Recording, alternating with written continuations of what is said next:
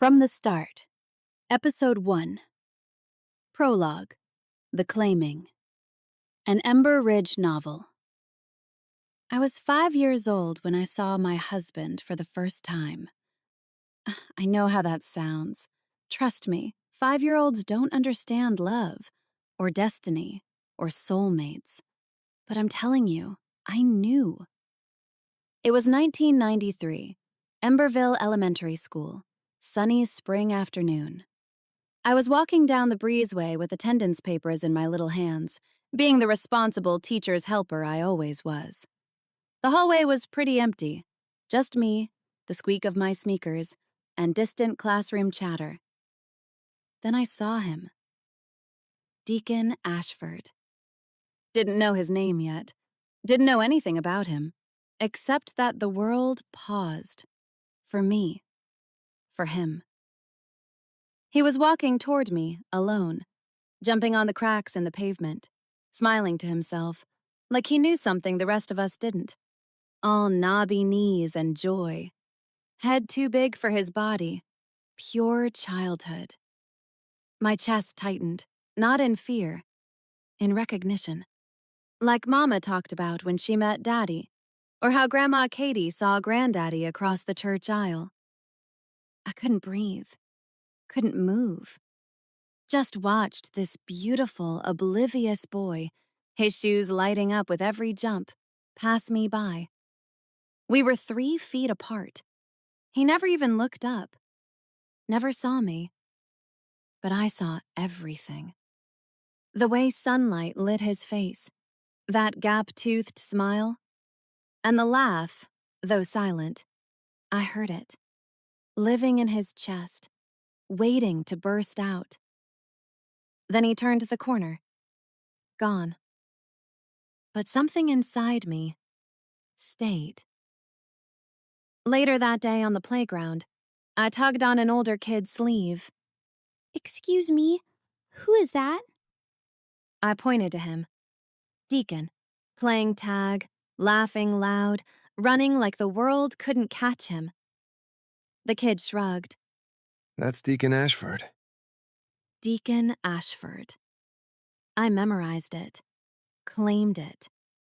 That night, I sat on my bedroom floor with my butterfly-covered diary, pulled out my favorite purple crayon, and wrote, "I'm going to marry Deacon Ashford." Spelled it wrong.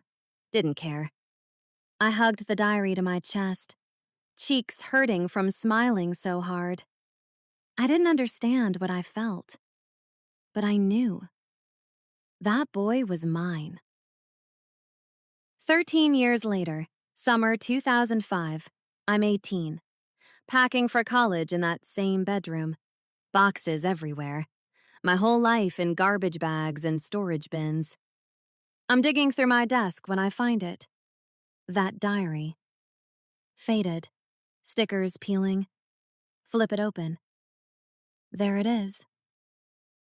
I'm going to marry Deacon Ashford. I laugh, then cry, then laugh again, because I was about to leave for college with the boy I claimed at 5. "Keena, you ready?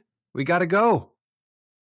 I close the diary, tuck it in a box, wipe my eyes, and I whisper to that 5-year-old me, the one who knew before she knew.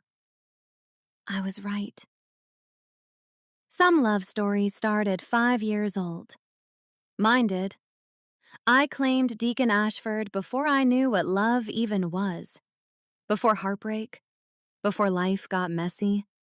Before we broke each other and rebuilt each other more times than I can count.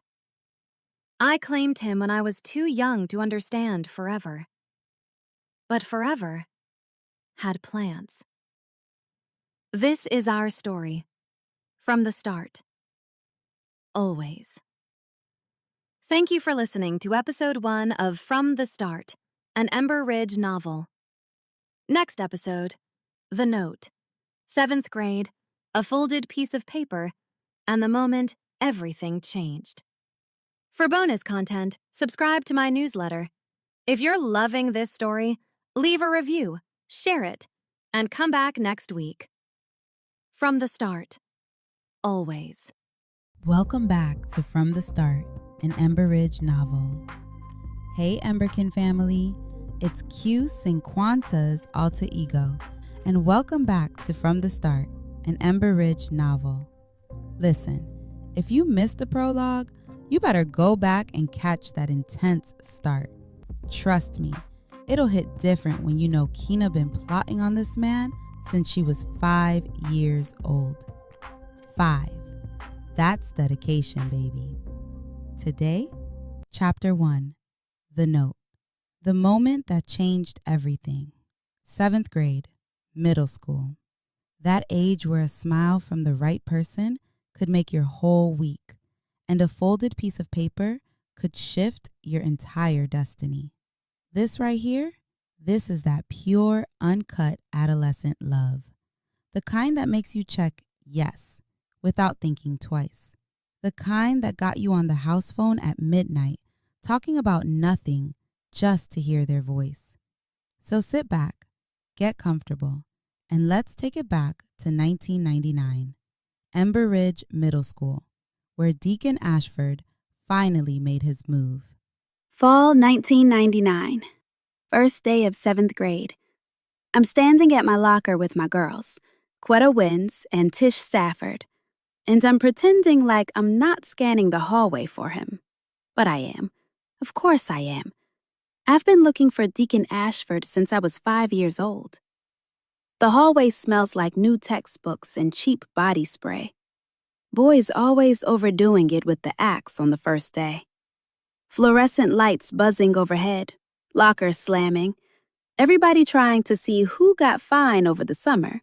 Girl, did you see Marcus? He shot up like 6 inches. What his mama been feeding him? Okay. I see you, Marcus. Growing up on us. I'm laughing with them, nodding along, but I'm not really listening. My eyes keep drifting down the hallway, searching. And then, there he is. Deacon Ashford, walking toward us like he owns the entire school. Taller now. Way taller. Had a growth spurt since I last saw him in elementary. Shoulders broader, ace more defined, but still soft in that almost 13-year-old way. Fresh fade, clean white tee, jeans that actually fit, backpack hanging off one shoulder. And that smile. Lord, that smile. Gap now fixed and pearly straight white teeth that made my stomach flip every single time. Time stopped, just like it did when I was 5. My heart slammed against my ribs so hard, I thought Quetta might hear it. Kina, girl, you good? You staring real hard right now. What? No, I'm just... Who is that? That's Deacon Ashford. Okay, and? I used to... He's my... He's fine, Kina. Like really fine. You should talk to him. But before I could respond, before I could even breathe, our eyes met. Across that crowded, chaotic hallway, through all the 7th graders and the noise and the movement, our eyes met. And he smiled. At me. Not a polite smile, a real one. The kind that reaches your eyes, the kind that says, I see you. My knees went weak.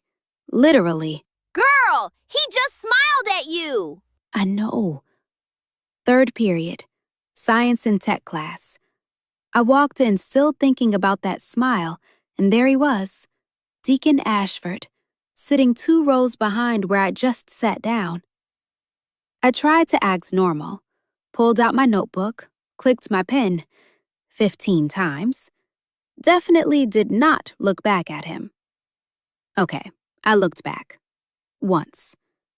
He was staring right at me. I whipped my head around so fast, I almost pulled something. The teacher droned on about lab safety and the syllabus. I didn't hear a single word. My whole body was hyper-aware that Deacon Ashford was breathing the same air as me, sitting 2 rows back, probably watching me. When the bell finally rang, I gathered my stuff with shaky hands. That's when I felt it. A tap on my shoulder. I turned. It wasn't Deacon. It was a girl from class I barely knew. She handed me a piece of paper folded into a football shape, that classic middle school move. My hands trembled as I took it. I walked into the hallway. Quetta and Tish were waiting by my locker, already knowing something was up. What's that? I don't know. Some girl just gave it to me.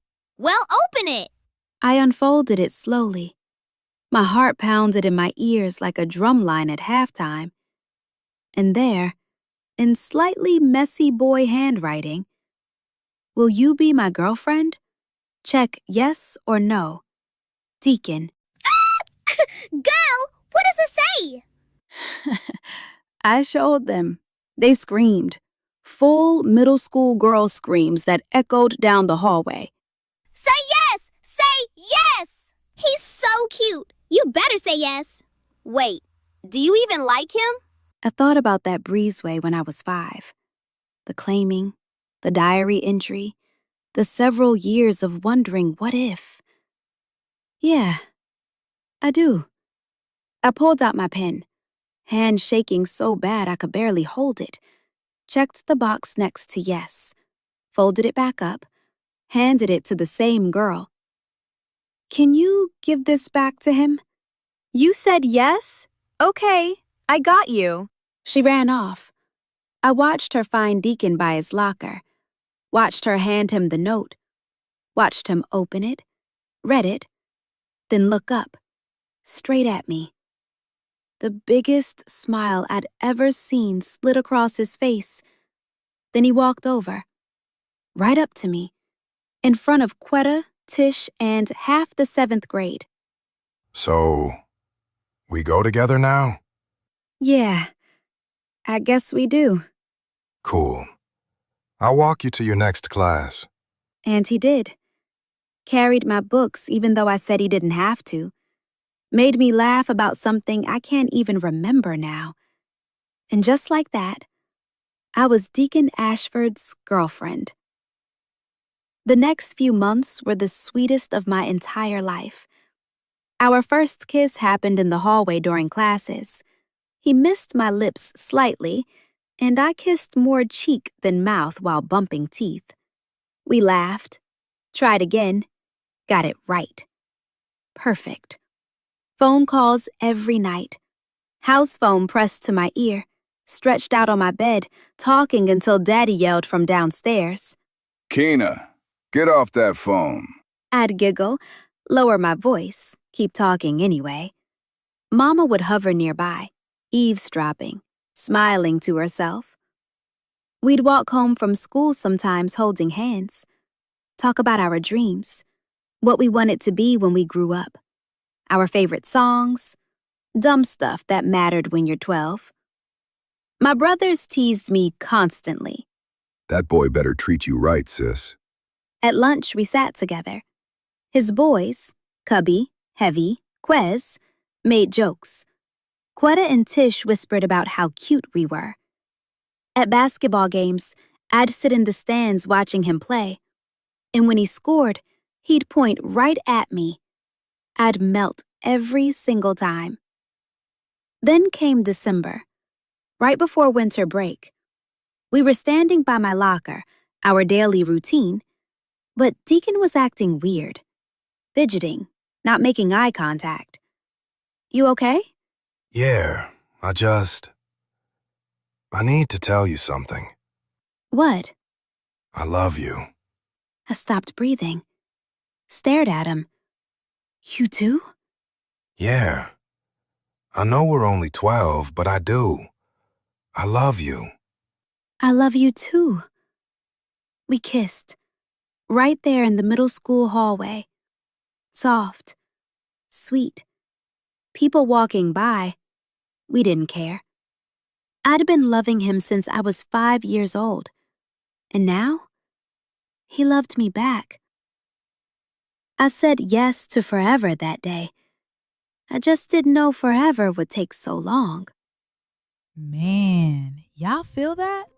That pure, unfiltered 7th grade love? That's what we are talking about. But listen, and you already know where this is going. Nothing that's sweet stays sweet forever. Not when you are 12 years old trying to navigate feelings you don't even understand yet. Next episode, The Break, where peer pressure meets pride, where boys make stupid choices, and where Keena learns that love doesn't always mean somebody's gonna choose you. It's about to hurt, Emberkin, but stick with me because this story, it's worth it. Subscribe, leave a review, tell your people, hit that newsletter link in the show notes. Until next time, Emberkin, from the start, always, XOXO, Q. Hey, it's Q. I'm back, y'all. I realized that I have been calling my listeners Emberkin, and y'all have no clue what it means. Well, in the country, when you are related to someone, we normally say kin. So we are in Ember Ridge, North Carolina, and I decided that you all are my Emberkin. So we're cousins. Welcome back to From the Start, an Ember Ridge novel. Today we're diving into episode 3, chapter 2, The Break. And y'all, this one hurt to write. Keena and Deacon just said, "I love you," for the first time. They're 12 years old, floating on cloud 9, thinking nothing can touch them.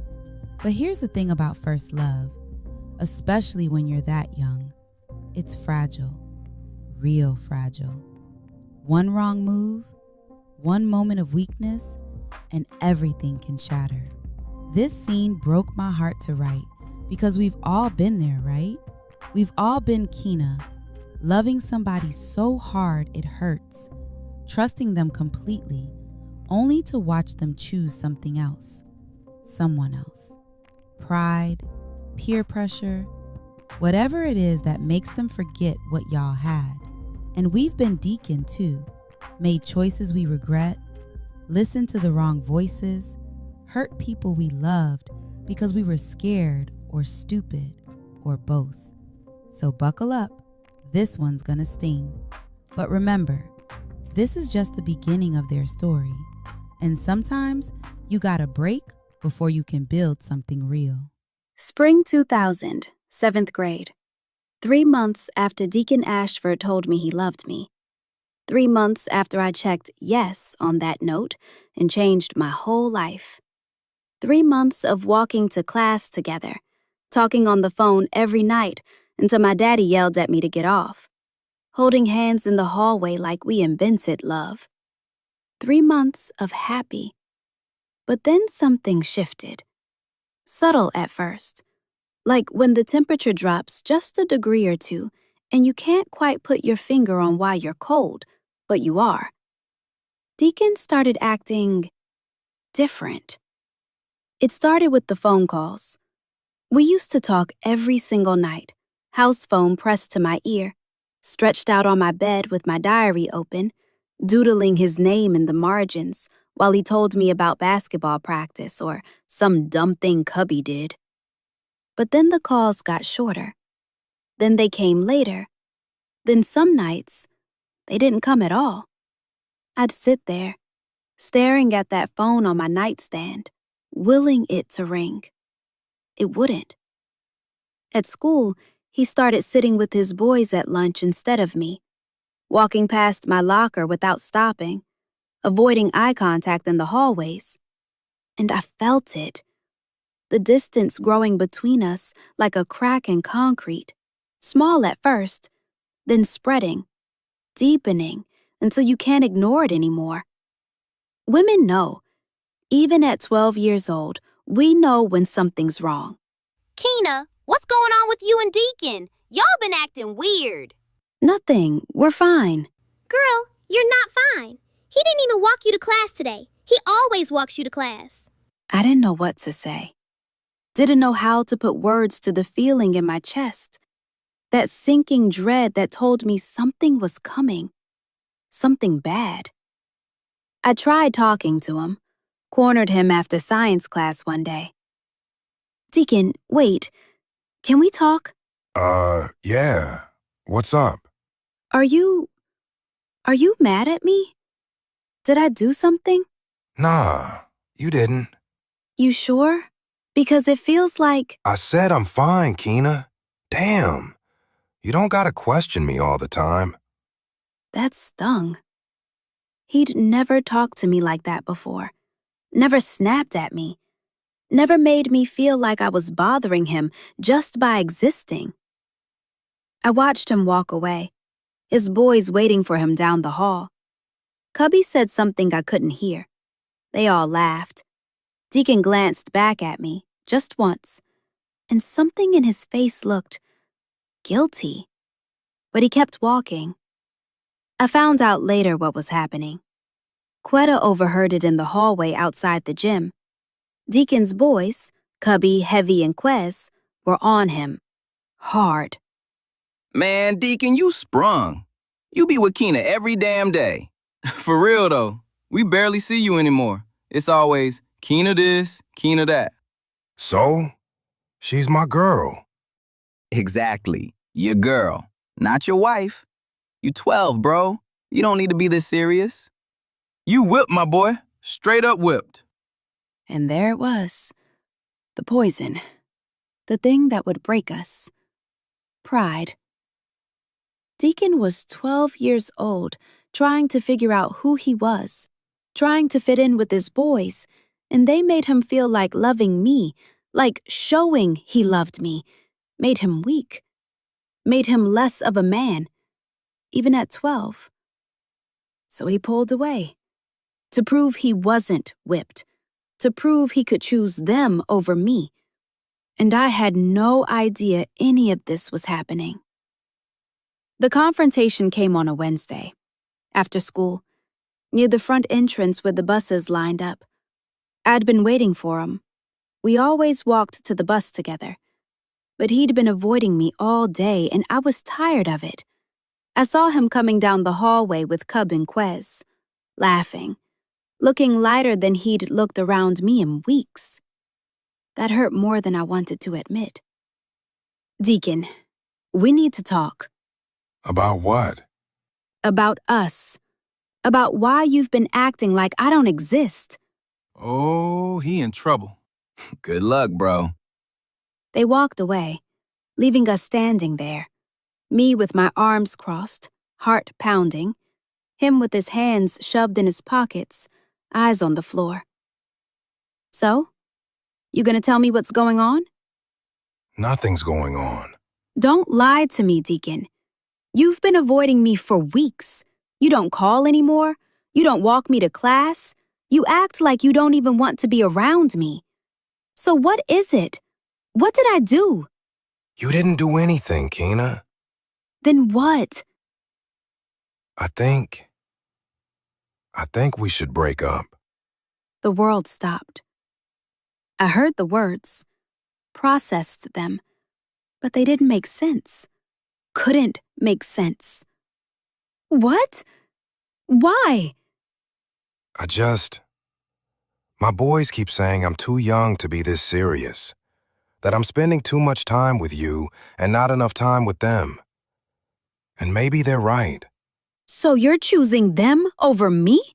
It's not about choosing. Yes, it is. That's exactly what this is. They said jump, and you said how high. That's not. I just need space, Keena. We're 12. This is too much. 3 months ago, you told me you loved me.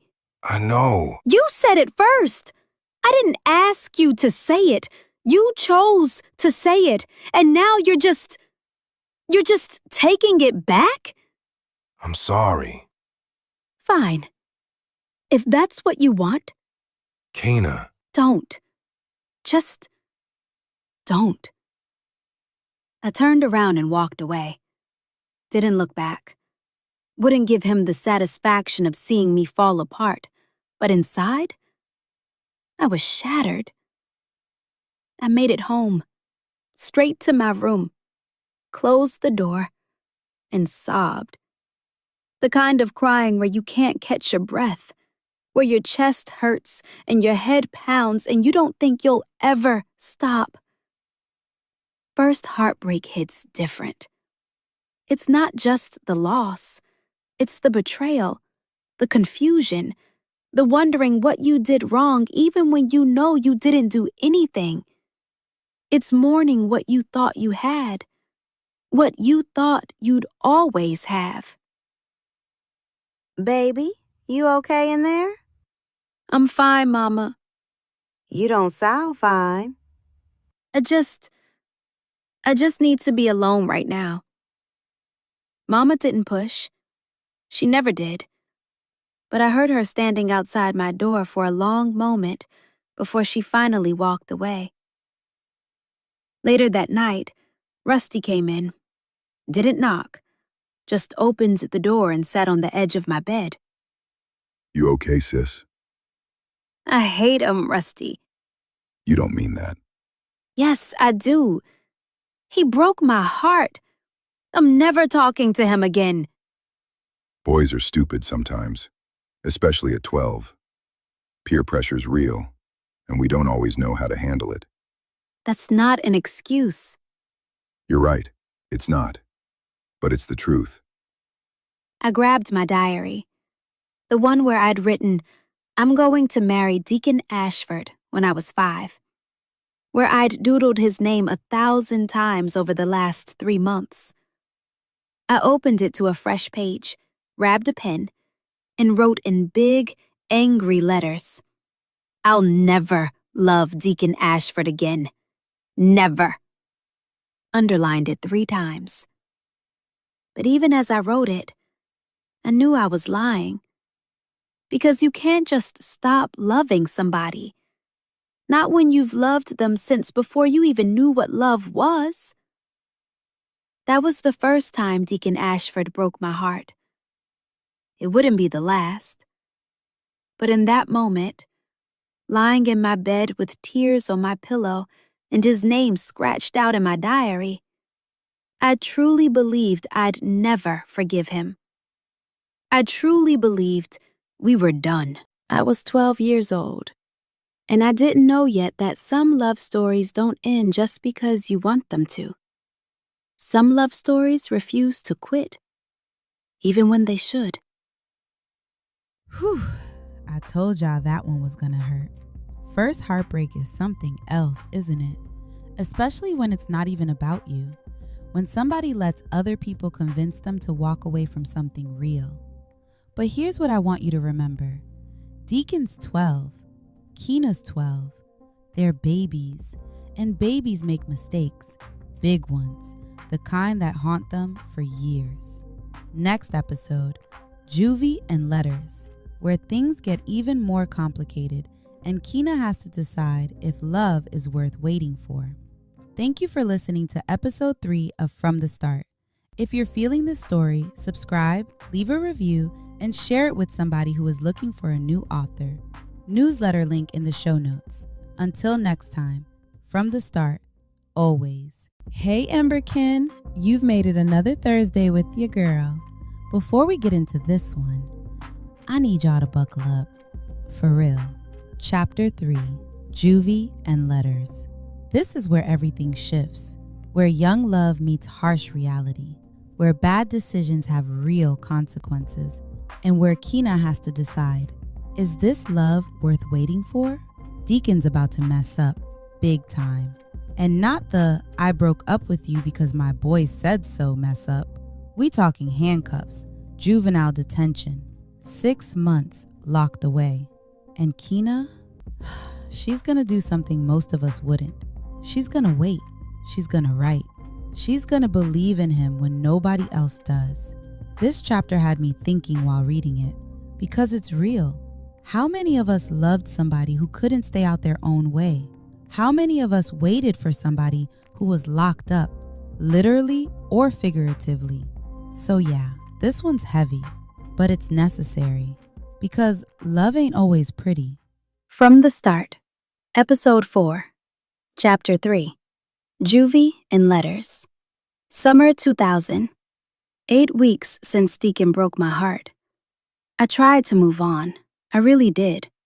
Spent my days at the community pool with Quetta and Tish, chlorine burning my eyes, sun beating down on my shoulders until they turned that deep brown that made Mama fuss about sunscreen.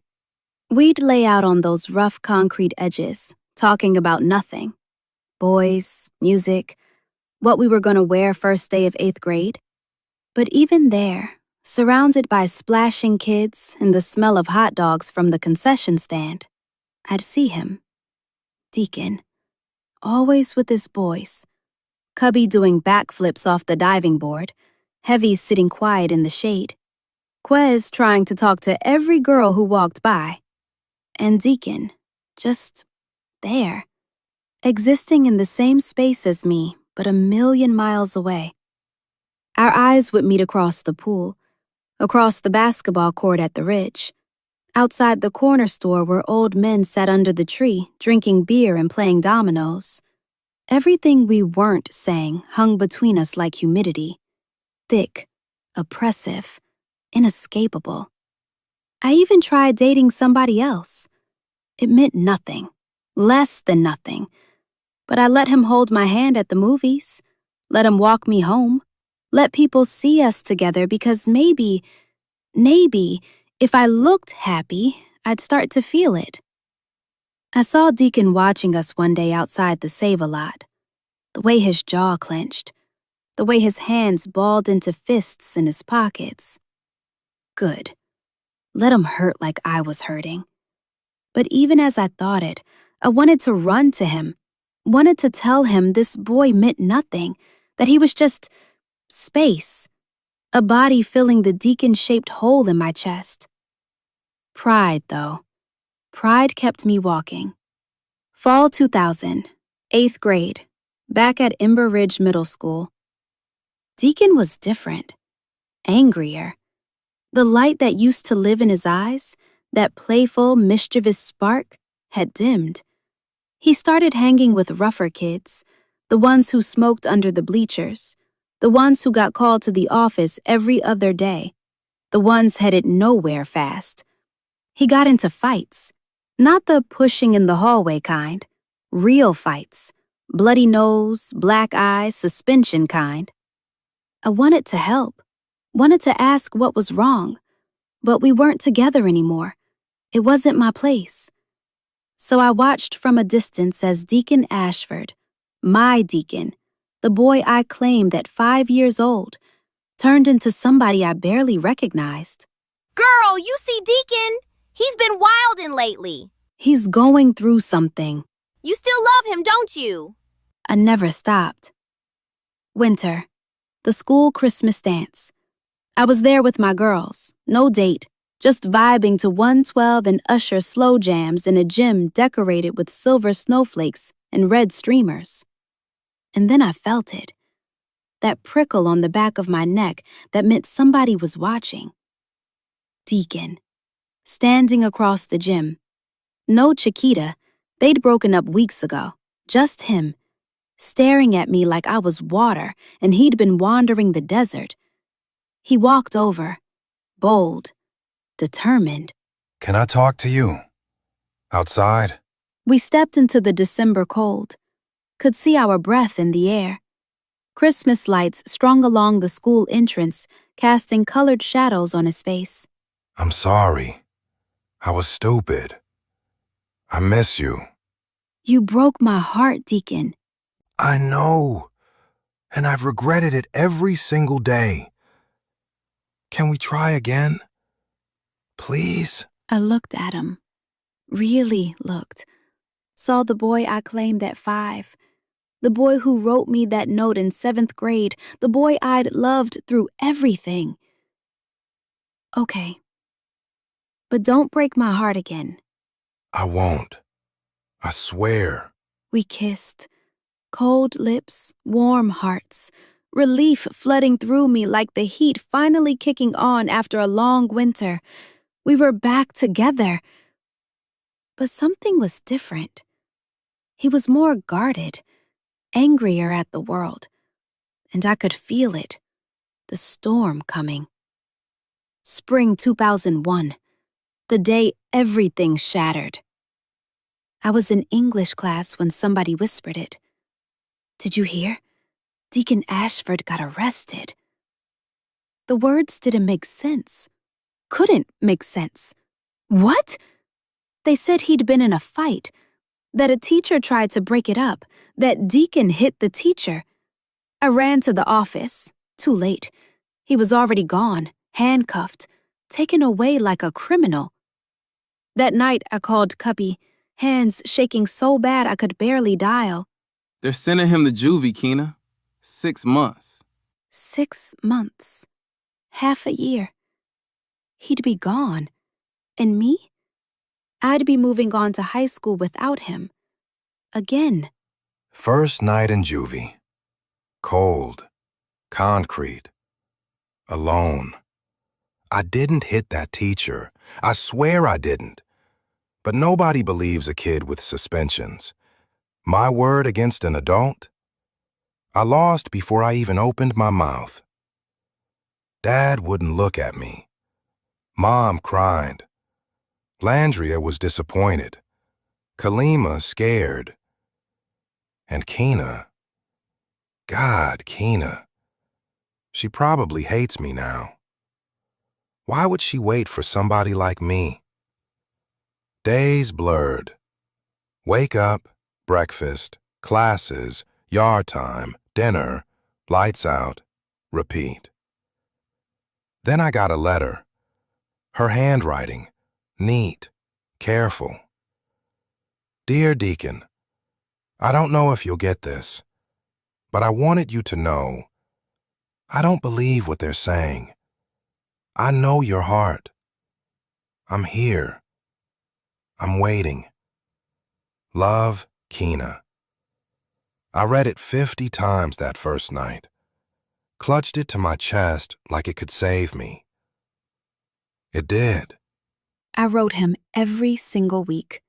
Told him about school, about Ketta's latest drama, about Rusty teaching me to change a tire, about Mama asking when he was coming home. I kept his letters in a shoebox under my bed, read them when the missing got too heavy. Dear Keena, thanks for writing. I'm okay. Don't worry about me. I love you. Deacon. Short, guarded, but enough to keep me holding on. Summer 2001, he came home. Older, harder, quieter. Something in his eyes had changed, like he'd seen things nobody our age should see. And he had to repeat 8th grade. I'd graduated, moving to high school. He was staying behind. We sat on my porch late one night, crickets singing, stars out. Are you okay? Yeah, I'm fine. You don't seem fine. I'm just tired, Keena. I'm going to high school. You're staying back. I know. We're still together, though, right? Yeah, if you want to be. Of course I do. We kissed, but it felt different, heavier, sadder, like we were already mourning something we hadn't lost yet. I waited for him, wrote to him, believed in him when nobody else did. But when he came back, something had changed, and I couldn't fix it. That's loyalty, family. Real, ride or die, write you every week while you locked up loyalty. But here's the thing. Sometimes loyalty ain't enough. Sometimes love ain't enough. Not when somebody's fighting battles you can't see, can't fix. Next episode, the goodbye for now. Keena's moving to high school, Deacon's staying behind, and the distance between them, it's about to get a whole lot wider. Y'all ready for that heartbreak? I wasn't. Subscribe, comment, share. Newsletter, link in the show notes. Until next time, Emberkin. From the start, always, XOXOQ. Hey y'all, it's Q. Welcome back. Before we dive into episode 5, chapter 4, I want you to know where this story comes from. See, our author, Cinquanta, she's from Georgetown, South Carolina, a small town where everybody knows your name, your mama's name, and probably your baby daddy's name too. Now she lives in a small town in North Carolina, surrounded by farms and that slow, steady country pace. She loves that small town feel, that sense of community, where neighbors become family and love doesn't need to be loud to be real. That's why she created Ember Ridge. Brooklyn in the mountains, we call it, where Black excellence meets small town soul, where the Ridge, our hidden Black Eden, holds generations of families who've thrived together, where Friday fish fries, Sunday dinners, and front porch conversations are the heartbeat of life. This story, it's rooted in that love, in those places where everybody knows your business, but they also got your back. Now, chapter 4, the goodbye, for now. Keena's leaving for high school. Deacon's stuck in 8th grade. And that distance between them, it's about to grow into something neither of them knows how to fix. Let's get into it. Summer 2001. The last days before everything changed. We spent every moment we could together. McDonald's parking lot, sharing fries and pretending tomorrow wasn't coming. The drive-in theater, his dad's old Chevy smelling like pine air freshener and adolescent hope. The community pool where chlorine burned our eyes and the sun turned our skin deeper shades of brown. Deacon was quieter than usual. I could feel the weight of his shame, having to repeat 8th grade while I moved on to high school. It hung between us like humidity, thick and oppressive. You're going to high school without me. You're gonna meet new people, new boys. Forget about me. I could never forget about you. You hear me? Never. But even as I said it, we both felt it. The beginning of the end. The last week of summer, we drove to Ember Peak, our spot, where the mountains stretched forever and the sky turned colors that didn't have names. We climbed onto the hood of his dad's car, my head on his shoulder, his arm around me. Pine trees perfumed the air.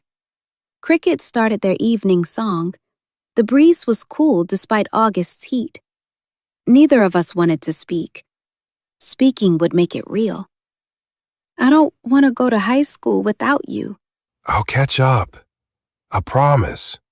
I'll work hard, pass 8th grade with flying colors, go to summer school if I have to, and be there by next year. What if things change? What if I change? They won't. We won't. How can you be so sure? Because I love you. I've loved you since 7th grade, and I'm not stopping now. Not ever. I love you too. So much it scares me. We kissed. Something we enjoyed doing more and more. Desperate, sad, trying to memorize each other. We tasted salt from tears. Held on like if we let go, everything would disappear. When he pulled back, his forehead pressed to mine. His voice broke. Just don't forget about me, okay? When you're in those big hallways with all those older kids, don't forget the boy who loved you first. Elementary hallway, of claiming him. I could never forget you. You're mine, remember? I claimed you when I was 5 years old. We laughed through tears, sat there until the stars came out, neither wanting to go home, neither wanting tomorrow to come. But tomorrow came anyway. First day of high school. August morphed into September like a thief. I stood in front of Ember Ridge High School. Brick facade, 3 stories tall, massive. Hundreds of students streaming through doors like a flood. My stomach twisted into knots I couldn't untie. Quetta and Tish flanked me. My girls. My lifelines. This is so much bigger than middle school. We're really here, y'all. I'm already lost, and we haven't even gone inside. I barely heard them. I was scanning faces, looking for him, even though I knew he wasn't here. Knew he was back at Ember Ridge Middle School, stuck in 8th grade. The weight of his absence crushed my chest until I couldn't breathe. We walked through those doors. Everything overwhelmed. The noise, the size, upperclassmen who looked like adults. I got my schedule, found my locker, went to first period. I went through the motions, but nothing felt right without Deacon. After school, on the bus ride home, we passed Ember Ridge Middle School. I saw the building, smaller, familiar, HIS. I wondered what classes he had, if he was thinking about me. I called him when I got home, letting him know, miss you already, how I stared out the bus window on the way home. 3 seconds later, Deacon spoke. Miss you too. Did you have a good day? We talked a little bit longer, but it didn't feel the same. Nothing felt the same. A pattern developed over the next few weeks. Every day on the bus ride home, I looked for Deacon at the middle school. Sometimes I spotted him, in the courtyard with kids from the middle school, or walking to the parking lot, sitting on the steps waiting for his bus. I always waved, pressed my hand to the bus window. He always waved back. That same smile, those perfect teeth that I loved. But something was different. The smile didn't quite reach his eyes anymore.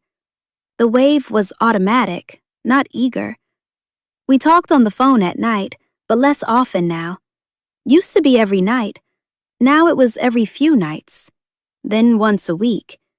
When we did talk, the conversations were shorter. How's school? Good, you? 9th grade's fine, same stuff. Long pauses, where we used to never run out of things to say. The silence stretched between us like miles we couldn't cross. I had homework, new friends asking me to hang out, clubs to join. Deacon had middle school. The same hallways, the same teachers, the same cafeteria, watching his classmates move forward while he stayed behind. The distance between us grew, not just physical, emotional, like a crack in concrete spreading slowly until one day you realize it's become a canyon. And you can't remember when it started, just that it's there now, and you don't know how to fix it. And I didn't know how to stop it. Distance. Even when you love someone, distance can be the enemy. See, that's the thing about small towns like Ember Ridge, like Georgetown, like the little North Carolina town our author calls home. Everybody knows everybody. But that doesn't mean life doesn't pull you in different directions. That doesn't mean timing doesn't get in the way. Keena and Deacon, they're about to learn that loving someone and being with someone are 2 different things. That sometimes the right person shows up at the wrong time, again and again. Next episode, Jazz. Keena's moving on, or trying to, and a pretty boy named Jazz Lawson is about to give her all his attention, while Deacon's stuck on the other side of town. Y'all ready for that? I wasn't. This is Ember Ridge, where love starts from nothing, where community holds you when you're breaking, where Black excellence lives down every dirt road, every cookout, every Friday fish fry at Big Mama's. From the start, always. Subscribe, share, leave a review, and get more free content at the newsletter. Link in the show notes. Coco Q. Hey Emberkin, it's your girl Q, back with another chapter of From the Start. Before we dive in, I need to ask y'all something real. Have you ever loved someone? I mean, really loved them, but let them go anyway? Not because you stopped caring, not because they hurt you, but because being apart felt easier than being together. That's where we find Keena. Fall of 2001.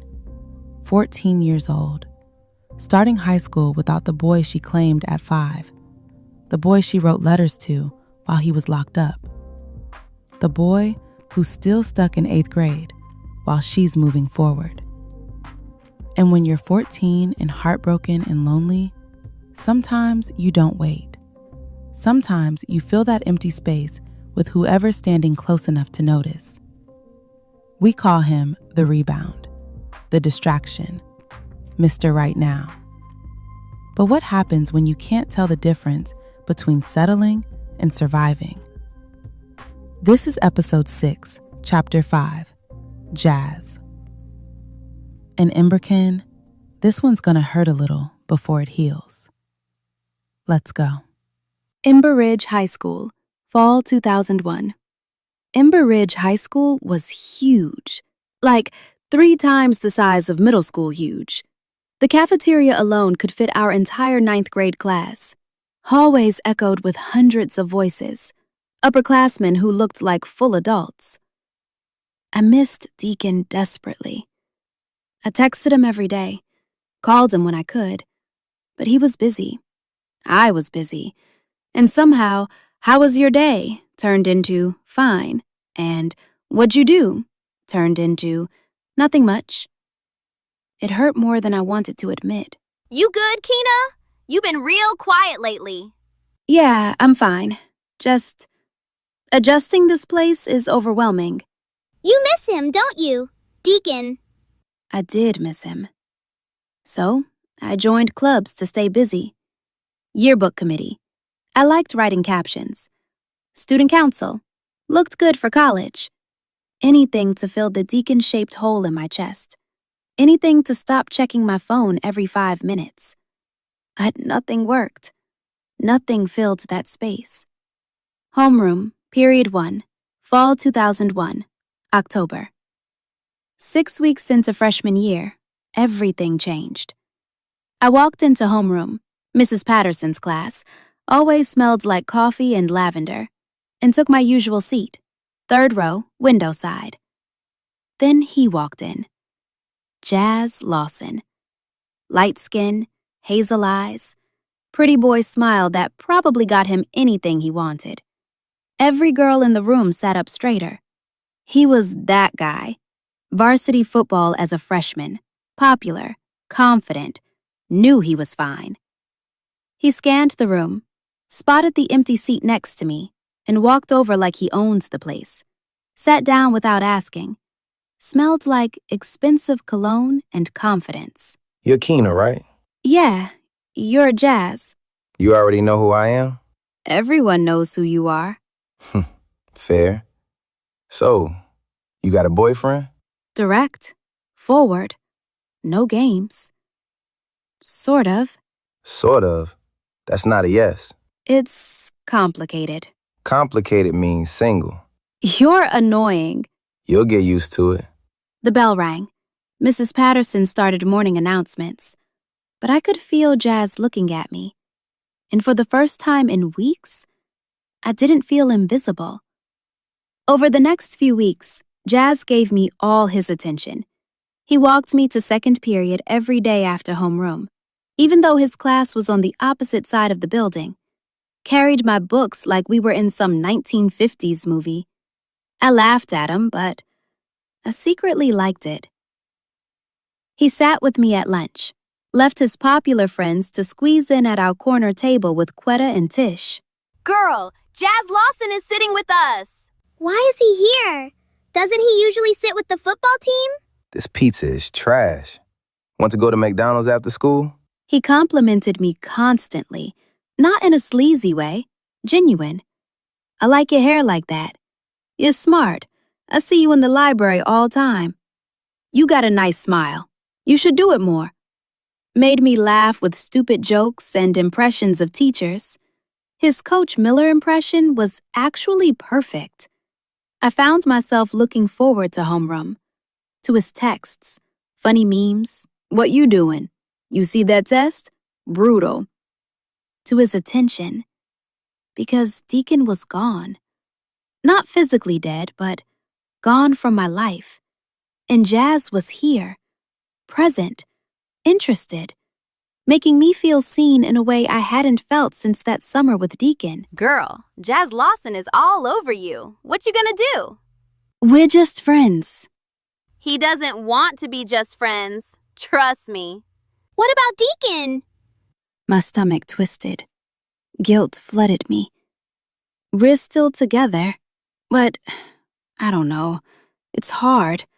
We barely talk anymore. Long distance is tough, even when it's just across town. Girl, shut up!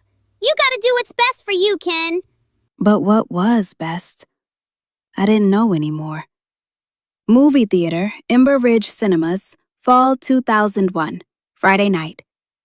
2 weeks of daily attention later, Jazz asked me to the movies. Yo, there's that new action movie coming out. You trying to go see it? Just us. Like, a date? If you want it to be. I should say no.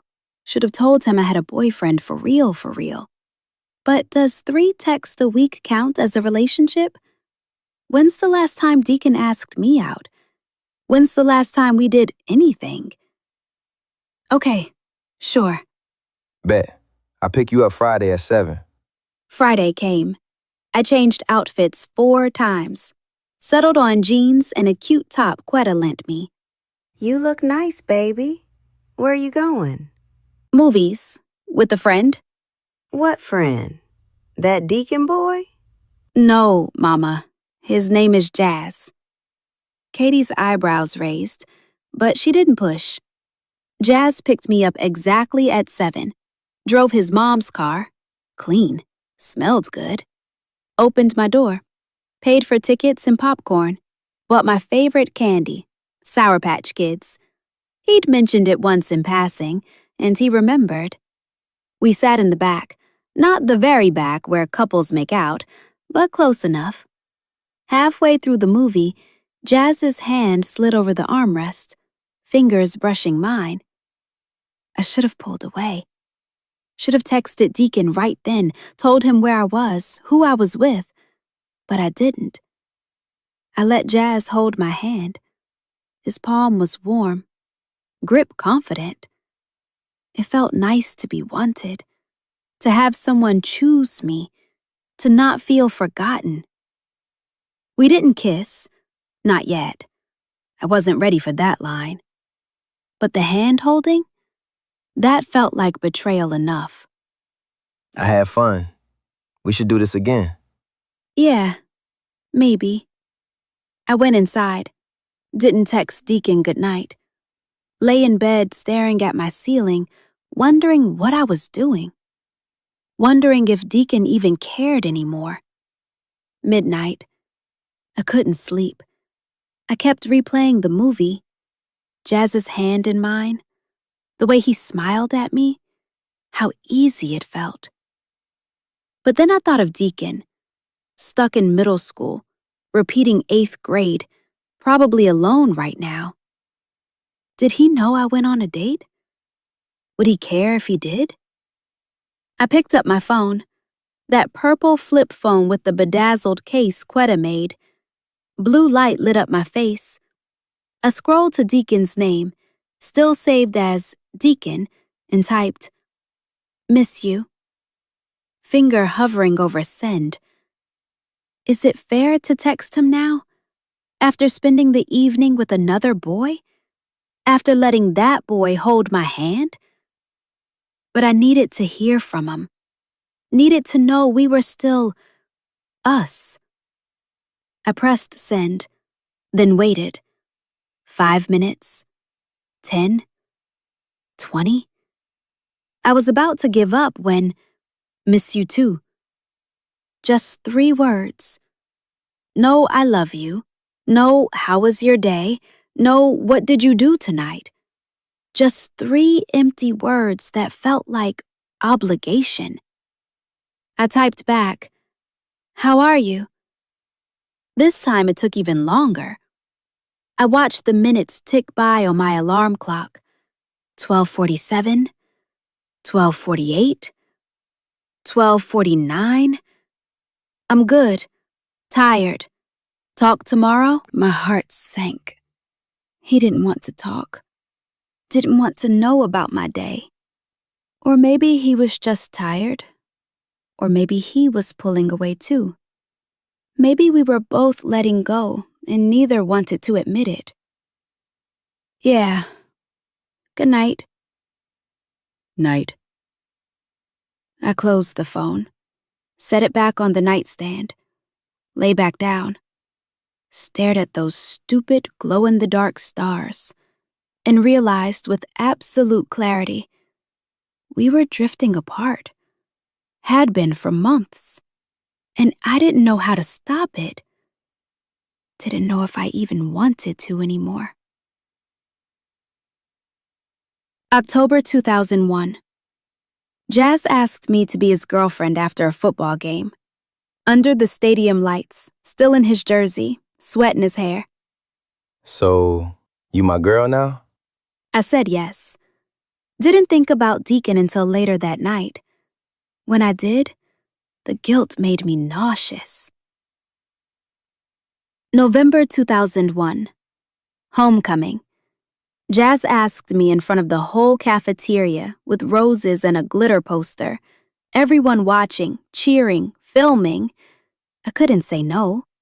Didn't want to say no. We went together. I wore a blue dress Katie helped me pick out. Jazz matched with a blue tie. His family adored me. At the dance, we slow danced to Usher, his arms around my waist, my head on his shoulder. It was nice, safe, easy, but my chest felt hollow, like I was going through the motions of a relationship without the soul of it. December 2001. Lunch table dynamics shifted. I started sitting at Jazz's table with the popular kids, the athletes. Quetta and Tish joined sometimes, but it felt different. Like I was in a world I didn't quite belong in.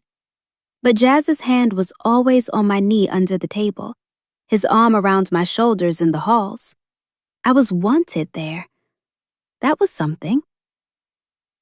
Friday nights, I wore his jersey, number 11, smelled like him, cheered when he scored, kissed him after the game while everyone watched. Girls gave me dirty looks, jealous, wanting what I had. I should have felt lucky, should have felt chosen, special. But mostly I just felt wrong. Jazz's arm around my shoulders constantly, claiming me in front of the whole school. That's my girl. I wasn't Keena anymore. I was Jazz's girlfriend. My identity absorbed into his. We became the couple, the ones everyone talked about. Did you see Jazz and Keena at lunch? They're so cute together. She's so lucky. But I didn't feel lucky. I felt like I was playing a part in a movie I didn't audition for, wearing a costume that didn't quite fit, saying lines that tasted wrong in my mouth. Christmas Eve, 2001. It'd been 3 months since Deacon and I really talked. 3 months of silence broken only by occasional, hey, texts that went nowhere. I was in my room, wrapping last-minute presents. My phone set on the bed next to me. Screen dark. Silent. I picked it up, scrolled to his name. Thumb hovered over the call button. I wanted to hear his voice, tell him Merry Christmas, ask if he was okay, if he hated me, if he still thought about me the way I thought about him. But Jazz was downstairs with my family, came over for dinner, brought me a gift, a necklace with a J pendant. I hated it, but wore it anyway. My mama loved him. My daddy respected him. Even LaRon approved. Only Q asked about Deacon. What happened to that other boy? The one who used to come around? He's busy. In school. You miss him. Not a question. A statement. And he was right. I closed the phone without calling, finished wrapping presents, went back downstairs to Jazz, smiled when he pulled me into my lap, laughed when he kissed me under the mistletoe. Pretended this was what I wanted. Pretended my heart wasn't across town with the boy I was trying to forget. The beginning of 2002 went by so fast. June 1st, 2002. I woke up and the date hit me like a punch. Deacon's birthday. He was turning 15. I lay in bed remembering last year, his 14th birthday. I'd made him a card. Construction paper, glitter, stupid but sweet. Baked brownies with Katie's help. We'd sat on his porch eating them right out of the pan, talking about nothing. Summer plans, movies we wanted to see. He'd kissed me, chocolate on both our mouths. We'd laughed. That was before Juvie, before high school, before Jazz, before everything fell apart. I picked up my phone, typed, "Happy birthday," stared at it, added, "Hope you have a good day." Too formal. Deleted it. Tried, "Happy birthday, D. Miss you." Too much. Too honest. Deleted it. Finally settled on, "Happy birthday." Simple. Safe. I sent it before I could overthink, then went about my day. Breakfast, pool with Ketta and Tish, texting Jazz. 3 hours later, I checked my phone. "Thanks." That's it. Just thanks. No emoji. No "miss you too." No acknowledgement of everything we used to be. Nothing. I closed my phone. Didn't text back. What would I even say? We were strangers now. Polite strangers who used to be everything to each other. And that hurt more than I expected. Summer before sophomore year. 2002, Keena and Jazz were solid now. Been together almost 9 months. The relationship had settled into a comfortable routine. Movies every Friday night, pool parties on weekends, late nights at McDonald's parking lot, sitting on the hood of his car eating fries, making out in his car, windows fogging up, his hands in my hair, me trying to feel something more than physical. It was fine. Easy. Safe. But there was no fire, no spark, no soul-deep recognition of home. I was going through the motions, being a girlfriend because that's what was expected, not because my heart was in it. I saw Deacon exactly once that entire summer, late July, at the corner store by the ridge, Ember Grocery, where old men sit under the tree playing dominoes. I was with Jazz, getting slushies. Deacon was with Cubby and Heavy, buying chips and Gatorade, probably heading to the basketball court. Our eyes met across the store. Time stopped. It always did with him. That old magic still there, crackling between us like electricity. For a second, I thought he was going to say something, walk over, acknowledge we existed to each other. Babe, you want candy? Deacon looked away first, jaw tight, turned back to his boys. Cubby said something. Deacon laughed, but it sounded forced, like I wasn't even there, like we never happened, like 7 years of history could be erased by 9 months of silence. I followed Jazz out, didn't look back. Pride wouldn't let me. But I felt Deacon watching me leave, felt the weight of everything we weren't saying, felt the final thread connecting us. Snap. That's the moment I knew, really knew. We were done.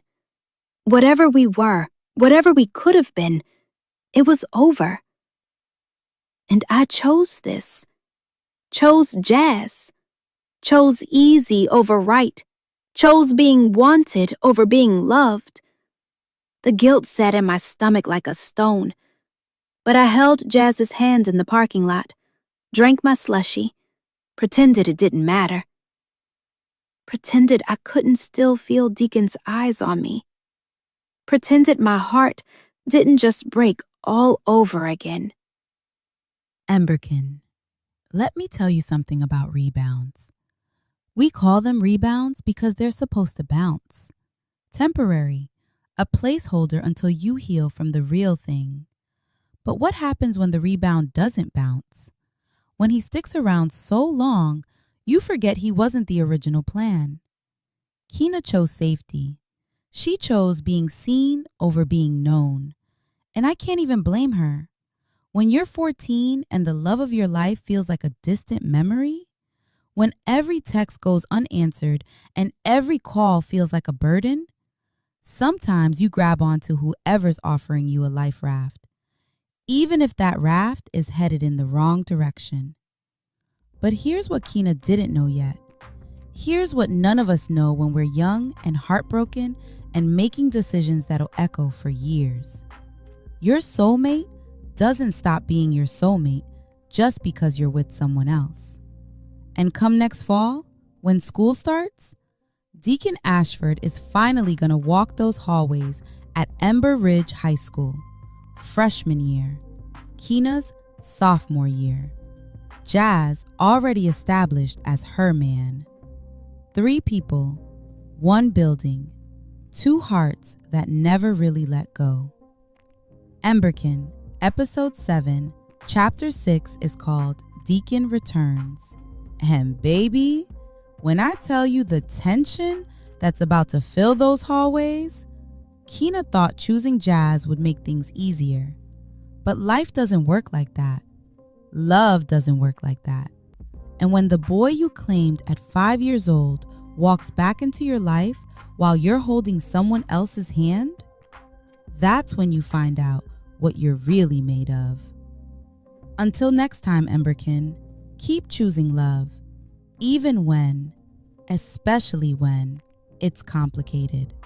This is From the Start, always.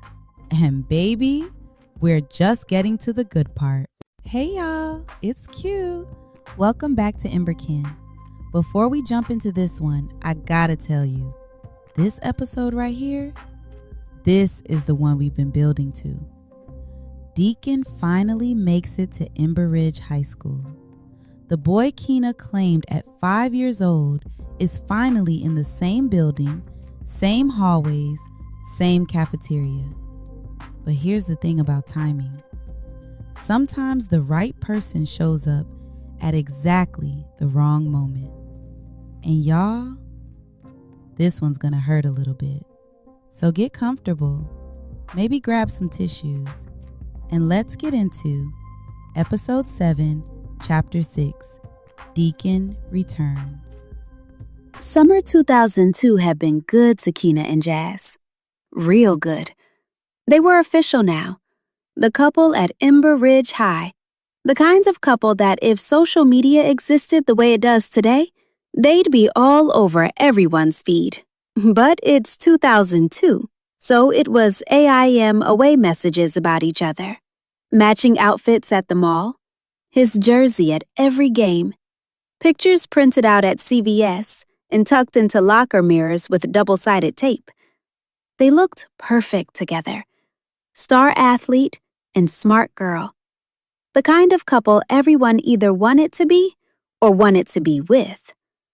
But late at night, when Jazz had gone home and Kina was alone with her thoughts, she still thought about Deacon. Still had that shoebox of letters under her bed. Still had his number saved in her phone under D. Still woke up sometimes with her heart racing and guilt flooding her chest because she'd been dreaming about gap-toothed smiles and promises made at 5 years old. But sophomore year was starting. Time to focus forward, not back. First day of sophomore year, September 2002. The hallway at Ember Ridge High smelled like new textbooks, floor wax, and way too much Axe body spray. Lois always overdid it on the first day. Keena walked to first period with Quetta and Tish. They were sophomores now, not the babies of the school anymore. There was confidence in their walk. They knew where all the bathrooms were, which water fountains worked best, what teachers to avoid. Lockers slammed like drums. People yelled greetings across the hall. Yo, what's good? Hey, girl. You got Miss Patterson this year? Quetta was talking about some boy she met at her cousin's cookout over the summer. Girl, I'm telling you, he was fine. Had these waves that were like, why do I have gym first period? First period! Who decided that was okay? Keena was half listening, scanning faces like she always did, not looking for anyone in particular. That's what she told herself anyway. Then she saw him. Deacon Ashford, finally at Ember Ridge High School, standing at a locker down the hall with Cubby. And everything stopped. The noise faded to white noise. The crowd blurred. There was only him. He was taller now, 6'2", easy. Shoulders broader. He'd been working out over the summer, you could tell. Face more defined. Jawline sharp and stubborn. But still that same perfect smile when Cubby said something funny. Still that same way he threw his head back when he laughed. Still that same energy that made her claim him at 5 years old. He was 16 now. She was 15, about to be 16 in a few months. He'd repeated 8th grade, but he made it. He was here. Finally. Their eyes met across that crowded hallway. Recognition hit like lightning. Time stopped. Just like when she was 5. Just like it always did. Just like it never stopped doing. Everything faded. The noise, the people, the world. Just them. Just this moment. Just the recognition of home. Her heart slammed against her ribs. She couldn't breathe, couldn't think, could only stare. Deacon's face changed. Surprise first. Then something soft. Hope, maybe. Love. Memory. His lips parted like he was about to say something. Keena took a step forward, unconscious, pulled toward him like gravity. And then... Deacon saw Keena, and his whole world tilted. She was beautiful. Not middle school pretty. Beautiful. She'd grown into herself over the year they'd been apart. Hair longer, pulled up in a high ponytail. He'd always loved when she wore it like that. Her body filling out in ways that made his mouth go dry. Confidence in the way she carried herself now. She was a sophomore. He was a freshman. Finally, but for a second, he thought maybe, just maybe, she was looking at him like she used to. Like he mattered. Like she remembered. He almost smiled. Almost waved. Almost called her name. Then Jazz Lawson appeared, came up behind Keena, slid his arm around her waist, possessive, claiming, mine. Kissed her temple, whispered something in her ear that made her smile, made her turn her attention away from Deacon. Deacon's heart shattered. He physically felt it break in his chest, like Juvie's metal doors slamming shut, like every bad thing that ever happened condensed into one single moment. He couldn't breathe, couldn't process, could only feel pain, sharp, immediate, devastating. She was with Jazz. Jazz Lawson, pretty boy, football star. Everything Deacon wasn't. She'd moved on, while he was stuck repeating 8th grade, while he was thinking about her every single day, while he was keeping every text she ever sent saved in his phone. She'd found someone else, someone who didn't go to Juvie, someone who didn't fail, someone who was here. Nah. He turned around, walked away fast, vision blurring, not crying. Ashford men don't cry in public. Yo, D, wait up! Where you going? But Deacon kept walking. Didn't know where, just away. Away from her, away from them, away from the sight of her in another boy's arms. He couldn't watch this, couldn't see her with someone else, couldn't accept that he'd lost her. Even though he knew, deep down he knew this would happen, knew she'd move on, knew he'd be left behind. But knowing and seeing are different things. Seeing makes it real and permanent and soul-crushing. Keena watched Deacon walk away. His shoulders were tight, head down, moving fast like he was running from something. Guilt flooded her chest, made her nauseous, made her want to run after him, explain, apologize, tell him it wasn't what he thought. Except it was what he thought. Babe, you good? You just zoned out. She blinked, looked up at Jazz. His handsome face, those concerned eyes, his arms still around her waist. Yeah, I'm fine. Jazz followed her gaze down the hall. Who was that? You know him? Keena's throat felt tight. We used to be friends. The biggest understatement of her life. Just friends. Keena forced herself to meet his eyes. Yeah, just friends.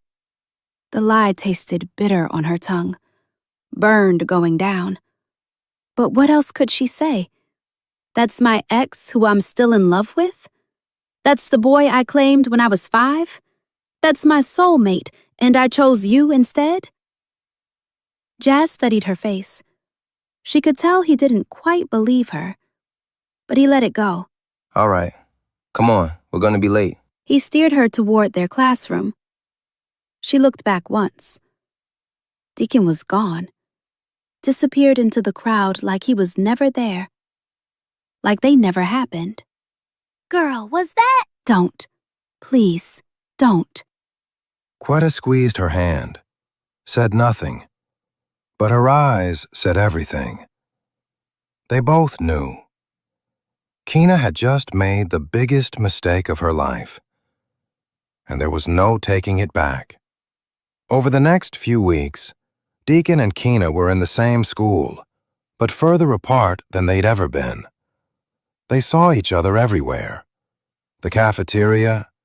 Keena sat at Jazz's table, center of the cafeteria, loud, popular. Deacon sat with Cubby, Heavy, and Quez at a corner table, quieter. Their tables were diagonal from each other. She could see him if she glanced left. He could see her if he looked up. They both pretended they didn't notice.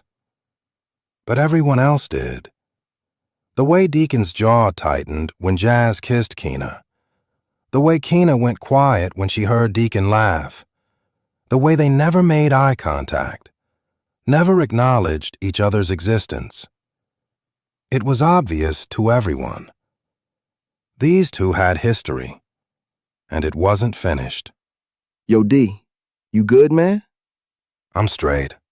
You ain't got a front with us. We know that's Keena over there. I said I'm straight. Cubby kicked Quez under the table.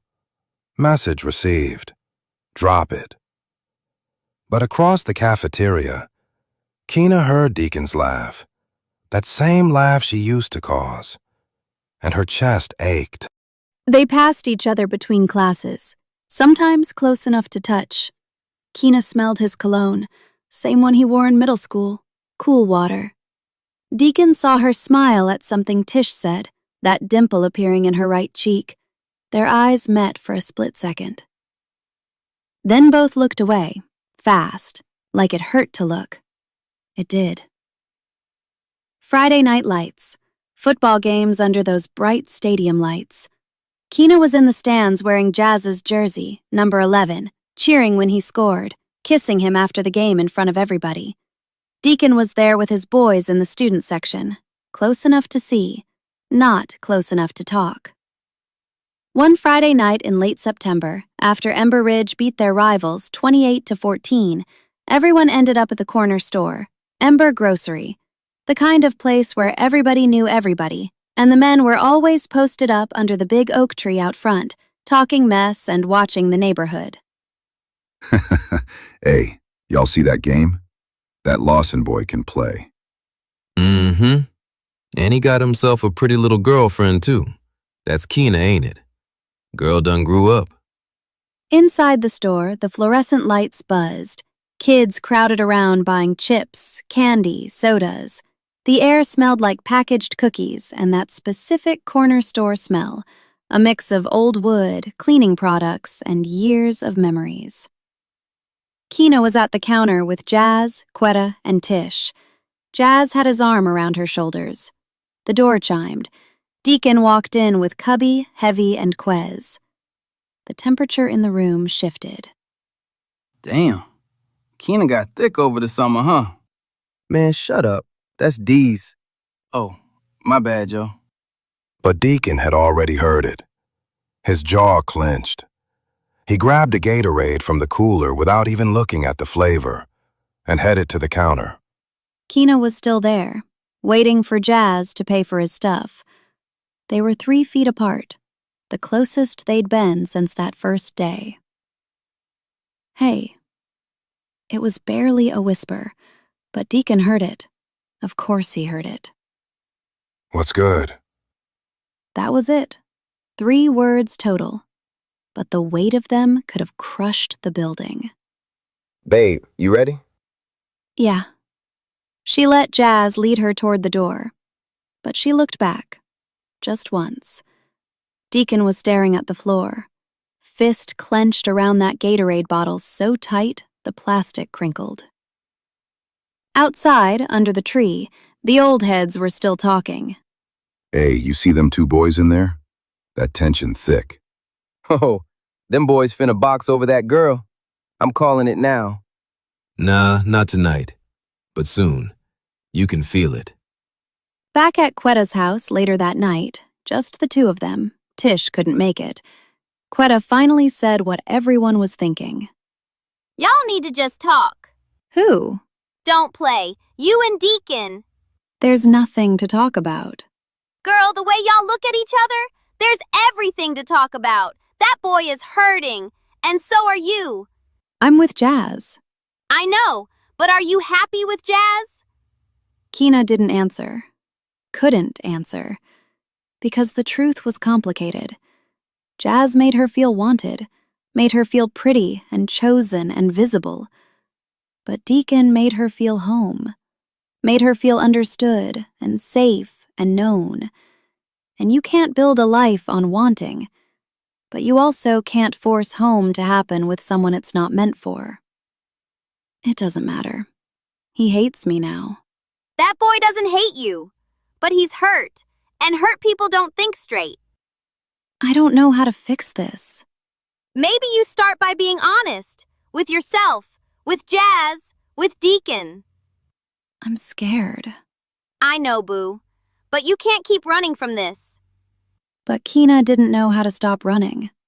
Didn't know how to face Deacon. Didn't know how to tell Jazz the truth. So she did what she'd been doing.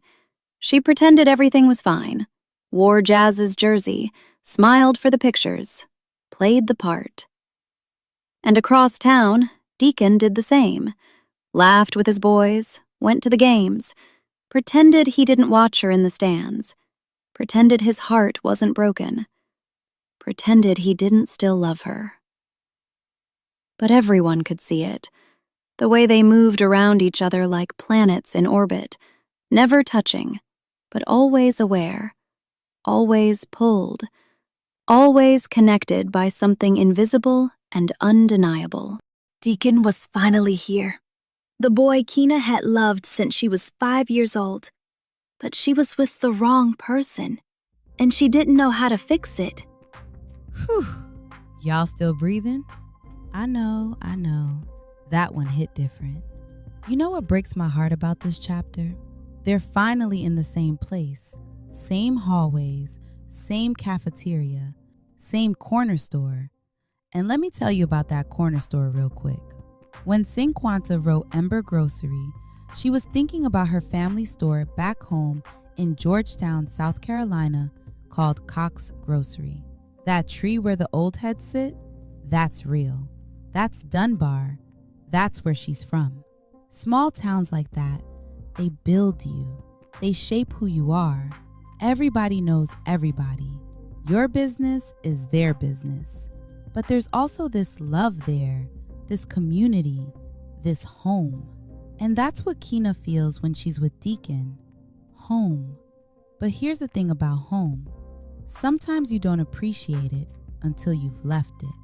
Sometimes you don't realize what you had until it's standing 3 feet away from you in a corner store, jaw clenched, heartbroken, unable to even look at you.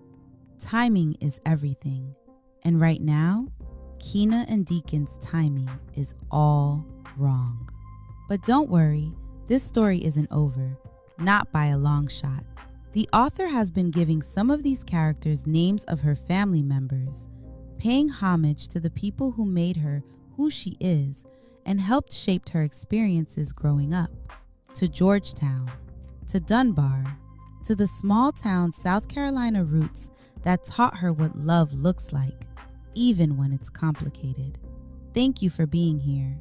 Thank you for riding with Keena and Deacon through all this messiness and beauty. Next time, well, let's just say the tension's about to break, one way or another. Until then, stay blessed, y'all. From the start, always.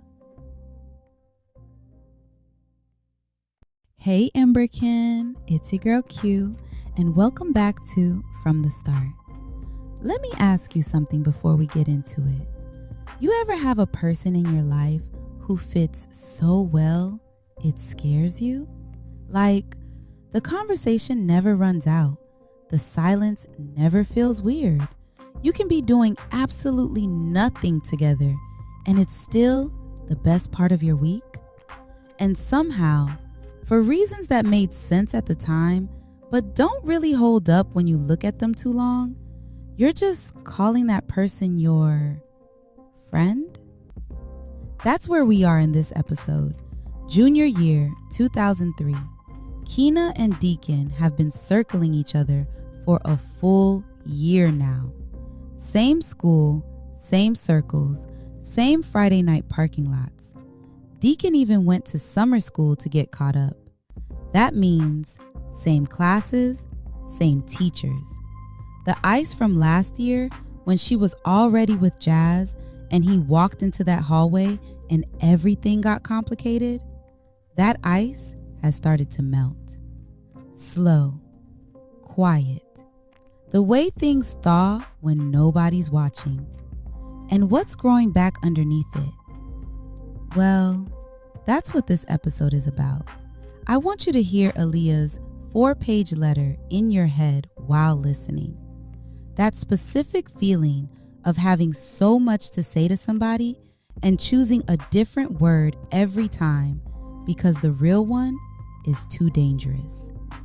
That longing that lives in the chest and has nowhere clean to go.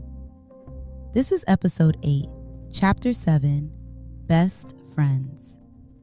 And I'm going to need y'all to just trust that nothing about this is just friendship.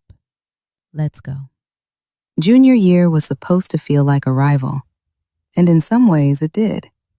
I wasn't a freshman running to find my classes anymore. Wasn't a sophomore still figuring out who I was in this building. I was a junior. I knew which water fountain ran the coldest. I knew which teachers posted grades on Fridays and which ones made you wait until Monday to ruin your weekend. I knew that the good parking was at the far end of the lot by the tennis courts, and that the vending machine near the gym $8 bills every third try, so you needed exact change. I knew things. I had earned my place here. What I hadn't figured out, what I kept not figuring out, no matter how many times it circled back around to me, was what to do about the boy who had been my whole heart since I was 5 years old. Deacon Ashford. Sophomore. My junior year. 1 grade below me, but not for long. That grade that held him back because of Juvie, the year that put us just out of perfect sync. Not quite friends, not quite strangers, something in between. And then September happened, and a joke at Cubby's house, and everything shifted. It was a Friday in late September. Cubby Reed's parents were gone for the weekend. He lived near the ridge, too, which meant his house had 20-something teenagers in it by 7 o'clock. The kind of organized chaos that smells like Little Caesars and grape soda and borrowed cologne. Somebody had NBA Live going. Somebody else had Little John blasting from the kitchen. I was on the couch between Quetta and Tish, laughing. The couch dipped. I noticed his hoodie before I saw his face. Navy blue. Drawstring uneven. Deacon. We both turned at the same moment. Our eyes met, and for the first time in over a year, neither of us looked away. We smiled. Small. Careful. Real. 2 seconds, maybe 3, and something unlocked. After that night, it happened in increments. Hey, you see that test Henderson gave? I got Morrison for English. You had her last year, right? The conversations started small and got longer. We debated music. Okay, but you gotta admit, lyrically, it's not even close. I'm not talking about lyrics. I'm talking about impact, emotional range. Burn alone ended 3 relationships in this school. That is not the argument you think it is. We became best friends again. That's what we called it. But best friends don't make the morning feel different when you know you'll see them. Best friends don't live in the back of your mind at 11 p.m. when you're supposed to be doing homework. Best friends don't make you feel like you're home. It started because of an English paper. Call me. I can explain the symbolism piece.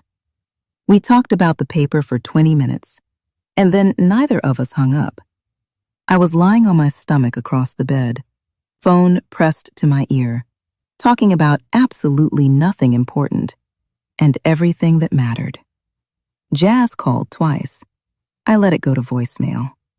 We talked about dreams. I can see that for you. He talked about communications, about media, about something that moved. We talked about being scared of failing, about our families, about loving Ember Ridge and needing to leave it at the same time. I love that movie, though.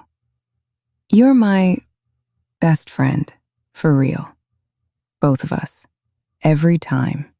Reaching for the edge, pulling back. When we finally said goodnight, it was 1 a.m.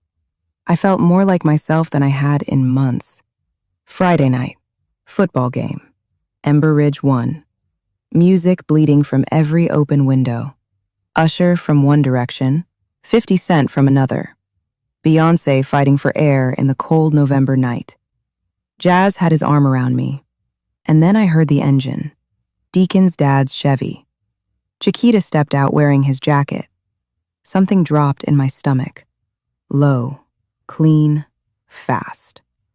We had no claim on each other, but the feeling didn't care about logic. Across 3 rows of cars, our eyes kept finding each other.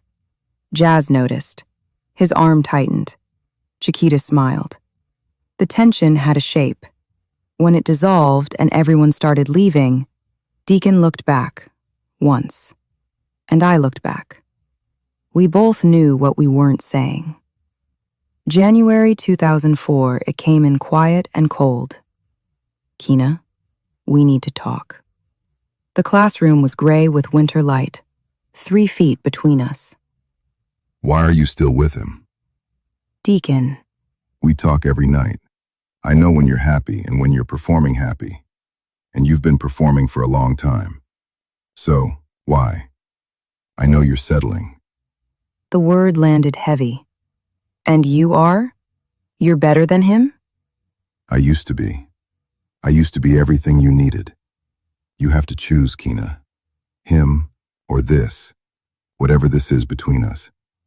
I'm not gonna wait forever. And then he was gone. That night, I stared at the ceiling. I'm not gonna wait forever. I looked at my recent calls. Deacon, Deacon, Deacon. Jazz, logistics. No depth, no home. I knew what I should do. Break up with Jazz, choose truth. But fear does its own mathematics. So I made the same choice I'd been making. Safety over truth. Easy over right. Jazz over Deacon. For now. We were best friends. Everybody called it that. We called it that too. But we both knew the truth. We were meant to be together. The timing just kept getting in the way. Emberkin. Those phone calls, that ultimatum, I used to be. That's not a love song line. That's accountability and heartbreak and hope existing in the same breath. Kina knows the truth, but knowing something and being brave enough to act on it are different skills. She's not stupid. She's 16, comfortable in the wrong thing, terrified the right thing will cost her everything. And next week, Jazz is about to show her exactly who he is. Episode 9, The Shift. If this felt like a slow song turned down low, next week, the lights come all the way on. Subscribe, share, leave a review. From the start, always. Hey Emberkin, Q here. Pull up a chair, get comfortable, and then go ahead and get uncomfortable, because that's where this episode lives. Last week, Deacon stood in an empty classroom and gave Kina everything. The truth, the ultimatum. I'm not gonna wait forever. And she went home, looked at her call log, felt the weight of every right choice she wasn't making, and chose Jazz. Again. I want you to have a particular playlist in your head tonight. Monica's What Hurts the Most, Brandy's Almost Doesn't Count, Tank's Please Don't Go, that register. The one where something good is slipping through your fingers and you know it, and your hands are still open, and you're watching it go. Because this episode is where things stop being slow and start being permanent. Jazz is about to show Kina exactly who he is. She's going to stop being able to pretend she doesn't see it, and she's going to make a choice she cannot unmake. Not because she wants to, but because she's been saying yes to the wrong things for so long that no feels harder than it should. This is episode 9, chapter 8, The Shift. Let's go. February had a particular cruelty to it in Ember Ridge. Not the deep, committed cold of somewhere north. We were too far below the Mason-Dixon for that. But a cold that got inside your coat anyway. That found the gap between your collar and your scarf. That made you lean into whoever was standing closest, just to borrow a few degrees of warmth from another person. I've been borrowing warmth from the wrong person for almost 2 years. And February of 2004 was the month it started costing me. Here's the thing about Jazz Lawson. On the surface, everything looked right. He was fine. And I mean that in the way you mean it when you're 16, and every girl in the building has an opinion about your boyfriend's face. Those hazel eyes, the kind of long lashes that should have been illegal on a boy. Tall, athletic. His mama had raised him to say yes ma'am and hold doors and show up to your house with a plan, not just a what you want to do. My parents liked him. My brothers respected him. LaRon, who had liked exactly 0 people I'd ever talked to, said Jazz was solid. Better than that Deacon kid who went to Juvie. He said it like it was a compliment. And he drove me to school. That part sounds small, but it wasn't. In the winter of junior year, when the cold hit and I only had my permit and couldn't drive alone yet, Jazz pulling up to my house every morning in his mama's Accord meant something. It meant somebody chose to get up early for me. Meant I didn't have to stand at the corner in the cold waiting on the bus. Meant I got to school with my hair still right. Tuesday mornings especially. He'd pull up at 7:15, horn once, just once. He'd learned early that Katie did not tolerate repeated horn blowing before 8 a.m., and I'd come out with my bag and my travel mug of whatever Katie had made, and he'd lean across the console and kiss me before I even got the door closed. The drive was 15 minutes. He talked about the game coming up, about practice, about whatever somebody had done or said that he thought was funny. I looked out the window and made the right sounds at the right times. But that particular Tuesday in February, the one that started everything unraveling, I made the mistake of being happy in the wrong direction. I was at my locker before first period, just getting my books, zipping my bag, not doing anything that required documentation or explanation. Deacon was 2 lockers down, grabbing something out of his combination lock, and he said something about Mr. Henderson and the quiz he'd just announced for Thursday. That man assigns quizzes the way other people breathe, just constantly. No thought, just reflex. And I laughed. Not the polished laugh, the real one. The one that started in my chest and came out loud and honest and a little too much for a school hallway at 7:45 in the morning.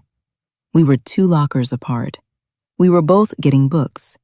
That was all it was. But Jazz was at the end of the hall, and he saw my face. After school, his car was in the parking lot.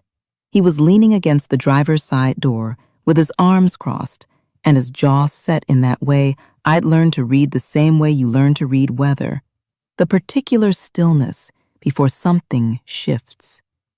I knew this mood, had been seeing it more lately, the tightening, the controlled quiet that was its own kind of loud. I kept walking toward him, because what else was I going to do? Why are you always talking to him? No hello. No, hey babe. Just that, straight to it. The accusation already in the air before I'd even set my bag down. Who, Deacon? He's my friend, Jazz. You said that already. I'm not asking who he is. I'm asking why you always in his face. I wasn't in his face. We were at our lockers. I laughed at something he said. That's not... I saw the way you laugh. What does that mean? It means it wasn't the laugh you give me.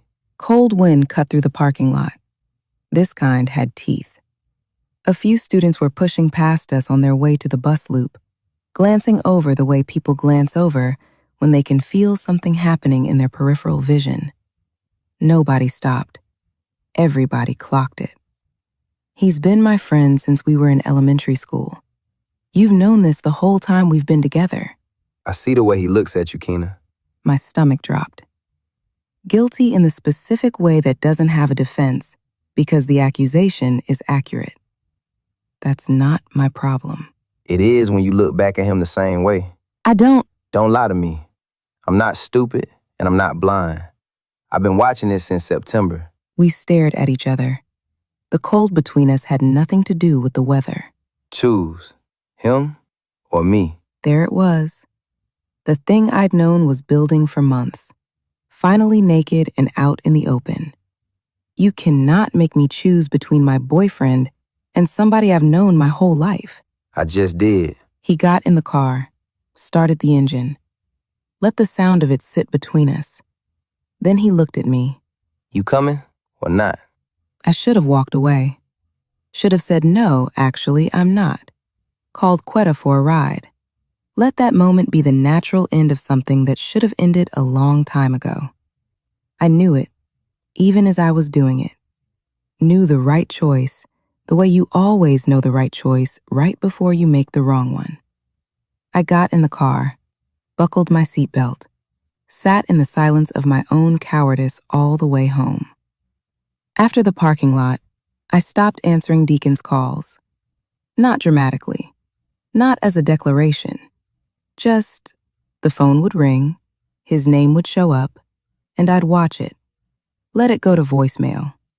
Wait for the buzz that meant he'd left a message, and then not listen to it until 3 days later when the guilt got loud enough.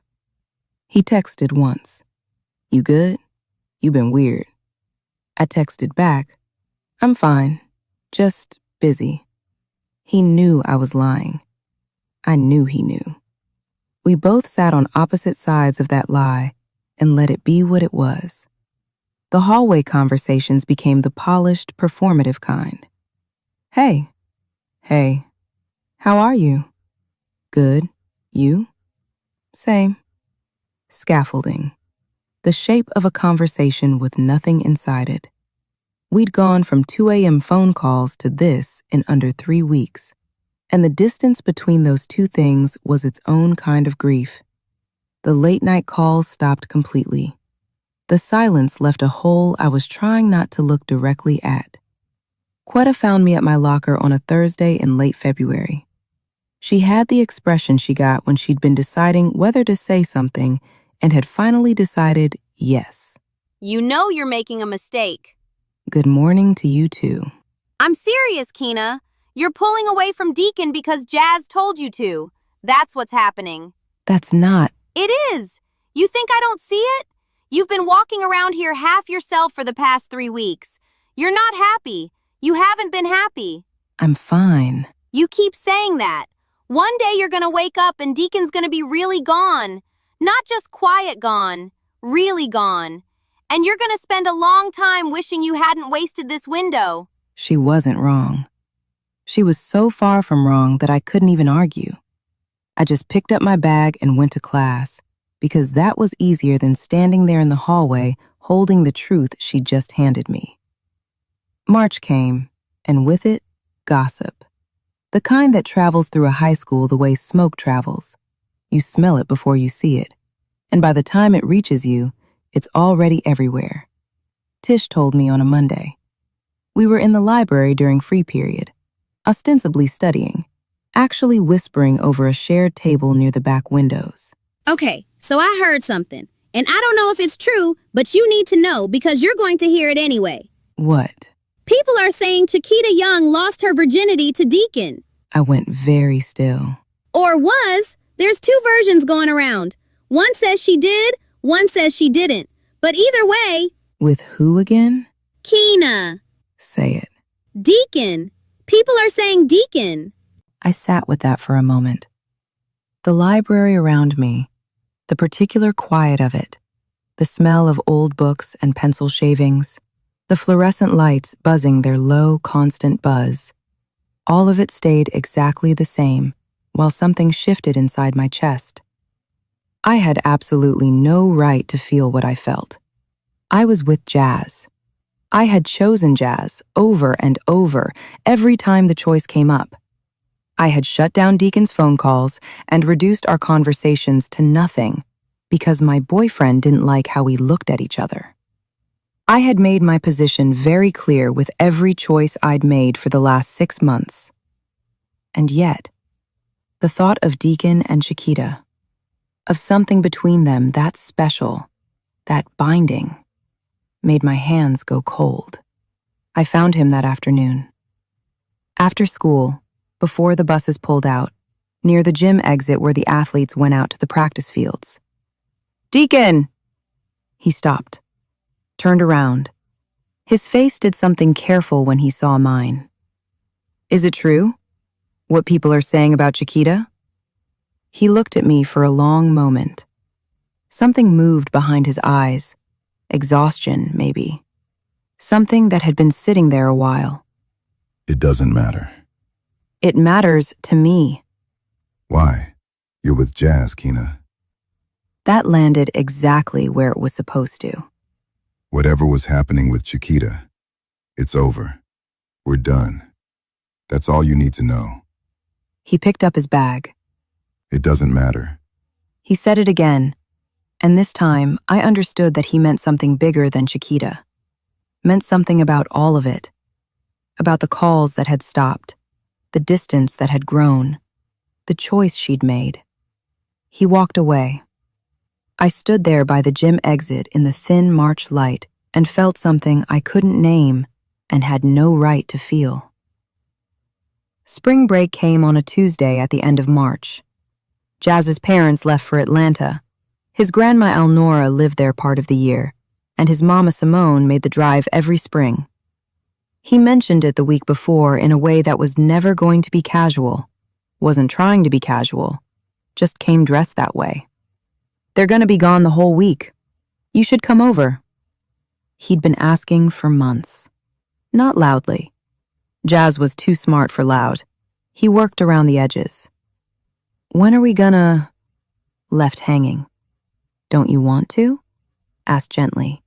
Like the answer was obvious and he was just giving me space to arrive at it. We've been together almost 2 years, Keena. Said like a fact. Like a bill. Pressure disguised as patience. The week before spring break, we'd skipped last period together. Jazz had a free fourth period and I had study hall, and he'd found me in the library and tilted his head toward the door and I'd just gone. We ended up at the car wash on Route 11, the one with the self-serve bays that were always deserted on weekday afternoons. He put quarters in, got the foam brush going, and we spent 10 minutes not washing his car, just him pressed against the passenger door with his arms around me, and the sound of the spray, and the particular feeling of being somewhere we weren't supposed to be on a school day. He kissed me the right way that afternoon. Slow, patient, not asking for anything. You know I love you, right? I just want you to know that. I hadn't said anything back. Just stayed in his arms and listened to the water and tried to feel what I was supposed to feel. That was the week before. The day he called to say his parents had left, I thought about saying no. Thought about it the whole drive over, my heart not racing the way it should, my hands not anxious the way they should be, my stomach not doing anything at all except sitting quietly in my body like it knew something the rest of me was still catching up to. I said yes anyway, because I was tired of the asking. Because I thought maybe if I did this, the jealousy would stop. Maybe he'd stop making me choose. Maybe things would settle into something I could live with. You tell yourself those things when you're 16 and running low on the courage to leave. His room smelled like Curve cologne and basketball rubber. Kobe and Deion Sanders on the wall above his desk. Allen Iverson and Jumpy Gethers on the wall near the window, fearless. His varsity jacket on the back of his door, like a flag staking claim to the space. The blinds cut the light into pale horizontal stripes across the carpet. It kinda looks like something from a movie, but doesn't feel like it from inside it.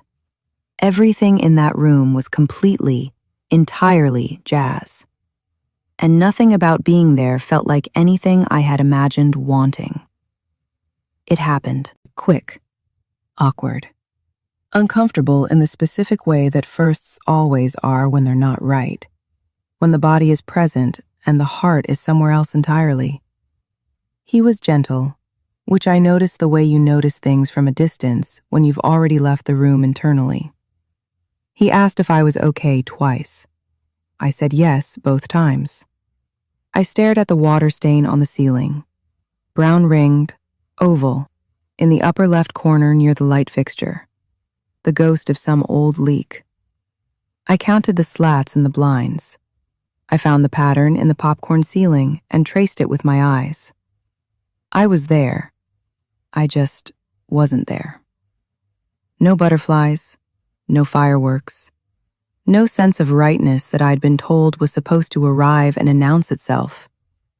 Just empty, hollow. Wrong. The specific wrongness of a thing that should have been sacred being ordinary instead. When it was done, I got dressed quickly. Jeans first, then shirt, then spent 30 seconds fixing my hair in the small mirror over his dresser without fully meeting my own eyes. We lay there in the quiet after. Jazz had his arm around me. I was on my back with my eyes on the ceiling. The water stain again. I had memorized the shape of it. This isn't what I wanted. This isn't him. The thought arrived plain and complete, the way true things arrive when you've stopped arguing with them. I had just given something I couldn't get back to the wrong person.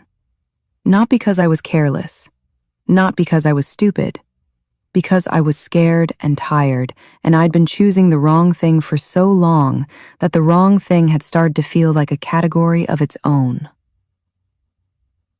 You okay? Yeah. The word came out flat, even, from somewhere outside myself. That was... He stopped, searching. Good, right? He needed something back. I could feel him needing it. Some confirmation, some mirror of what he was feeling, some evidence that this had been the same experience for both of us. Yeah, it was good. One more lie for the collection. Jazz kissed my forehead. His voice dropped to the most genuine thing I'd ever heard from him. The real Jazz underneath the athlete and the armor and the controlling and all of it. I love you. You know that? I really love you. First time. In almost 2 years together, the first time those words came out of his mouth sounding genuine. I waited for the feeling they were supposed to make.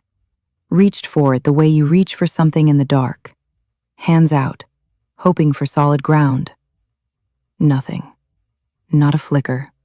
Not a warm echo. Just the ceiling and the water stain and the weight of his arm and the understanding, complete and irreversible, that I didn't love him, had never loved him, had been playing at loving him, performing the motions of a girlfriend while my heart had been somewhere else the entire time. I know. I couldn't say it back. That was the one line I wasn't crossing. He had gotten enough of what wasn't his. He wasn't getting that too. He drove me back home, tried to hold my hand at the light on Ridge Street. I let him.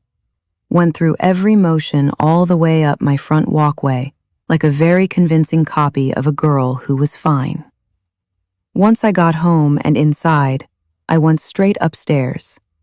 Didn't stop in the kitchen, didn't say hey to whoever was in the living room, didn't do anything except go up the stairs and down the hall and into the bathroom.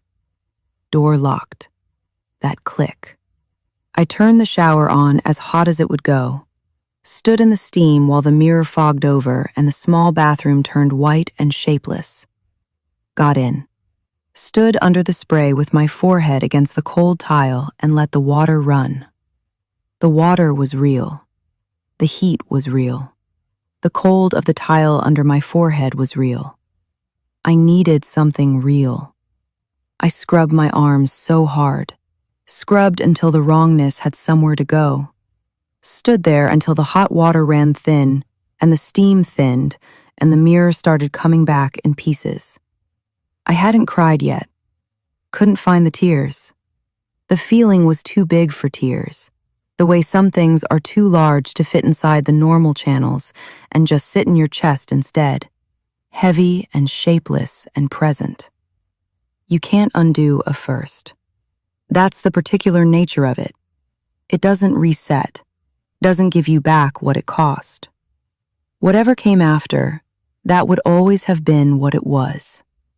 Hollow, given to the wrong person for the wrong reasons at the wrong time. I got out of the shower, wrapped the towel around myself, stood in front of the mirror once the steam had cleared, looked at myself, tried to recognize the girl looking back. Late that night, I lay in bed and looked at the glow-in-the-dark stars on my ceiling. My body was exhausted. My mind had no intention of stopping. I picked up my phone, flipped it open, scrolled without thinking. Deacon. I stared at his name, typed, "I miss you." Read it, deleted it. Typed, "I made a mistake." Read it, deleted it. Typed, "I wish it had been you." My thumb sat over send. Sat there, and sat there. The screen glowing in the dark room, those 4 words just waiting. True. Present. Completely useless. What would it do? What would it change? She'd made her choices, kept making them over and over every time she'd had the opportunity to choose differently. Sending that text would only put her grief on him. He'd already given her the truth in that empty classroom. I'm not going to wait forever. She'd heard him. She'd chosen anyway. I deleted it, closed the phone, set it face down on the nightstand, rolled over toward the wall. The tears came then, finally. Quiet ones, the kind that come when you're lying completely still and your body is just confirming what your mind already knows. Slow and steady, soaking into the pillow without permission. I was in love with Deacon Ashford. Had never stopped being in love with Deacon Ashford. And I had just given my first time to someone else. That was the truth. Plain, irreversible.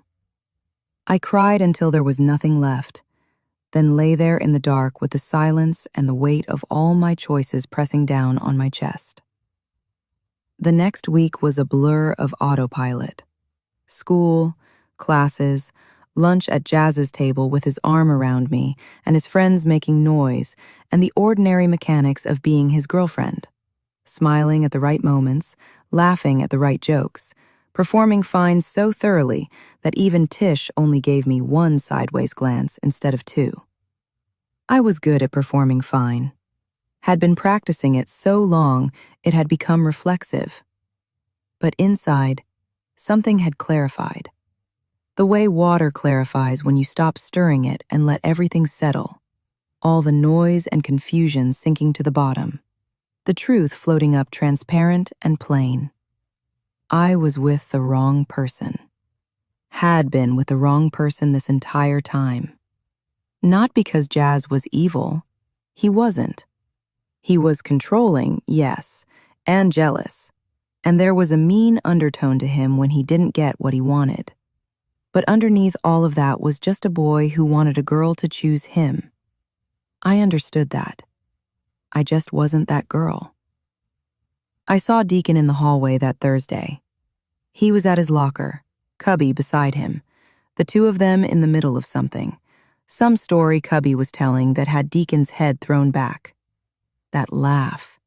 The specific one that lived in his chest. The one I'd been hearing in my head for weeks of silence. My heart clenched like a fist. He glanced over and saw me looking. Something in his expression shifted. He'd always been able to read me. Even now, after the distance, after the silence, after all of it. He looked at my face and he knew. Could see it in whatever I was wearing in my eyes that I didn't know how to hide. His jaw tightened. He looked away first. Kept talking to Cubby like he hadn't seen me. The final thread between us pulled taut, then snapped. Not loud, not dramatic. Quietly, the way things end when they've been held together too long by nothing but hope. That night, in bed, staring at those glow-in-the-dark stars again, I told myself the truth without decoration. I was with the wrong boy. I knew it. And I still didn't know how to leave. Something had shifted, though. Something underneath everything else. A pressure building, slow and quiet and insistent, like weather moving in from a direction you haven't thought to check. I didn't know what it was yet. I just knew that things were about to be different, and that I wasn't ready for how different. I was with the wrong boy. I knew it, but I didn't know how to leave. And then, everything changed. Emberkin. That ceiling. That water stain on the ceiling that she memorized because it was the only thing she could look at. I need y'all to hold that image for a second, because that's not just a detail. That's the whole chapter in one image. A girl physically present somewhere her heart isn't, counting ceiling tiles because the alternative is being in the room, choosing absence because presence hurts too much. I want to say something to everyone who has ever given something precious to the wrong person. Not because you were reckless, not because you didn't know better, but because you were scared and tired and the wrong person was there and the right one felt too risky to reach for. That's not a character flaw. That's what fear looks like when it's been running the show for too long. Keena knows now. She has the full knowledge, who she loves, who she's with, what the gap between those two things is costing her. And that knowledge is sitting in her chest like a stone she doesn't know how to put down yet. But here's what I'll tell you. What comes next is not punishment for her choices. What comes next is the thing that finally forces her hand. The thing that makes it impossible to keep choosing comfortable over true. Next week, episode 10, Positive. And I mean that title exactly the way you think I do. Have your tissues. I'm serious this time. Subscribe, share this, leave a review, newsletter link in the show notes. From the start, always. Hey Emberkin, Q here. I need you to hear me before we get into this one. This episode is not about drama. It's not about scandal. It's not about a girl who was careless or stupid or didn't know better. It's about a 16-year-old who made a series of choices that built on top of each other, each one rooted in something real. Fear or loneliness or the particular exhaustion of wanting something you've convinced yourself you can't have. And then woke up one Saturday morning and found out that choices have consequences that don't wait for you to be ready. I want you to have Kisi and Jojo in your head tonight. Tell me it's real. That desperate, aching need for something solid, something true. Because Keena has been living in a world of half-truths and performed fine for so long that she almost doesn't know what solid feels like anymore. She's about to find out. This is episode 10, chapter 9, Positive. And the title means exactly what you think it means. Spring 2004. Here is what nobody tells you about your body. It knows things before you do. Before the thought arrives, before the counting starts, before the fear has a name, your body already has the information. It's been carrying it, quietly, waiting for you to catch up. I started not catching up in the last week of March. Something's wrong. It started as tired. Not regular tired. Not the tired from a week of late-night phone calls that I wasn't making anymore. Or the tired that came with junior year bearing down with its SAT prep packets and college research deadlines. And the general weight of being 16 and expected to have your entire future mapped by April. This was different. Heavier. The kind that lived in your bones and didn't lift when you slept. I woke up on a Tuesday in early April and lay in bed for a full 5 minutes before I could talk myself into sitting up. The room was the same room it always was. The glow-in-the-dark stars, pale and invisible in the morning light. The Destiny's Child poster on the back of my closet door. The stack of SAT prep books on my desk that I was actively avoiding. Everything the same. My body foreign. Nauseous. The word arrived and I moved it to the side. Stress. Junior year.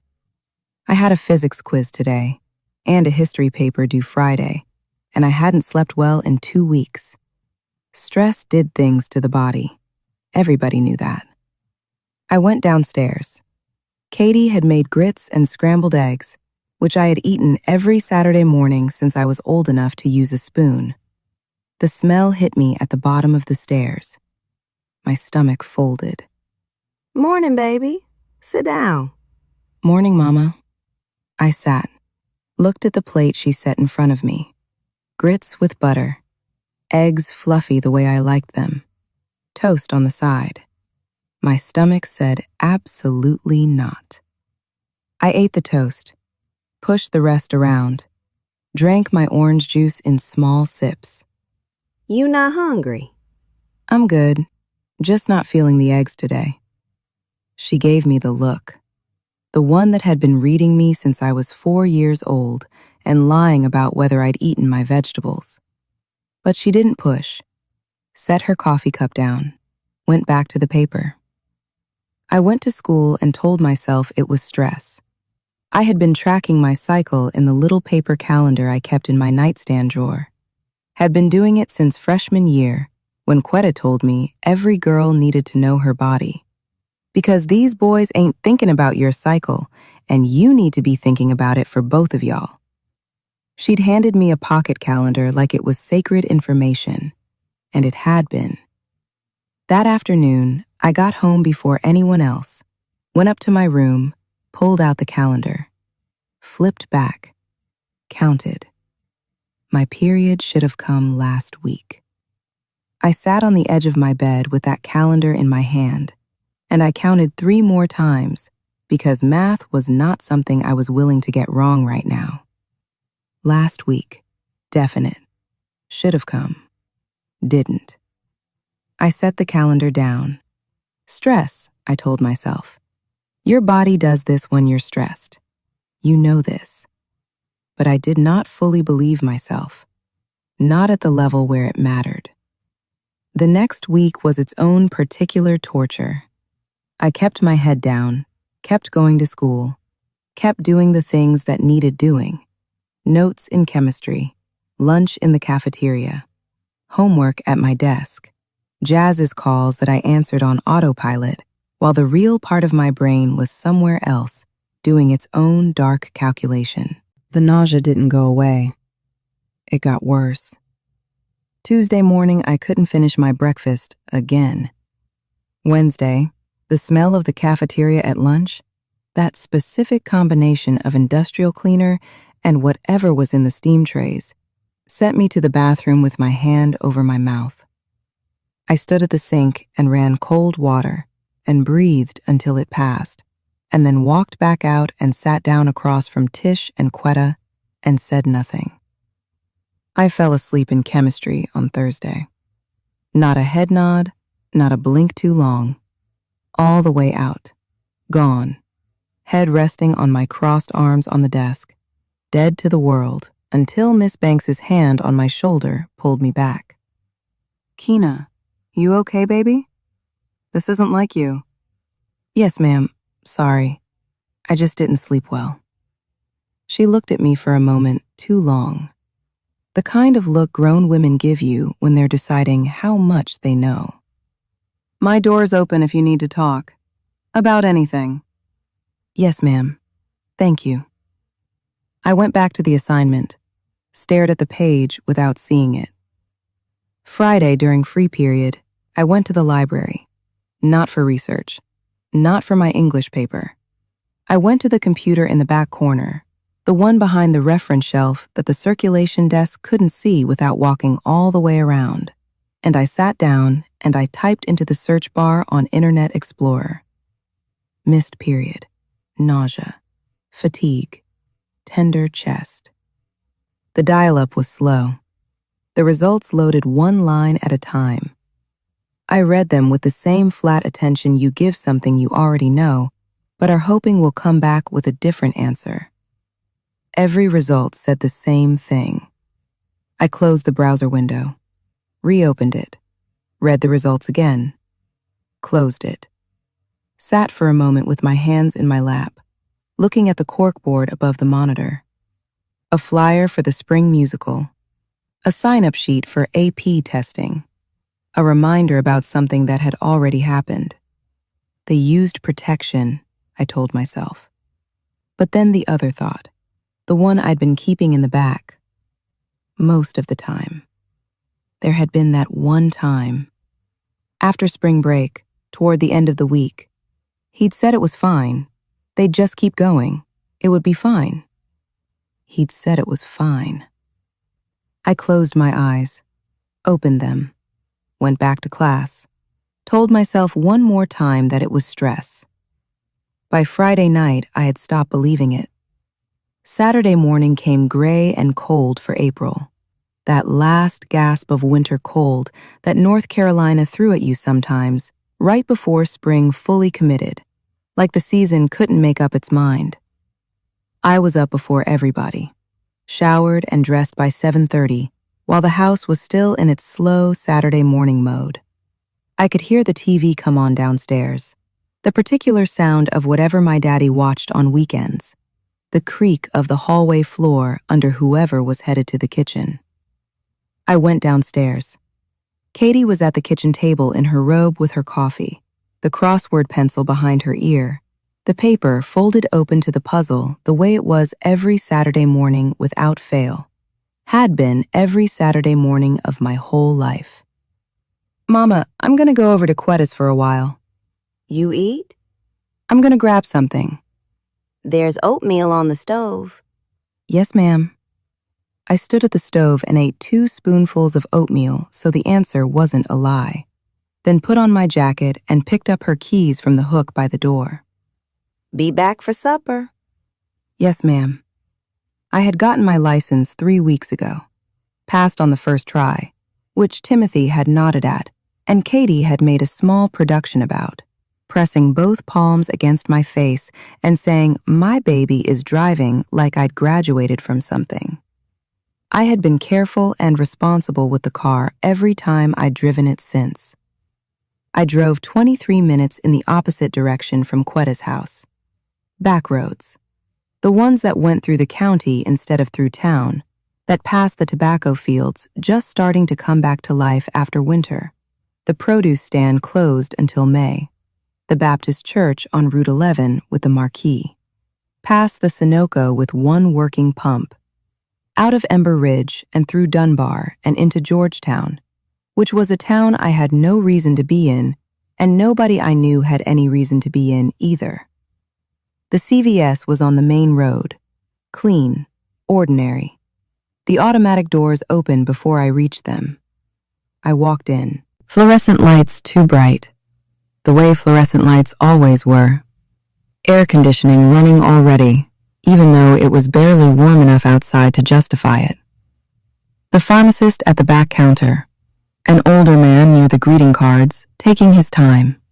A teenage boy at the register who had the specific disengaged energy of someone being paid as little as possible to care. I walked to the family planning aisle like I had a purpose, like I was heading somewhere specific, and this was just a stop along the way. My sneakers were loud on the linoleum. The shelf had more options than I was prepared for. Clear blue with the digital window that spelled out the words instead of lines. First response in the pink box, promising to detect early, up to 6 days before a missed period, which meant I was already past their whole sales pitch. EPT, store brand, a 2-pack, a 3-pack. All of them in boxes that were brighter and more cheerful than the situation they were designed for. I stood there longer than I should have. Finally picked up the store brand, $12.99. Turned it over, looked at the back, set it down, picked it back up, took it to the register. The boy scanned it without looking up from whatever he was thinking about, which I could have kissed him for. The beep, the amount. $12.99. Cash. I had stopped at the ATM on the way out of Ember Ridge, specifically so there would be no card record, which was either smart thinking or the clearest sign of how scared I was. Probably both. I paid. He put it in a white plastic bag. I folded the bag twice, tucked it into my purse between my wallet and a lip gloss, and walked out. The automatic doors opened again on my way out. Cold air hit me. I got in the car, sat there, looked at my purse in the passenger seat. That white bag inside it, folded twice, the box inside it. The plastic rectangle inside the box that was going to tell me something about my life that I wasn't sure I was ready to know. I sat there for a full minute. Then I drove home. The whole way back, both hands on the wheel. Speed limit exact. Stop signs, full stops. I drove like someone who was being watched, legs shaking the whole way. The house wasn't the same house it had been when I left it. The TV in the living room now. I could hear it before I opened the door. Some Saturday afternoon show. My daddy's boots by the door. The smell of coffee still in the kitchen. Rusty's voice somewhere in the back of the house, probably on the phone with somebody. Normal. All of it perfectly, indifferently normal. I went straight upstairs before anyone could pay me any attention. Bathroom. Door locked. The click of the lock was the loudest sound in the house. I stood at the sink for a moment, purse in my hands. Then I took out the bag. Then the box. Let the box on the edge of the sink. Read the back of it. Read the instructions on the folded paper inside. Read them again. And again. Not because they were complicated. They weren't complicated. But because my hands needed something to do while my brain caught up to where my body had been for 2 weeks. I took the test. Set it face down on the counter. Face down. So I didn't have to look at it yet. So the result was still hypothetical. Sat down on the edge of the bathtub. Set the timer on my phone. 3 minutes. The tub edge was cold through my jeans. I reached sideways and gripped the towel bar. Held it. Something to hold. I prayed. Not the formal kind. Not the kind from Sunday service with its particular language and structure. I had grown up in church the way most families in the Ridge grew up in church, which was present when it mattered and seasonal when it didn't. And I hadn't been asking God for much lately. But I prayed in that bathroom on the edge of the tub like I was owed a favor I hadn't earned. Please. Not this. Please. I'll break up with Jazz. I should have done it a long time ago. I know I should have. I'll do it. I'll tell the truth. I'll stop choosing safe over real. I'll do anything. Just please, please, let this be stress. Let this be just stress. Please. Not this. Not now. Not like this. 3 minutes. The longest 3 minutes of my entire life. Longer than the 3 minutes before a test. Longer than the 3 minutes before a grade posts. Longer than any 3 minutes I had lived through or would live through for a long time. The timer went off. I jumped, hard. My elbow clipped the towel bar and I barely noticed. The test was face down on the counter. I looked at it, looked at my phone, looked at the test. Did not move. If I don't look at it, it's still both things. That was the thought. That particular logic of the moment right before. While the test was face down, it was still negative, still positive, still a question without an answer. The second I picked it up, it collapsed into one thing, and that was permanent.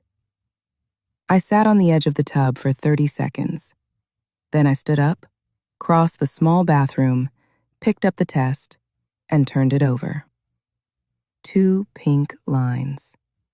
Not faint. Not the kind where you hold it up to the light and squint and wonder. 2 pink lines, clean and distinct and unambiguous, side by side, like they'd been waiting the whole time. Positive. my legs stopped working. Not dramatically, not in a way that looked like anything. I just folded, slowly, down the wall, until I was sitting on the cold bathroom tile with my back against the cabinet under the sink and my knees pulled up and the test still in my hand. I sat there and looked at it and couldn't move. Not shock the way people describe shock. Something quieter and more total than that. Like the way a room sounds after a very loud noise stops. That particular ring of absence where the noise was. My brain had gone somewhere it didn't have language for yet, and left the rest of me sitting on a bathroom floor holding a plastic rectangle with 2 pink lines on it. The thoughts came eventually. Not together, not organized. One at a time, each one arriving and sitting down before the next one came. I'm 16 years old. I'm in 11th grade. I have the SATs in 2 months. I'm supposed to apply to colleges in the fall. I'm supposed to go to Vail University. I have been planning on Vail University since 9th grade. I'm supposed to be a screenwriter. I have been writing stories in notebooks since I was 11 years old. I was supposed to be somebody. Not this. Not like this. Not with him. Jazz's face arrived in my mind, familiar and somehow distant at the same time. The face of someone I had been standing next to for almost 2 years without ever being with. The face of someone whose I love you had landed in an empty room. And then Deacon's face. Not invited, not summoned, just present. The way he was always present in the back of everything. He should have been my first. That thought arrived plain and terrible and completely true. Not as a fantasy, as a fact, as a thing that was supposed to happen and hadn't. He was supposed to be the person I gave everything to first. He was supposed to be the father of any children I ever had, someday, when the time was right, when we were grown and ready and had gotten our story untangled enough to finally live inside it. I was carrying a baby, Jazz's baby, and it wasn't. It was never supposed to be this. I sat on that tile floor for a long time. How long I sat there, I couldn't have said. Long enough for the tile to make itself known against the backs of my thighs. Long enough for my legs to start to go numb. Long enough that when the knock came, I had to locate my voice from somewhere far away. Keena? Baby, you all right in there? You've been in there a while. From a distance, my voice came back. Yes, ma'am. Just cramps. The word was its own bitter joke. You need some Midol? I think there's some under the other sink. No, ma'am. I'm okay. I'll be out in a minute. A pause. Her footsteps there, not moving. Counting them. Waiting. Then they moved back down the hall. I stood up. My legs held. I wrapped the test in toilet paper, layer after layer, folding and refolding until the shape of it was unrecognizable. Until it was just a small brick of white paper that could have been anything. Put it in my sweatshirt pocket. Washed my hands. Looked at myself in the mirror. Looked at the girl looking back, who was still the same girl from this morning, but was not the same girl from this morning at all. Went downstairs like everything was fine. Through the kitchen, out the side door, to the trash can by the garage.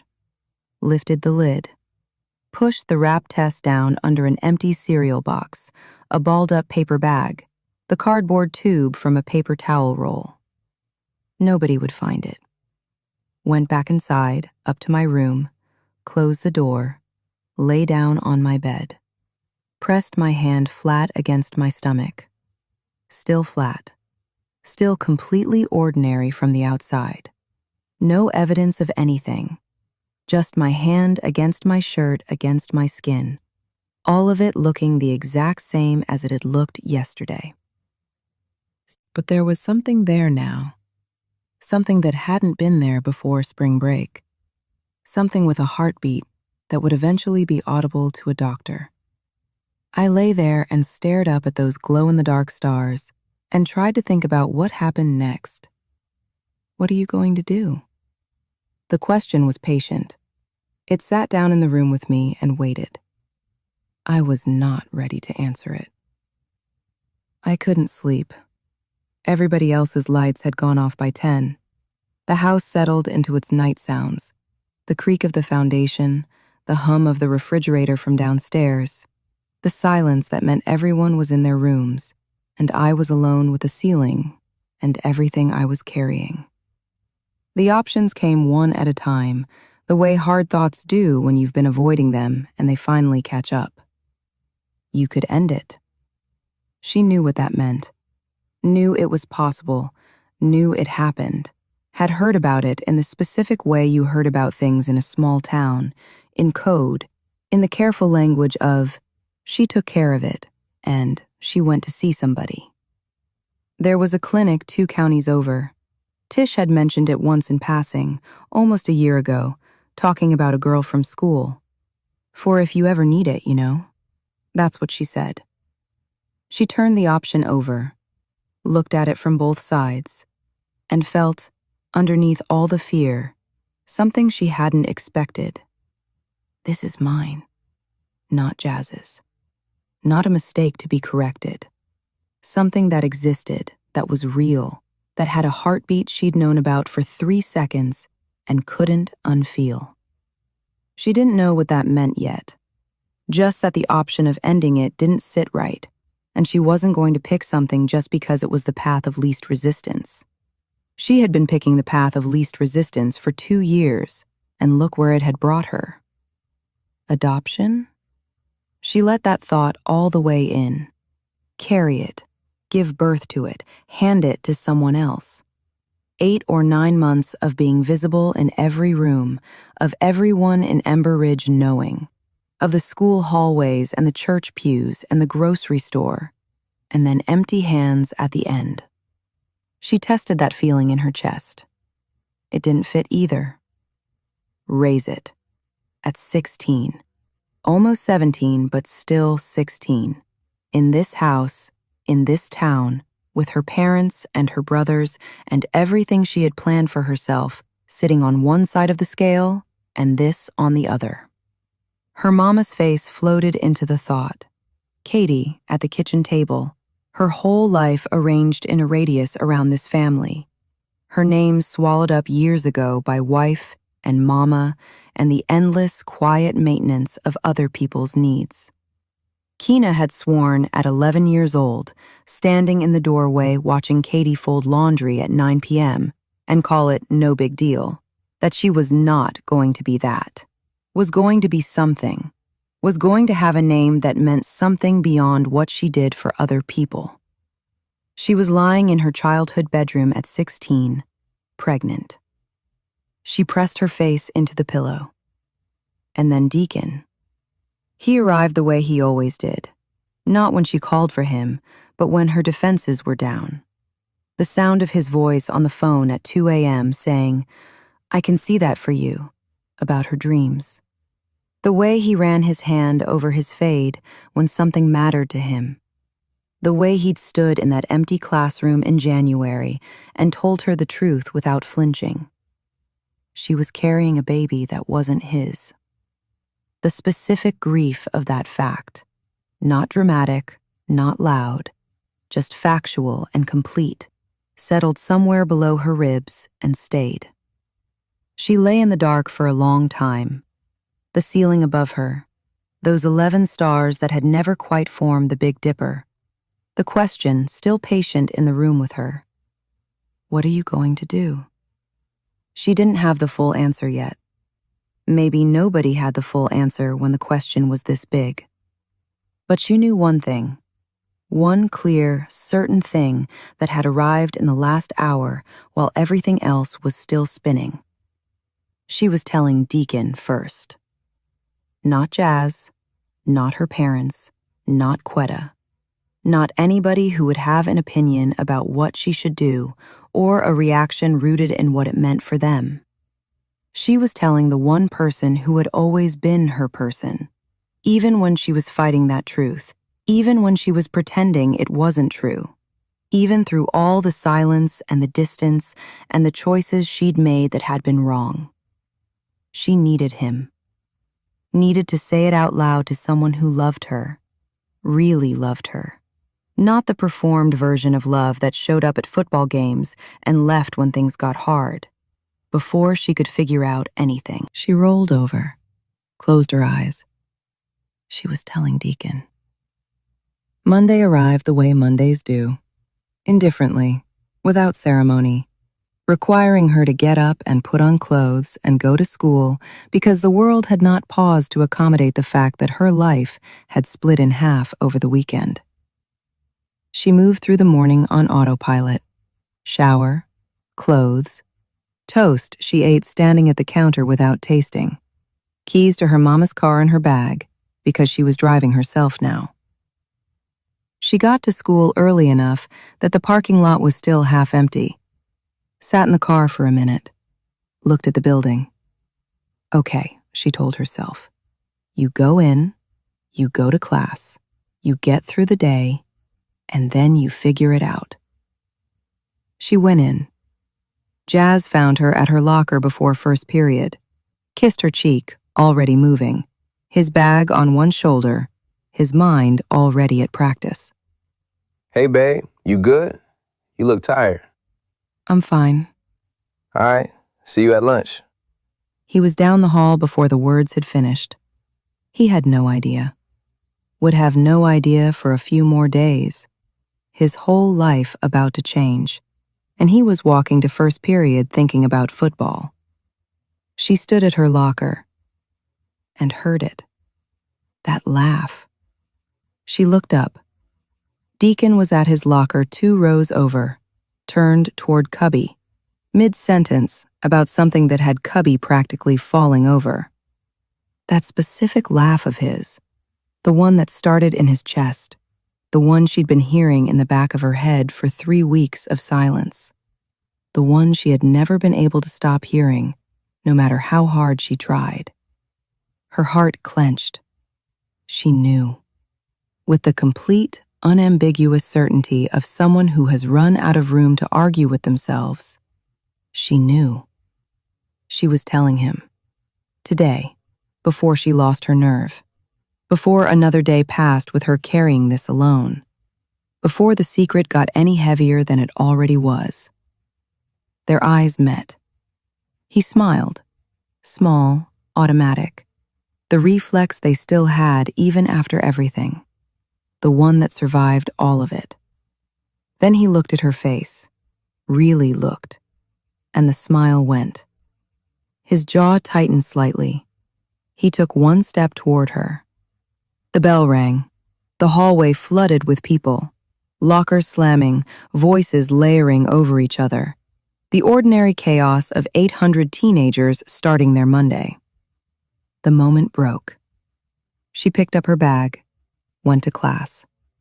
But the decision was made, sitting solid and certain in her chest, right next to everything else she was carrying. She was telling Deacon first. Soon.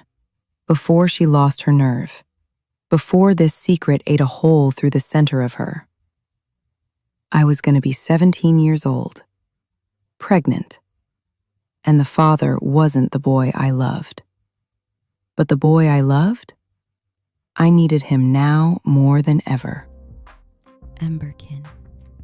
That bathroom floor, that test in her hands, those 2 pink lines that she stared at until they stopped looking like lines and started looking like a new version of everything.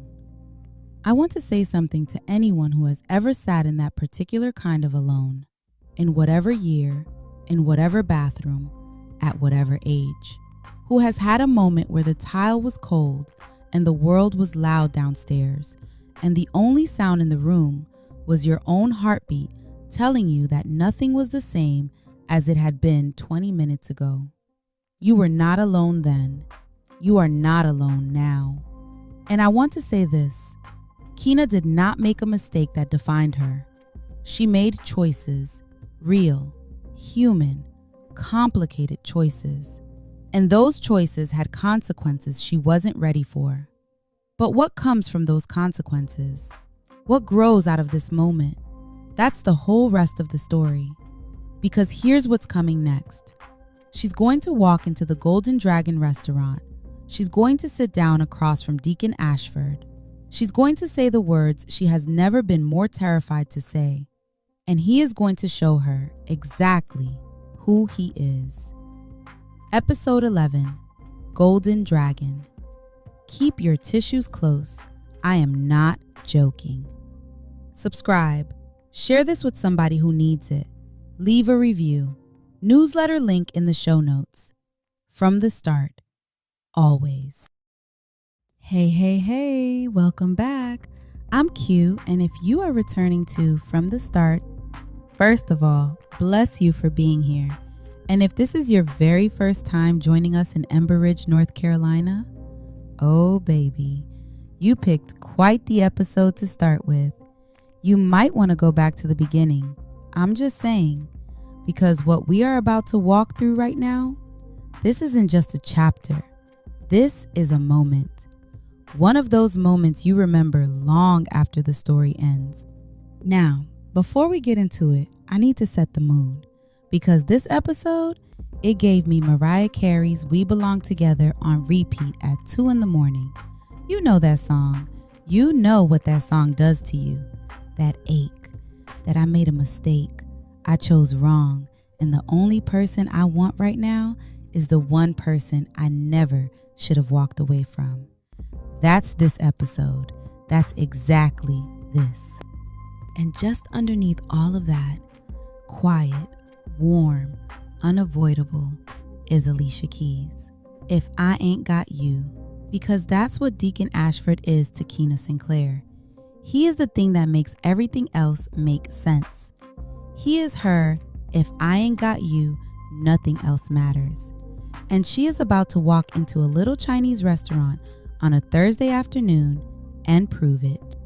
Kina is almost 17 years old. She is carrying a secret that has been eating her alive for 3 days. And the one person she needs to tell, the one person she chose first, before the baby's father, before her mama, before her girls, is the boy she has loved since she was 5 years old. Not the boy who got her pregnant. The boy she was always supposed to be with. Sit with that for a second. Okay, I'm going to stop talking now because this story doesn't need me in front of it. Just have your tissues. I mean it. This is episode 11, chapter 10, Golden Dragon. And nothing is ever going to be the same after this. Here we go. Kina's bedroom. Wednesday night, 3 days after the test. 3 days. 3 days since Kina Sinclair sat on a cold bathroom floor with a plastic stick in her shaking hand and watched 2 pink lines rewrite her entire future. 3 days of waking up with her stomach already rolling before her eyes were even open. 3 days of pushing food around her plate at dinner while her mama watched her from across the table with that quiet, knowing look that mothers get. The one that sees through every, "I'm fine," and every, "just tired," and every careful, practiced smile. 3 days of walking through the halls of Ember Ridge High School like everything was normal. Like the world hadn't cracked open beneath her feet. Like she wasn't carrying something enormous and terrifying and real in a body that still fit into her junior year jeans. 3 days of not telling a single soul. She was good at carrying things quietly. She had learned that early. But this was different. This wasn't a bad grade or a fight with her daddy or the kind of heartache you could write out in your journal and feel better by morning. This was permanent. This was life-altering. And the weight of it was starting to crush her in a way that silence couldn't hold anymore. Her bedroom was dark except for the soft yellow glow of the lamp on her nightstand. Outside her window, the North Carolina night was loud with spring, frogs and crickets making their particular kind of music. The smell of cut grass drifting in through the crack she'd left open because the house felt too small tonight. Too close. Too full of people who didn't know. Keena lay on her back across her bed, fully dressed, staring at the ceiling. Her glow-in-the-dark stars were up there. She'd put them up in 6th grade and never taken them down because they felt like hers in a way that the floral wallpaper never did. The wallpaper her mama had picked out. Cheerful yellow roses climbing trellises, sweet and domestic, and everything Keena had always quietly refused to be. But the stars were hers. She'd arranged them herself, pressed each one up with her own hands, looked up at them on 100 sleepless nights. Tonight they just looked like plastic. She pressed the heel of her palm against her stomach. Flat. Still completely flat. You'd never know just by looking. But she knew. She had known from the moment she picked up that test, and some part of her had known even before that. Some animal, body-level knowing that she'd been running from for 2 weeks before she'd finally been brave enough to drive to that CVS 2 towns over and find out for certain. She couldn't keep running. She needed to say it out loud, to someone, to the right someone. And the moment she let herself think about who that was, who it had always been, who it would always be, her heart did that thing it did.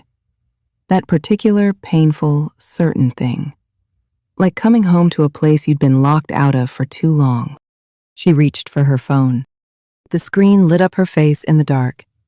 She opened her messages and found his name without having to search for it. She never had to search for it.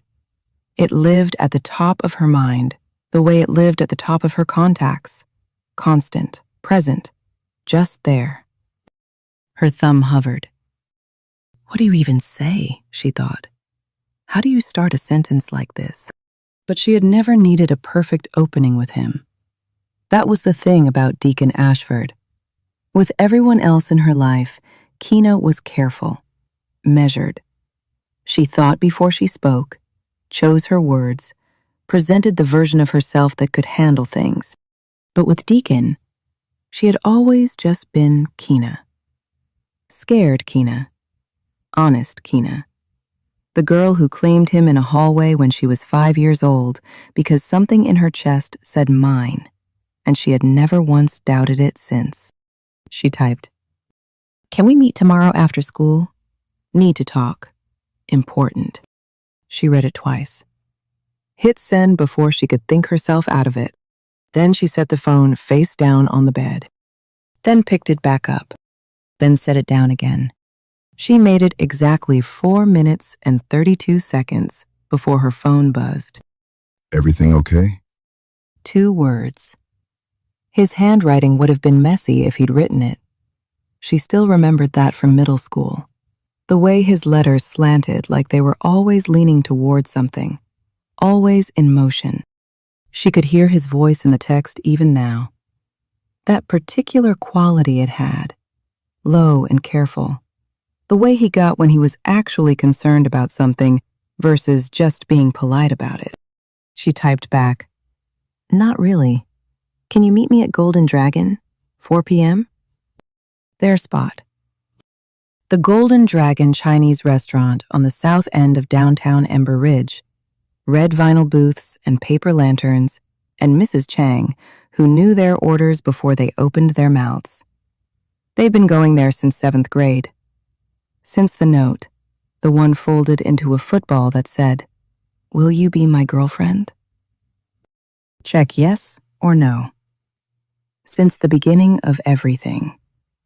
They'd celebrated there and commiserated there and existed there, together, in that particular way you exist with someone who feels like a part of you. She hadn't been back in months. Not since everything with Jazz. Not since she'd started pulling away from Deacon to keep the peace. Not since she'd started living the wrong life and pretending she was okay with it. But she needed it to be there. Of all the places she could do this, she needed it to be the place that had always been theirs. I'll be there. 3 words back, fast, no hesitation. Keena closed her phone and pressed it to her chest for a moment. Breathed. Looked back up at her plastic stars. Tomorrow, I tell him. Tomorrow, everything changes. She didn't sleep much that night. She lay there instead and let herself feel all of it. The fear, the grief for the future she'd imagined, the complicated, tender, terrifying awareness of what she was carrying. Not just the pregnancy, all of it. The love she'd been pretending wasn't there. The choice she'd been too scared to make. Tomorrow. Ember Ridge High School, Thursday. Timed is a cruel thing when you are waiting for something enormous. It slows down. Every class that Thursday was an exercise in suspended torture. Keena sat in her seat and watched the clock hands drag themselves around the face, while teachers spoke in that underwater murmur that happens when your mind is somewhere else entirely. She took notes without reading them. She nodded at things that were said to her. She smiled when smiled at. She was running on the thinnest surface of functioning, all of it paper thin, over the deep, churning cold of what she was carrying. At lunch, Jazz slid into the seat beside her and draped his arm across her shoulders. Automatic and easy, the way he always did, like claiming territory rather than choosing a person. She let him. She was good at letting things happen to her lately. You've been weird, he said, squeezing a packet of ketchup onto his tray, not looking at her when he said it. like all week. What's up? Nothing, she said. Just tired. He accepted that. He always did. Jazz didn't push on things that might require him to actually respond to the answer. It was one of the things she'd noticed long before she'd admitted it. The way his concern only reached so far, only as deep as the surface of things, stopping reliably short of anything that might cost him something. Football meeting after school. He told her. You good to get a ride home? Yeah, she said. I got it. And that was the whole conversation. Across the cafeteria, 2 tables diagonally to the left, Deacon Ashford was eating with Cubby and Heavy and Quez, not looking at her. Or at least, not looking at her in the way you can tell someone is deliberately not looking at you. Too carefully angled away. Too deliberate in his attention to whatever Cubby was saying. She watched him for exactly 6 seconds before she made herself look at her food. Her stomach rolled again. She pushed her tray away. Between 3rd and 4th period, they crossed paths in the hallway. The school was its usual Thursday chaos.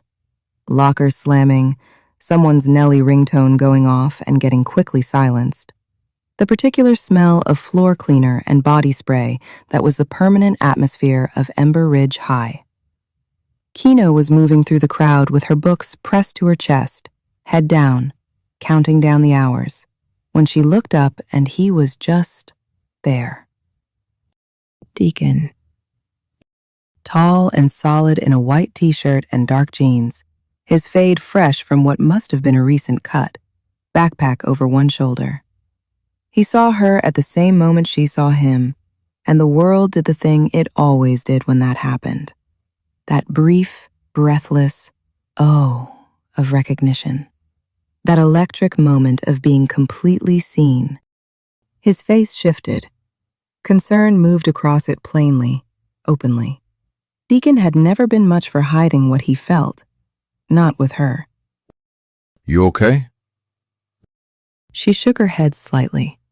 Just barely. Just enough.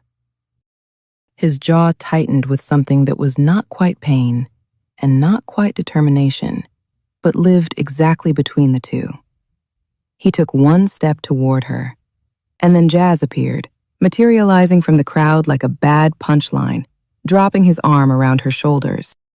There she is. Jazz said, easy and oblivious. Walk you to class. Keena watched Deacon stop, watched his expression go carefully, deliberately neutral. Watched him look at Jazz's arm around her shoulders, and then look away, jaw tight, shoulders set. He turned and walked in the other direction. Keena wanted to scream. She let Jazz walk her to class. The last bell rang at 3:15, and she had never moved so fast. She was through the side door, across the parking lot, into her mama's car. She'd borrowed it that morning under the most ordinary excuse she could manage. Gotta run some errands after school, it's fine. Before the parking lot had even fully started to empty. She made her excuse to Jazz with her phone already in her hand, already pulling away before she finished the sentence. I'll probably still be busy with schoolwork after your football meeting. He kissed her cheek. Left. Didn't ask what. Never asked what. Keena sat in the parking lot for 1 full minute, gripping the steering wheel with both hands, looking at nothing. You can do this, she told herself. She wasn't sure she believed it. She drove to Golden Dragon anyway. Golden Dragon Restaurant, 4 p.m. The bell above the door jingled when she pushed it open, and the smell hit her immediately. Fried rice, soy sauce, the deep, warm, slightly sweet tang of orange sauce from the kitchen. Usually that smell was comfort and happiness, of a place that had always been good to her. Today her stomach lurched, and she had to stand in the doorway for a moment, breathing through her mouth, willing herself steady. It's okay, she told her body. Give me this one thing. The Golden Dragon was not a glamorous restaurant. It never had been. The carpet was old and slightly uneven near the back booths. The paper lanterns strung above the main dining room had been there so long they'd faded from red to a dusty rose. And the menus were laminated within an inch of their lives, sticky at the edges from years of handling. But it was full of the warmth of a place that was genuinely, uncomplicatedly itself. No pretense, no posturing, just good food and familiar faces, and the sound of Mrs. Chang calling out to her regulars in the mix of English and Mandarin she used for everyone she'd decided she liked. Kenna! Mrs. Chang appeared from behind the counter, small and bright-eyed in her apron, already waving. She was 60-something, though she moved like 50, and she had been feeding Ember Ridge's teenagers since before Keena was born. Long time since I see you. Your booth is open. Go, go. Thank you, Mrs. Chang. Their booth. Third from the back, left side. Red vinyl seats worn smooth and cracked at the seams. Table faintly sticky despite the wipe-downs, because some things are just part of a place's character, and there's no cleaning them away. She always sat facing the door. He always sat facing the kitchen. It had been that way since 7th grade, and neither of them had ever consciously decided it. It had simply always been true. The way so many things between them were simply, irrevocably, always true. She slid in. Ordered water. Couldn't stomach the thought of food. She folded her hands on the table, then unfolded them. Put them in her lap. Looked at the door. Looked at the table. Looked at the door again. 4:05. 4:10. The bell above the door jingled. She knew it was him before she saw him. Some part of her had always operated on this frequency, this particular awareness, bone-deep and animal, of the space Deacon Ashford occupied in any room he entered. She had felt it at 5 years old in a school hallway, and she felt it now, at 17, in a sticky-tabled Chinese restaurant where the paper lanterns needed replacing and the carpet had seen better decades. He came in and his eyes found her immediately. They always had. They always would. And he crossed the restaurant with that particular ease of his, unhurried despite the concern written plain across his face. and he slid into his side of the booth across from her. Hey. He said. Hey, she said. A long pause, neither of them looking away. The restaurant was doing its Thursday afternoon business around them. A couple by the window, an older man with a newspaper near the front, the sound of the kitchen behind its partition, the murmur of Mandarin from somewhere in the back. All of it present and not present at once. You want to order? He asked. Not because he was hungry, because he was buying her time. Not yet. Maybe after. He nodded. Without a word, he flagged Mrs. Chang and ordered his usual, orange chicken, fried rice, because some habits run deeper than the moment you're in, and the familiar motion of ordering was something to do with his hands, while his eyes told her he already knew this wasn't going to be a regular afternoon. Mrs. Chang brought his food with a generous smile and disappeared. The plate sat between them. Neither of them touched it. The steam rose and curled and dissipated. So, Deacon said, his voice careful and low. what's going on? You've been off all week. Keena looked at her hands, at the table, at the worn edge of the laminate, at everything that was not his face. Then she made herself look at his face. I need to tell you something, she said. And I need you to just listen, okay? Don't interrupt. Don't judge. Just listen. Something shifted in his expression. The concern deepened, pulled tighter, became something more serious. He leaned forward slightly, elbows on the table, eyes on her. Okay, He said. I'm listening. She took a breath. Long, slow. The kind you take when you are standing at the edge of something, and you know the moment you move forward, the ground you are standing on will no longer exist. The kind you take because it is the last breath before everything is different. I'm pregnant. 2 words. Just 2 words. And yet, the world didn't crack or crumble or announce itself. The restaurant kept on being a restaurant. The older man near the front kept reading his newspaper. The kitchen kept clanging and sizzling behind its partition. Time, indifferent and relentless, kept moving. But in their booth, in the particular world that existed only between the two of them, everything stopped. Deacon went completely still. Not flinching still, not shocked and bracing still. Completely still, the way a person goes when something lands in them so hard and so sudden that the body simply suspends itself while the mind catches up. His face went blank for a moment, the kind of blank that isn't absence, but rather an overflow, too much happening at once to display any of it. He processed. The silence stretched. It stretched so long that Keena began to hear the edges of it. The restaurant noise rushing in to fill the vacuum, Mrs. Chang's voice in the back, the clink of dishes, someone laughing at the couple near the window.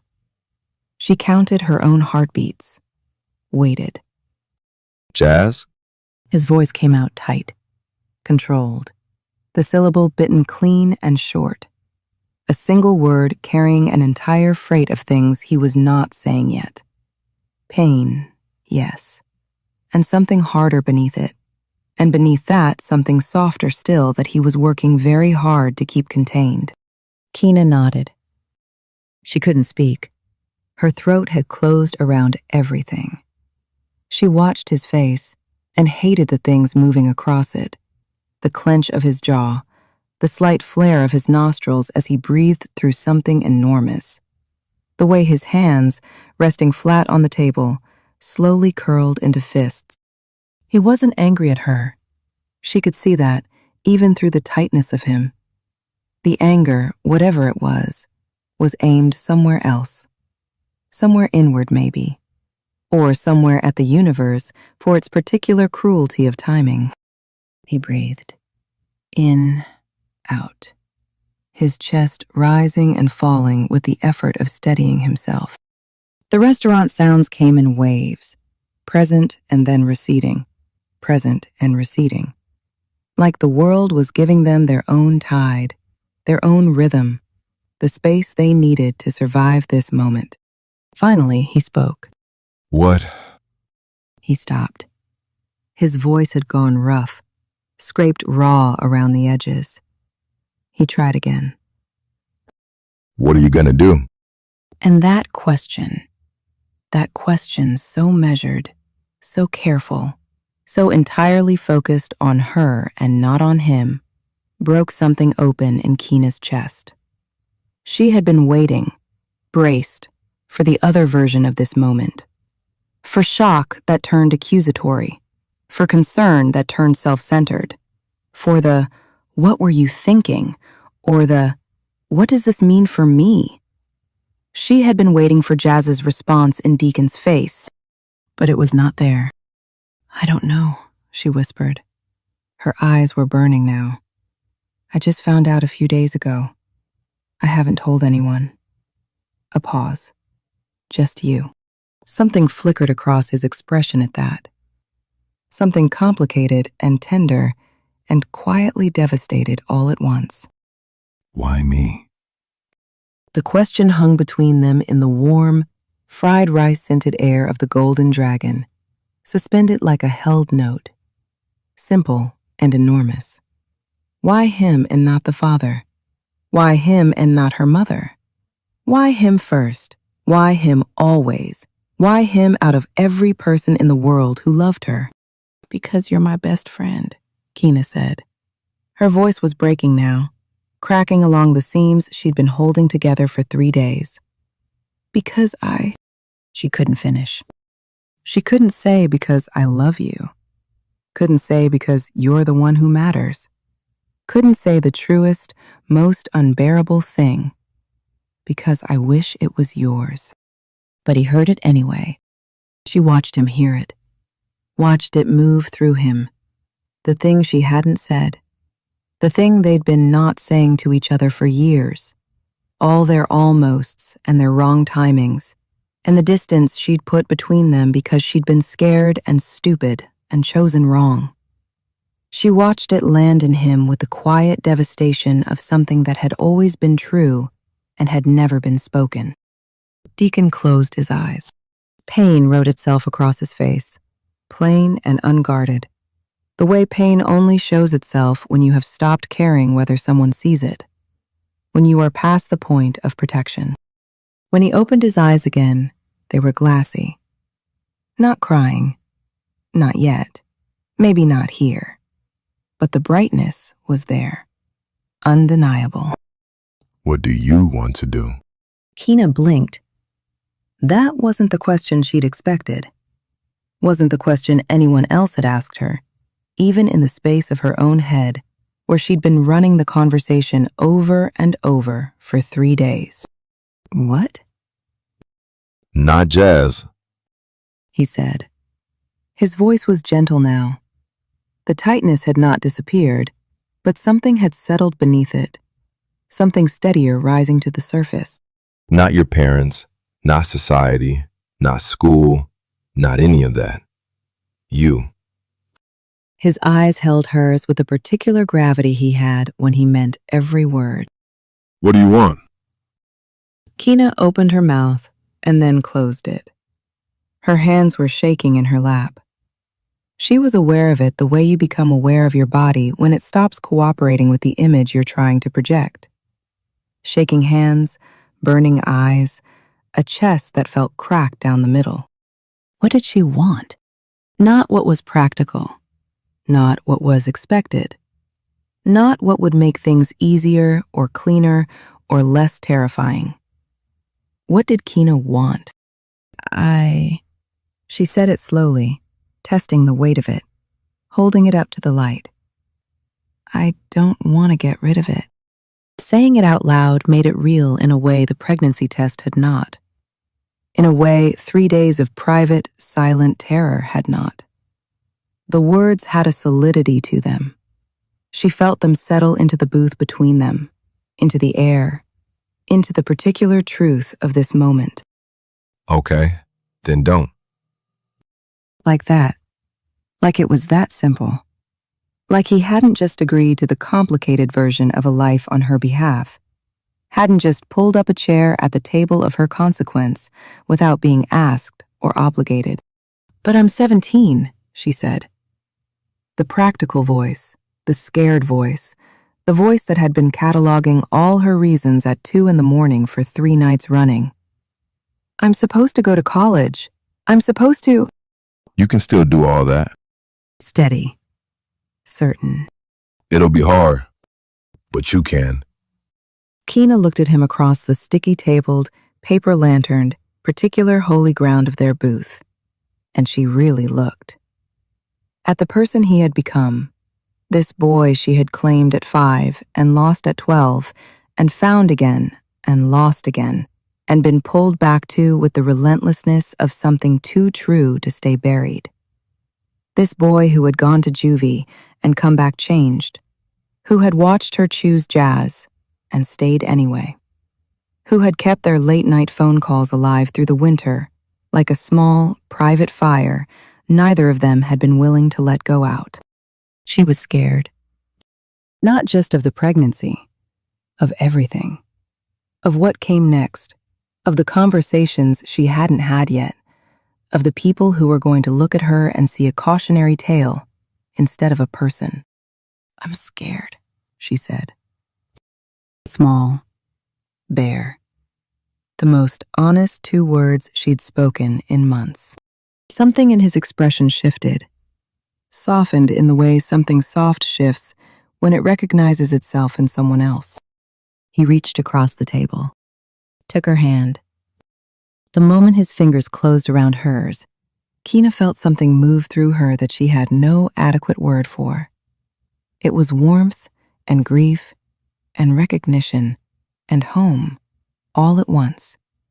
It was electricity that wasn't dramatic or performative. It was just the electricity of 2 people who belonged together, finally touching after too long apart.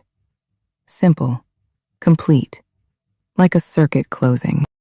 His thumb traced a slow circle across her knuckles. I know. But whatever you need, whatever you decide. He held her gaze. I'm here. Why? She needed to ask it. Needed him to say it out loud, where it could exist in the air between them, where she could hold it and know it was real, and not something she had built in her head during all those long nights of wanting. Why what? Why are you being so... She couldn't find the word. Good was too small. Kind was too thin. I'm pregnant with another guy's baby. You should... I could never hate you. His voice was quiet. Not rushed, not reassuring in the performative way. Just true. Even when I want to. The smallest, saddest smile. I love you too much. The words landed in the middle of the table between their joined hands, in the smell of orange chicken going cold, in the restaurant sounds washing in and out around them like a tide. There it was. Out loud. After all the years and all the almosts, and all the wrong timing, and all the choices that had led them here, sideways and complicated, and arrived at all wrong. There it was. Said plainly. Said with his eyes open, and his voice steady, and his hand warm around hers. I love you, Keena. He said it like a fact, like the weather, like something that had always been true, and had simply been waiting for the right moment to be spoken into the open air. I've loved you since 7th grade, and I'm going to love you whether you're pregnant or not, whether you're with Jazz or not, whether you choose me or not. He squeezed her hand. I'm always going to be here, because that's what you do when you love someone. His eyes were wet now, glassy and bright, not blinking. You stay. Keena broke. Not dramatically. Not the way tears happen in movies, with music swelling and perfect lighting. She broke the way real people break, when something enormous hits them in the place they've been armoring for too long. Quietly at first, and then all at once, tears sliding down both her cheeks before she could catch them or brace or pretend she was holding it together. 3 days of holding it together. 3 days of carrying it alone. All of it, finally, coming undone. I love you too. Her voice was barely a voice at all, more breath than sound. I'm so sorry. I'm so sorry. Shh. Soft, certain. Don't. Not right now. He moved, slid out of his side of the booth and into hers, the vinyl squeaking softly at the shift, the table barely giving them room, but enough, always just enough. He put his arm around her, and she turned into him and pressed her face against his chest, and felt, for the first time in 3 days, for the first time in longer than that if she was being honest, irreplaceable sensation of being held by the right person. She cried. All of it coming out now, all the fear and the guilt and the grief and the complicated, overwhelming love that had nowhere to go until this moment. She cried for the future she'd imagined and the one she was about to navigate. She cried for all the wrong choices she'd made on the way here. She cried because she was 17 and pregnant and terrified, and also impossibly, because she was in a Chinese restaurant in downtown Ember Ridge with the boy she had claimed at 5 years old, holding her like he intended to keep doing it forever. And some part of her knew with the same bone-deep certainty that had hit her in a school hallway all those years ago, that this was right, that this was the thing, that she had been walking toward this moment from the very beginning.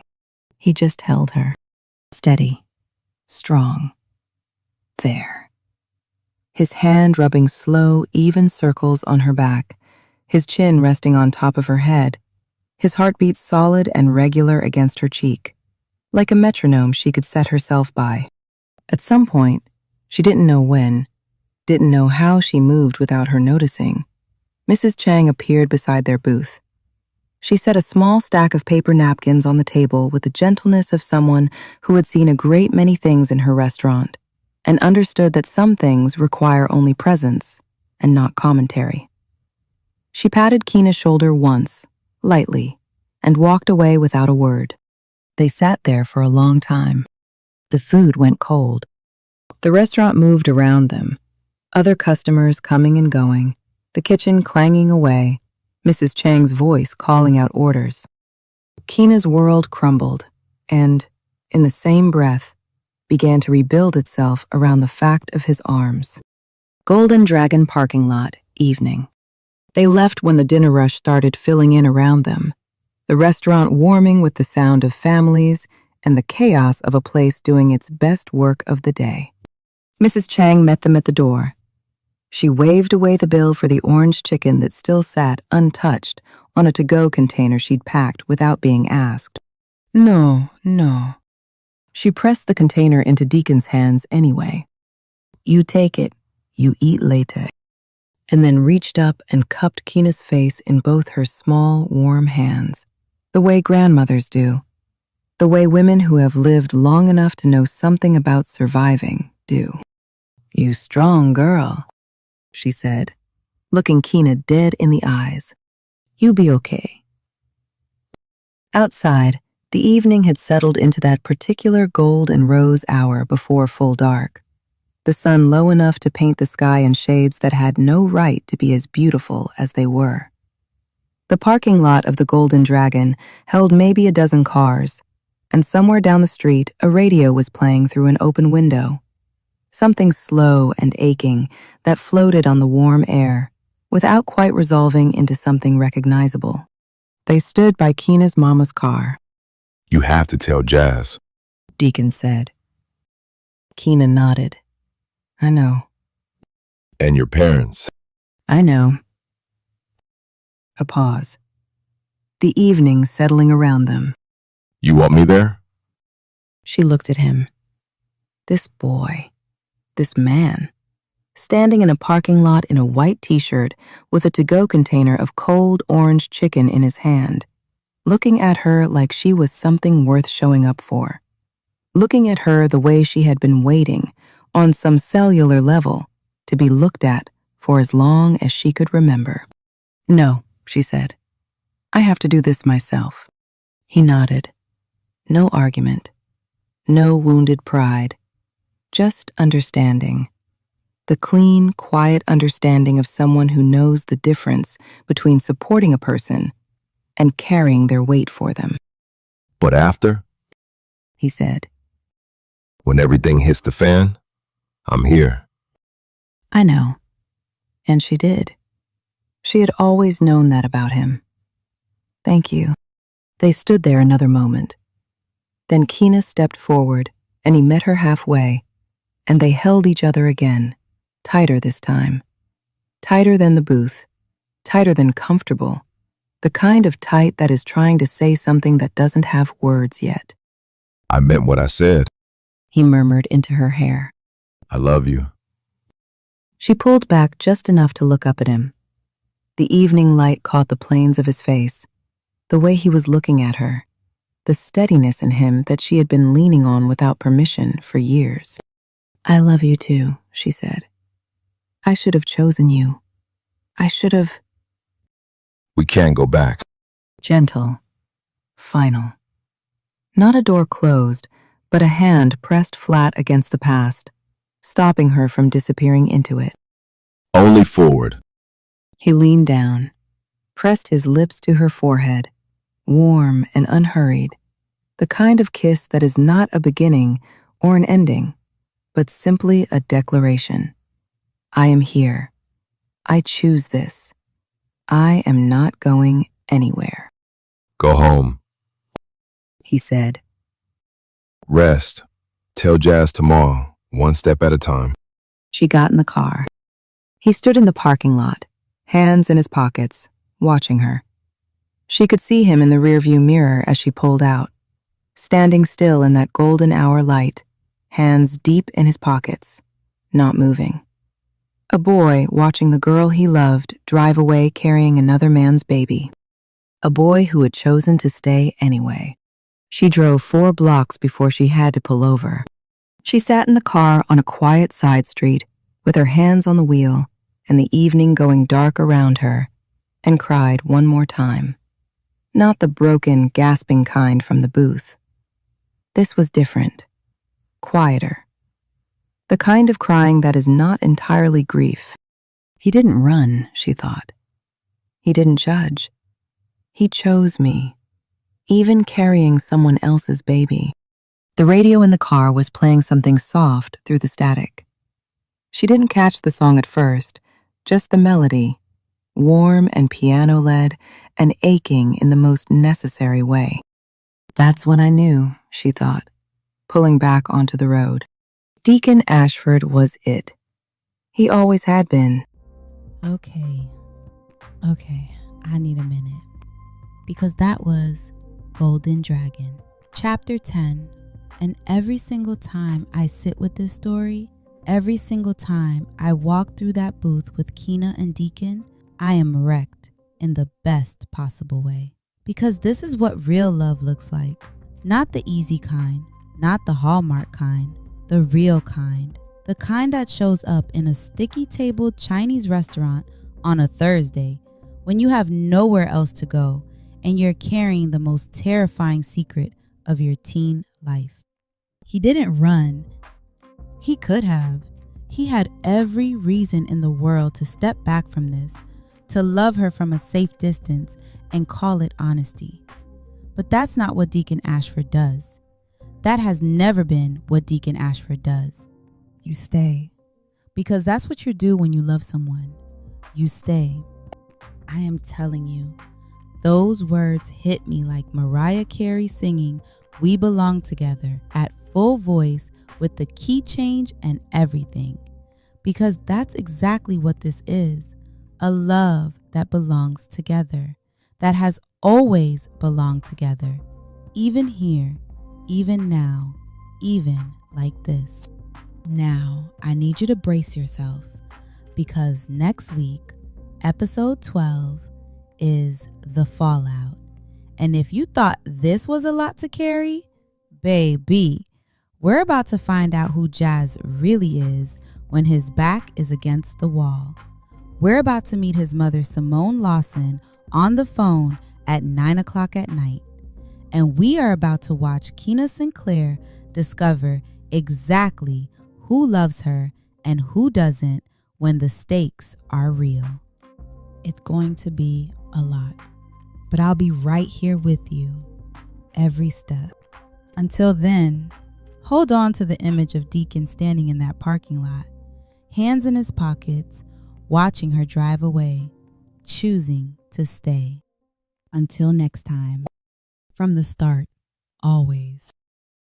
Hey, beautiful people. Welcome back to From the Start. I'm your host, Q. And if you were with us last week for episode 11, The Golden Dragon, then first of all, I see you. I see you, and I know you came back prepared.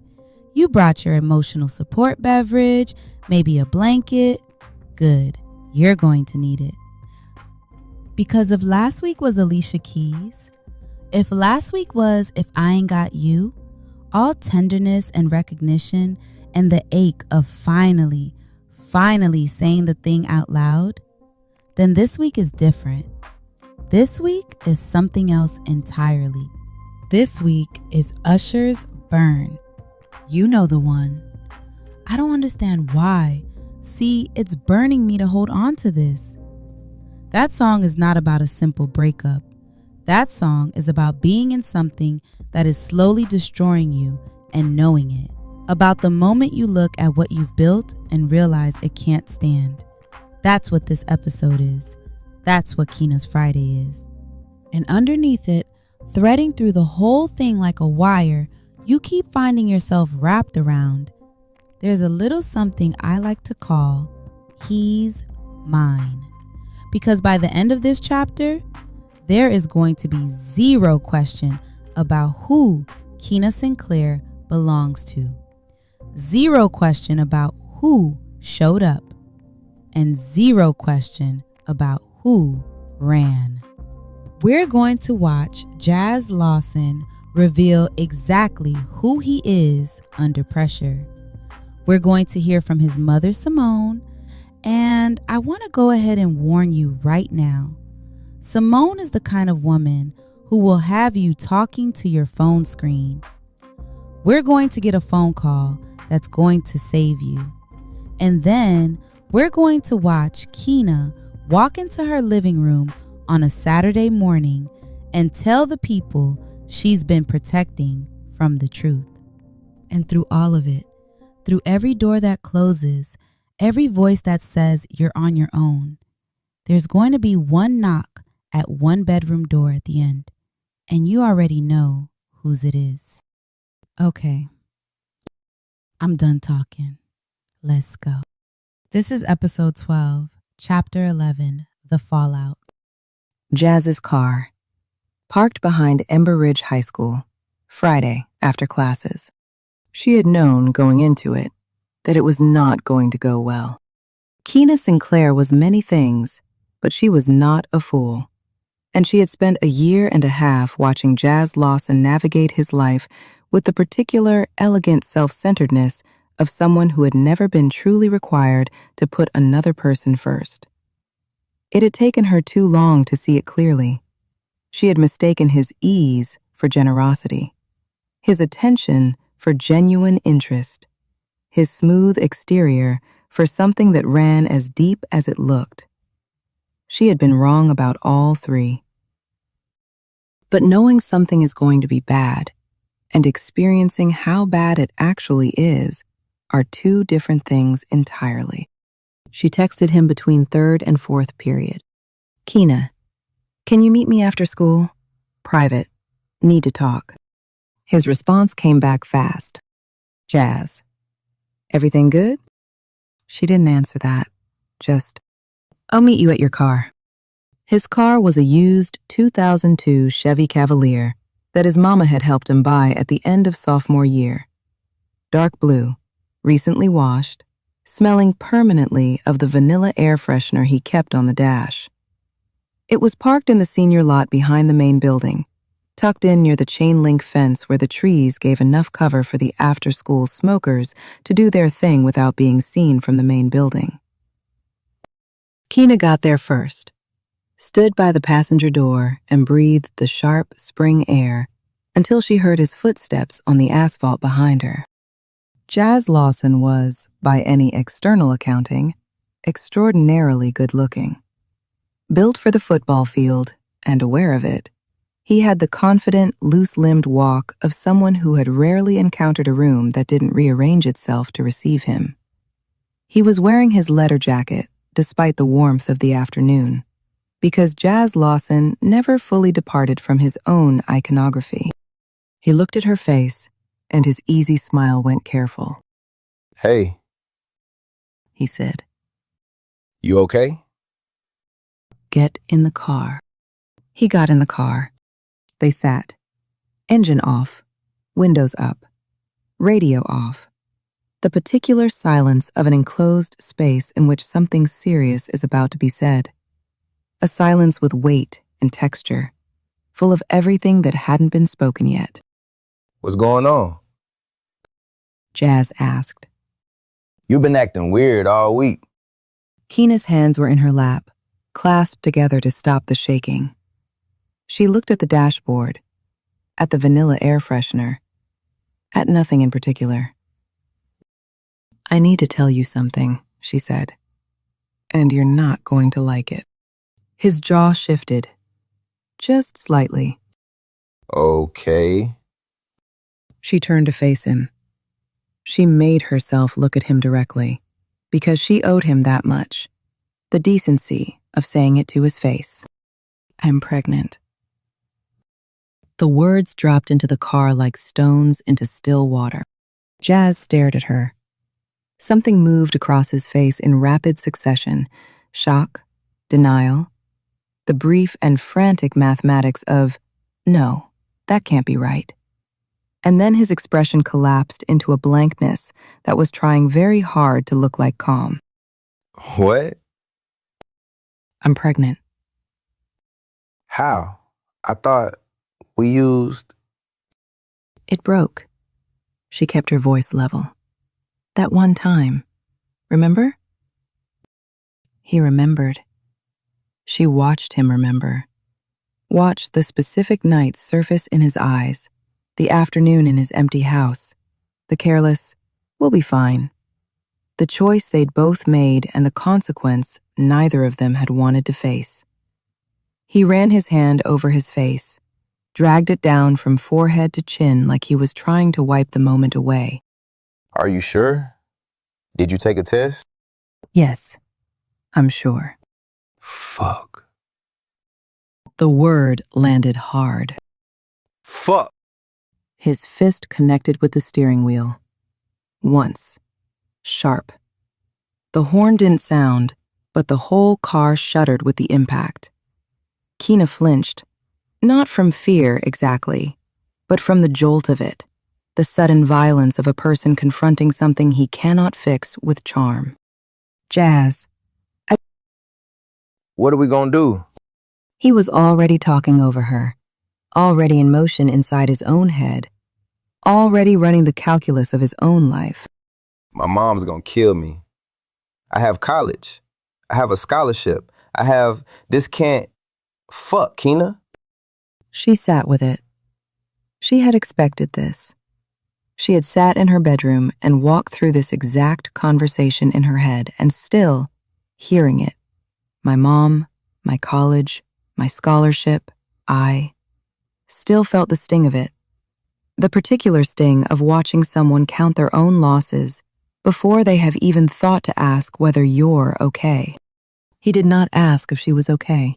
Not once. What do you want to do? She asked. The question was deliberate. She had heard it from Deacon first, and the difference between the way Deacon had asked it and the way she knew Jazz would receive it told her everything she needed to know. Jazz ran both hands over his face again, up and back over his head, He was looking at the windshield like it might tell him something useful. I don't know. This is a lot. He exhaled through his nose. Can you He stopped. Started again. get rid of it? There it was.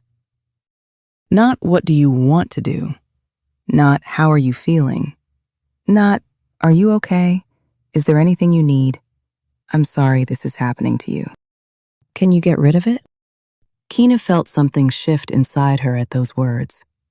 Some soft, uncertain thing crystallizing into something harder and cleaner and entirely without apology. Get rid of it, she repeated. You know, an abortion. With 17, Keena, we can't have a baby. I don't want to do that. His expression skipped past consideration and landed somewhere between frustration and something close to condescension. Keena, be realistic. We're kids. I'm keeping it. She said it the way you say something that has already been decided. Not as an argument, not as a position paper, but as a statement of fact. Because somewhere between the bathroom floor 3 days ago and the booth at Golden Dragon yesterday, it had stopped being a question.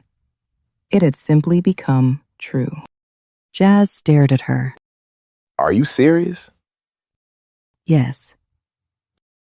You gonna throw your life away? For what? A baby? Your dreams, your college, everything. For what? I'm not throwing anything away. Yes, you are.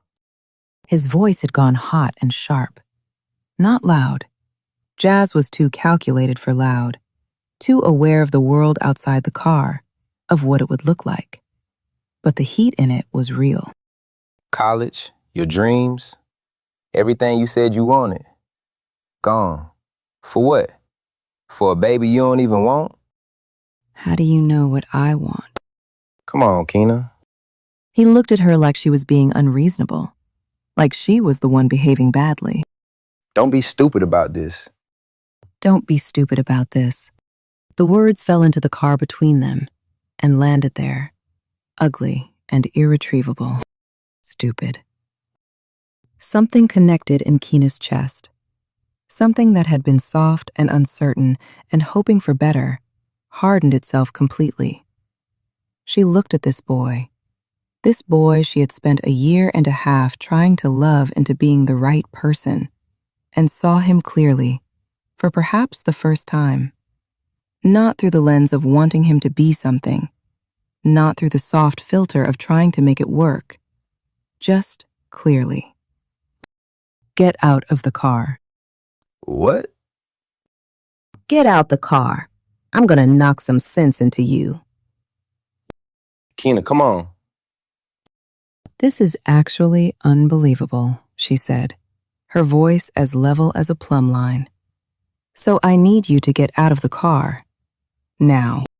She was out first, door open, standing on the asphalt of the lot with the spring afternoon pressing warm against her back.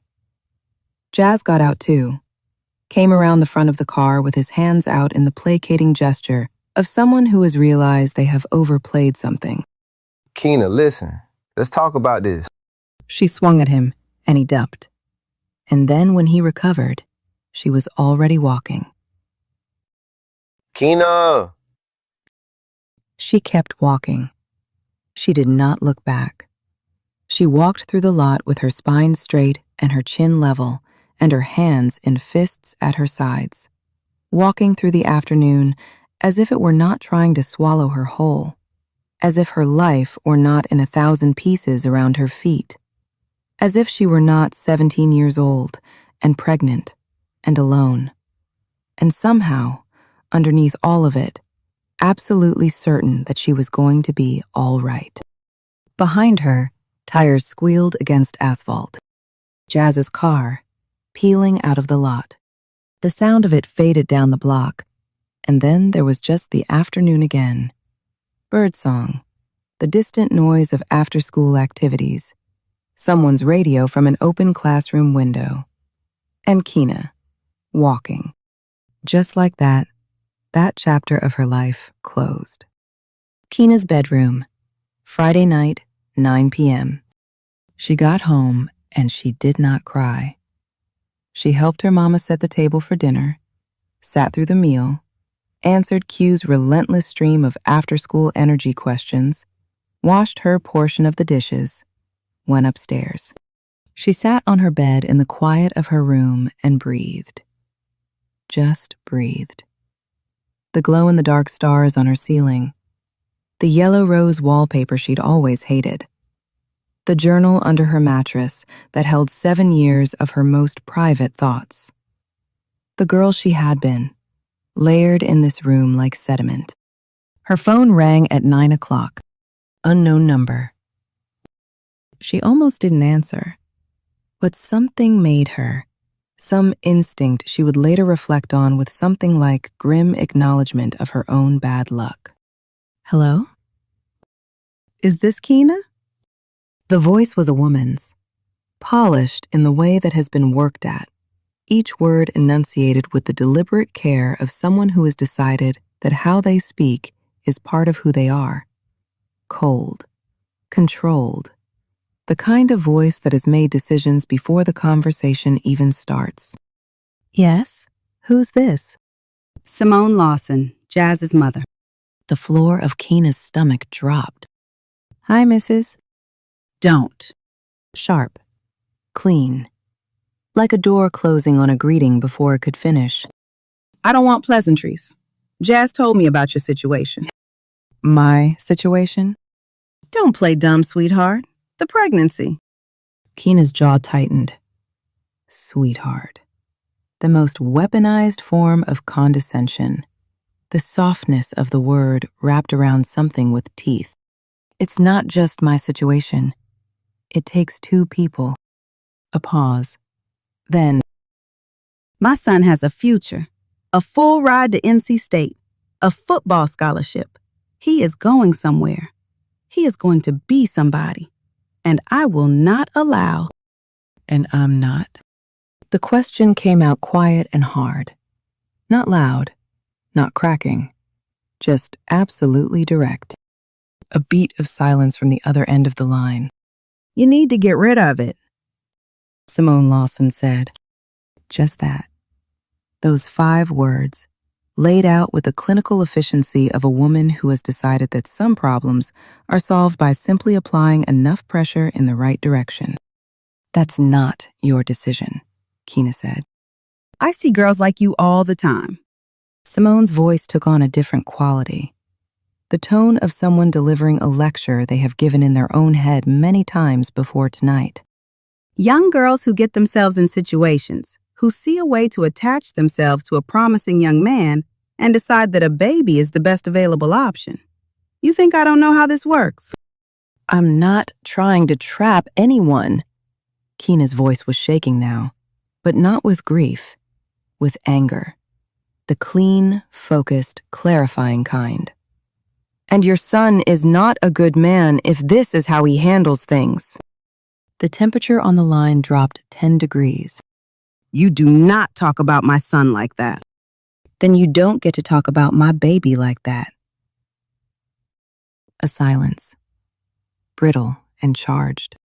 That thing, Simone Lawson said, and her voice had gone quiet in the way that very controlled people go quiet when they want you to understand they are not raising it by choice and not by limitation. Is not a baby. It is a mistake, and mistakes have remedies. You need to fix this. This is my body. Keena was standing now, she realized.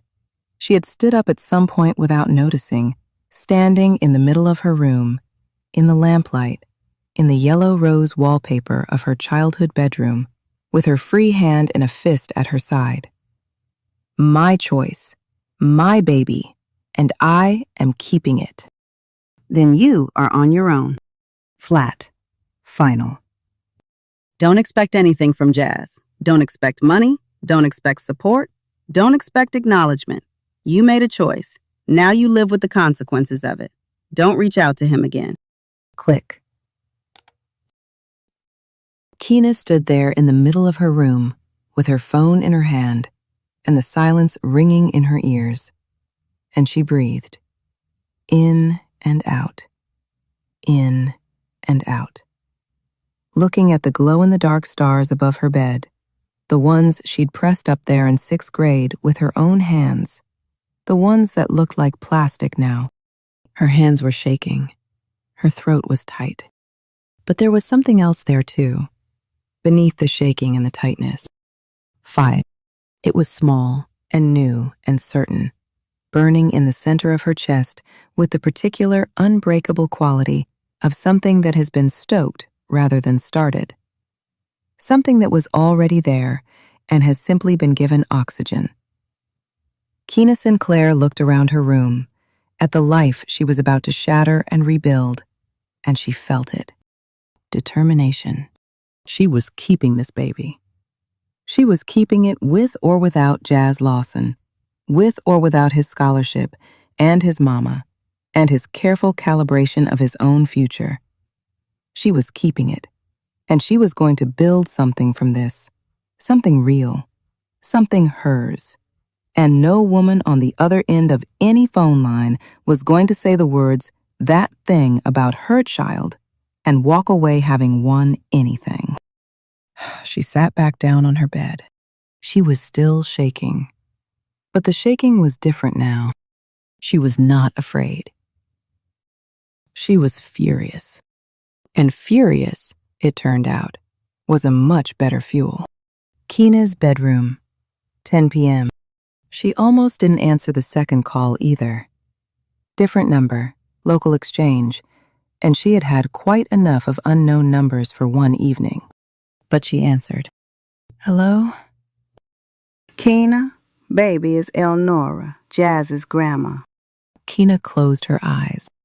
Elnora Lawson, 70-something, church-going, soft-voiced, with the particular warmth of women who have outlasted everything that tried to harden them and come out the other side still tender. She had met Elnora exactly twice. Once at a dinner at Jazz's house early in their relationship, once at a football game. And both times she had felt the woman's particular quality. Genuine. Uncalculating. The realest thing in a household that spent a lot of energy on appearances. Hi, Miss Elnora, she said, and her voice came out smaller than she intended. Baby. Warm and immediate. I just got off the phone with my daughter. She told me what she said to you tonight. Keena braced, gripped the phone. Here it was, round 2, the follow-up call, the family presenting a united front. I want you to know something, Elnora said. I don't agree with her, not one bit. The breath that left Keena's body was so sudden and so complete that she felt lightheaded for a moment. Like a knot she had been holding against simply releasing all at once. You don't? No, baby, that's my great-grandbaby you're carrying. And I don't care what Simone says. I never have cared much for what Simone says when she gets herself worked up. You do what you want, you hear me? Tears fell before Keena could stop them, or prepare for them, or decide whether she was going to allow them. Just fell, quiet and immediate, down both cheeks. Yes, ma'am, she managed. If you want to keep that baby, you keep that baby, and I'll be here, whatever you need. Diapers, formula, a place to stay, somebody to talk to at 2 a.m. You call me, you understand? This number you're looking at right now, you call it. Yes, ma'am. Barely audible. Thank you, Miss Elnora. Don't thank me. A sound on the line that might have been a wave of the hand. Jazz is my grandson. I love that boy, but he is being a coward right now, and his mama is being worse. But that baby?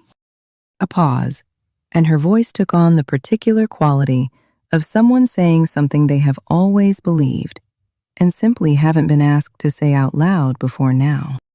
That baby is family, and we take care of family in this house, whatever Simone says. Keena was crying properly now. Not the angry, steeled kind of tears from after Simone's call, but the kind that come when something genuinely kind lands in a place that has been braced against unkindness for too long. The kind that are not entirely grief. I do, baby, Elnora said, when Keena said she didn't know what the call meant to her. I know exactly what it means. I was 19 when I had Simone. Her daddy took off. My mama told me to get rid of it. A quiet beat. I didn't. And it was hard. Lord knows it was hard. But I don't regret it. Not one single day. You're gonna be okay, Keena. You are stronger than you think you are. I can hear it in your voice, even right now, shaking like it is. That's strength. That's not weakness. They talked for another 20 minutes. Elnora's voice warm and steady on the line, telling stories, giving advice in the casual, practical way of women who have actually lived. Not the packaged, motivational kind of advice, but the real kind. The kind that comes from having made hard choices and survived them, and found the ordinary grace on the other side. When they finally said goodnight, Keena set her phone on the nightstand and lay back on her bed. She stared at her stars. They looked different than they had an hour ago. Less like plastic, more like what she'd put them there to be. Her own small light, in a room that was too small for her, on a ceiling she looked up at when things got heavy, in a house full of people who were about to find out something that was going to shake the ground beneath all of them. But she wasn't entirely alone. She had Deacon. And now she had Elnora. And tomorrow she had to tell the rest. She turned off the lamp. The stars glowed green in the dark, small and faithful, exactly where she'd put them. The Sinclair family home, Saturday morning, 10 a.m. She woke up resolved, which was different from waking up ready. Ready would have implied the absence of fear, and Keena Sinclair was afraid. She was afraid in the way that someone who loves the people she is about to disappoint, not afraid of their anger so much as of the grief of watching their faces change when they find out. Her mama's face, her daddy's. But she was resolved. There was a difference. Resolved meant she was going to do it anyway. Saturday morning in the Sinclair house was its own particular ecosystem. By 10 o'clock, the smell of Katie Sinclair's breakfast was already moving through every room. Eggs, bacon, the sizzle of cornbread batter hitting a cast-iron skillet that had been seasoned for 30 years. Timothy was in his recliner with the television on ESPN at a volume that suggested he was watching it, and also that the whole house should be watching it with him. Larone's bedroom door was still closed. He kept college student hours even at home now. Rusty was in the garage with the hood of his car up, which was where Rusty spent most of his weekend mornings. Head under something, music from a radio he'd wired to the wall years ago, drifting out through the cracked garage door. Q was in the living room with his video game controller, fully lost to whatever world the screen was offering him, operating with the unselfconscious happiness of a 15-year-old who did not yet know that anything in his household was about to shift. Normal Saturday morning. About to become the last normal Saturday morning for a while. Keena came downstairs in clean clothes, hair pulled back, hands not quite steady. She stood in the doorway between the kitchen and the living room, the geography of her whole childhood compressed into these two rooms, the place where everything important had always happened. Mama, Daddy, her voice came out even. She was proud of that. Can I talk to y'all? It's important. Katie looked up from the stove immediately. The bacon could wait. When one of her children used that particular combination of calm voice and serious eyes, everything else could wait. What's wrong, baby? Can we sit down? Timothy muted the television. He did not say a word. He simply muted it and looked at her. And the weight of his looking was enormous, as it had always been.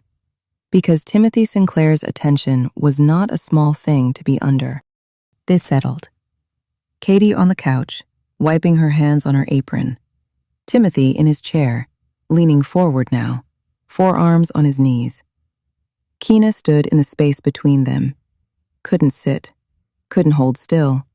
Needed the ground beneath her feet in a way that being in a chair wouldn't allow. "I need to tell y'all something," she said. "And I need you to just listen, please, before you say anything."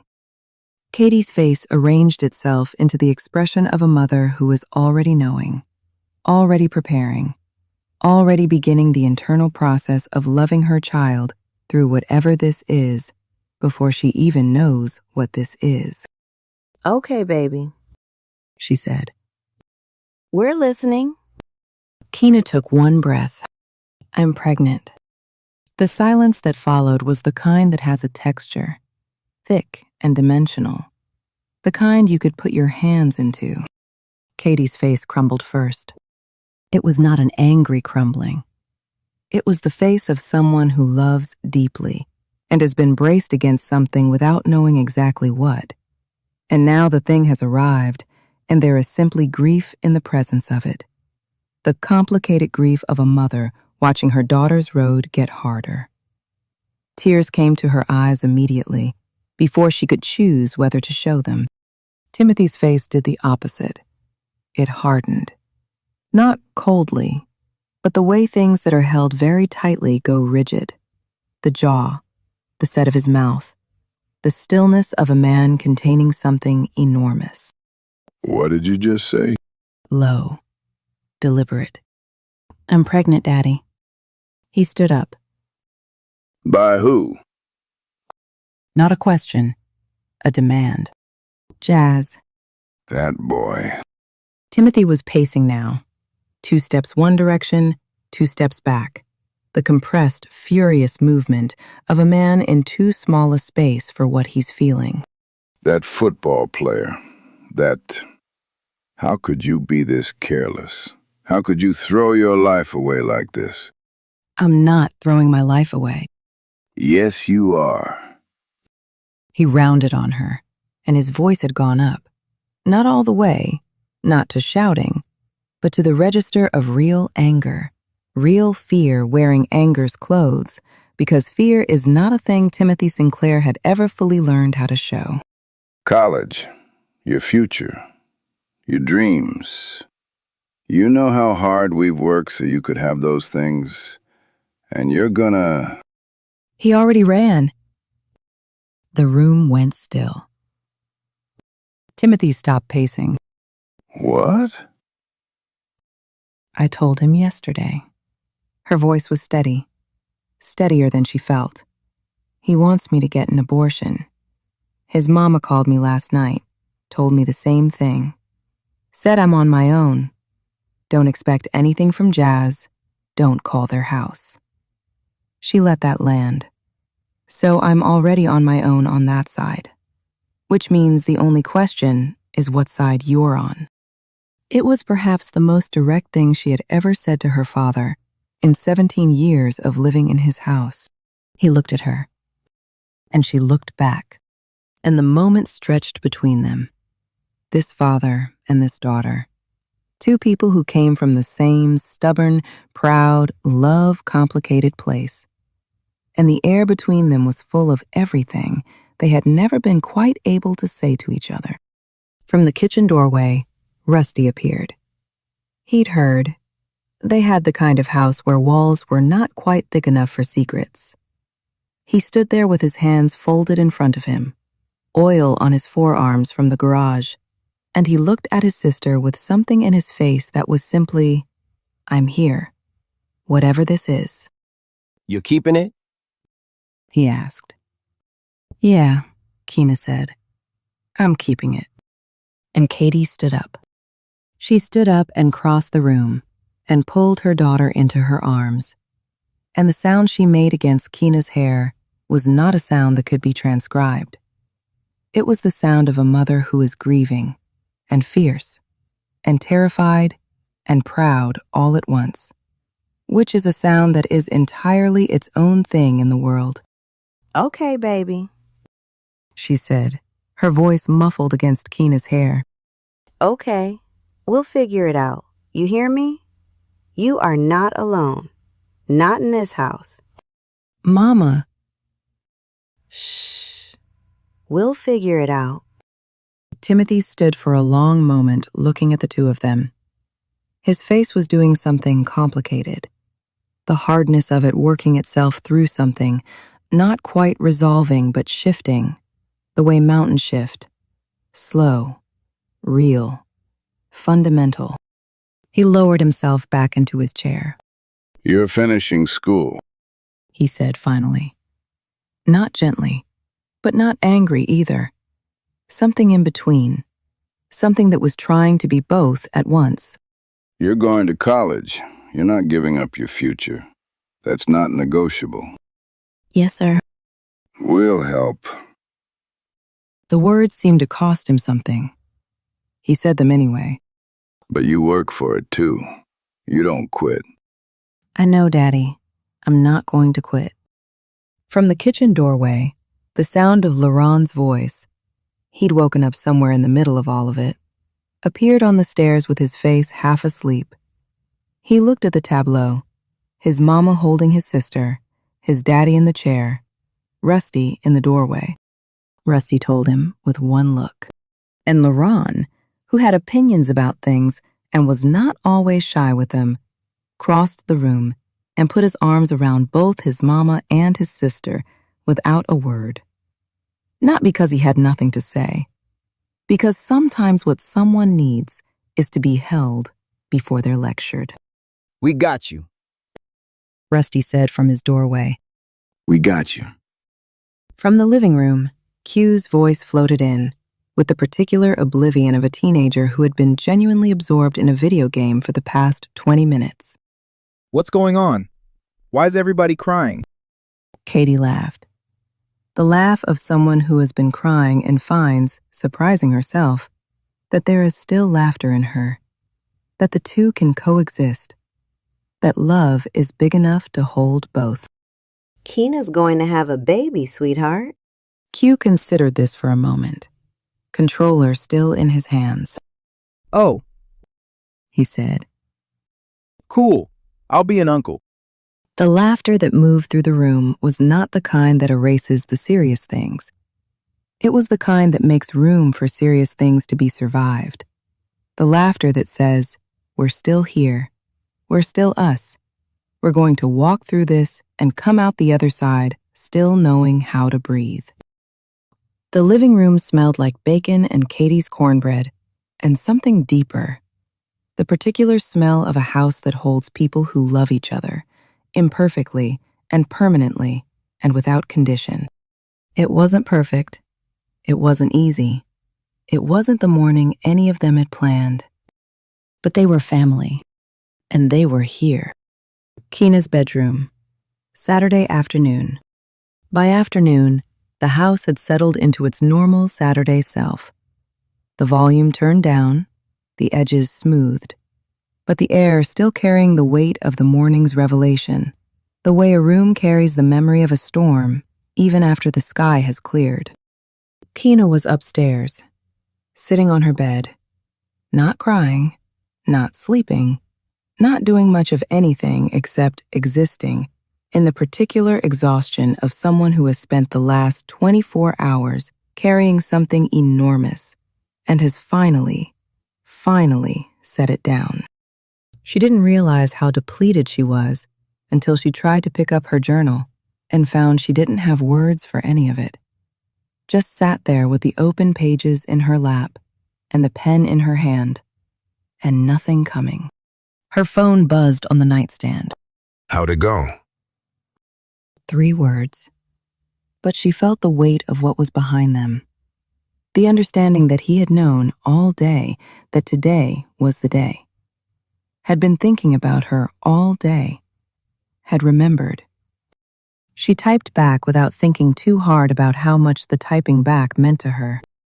Jazz freaked. His mom called, told me to get an abortion. His grandma called after, said she'd help. My parents cried, but they're supportive. It's been a day. She set the phone down, looked at the ceiling, heard, from downstairs, the sound of the television back on, Q's running commentary on whatever game he'd gone back to, the ordinary percussion of a Saturday afternoon in the Sinclair house. Her phone buzzed. I'm coming. Over. She picked it up fast. You don't have to. His response came before she'd finished. I'm already on my way. She laughed. Small and real and slightly wet at the edges. She pressed the back of her hand to her mouth. 23 minutes later, the doorbell. She heard her mama's voice from downstairs. Deacon, hi, baby. Come in, come in. Warm and unguarded, because Katie Sinclair had always loved Deacon Ashford, had always seen something in him that she trusted, and nothing that had happened in the last year of Keena's choices had changed that. His footsteps on the stairs were familiar. She could have identified them in a crowd. She heard him knock, 3 quiet knocks, the rhythm he'd always used on her door, since middle school, since always. It's me. Come in. He entered the way he always had, without fanfare, without performing the moment, just stepping through the door and into the room like he was allowed to be there. Because he was. He always had been, whether or not the last year had made either of them willing to say so. He closed the door, left it cracked, an inch open, respectful of the house and the people in it, and the line between presence and something else. He crossed the room and sat on the bed beside her. He didn't say anything. He didn't ask how she was, didn't offer any version of, I'm so sorry, or it'll be okay, or any of the other perfectly good things people say when they don't know what else to do. He just sat there next to her for a moment, present, solid, himself. And then he opened his arm and she turned into it, and he pulled her close. She cried. Again. She was so tired of crying. But this was different from all the other crying of the last 48 hours. Not the angry kind, not the broken kind, not the kind she'd done on a side street with her hands on a steering wheel. This was the crying that happens when you finally reach somewhere safe and your body realizes it has been holding its breath this whole time. I'm so tired of crying, she said into his shoulder. Then don't.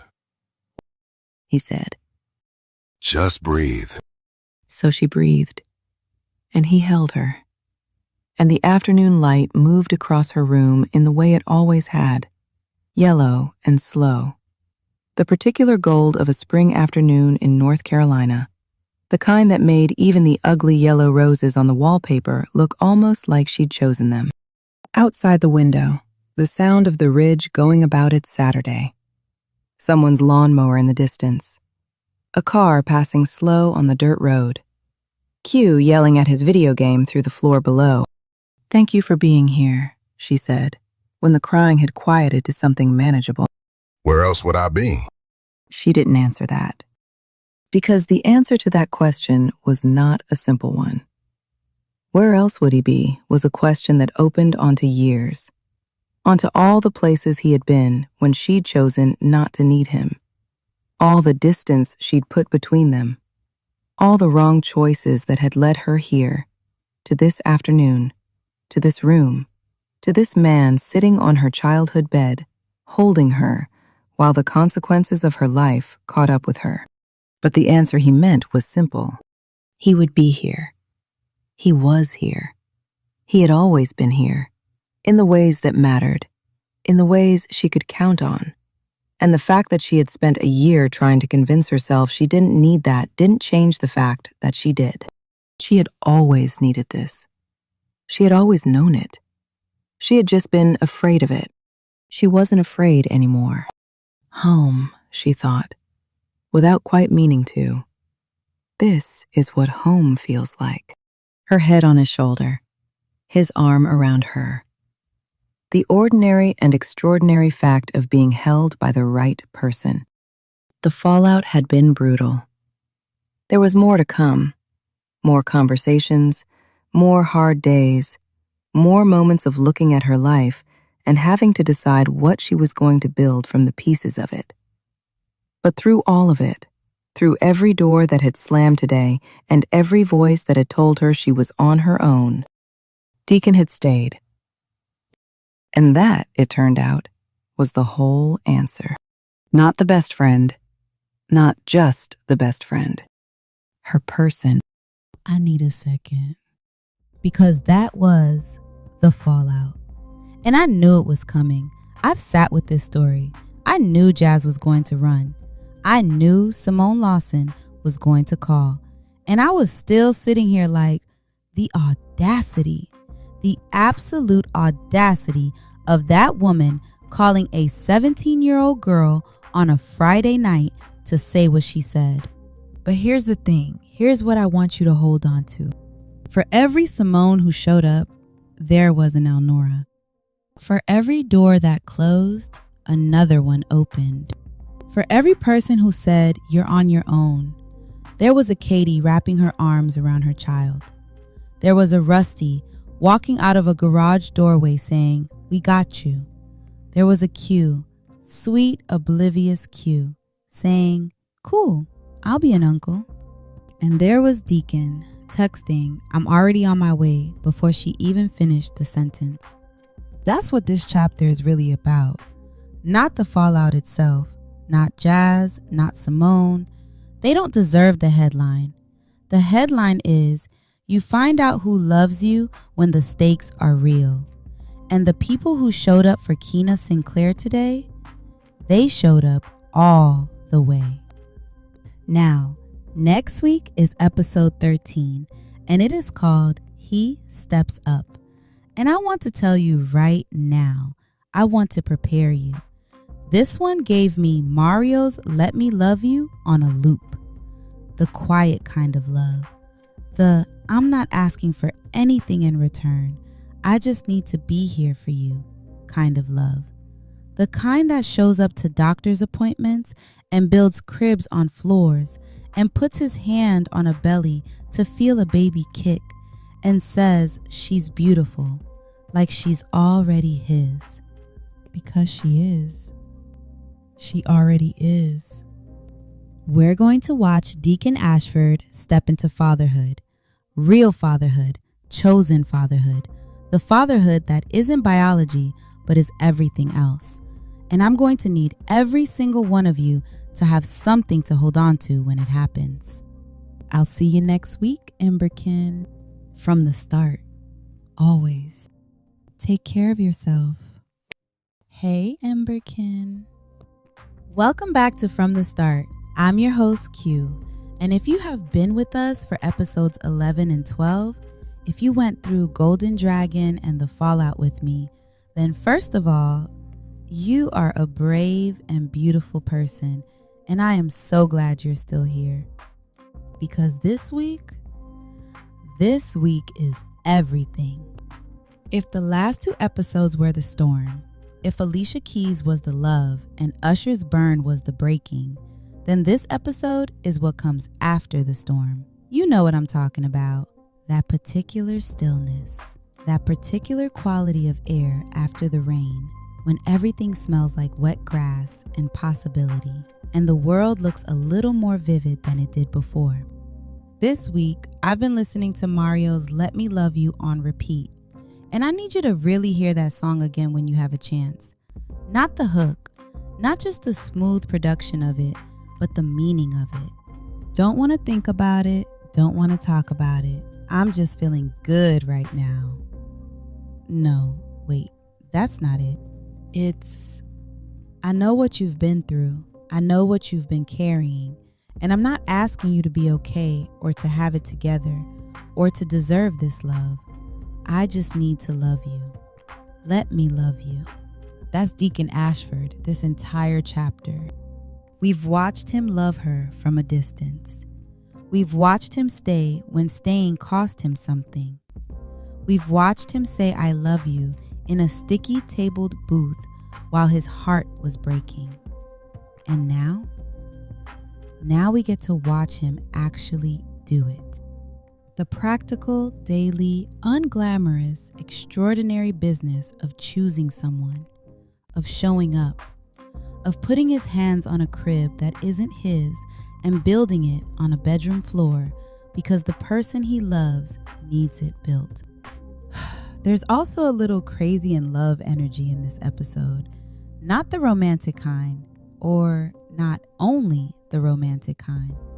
The kind that describes a man who is so gone on somebody that he's out here going to OBGYN appointments and holding hands in waiting rooms and crying in exam rooms when he hears a heartbeat that isn't his, and calling a baby beautiful like he built her himself.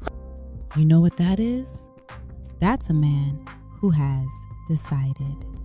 And at the end of this chapter, on a hillside at Ember Peak with a sunset painting the sky and her belly round with 7 months of a baby he has already decided is his, you're going to hear him ask a question.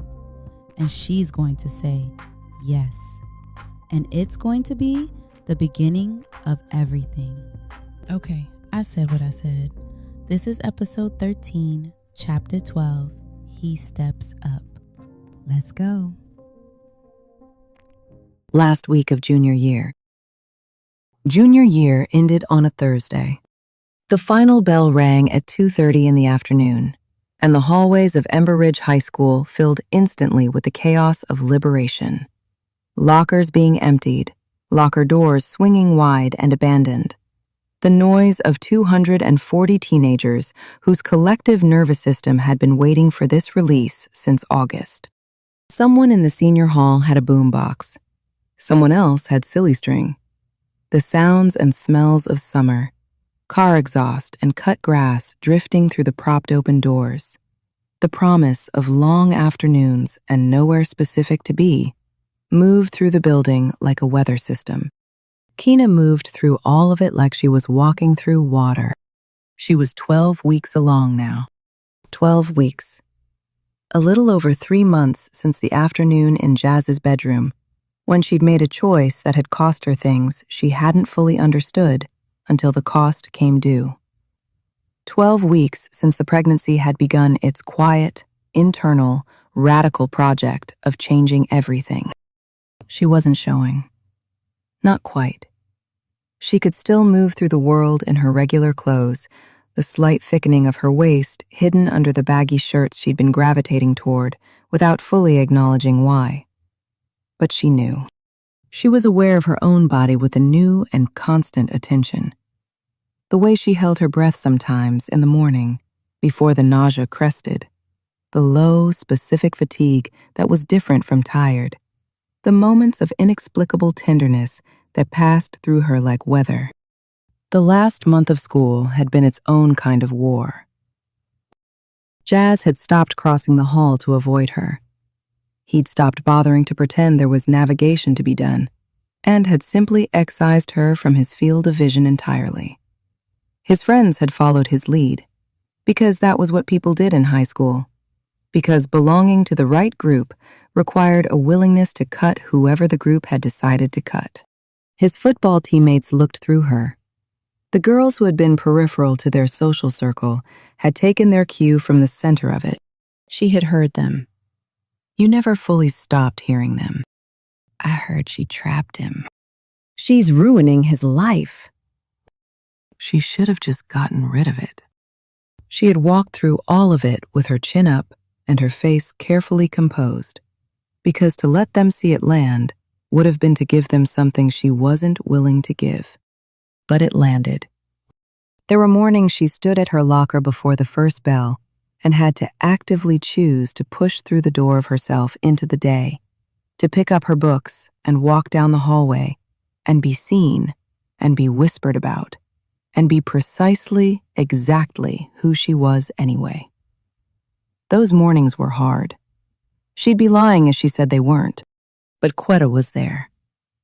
Quetta Robinson, who had her flaws and her mess, but who, in this crisis, had shown up as a soldier, walking beside Keena with a chip on her shoulder the size of the county, cutting the "I heard she trapped him" crowd with a look that stopped most of them cold. Tish was there too, steady, quiet, reliably present. And Deacon. Every single day. He had not announced himself, had not made a production of his presence or worn it like a badge of alliance.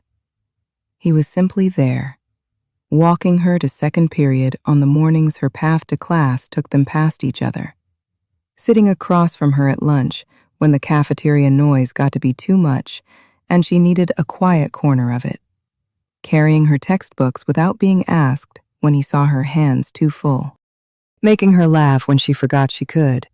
Some stupid impression of Coach Miller, some bit he did with Cubby that was only funny because Deacon committed to it completely. Being, with total consistency, the person she'd been building her whole life toward without knowing it. People noticed. Of course they noticed. Is that his baby? Did she cheat on Jazz? Why is he with her if it's not his? Deacon heard them. She watched him hear them. And every time, without fail, without variation, he looked at whoever was asking and said, "Let them talk." And then he turned back to her. Last day of school, he walked her to her mama's car. She had borrowed it again. She borrowed it most days now. The drive to and from school easier than the bus with her stomach the way it was. And he fell into step beside her without being invited, because they were past the point of needing invitations for the ordinary things. The afternoon was bright and hot in the way of a North Carolina June that is just beginning to mean it. The air thick with the smell of freshly cut grass from the grounds crew already working on the summer schedule. You ready for summer? She thought about what summer meant now. The doctor's appointments, the growing belly, the conversations still ahead of her, the shape of a future she was still assembling from parts that hadn't all arrived yet. As ready as I'll ever be. He looked at her the way he did, level and clear, the way you look at someone when you are entirely present and entirely serious and not performing either. I got you. He said.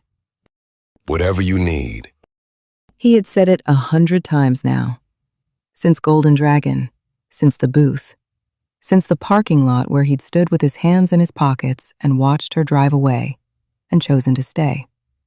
He'd said it in texts and in person and in the small daily actions that required no words at all. She believed him every time. Not because she was naive, because he had earned it. The first appointment, OBGYN. Office, early June, 16 weeks. The anatomy scan was scheduled for Tuesday.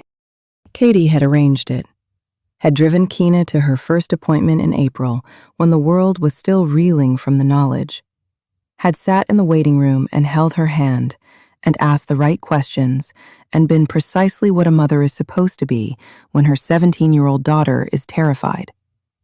She had every intention of being at this one, too.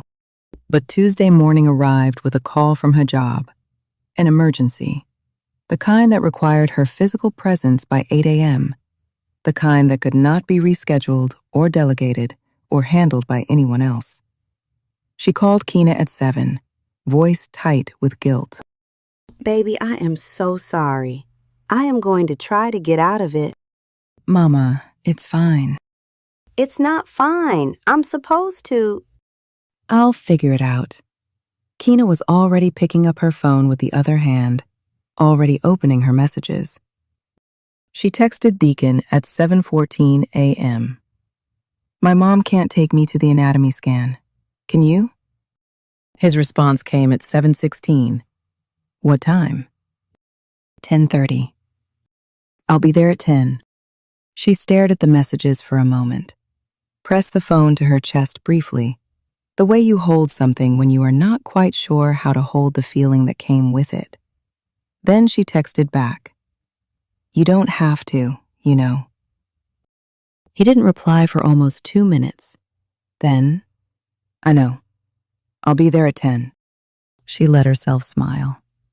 Just for a moment, just by herself in her room at 7 in the morning, with the light coming in through her window and the summer beginning to breathe through the screen. Just that small, quiet, private smile that he couldn't see, and she didn't have to explain to anyone. He arrived at 9:58. The OBGYN office was on the east side of Ember Ridge, a low brick building that shared a parking lot with a physical therapy center and smelled inside of antiseptic and the neutral perfume of waiting rooms that are trying very hard to be calm. The waiting room held maybe 20 people, women at various stages of pregnancy, some with partners, some with mothers, some alone, all of them in the company of their own anticipations and anxieties. Deacon sat beside her in a chair that was slightly too small for his frame, one knee bouncing with a restless energy he was clearly trying to contain. He had dressed carefully, dark jeans, a clean white button-down with the sleeves rolled to the elbow, as if he'd thought about what you wore to something like this and decided it merited the consideration. He smelled like the soap from his house, faintly familiar. "You okay?" she asked him, because his leg was still bouncing. Yeah.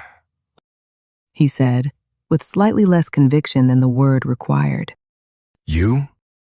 Nervous? Same. He looked at her sidelong. Don't tell anybody that. She smiled. He reached over and took her hand, not making a thing of it, just taking it, and she let him. The waiting room moved around them with its ordinary business, a clipboard being passed, a name called, a door opened and closed. And Deacon's hand was warm and steady around hers. Keena Sinclair? She stood. He stood with her. She looked at him. "You can stay here if you want," was the thing that almost came out. The reflexive offering of an out. The old habit of not assuming she was allowed to need things from him. She didn't say it.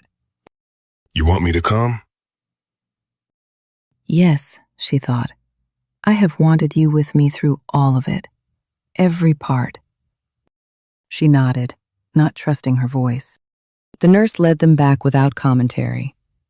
The exam room was small and cold in the way of all exam rooms, the paper on the table crackling when Keena sat on it, the machines humming their quiet, technical hum.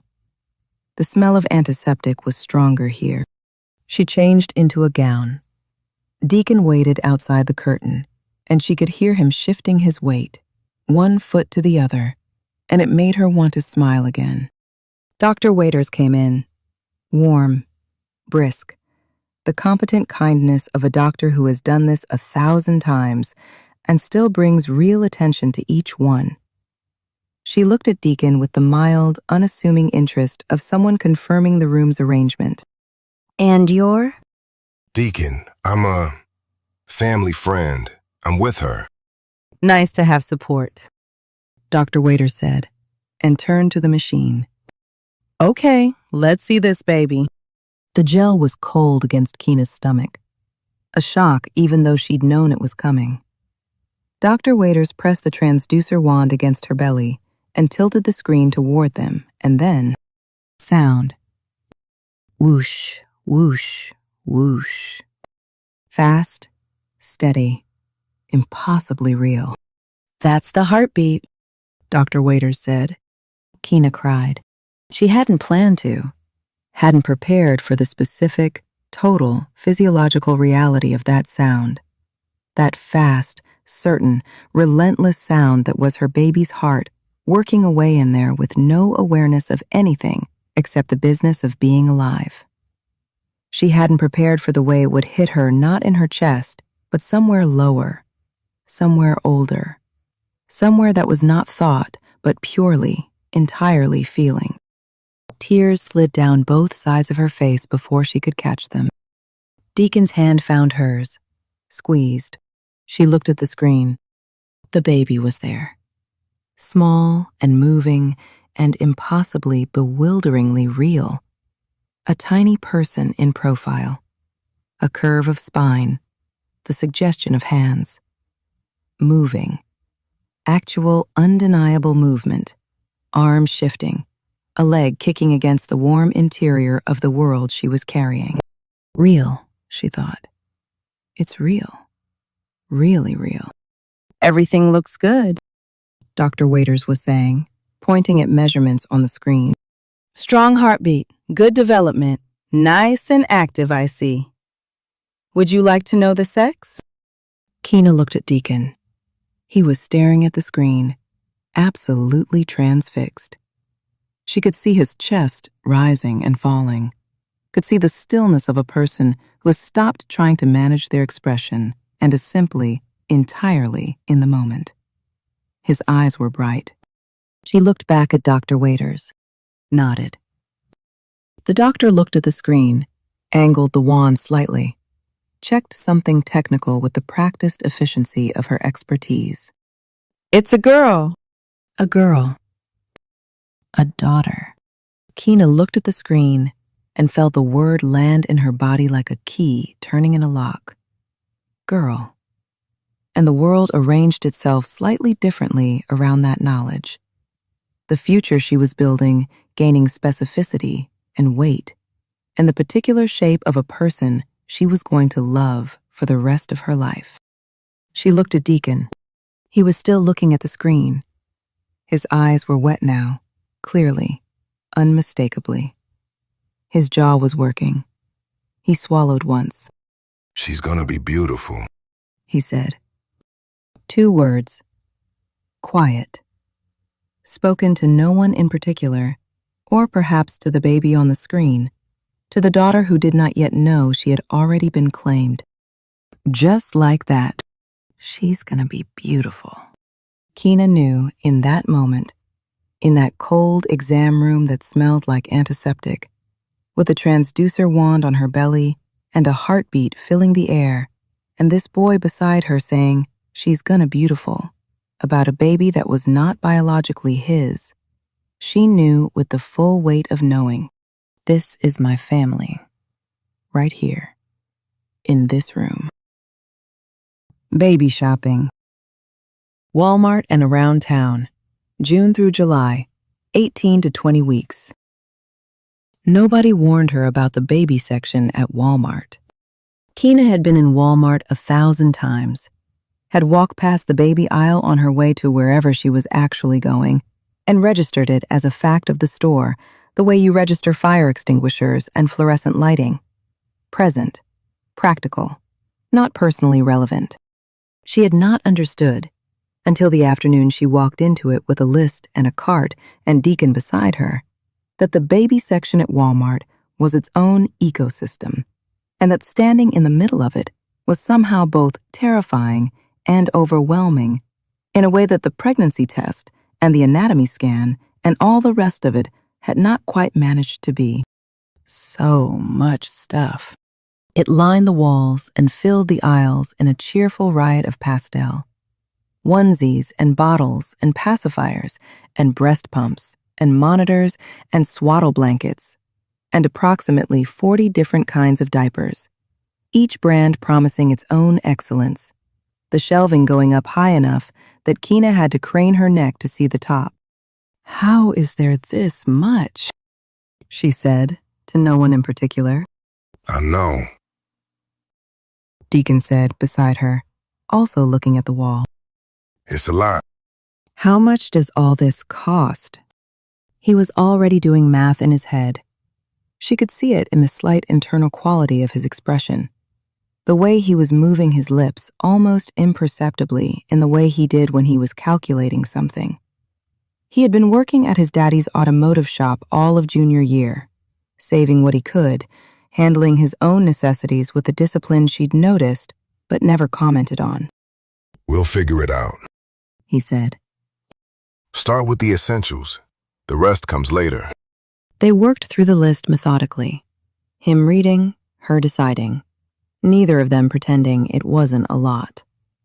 A pack of white onesies, newborn and 0 to 3. Bottles after a 5-minute conversation about which ones looked most manageable, Pacifiers in 2 styles because nobody apparently knew which kind a given baby would prefer. A small starter pack of diapers in 2 sizes because what the newborn would wear was apparently a subject of some debate. At the checkout, Deacon pulled out his wallet.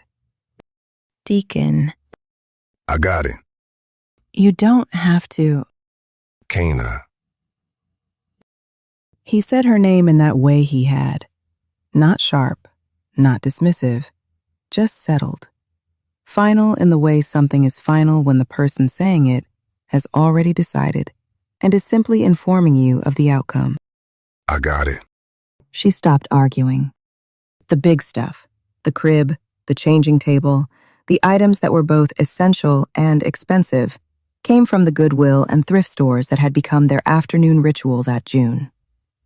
Deacon finding new locations and her calling to find out what they had. Crib, white, good condition, $40. Thrift store in Eastside Ridge. They drove out together in his dad's old Chevy, the same car that had carried them to Ember Peak 100 times, that had smelled like his family and old leather and whatever air freshener his mama had put in it 3 years ago. The thrift store selling the crib was owned by a woman warm and practical, a mother of 3 who was now systematically divesting the infrastructure of her business. She pressed a second bag of items into Kina's hands on the way out. These are for you. Take them. Including a mobile with soft animals that spun to music, and a sleep sack in yellow because, she said, yellow was for everyone. Back at the Sinclair house, they carried the crib upstairs to Kina's room. The same room she'd grown up in. The yellow rose wallpaper she'd always hated. The glow-in-the-dark stars.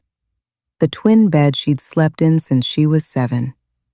It would have to do for now. She wasn't moving out, wasn't ready to, and her parents hadn't asked her to. This was the plan. Here, for the beginning.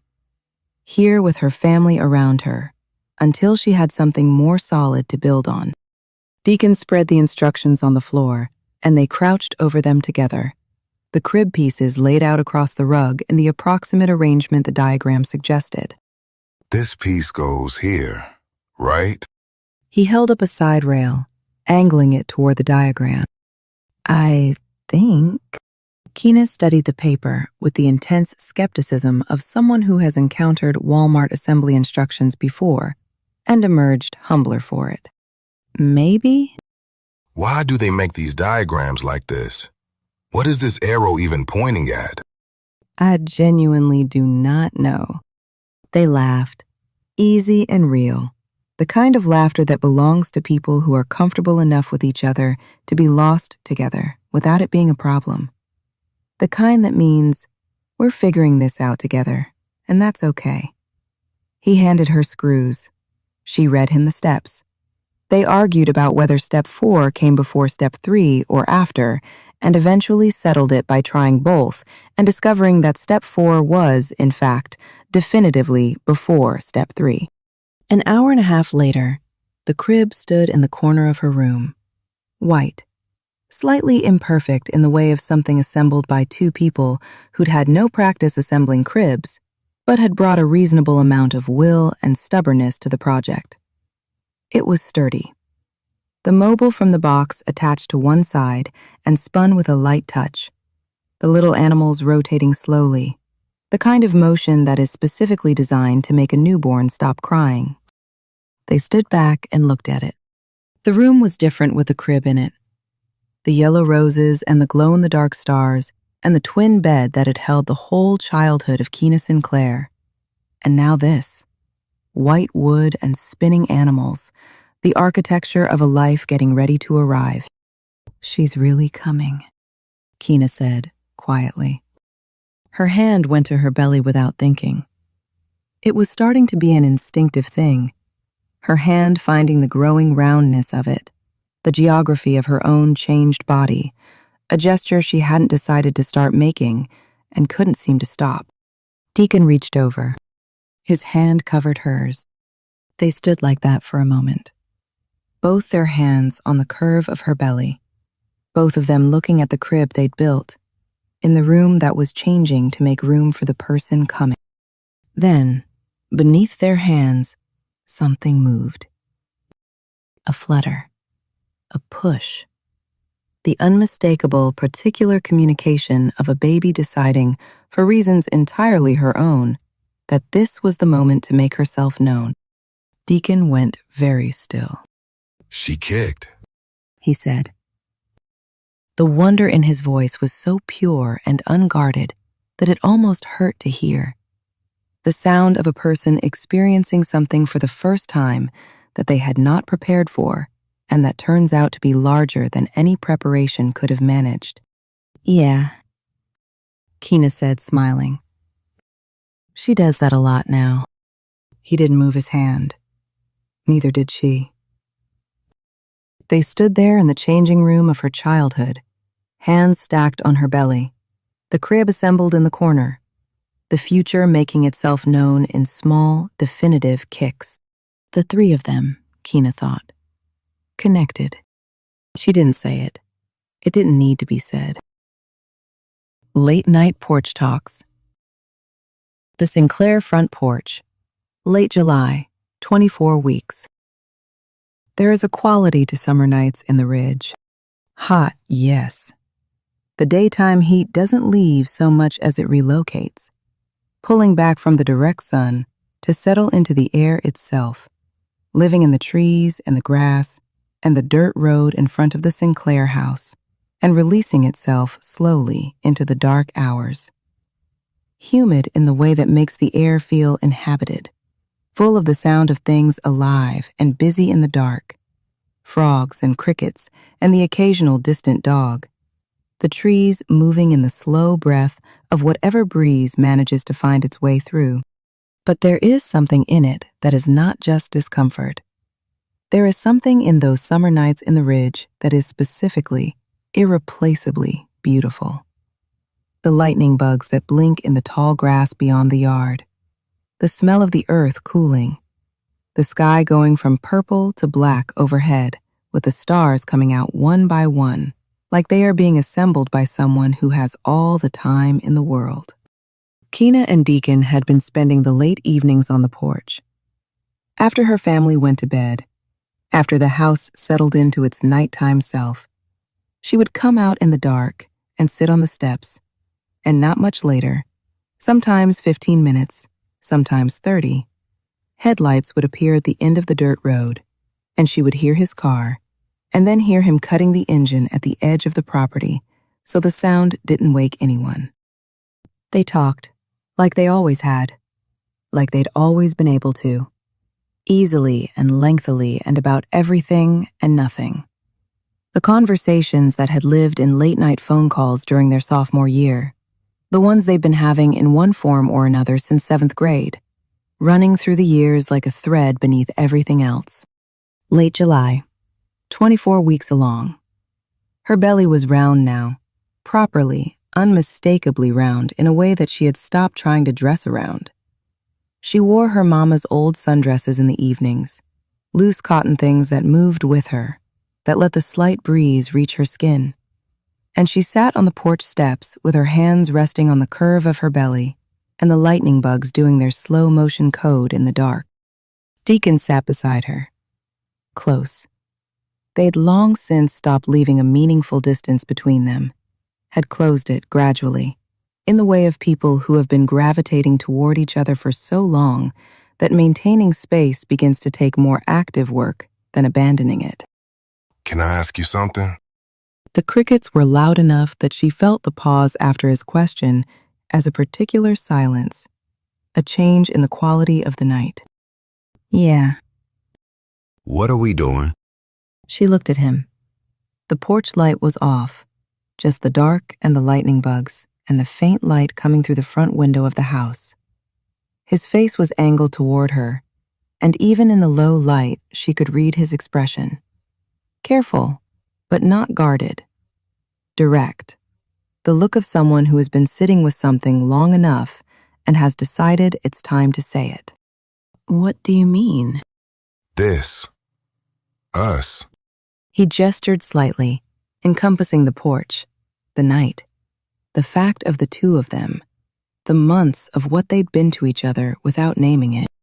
I'm here every day. I'm going to appointments. I built a crib. What are we, Keena? What is this? She didn't answer immediately. Not because she didn't know, but because she needed to hear it come from her honestly, not just reflexively. I don't know. I do. The certainty in those two words was not arrogance. It was the certainty of someone who has thought about something from every angle, who has sat with it in the dark and turned it over and arrived at something real. He looked at her. I want to be there. For you. For her. Why? Her voice was soft. She needed to hear it, not as a challenge, as something she needed for herself, to carry, to hold on to. Because I love you. Simple. Unsurprised by itself. I never stopped. Not when you were with Jazz, not when you got pregnant, not when any of it happened. I never stopped loving you. The tears that came were quiet. They came the way tears come when something that has been true for a long time is finally spoken aloud. Not explosively, not from shock, but from the soft impact of recognition. But this isn't your baby, she said, because she had to say it. Because pretending it wasn't the thing in the room would have been a disrespect to both of them. She will be. Simple, definite. Not she could be, or maybe she could be. She will be. What? If you let me. If you want me. He held her gaze, steady and open. She'll be mine. I'll raise her, love her, be her dad, because I love her mom.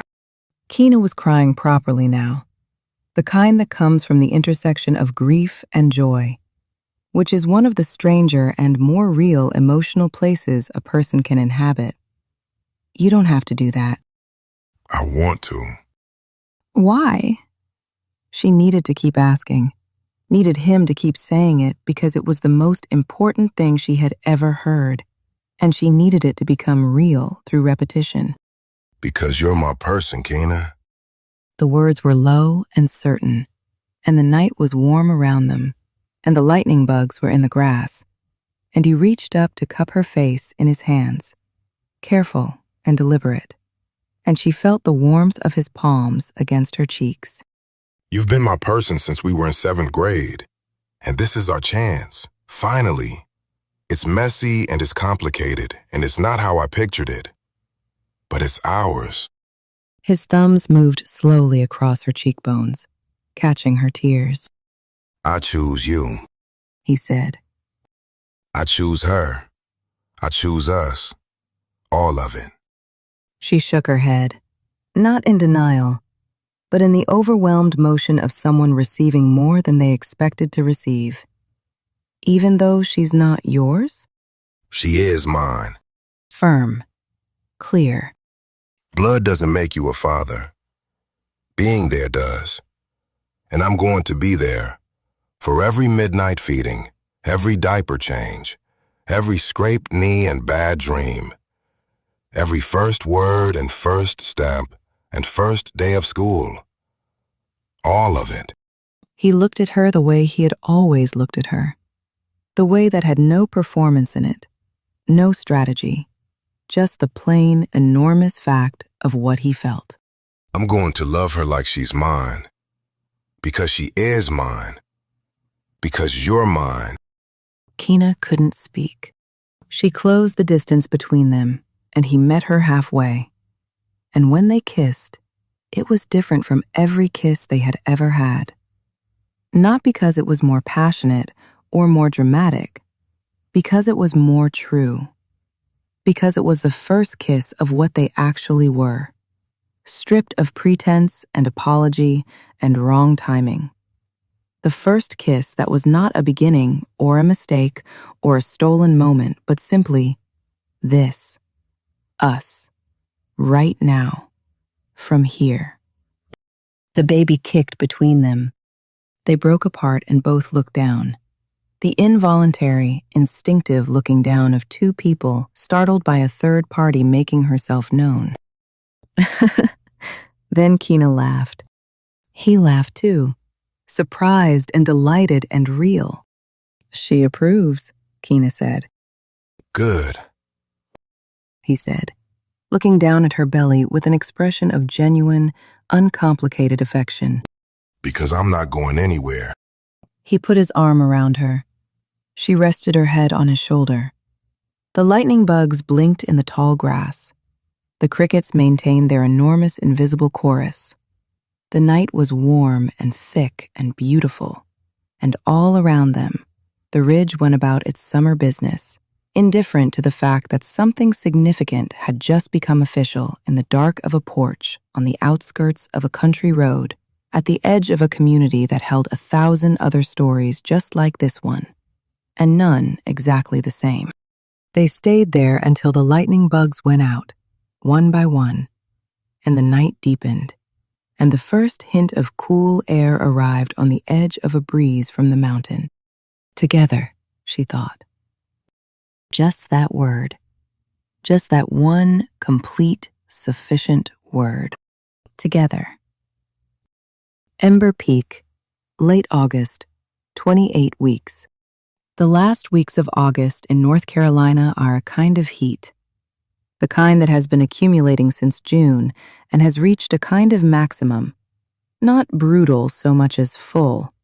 The air saturated with everything summer has been doing, and now beginning, just barely, to carry the first distant suggestion of what comes after. Deacon drove her to Ember Peak, their spot. The mountain overlook 15 minutes up a winding road from downtown, the guardrail pull-off where you could park and get out and stand at the edge of the ridge and see everything. The mountains going blue and distant in every direction. Lake Ember a glimmer of silver far below. The town of Ember Ridge arranged in the valley like a quilt. And above all of it, the sky doing whatever it wanted to do, which on this evening was something extraordinary. Sunset. Orange and rose and deep, burning purple. The clouds lit from beneath in colors that had no adequate names, the whole western sky doing its nightly work of being exactly as beautiful as it possibly could before the dark came. The same sky that had been doing this since before either of them existed, and would be doing it long after, indifferent to human significance, and somehow, because of that, more significant. They sat on the hood of his dad's Chevy, the same car, the same hood, the same view they'd sat with 4 years ago when she was 14 and he was 15, and they were saying goodbye to a summer that was turning into something else. Different now. Everything different. Her belly was round and unmistakable. 7 months of a baby who kicked constantly and had developed, according to Dr. Waiters, a personality already visible on the ultrasound. Active, opinionated, entirely herself. Keena couldn't see her feet when she looked down. She had given up on most of her regular clothes. She moved through the world differently now. Slower, more deliberate. The center of gravity of her body shifted in ways she was still adjusting to. She was beautiful. She knew it the way you know things about yourself when someone looks at you often enough and honestly enough. Deacon had been looking at her that way all summer, with an openness that made her believe it. He took her hand. The sun was doing something perfect to the lake in the distance, turning it gold, and then copper, and then a deep, burnished amber as the light descended. The air was cooling, gradually, the evening coming in at the edges. Be my girlfriend. Deacon said. For real this time. She turned to look at him. Are you asking or telling? Both. The smallest smile. The kind that starts at the corners and can't be stopped. She looked at him. This boy, this man, who had been waiting for her in one form or another since the 7th grade. who had come back from Juvie and watched her choose Jazz and stayed in her life anyway, at whatever distance she allowed, who had sat across from her in a booth at the Golden Dragon and said, "I love you," while his heart was breaking, who had driven her to doctor's appointments and bought onesies and built a crib on her bedroom floor and put his hand on her belly and felt the baby kick and said, "She's beautiful," like it was the simplest, most obvious thing in the world, who was sitting beside her on the hood of his dad's car at Ember Peak with the most beautiful sunset either of them had ever seen, setting fire to the sky behind him, asking her, officially and finally, and with absolutely no drama, to be his. "Yes," she said. Yeah? "Yes, Deacon.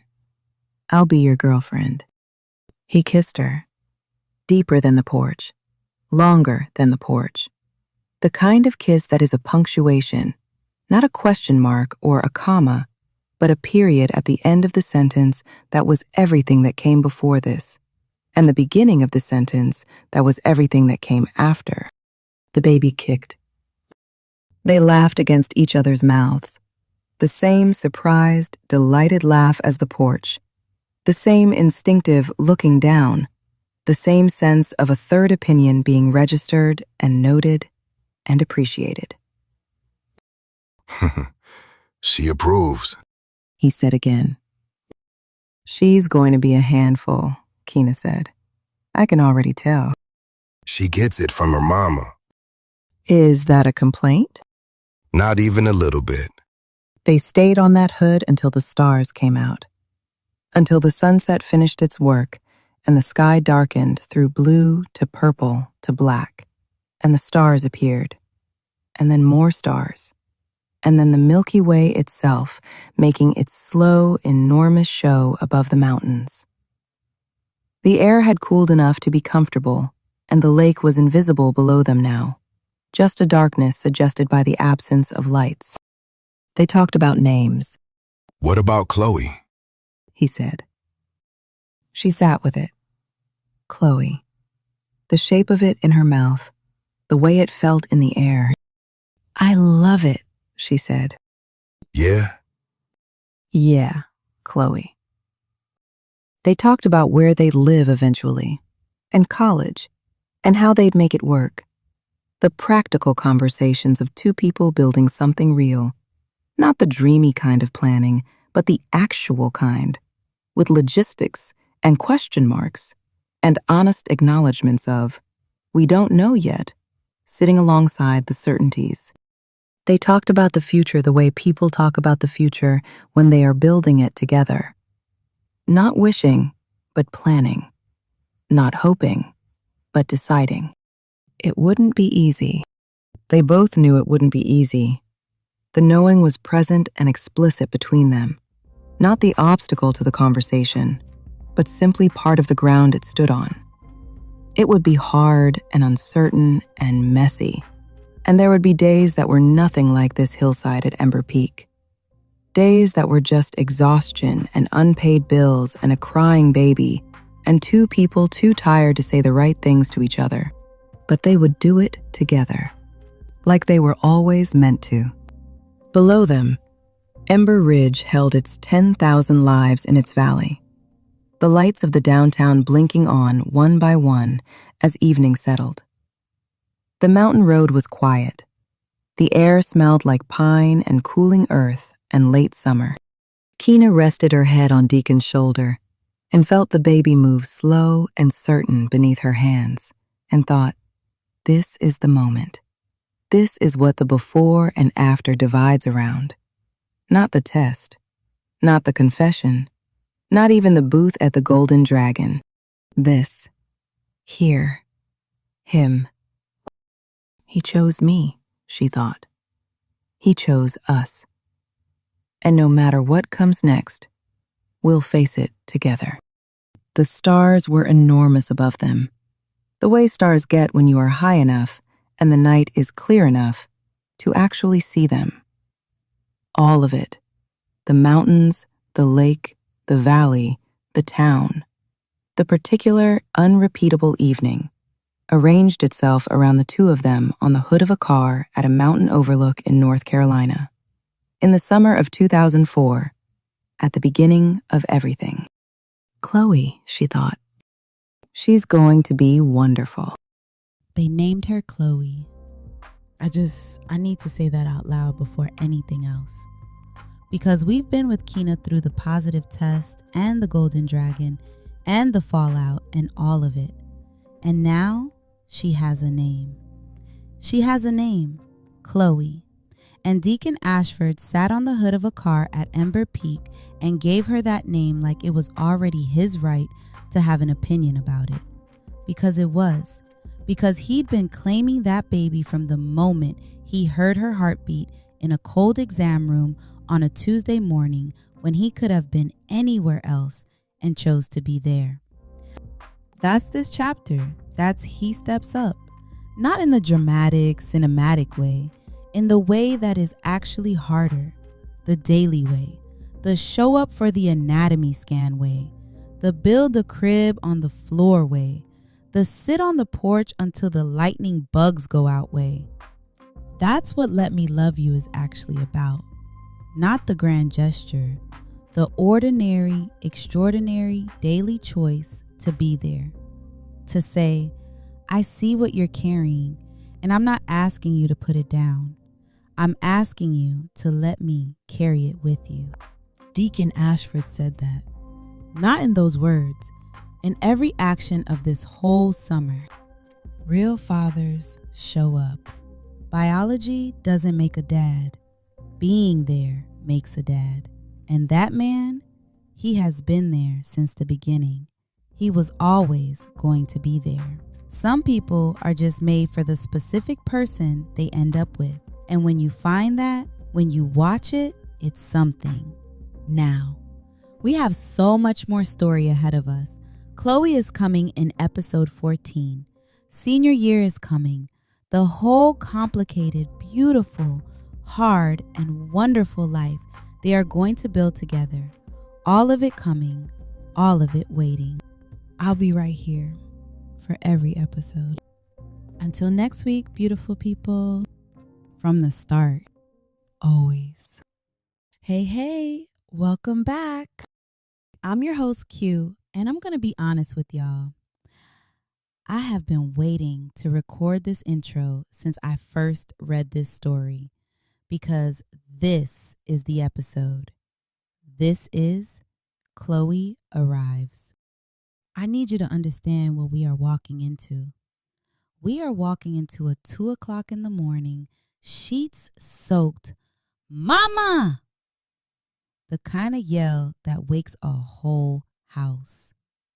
We are walking into a labor room and a push and a cry, a baby cry, the first one, the one that splits the world into before and after. And we are walking into the moment where a young man who chose a girl and chose her baby before she was even born gets to hold that baby for the first time. And you will know the second he looks at her face that she was always his. The energy of this episode? This is Monica So Gone because Jazz is gone. Not dramatically, not even angrily, just gone. Grocery store flowers and 2 awkward minutes and right back out the door to his mama waiting in the parking lot. That is Jazz Lawson's entire contribution to the moment his daughter arrives in the world. Gone before she opens her eyes all the way. This is Ashanti, rock with me. Because who is not gone is Deacon, who drove there in 20 minutes in the middle of the night because Katie Sinclair called him at 4 in the morning and said she's in labor. And he said, I'm on my way, before she finished the sentence. Who wiped her forehead with a cool cloth and held her hand through 30 minutes of pushing. Who held Chloe Rain Sinclair and said, hey, pretty girl, I'm your daddy. Like he had been practicing saying it since the anatomy scan. And this is Aaliyah, all of Aaliyah, the whole catalog, the whole we miss you, we will always miss you of it. Because there is something about new life and enormous love and the courage of 17-year-olds choosing to be real and present and there that deserves to be held in the same breath as someone we lost too soon. This is also the first semester of senior year, 2 weeks postpartum, and I want to tell you in advance, Keena Sinclair walks back into that school exhausted and sore and sleep deprived, and she walks through those doors anyway because she made a promise to herself and to her daughter that she was not going to quit. And Deacon is going to be at her locker when she gets there. He is always going to be at her locker. I'm done. I'm emotional already. Let's just go. Chloe is here. Let's go meet her. Episode 14. Chapter 13. Chloe arrives. Keena's bedroom. 2 o'clock in the morning. November 15th, 2004. Keena woke up because something was wrong. Not in a dramatic, bolting upright way. More gradual. The way of waking when your body has registered something before your mind has caught up. When you surface slowly through the layers of sleep and find yourself already knowing, before conscious thought has fully engaged, that something is different. Wet. Too wet.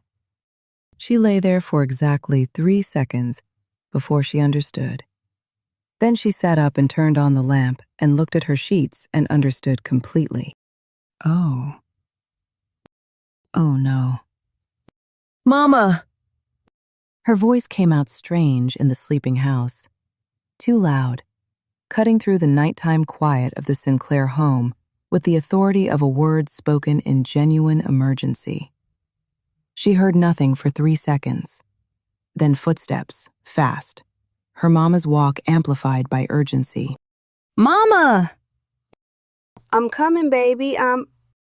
Katie appeared in the doorway, and her eyes went from Keena's face to the sheets to Keena's face again.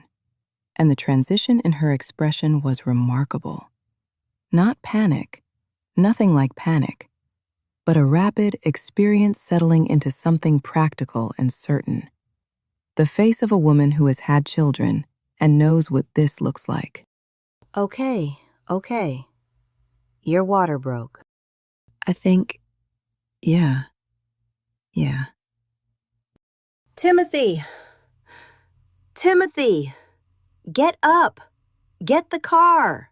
Now. Timothy appeared in 30 seconds, groggy and then not groggy, his face doing the same rapid transition Katie's had, reading the room, reading his daughter, arriving at what was required. Car. And he was gone. Can you stand up? Yes. Keena moved her legs to the edge of the bed, and that was when the first contraction hit. It arrived without warning. Not the cramping she'd been experiencing for the last few weeks, not the Braxton Hicks that had been practicing without urgency, but the real thing. A full body tightening that started in her back and wrapped itself around her abdomen with a grip that took her breath away completely. She doubled forward. Oh, God.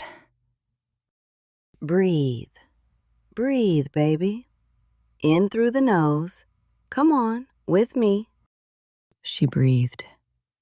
The contraction peaked and then eased, leaving her damp with sweat and slightly astonished. That was really... Yes, that's what it is. We need to move. Let me help you change. Katie got her into clean clothes with the efficiency of someone who had managed crisis logistics on very little sleep more times than she had counted. Sweatpants and a loose tank top, the hospital bag that had been packed and sitting by the door for 2 weeks because Keena had packed it at 35 weeks because she was not going to be unprepared, had told herself over and over that she was not going to be unprepared. Rusty materialized in the hallway, shirtless, hair pressed flat from sleep, eyes alert. He took in the scene with immediate comprehension, and then did something that Keena would remember. He stepped forward and held her face in both his hands for a moment. Steady, brief, his eyes on hers. You got this, sis. Call me when she's here. She couldn't speak. She nodded. From outside, the sound of the car engine. Timothy honking twice, which was absolutely not necessary, but was somehow exactly right. Another contraction. Closer. We gotta go. Right now. Ember Ridge Medical Center, labor and delivery, 3 o'clock in the morning. The hospital at 3 in the morning was a different place than the hospital at noon. Quieter in the hallways. The fluorescent lights somehow more fluorescent in the nighttime quiet. The rhythms of the building slower and more deliberate. The labor and delivery wing had its own contained ecosystem. The nurses who moved through it had the focused calm of people who had seen every version of this human event and approached each new one with the same steady competence. The triage nurse checked her, noted 6 centimeters, called for a room with the brisk efficiency of someone who had been waiting for exactly this. The labor room was dim and warm and smelled of antiseptic and the neutrality of institutional spaces that are trying not to be institutional. The machines beeped with their own rhythms. The bed had controls that nobody explained, but that Katie figured out within 20 minutes, because Katie figured out things like that. A chair beside the bed. A window that showed nothing except the dark of the hospital's interior courtyard. Contractions every 3 minutes. Every 2. The pain building in a way that Keena had not fully prepared for. She had prepared, had read, had talked to her mama, had talked to Dr. Waiters, had genuinely tried to go in informed. But the reading of a thing and the living of a thing occupied entirely different territories. I can't do this. Yes, you can. You are doing it. Right now. I want Deacon. The words came out before she could weigh them. 3 words, honest and immediate. I want Deacon. With no strategic consideration of how they sounded or what they revealed, because there was no room for strategy right now, no bandwidth for performance, just the most true sentence she could produce. Katie looked at her, just for a moment. It's 3:45 in the morning. I know. Please, Mama, please. Katie looked at her face for one more second, at the fear in it, and the exhaustion, and the desperate want that was not a want, but a need. The kind of need that doesn't come from logic, but from something more fundamental than logic. And then she reached for her phone. It rang 4 times. Hello? Deacon, this is Keena's mama. She's in labor. A silence on the other end of the line that was not the silence of someone deciding. The silence of someone already in motion. I'm on my way. Click. He's coming. 23 minutes later, which was faster than the distance should have allowed, the door to the labor room opened and Deacon came in. Hair at half-mast from being woken up and not caring about hair. Clothes clearly grabbed and thrown on in the dark. Jeans and a hoodie that was inside out, which he had apparently not noticed. His face going from the focused urgency of the drive straight to Keena's face the moment he crossed the threshold. He came directly to her. No hesitation. No checking with Katie. No adjustment period. Straight to her. I'm here. I'm here. The relief that moved through her was physical. It anchored itself inside her, and her shoulders, and the muscles of her jaw. Something unwinding that had been held tight since the water broke at 2 in the morning. She breathed. You came. Where else would I be? Katie, quietly and without comment, gathered her things and slipped out of the room.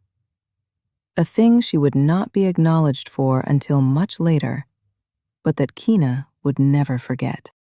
The door closed.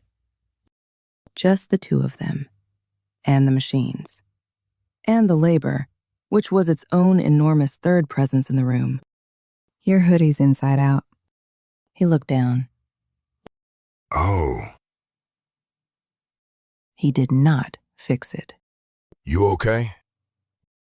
No, but I'm better now that you're here.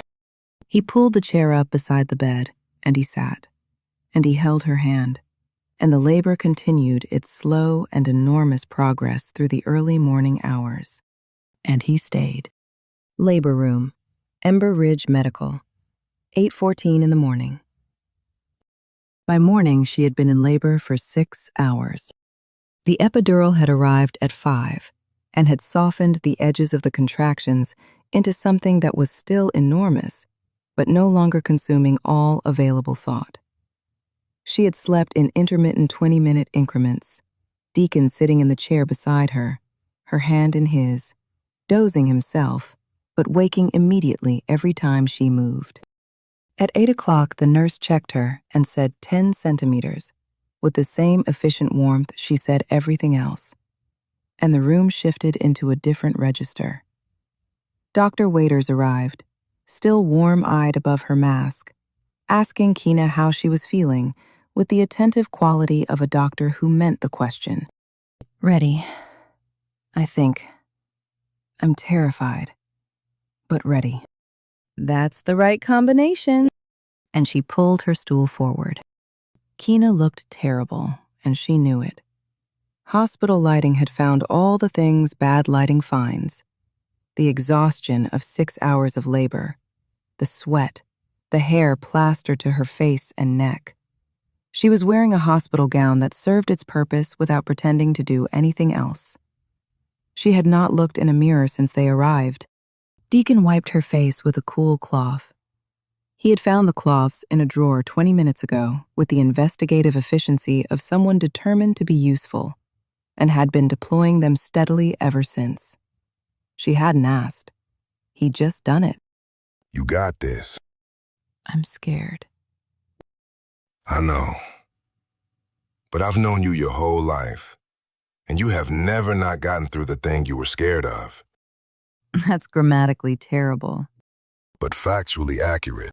She laughed. A small, tired, real laugh. Okay. The nurse positioned herself, checked the monitor, looked at Keena. On the next contraction, big push, chin to chest, hold it, 10 seconds. Ready? Keena readied herself. She focused on Deacon's hand in hers, on his face, steady and present, and entirely on her. The contraction built. Now, push. She pushed. The effort was total. Everything available from everywhere. A full body investment in a single direction. She felt Deacon's hand absorbing the grip she had on it. Heard herself making sounds she had never made before. Heard Dr. Waiters saying, "Good, good, that's it." Heard the nurse counting. Again. Push. Good. One more. Big one. Push. Breathe. Push. Breathe. 30 minutes. It was 30 minutes of this, and it felt like 30 hours. Each round of pushing taking everything and leaving her briefly empty before the next wave gathered. Deacon there for every second of it, saying nothing except what she needed. You've got it. I'm here. Almost. You're doing it. His voice low and constant, like a frequency she could locate herself by when everything else was too much. I can see the head. One more. One big push, Keena. She pushed with everything left in her. She pushed with the fear of the last 3 months and the loneliness of the month before that.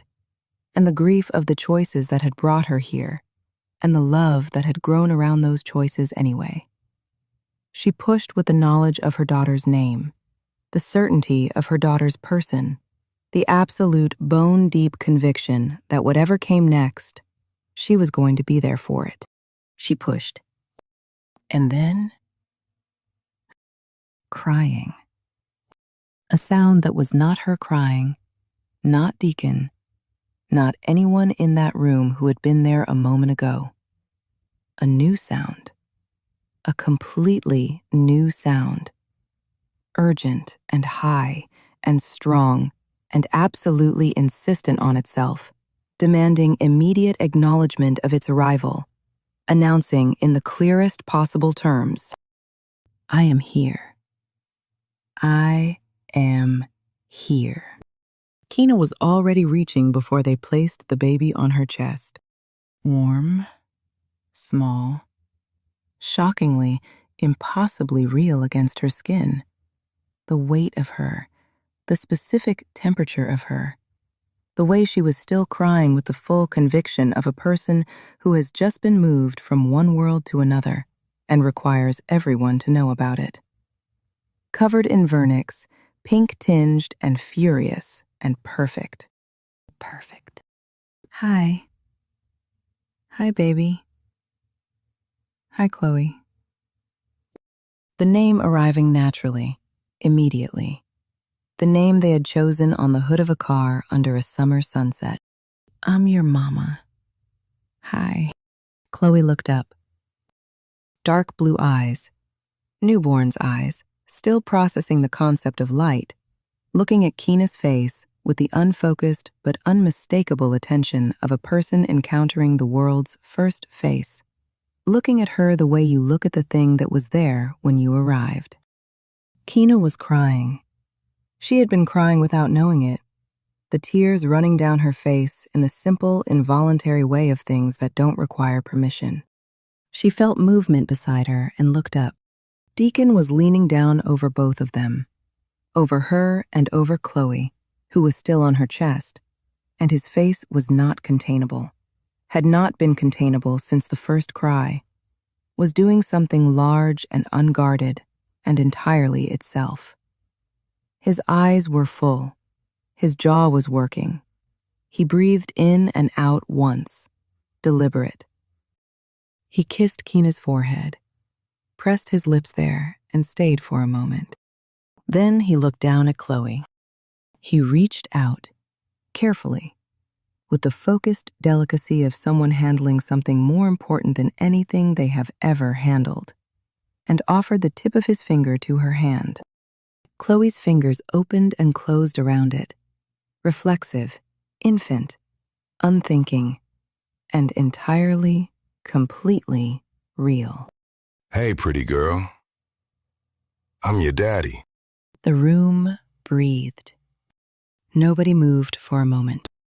Keena looked at Deacon's face, and at Chloe's hand around his finger, and at the way he was looking at her daughter, their daughter, and she thought, this is what it looks like. This is what it looks like when someone chooses you. He chose her before she was born. He chose her before she had a face. That was love. Not the love of convenience or biology or obligation. The love that decides. Hospital room. Afternoon of November 15th, 2004. The afternoon was quiet. Visitors had come and gone. Katie and Timothy coming right in after the birth. Her mama's cry when she first held Chloe, the sound of a woman who has been simultaneously terrified and hopeful for months, and is now holding the reason both of those feelings were worth it. Rusty and LaRon appearing together, Rusty holding his niece with the careful competence of someone who had learned to be careful about things.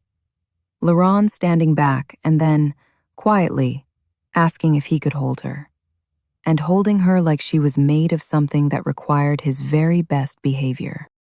Elnora Lawson had come, and that visit had been its own small chapter. Elnora arriving with a casserole, and a crocheted blanket she'd made in the last 3 months, sitting in the chair beside the bed, holding Chloe and looking at her great-granddaughter's face with the expression of someone who is paying a debt and also receiving a gift simultaneously. She looks like Jazz around the mouth. But she's got your eyes, baby. She's got your mama's eyes. By late afternoon, the room had settled into its quiet. Chloe in the bassinet, 7 pounds, 3 ounces, and 20 inches of freshly arrived person with a full head of dark curly hair and the sleeping face of a newborn, which was entirely focused on the business of being new. Deacon in the chair beside the bed, feet stretched out, not sleeping but close to it, having been awake since 4 in the morning. Keena was dozing when the knock came. She heard it, but didn't fully surface. Then Deacon's chair made a sound, the sound of him standing up, and she opened her eyes. Jazz Lawson was in the doorway. He looked uncomfortable. That was the only word. Uncomfortable in his own body in a way she had never seen before, because Jazz Lawson had always inhabited his body with the loose, owned ease of someone who had never been required to feel self-conscious in it. But standing in that doorway with grocery store flowers, roses, wrapped in the cellophane and ribbon configuration of a display by the checkout line, he looked like someone who had talked himself into coming and was already reconsidering. He was alone. His mother was, she would find out later, waiting in the parking lot. Hey. Deacon stood fully and didn't say anything. His body was a statement on its own. Not aggressive, not moving, just present and absolutely, unmistakably a boundary. I wanted to see her. The baby. Keena looked at him across the room and tried to feel something. Searched for it. The love that had been there a year ago. The hurt that had been there 3 months ago. The anger that had been the most recent version of what he meant to her. She looked at his face, his letter jacket which he was still inexplicably wearing in November, the flowers in his hand. She felt nothing. Not indifference exactly, more like completion. Like a door that had been stuck and annoying had finally just closed all the way, and there was nothing left to feel about it because it was done. Now you want to see her? Where were you the last 6 months? I know.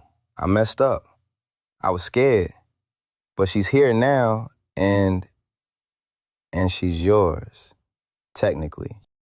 Deacon stepped forward. 1 step. Technically? You want to talk about technically? You didn't show up for 1 appointment. You haven't paid for 1 diaper. You told her to. He stopped. Breathed. You don't get to show up with flowers from the gas station and say she's yours. I'm a biological father. Biology doesn't make you a father. They were close enough now that the tension between them was a physical thing, filling the room with the electricity of 2 people who are at the absolute edge of what they are going to tolerate from each other. Deacon. It's okay. He looked at her. She held his gaze for a moment and communicated something with her eyes that was, I see you. I know. Let me do this. He stepped back.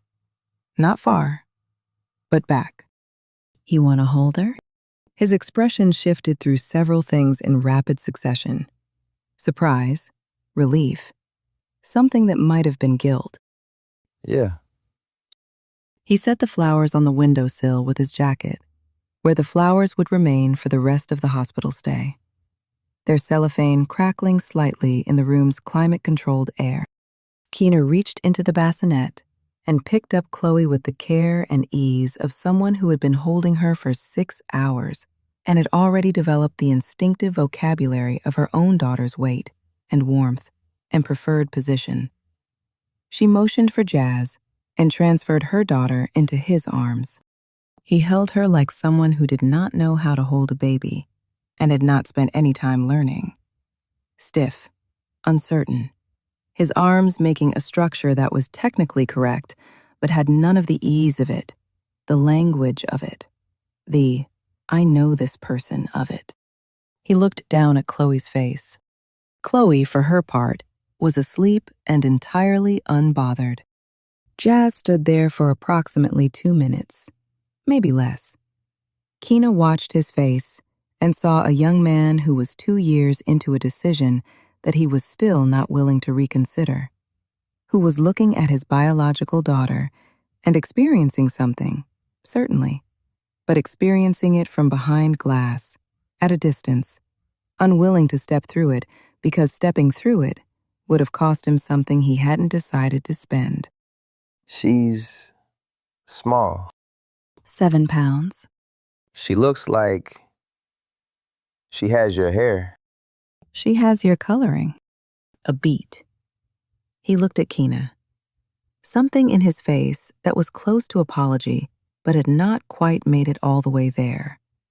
The look of someone who knows they have done wrong and is waiting to see if they can be forgiven without actually asking.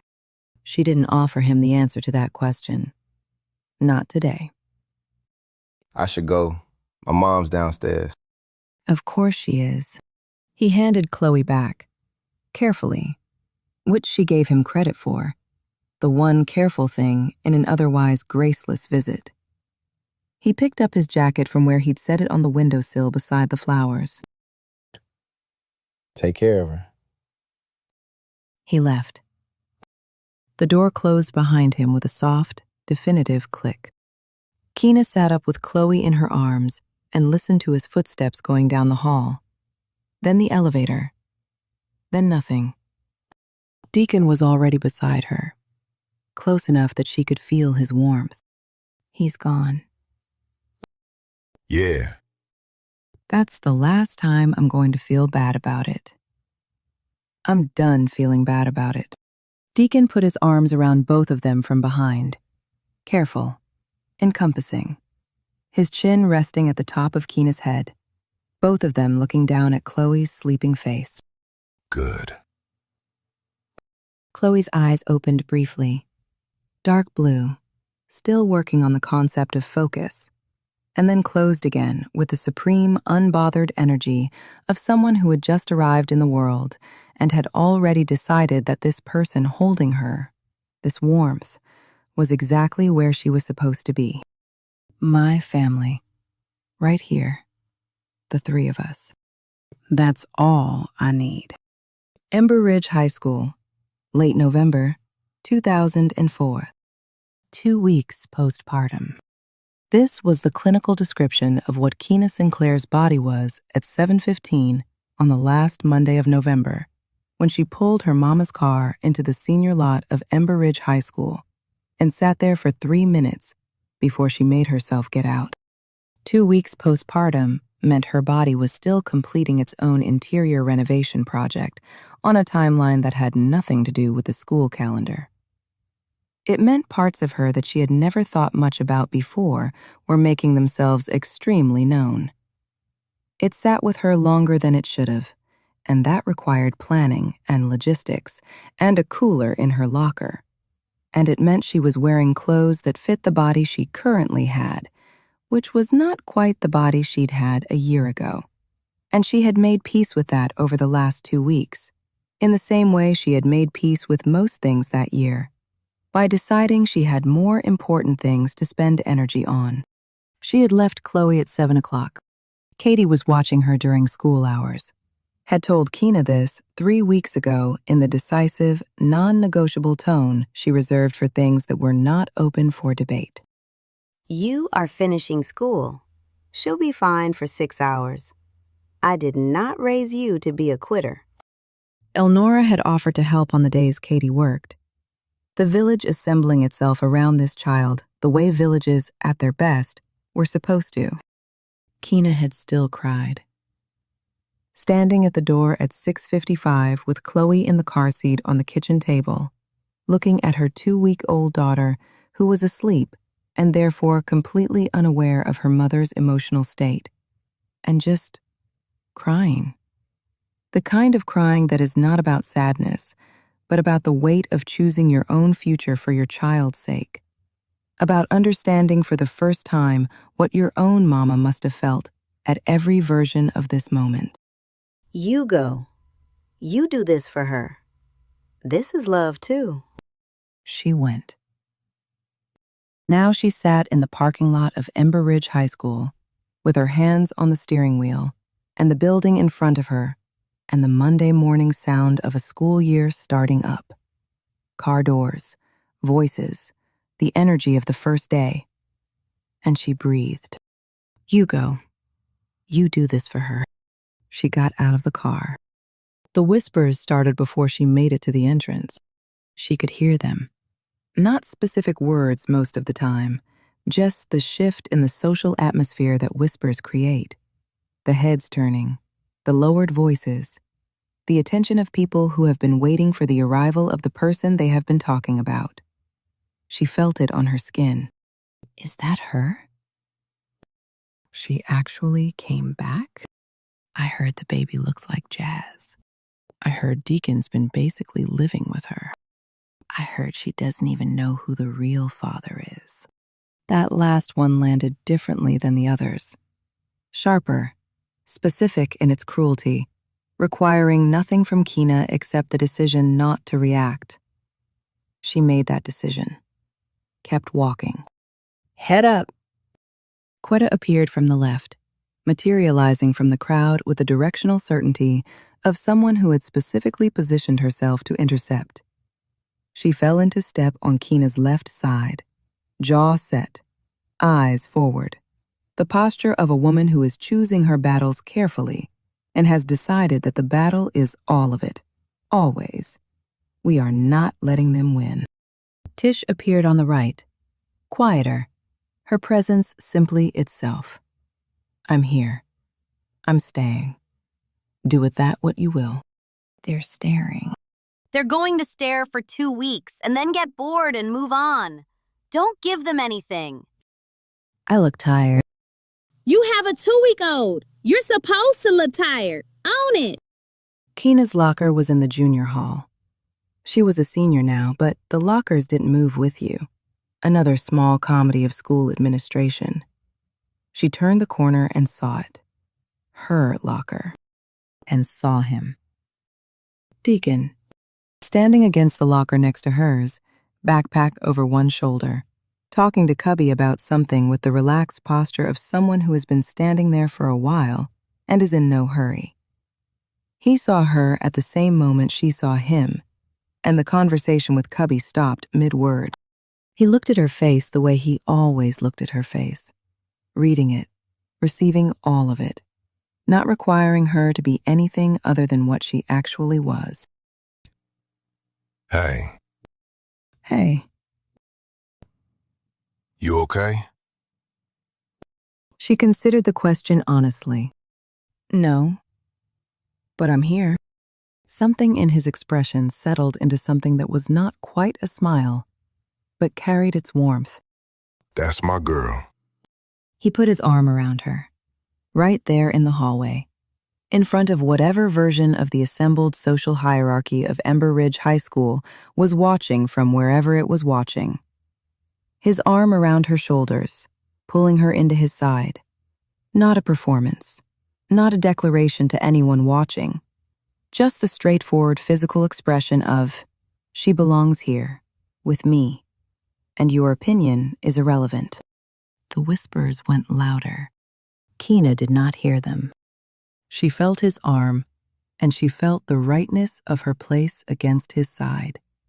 And she held her head up, and they walked to first period together, against the world, like they had always been, like they were always going to be.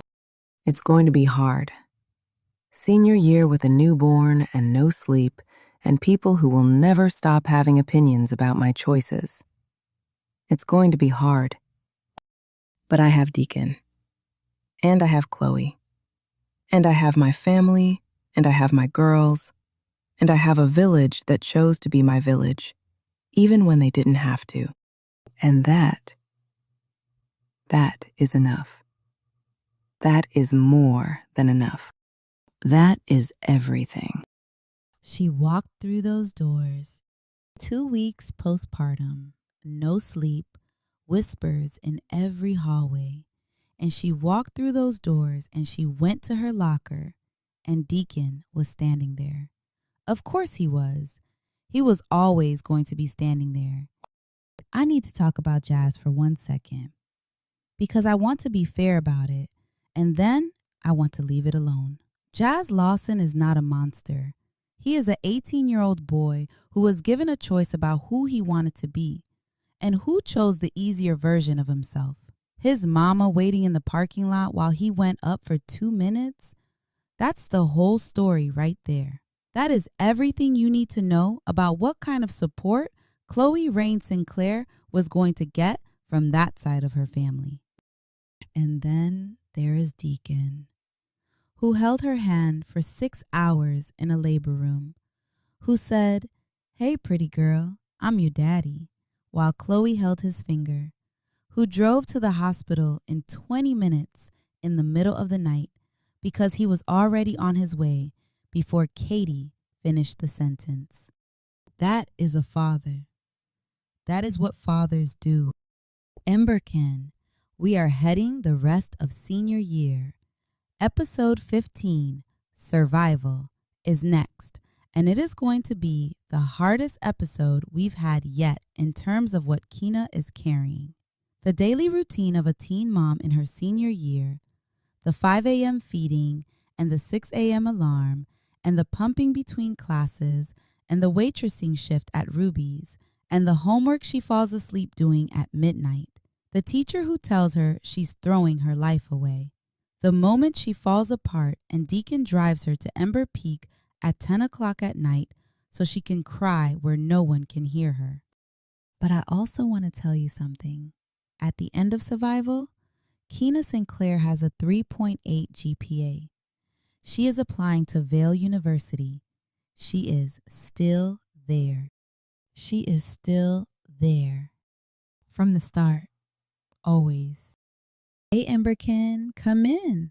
Welcome back to From the Start. I'm your host, Q, and I want you to know something before we begin. This is the hardest episode so far. Not hard like Golden Dragon was hard, where your heart breaks and then gets put back together in the same hour. Hard like real life. Hard like what it actually looks like when someone decides to build something that nobody handed them, on no sleep, with a baby on their hip, and a world full of people who have decided what her story is going to end like. This is Kina Sinclair at 5 o'clock in the morning with a crying baby and 3 hours of sleep and a calculus exam at 7:30. This is her in the bathroom at Ember Ridge High School between second and third period, pumping breast milk in a stall while people on the other side of the door talk about her like she can't hear them. This is her waitressing at Ruby's Sunrise Cafe at 4 o'clock in the afternoon after 6 hours of school and carrying the weight of a whole life she is trying to build, one shift at a time. And this is a teacher, a grown man with a degree and a salary and a pension, looking her in the eyes and saying, "You're throwing your life away." The music for this episode? This is the whole vibe of what survival actually sounds like. This is Ashanti's whole catalog. Always on time, foolish, rock with me. Because Ashanti was that girl who was going through it and showed up gorgeous anyway. This is Monica So Gone, not just for Jazz, but for everyone who left. This is 50 Cent 21 Questions, because Deacon in the backseat at the drive-in asking her, "You good? For real, you good?" is the most important question anyone asks her this whole chapter. And this is Aaliyah, Try Again, because that is literally the theme of this entire episode. Try again. One more day, one more exam, one more feeding, one more step forward. Senior year with a newborn is not glamorous. It is not going to be wrapped up neat, but I need you to hold on to this. At the end of this chapter, Keena Sinclair has a 3.8 GPA. She has submitted her application to Vail University. She is still there. She did not quit. That is the whole chapter. That is the whole point. Let's go be with her for a minute. Episode 15. Chapter 14. Survival. 5 o'clock. This was how the day began now. Not with an alarm, not with the slow, natural surfacing of a body that is finished sleeping. With crying. The specific, urgent, non-negotiable crying of a person who weighs 7.5 pounds and has very clear opinions about how long she is willing to wait for food. Keena was awake before the first cry fully developed. Some instinct had reorganized itself in the last 3 weeks of Chloe's life. Some maternal frequency she had not known she possessed until it was suddenly calibrated entirely to this specific sound, this specific need. She was awake and moving before she had decided to be awake, feet on the floor, crossing the room to the crib in the dark of 5 o'clock. "I know," she said. I know. Low and steady, the voice she had discovered she had for exactly this. Not the voice for regular life, but the one underneath it, slower and softer. "I've got you. I'm here." Chloe did not immediately believe her. This was consistent. Keena picked her up and sat in the rocking chair. Another marketplace find from a woman in East Ridge who had been done with hers and sold it for $15 without hesitation, and managed the logistics of feeding with the competence of someone who had done this 40-some times in 3 weeks, and was still not entirely at ease, but was significantly less panicked than the first time. The room at 5 in the morning had a quality she had come to know. The dark softened by the small nightlight in the corner, the glow-in-the-dark stars on the ceiling, the crib in the corner, and the mobile Deacon had hung from the ceiling fan, and the small stack of onesies folded on the changing table in the order her mama had showed her made them easiest to grab one-handed at 3 in the morning. She rocked. Chloe ate and gradually, reluctantly, stopped communicating distress. The quiet was enormous. In the quiet, at 5 in the morning, Keena thought about things she didn't have time to think about in the rest of the day. About what was coming. About the exam in 2 days that she had not studied enough for because there were simply not enough hours. About the application she had started drafting and not finished because every time she sat down to work on it, something required her attention that was more urgent than a personal statement. About the person she was becoming, who was not the person she had been planning to become at 14, when she'd written Vail University in her journal, in blue ink, and underlined it twice. But who was also, and this was the surprising part, the part she came back to in the 5 o'clock quiet, not less than that person. Different. More tired. More responsible than she had ever planned to be at 18. Carrying more. Having lost some things and found others she hadn't expected. But not less. Still here, she thought. Still going. She got maybe 40 minutes before Chloe woke again. A nap in the rocking chair that she was not even sure counted as sleep, but that her body received as something. And then the alarm on her phone went off at 6, and the day began properly. Like someone who had mapped her minutes with the precision of a person who could not afford to lose any. Shower. 5 minutes. Clothes, whatever was clean, which she had learned to manage the night before when she could think, because at 6 in the morning, she could not. Chloe. Feed again. Change. Wipe face. Attempt to do something coherent with the curly hair that required its Keena was still learning. Pack the diaper bag with the items listed on the paper taped inside the cabinet door, because without the list, she would forget something important. 7 a.m. The hardest part of the day. Taking Chloe downstairs to her mama. strapping her into the little bouncer Katie had set up between the counter and the table, where she would spend the morning within arm's reach of her grandmother, and within earshot of the morning sounds of the Sinclair house, the radio and the coffee maker, and the sound of Katie talking back to whatever was on the television. Safe, fed, loved. Absolutely, completely fine. Keena kissed her daughter's forehead, which smelled like baby and the lavender of the lotion she used, and said, "I'll be back. I love you." And Chloe looked at her from the bouncer with the dark-eyed attention of a baby who was beginning to understand that faces meant something, who was beginning to locate herself by the face in front of her, who would not begin to understand the word goodbye for another year, but who seemed, in some cellular way, to feel the leavings. Every morning, Keena made herself walk out anyway. This was love, too. Katie had told her that, and she believed it, and it did not make it easier. School. Ember Ridge High at 7:30 in the morning was its own world, running on its own logic, with concerns that felt both remote and immediate simultaneously. Keena moved through it with the detachment of someone who was operating on too little sleep and too much coffee, and a sense of purpose that had been clarified by having no other option. First period was English. She liked English.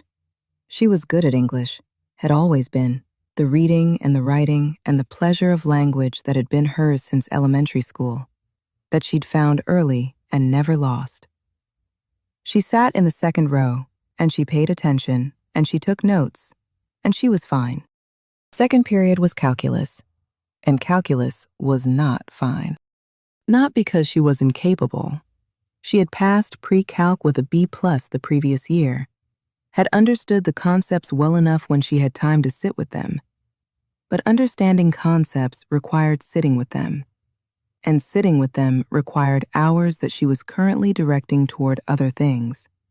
And Mr. Henderson ran his classroom with a brisk expectation of a man who considered preparation to be entirely the student's responsibility, and who had very limited patience for whatever was happening in a student's life outside his classroom. She was fighting to stay awake by 8:45. Not dramatically. She was too proud for dramatic. Just the warfare of heavy eyelids and a body that had not had a full sleep cycle in 3 weeks, performing the arithmetic of polynomial functions on 4 hours of rest.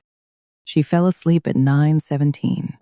She knew the exact time because she startled back awake when Mr. Henderson's voice cut through the fog of it. "Miss Sinclair," and looked at the clock and saw 9:23 and understood that she had been gone for approximately 6 minutes, during which her pen had produced a slow diagonal line across the bottom of her notes. Mr. Henderson looked at her over the rim of his glasses. The class looked at her. The attention of 30 students landing on one person who has just been caught is its own species of social exposure. Late night? He said. The tone was not kind. "I'm sorry," she said. "It won't happen again." She did not tell him why she was tired. It was not his business, and she owed him no explanation.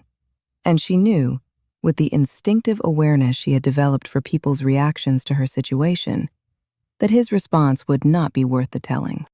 Third period, she pumped in the third stall of the bathroom. This was logistical and necessary, and she had made her peace with it, mostly. The pump was small, battery-operated, purchased after research she had done at 2 in the morning on a parenting forum where Deacon had left a comment asking about breast pump recommendations, and received 17 responses from women who did not know him but answered his question. The stored milk went in a small, soft-sided cooler with an ice pack, which lived in her locker, which she was aware was unusual and did not have the bandwidth to care about. She could hear voices on the other side of the stall door. This was inevitable, which did not make it more bearable. Has to pump in school, like, that's so... Did you know she's going to try to apply to college? Like, who does she think? I feel bad for her, honestly. This last one she almost preferred to the others, because at least I feel bad for her required the speaker to understand that the thing being done was hard. The others did not require that. She finished, packed up, flushed for the theater of it, walked out and washed her hands and looked at herself in the mirror above the sink. She looked tired. She looked like herself, tired. She looked like a person who had been up since 5 and was going to be up past midnight, and was doing it on purpose because the alternative was not doing it, and not doing it was not an option she was willing to take. She walked back out into the hallway. Work. 3 p.m. to 7 p.m., Monday, Wednesday, Friday. Ruby's Sunrise Cafe sat on the main road of downtown Ember Ridge with its hand-painted sign and its 6 tables inside and 2 tables out front when the weather allowed, which it wasn't allowing in December and January. The kind of cafe that had been there long enough to be part of the neighborhood's metabolism, rather than an amenity. People came to Ruby's because they had always come to Ruby's, because the coffee was good and the hours were reliable, and Ruby herself remembered your name and your order, and occasionally asked about your life. Keena had been working there since June. Ruby had hired her with no ceremony and no conditions, just, "When can you start? What hours work? Here's where the aprons are." The uniform was black pants and whatever top she felt like under the Ruby's Sunrise Cafe apron, which had been washed so many times it had faded from yellow to a pale gold. She wore her hair back. She wore sensible shoes. She carried a pad in her apron pocket, even though she had memorized most of the regular orders, because regulars like to be asked anyway. They liked the moment of being heard. She waitressed. She cleared tables. She refilled coffee before it was asked for and remembered Mrs. Patterson from 3rd period took decaf, and that Mr. Oliver from the hardware store always wanted the sweet potato pie on Mondays because his wife didn't make it at home. The tips were modest and real, and went directly into an envelope in her nightstand that she counted every Sunday morning after the first feeding. It was the most concrete expression of her future she had. Dollar by dollar, and shift by shift, building towards something that didn't have a full shape yet, but was becoming one. She got back to Chloe at 7. Her mama always had her bathed, which was more than Keena could manage on work nights, and which she accepted with a gratitude she tried to express and knew she couldn't express adequately. She would feed Chloe, hold her for 30 minutes while she tried to get homework done on the kitchen table, failed to get homework done because Chloe wanted to be held and not placed in the bouncer, eventually move to the couch and hold Chloe upright against her chest and do the homework one-handed. By 10, she was attempting to put Chloe down. This took between 45 minutes to an hour and 15, depending on the negotiations her daughter required that evening, which varied in ways Keena was still learning to predict. By 11, she was at her desk. There were nights the homework got done. There were nights she was asleep at her desk at midnight when Chloe woke up for the first feeding of the night, and she would surface from the desk sleep and go to the crib and stand there in the clarity that exhaustion eventually produces and think, "I'm still here. I'm still going. One more day." Ruby's Sunrise Cafe, Break Room, December 2004. The break room at Ruby's was not a glamorous space. It was a converted storage room with a small table, 2 chairs that had not started their lives as a matching set, a microwave with opinions about what it would heat evenly, a mini fridge, and a handwritten schedule on a clipboard that lived on a nail by the door. The walls were painted a practical beige that Ruby had applied herself and never gotten around to changing. It smelled, pleasantly, of the cafe. Coffee and cinnamon and something warm that had been baking in the kitchen since morning. Keena was on her 15-minute break with her head on the table. Not asleep, just down. Horizontal, or as horizontal as the table allowed. Her arms folded under her forehead, and the sounds of the cafe filtering through the wall. The bell over the front door, the coffee machine, the murmur of tables doing their afternoon business. She heard the back door open. Ruby came in. Ruby Hartwell was 57 years old, which Keena had known intellectually, but which still occasionally surprised her, because Ruby moved through the world with the groundedness of a person who had encountered things that had required real answers and had found them. She was slim and precise, salt and pepper hair pulled back when she was working, a quality of attention in her brown eyes that saw things plainly and without the filter of judgment. The photograph of her late husband was on the wall behind the register, in a frame his unit had sent with their condolences. She pulled out the other chair and sat down. She poured herself coffee from the small pot she kept in the break room for exactly this purpose, and looked at Keena without apparent urgency. "You okay, baby?" Keena lifted her head. She was too tired to perform okayness convincingly. "Yeah." A pause. "Just tired." Ruby looked at her for another moment. The look of someone who has decided to say something and is deciding how. "Can I tell you something?" she said. "Yes, ma'am." "I was you." She said it simply, setting her coffee down. 40-something years ago, give or take. Keena looked up properly. 17 years old, pregnant. Baby's father took one look at the positive test and decided he had somewhere else to be. My mama was, she chose her word carefully, not supportive, thought my life was over, thought I'd ruined everything. A pause. I thought so too, for a while. But you built this, Keena said. I built this. Ruby looked around the small break room without apology for its beige walls and its mismatched chairs. But not fast, not clean, not without a lot of days where I felt exactly like you look right now. She picked her coffee back up. I worked 3 jobs, had my son in daycare or with my grandmama or with whoever would take him while I figured out what I was building toward. Community college at night for 2 years, saved every dollar that didn't have somewhere else to go. Opened this place when Maurice, she said her son's name with the weight of a name that means everything. When he was 5. Now he's almost 40. He's doing well, really well. And this cafe? A small, private smile. This is mine. I built it. No one handed it to me. She looked at Keena directly. I see you, Keena. I watch you come in here after 6 hours of school with your feet already tired, and I watch you work for 4 hours without complaining, and I watch you leave to go back to that baby, and I know what the rest of your night looks like. She leaned forward slightly. You are doing something hard, something most grown adults with resources and support and no babies, couldn't do.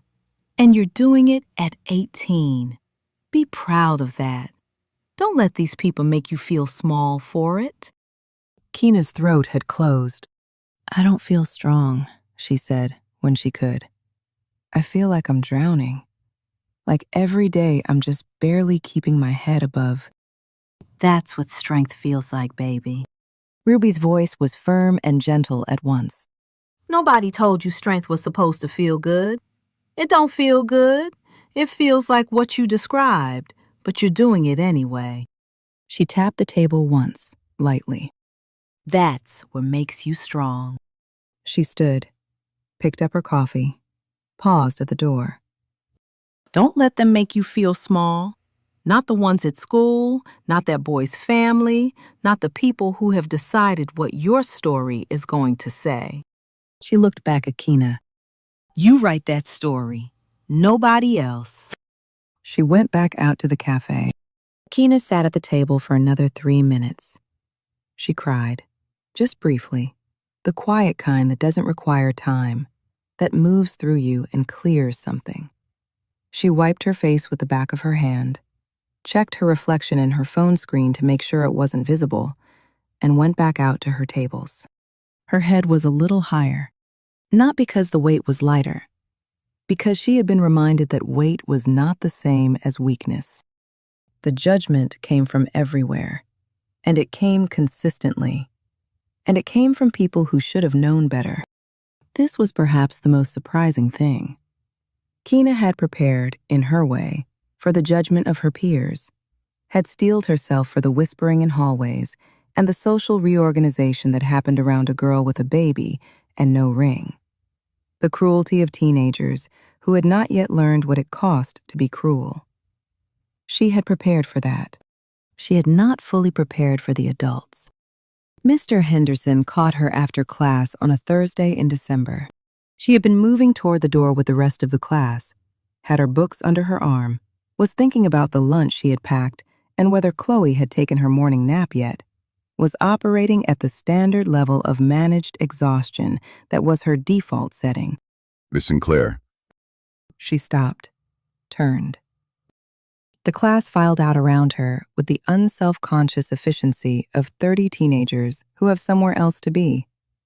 And then it was just her and Mr. Henderson, the classroom settling into the quiet of an emptied room. He looked at her over his glasses. His expression was the expression of a man who believed he was about to do her a service. I want to speak to you frankly, he said. Okay, she said. You're throwing your life away.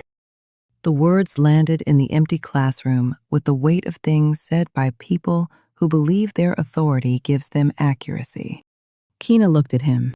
She looked at him for a moment without saying anything. This man with his lesson plans and his grade book and his pension accumulating in a plan he had never had to worry about. This man who was standing in front of her and telling her what her life was doing with the certainty of someone who had never had to build anything one exhausted shift at a time. Excuse me. Teen pregnancy. He said it like a diagnosis. The data is very clear on outcomes. You will not go to college. You will not have the career you might have had. You will not... Stop. The word came out of her with a clarity she hadn't planned for and immediately knew was right. He stopped.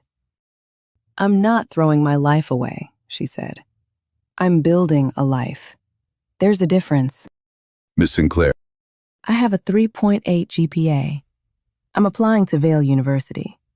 I work 20 hours a week, and I take care of my daughter, and I am in your class, and I am passing your class. She heard her own voice, steady, not loud, not cracking. What exactly am I throwing away? His expression had done something uncertain. He had not, evidently, expected this version of the conversation. It's statistically unlikely that... I'm not a statistic. She picked up her books. And with respect, Mr. Henderson, telling a student in your class that she's throwing her life away is not teaching. It's just being cruel. She walked to the door. I'll see you tomorrow, she said, without turning around. I'll be the one in the second row who passed the test. She made it to the hallway before her hands started shaking. She went to the bathroom, the nearest one, and stood over the sink and breathed. Looked at her face in the mirror, hands gripping the porcelain. That was right, she told herself. What you said was right. The shaking was anger. She recognized it now. Not fear, not grief, but the clean, focused anger of someone whose worth has been dismissed by someone without the standing to dismiss it. She breathed through it. Let it move. The guidance counselor was not much better. Ms. Rodriguez had called her to discuss her college applications, which Keena had requested because she needed help with the financial aid forms, and the school's counselor was supposed to provide that help. Vail University, Ms. Rodriguez said, looking at Keena's list with the expression of someone trying to manage their response to something that is stretching their professional neutrality. Yes, ma'am. with a baby, and working, and Yes, ma'am, with all of that. Have you considered? The gentle voice of someone about to suggest the lesser version. Taking a year off? Getting more settled, and then reapplying when things are more. I have a 3.8 GPA, Keena said. I'm in the top 10% of my class. I've been working at Ruby's Sunrise Cafe since June, and I haven't missed a shift. I manage a newborn and a full course load. She looked at Ms. Rodriguez levelly. That is not a person who should take a year off. That is a person Vail University should want. Ms. Rodriguez looked at her application. Okay, She said finally. let's talk about the financial aid forms. Everyone doubted her. Every single one of them, except the people she had built her village from. And the village, imperfect, complicated, showing up in the ways each of them could manage, was enough. Date night. Katie and Elnora insisted. They presented it as a united front on a Sunday afternoon in early January. Both of them in the Sinclair kitchen, with the coordinated energy of two grandmothers who had gotten together beforehand and decided something. And Katie said, "You and Deacon need a night. We've got Chloe. She needs to eat at..." I know when she needs to eat. I raised 4 children. "I have milk in the freezer." Elnora knows how to warm a bottle. "But she might need..." Keena, Her mama's voice, gentle and immovable. go. Be 18 for a night. She will be here when you get back. Deacon picked her up at 7. She had taken 45 minutes to get ready, which was approximately 39 minutes more than she had taken for anything in the last 3 months.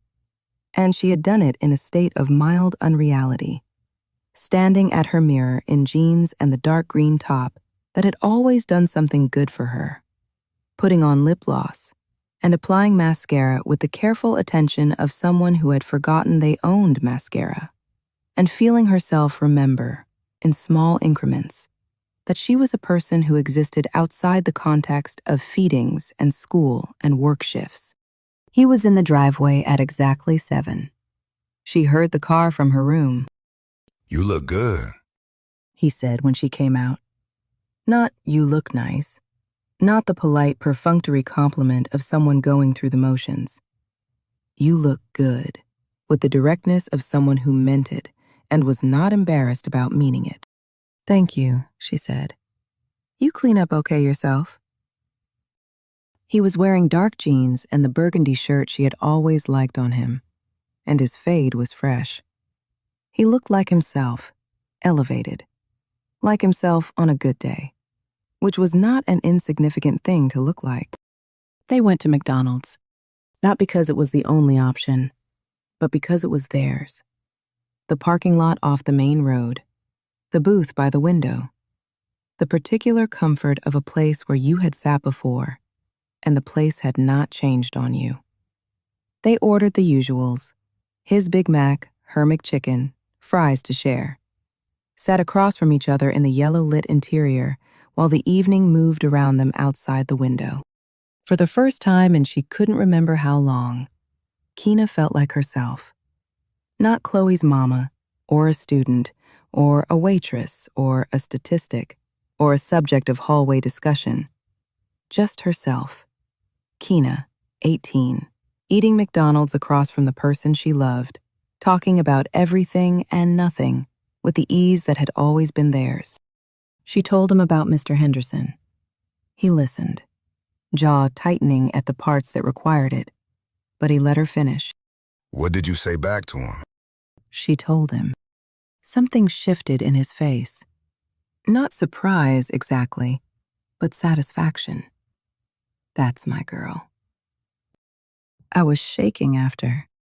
Yeah, but you said it while you weren't shaking. That's what counts. She ate a handful of fries and thought about that. Are you okay? He asked. For real. Not the answer you give everyone. The real answer. She looked at him across the table. Some days, she said honestly, Some days I'm okay. Some days I'm barely keeping it together. Some days I don't know how I'm going to get through the next week. A pause. But I haven't missed a day of school. I haven't missed a shift. I'm keeping my grades. She looked at the table and then back at him. I don't know if that's okay or just survival. It's both, he said. And right now, both is enough. They went to the drive-in after. A movie that neither of them would later be able to fully name. Some action film with car chases and explosions, and a plot that they attempted to follow for approximately 15 minutes before it became clear that neither of them was actually watching it. They parked in the back, where they always parked when there was something they wanted to say without an audience. And they climbed into the back seat, and they were in a car at the drive-in, and the windows were fogging. And for a few hours, they were just that. Just themselves. Just here. Just this. They kissed. They held each other. She was self-conscious about her body in a way she hadn't been before, aware of the ways it had changed. The softness where there hadn't been softness.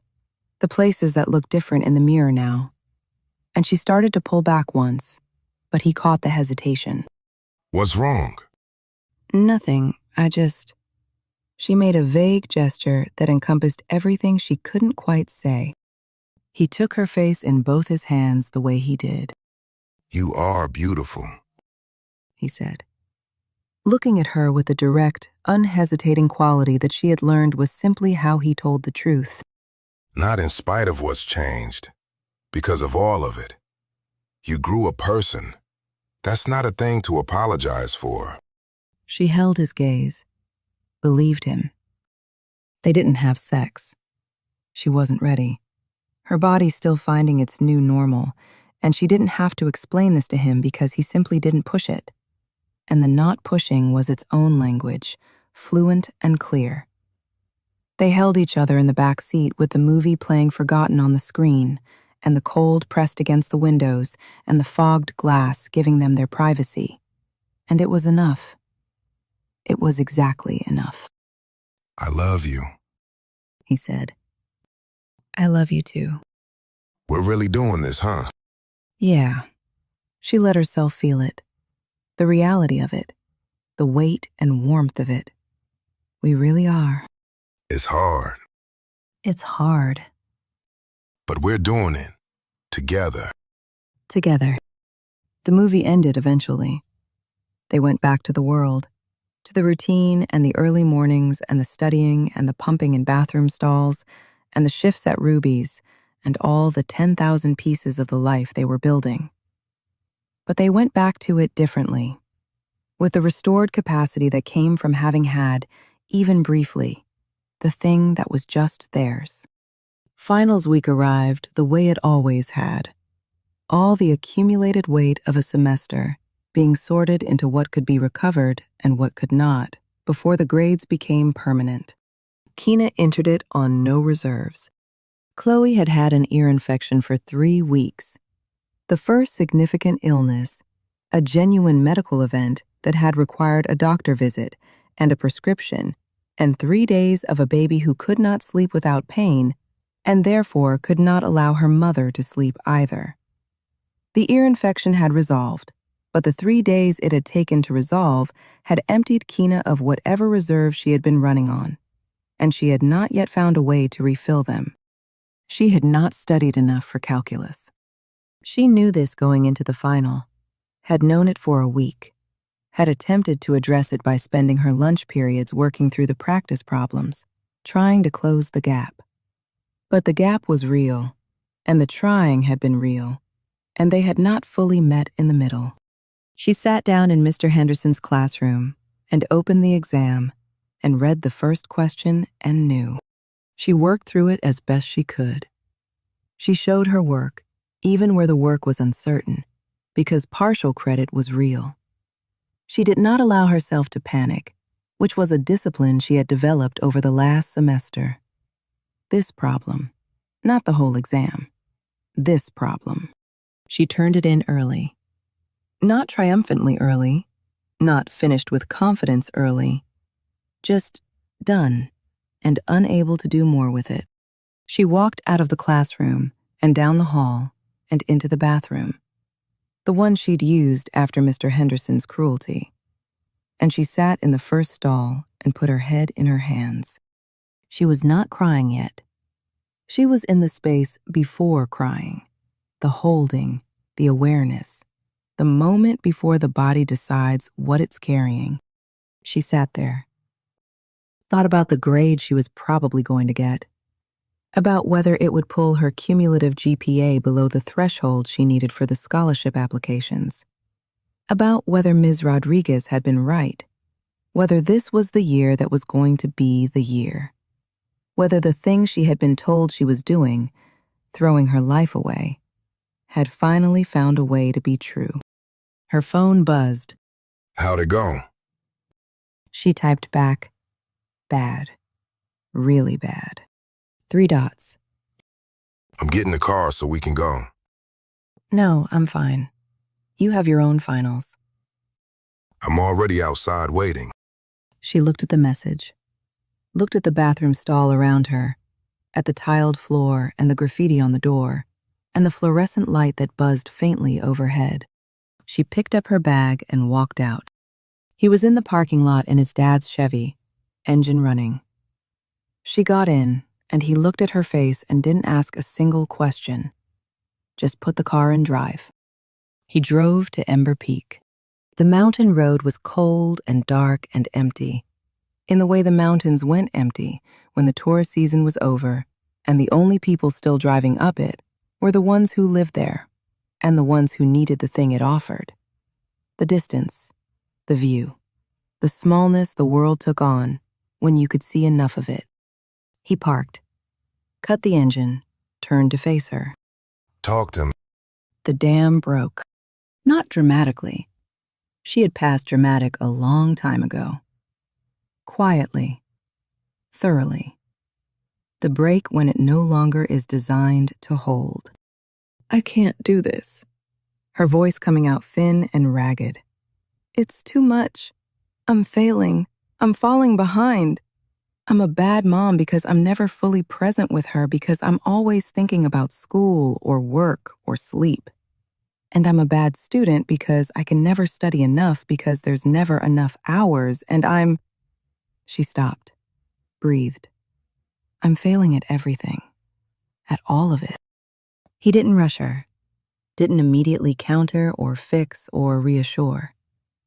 He let her finish. And then he let the silence sit for a moment with what she'd said. And then...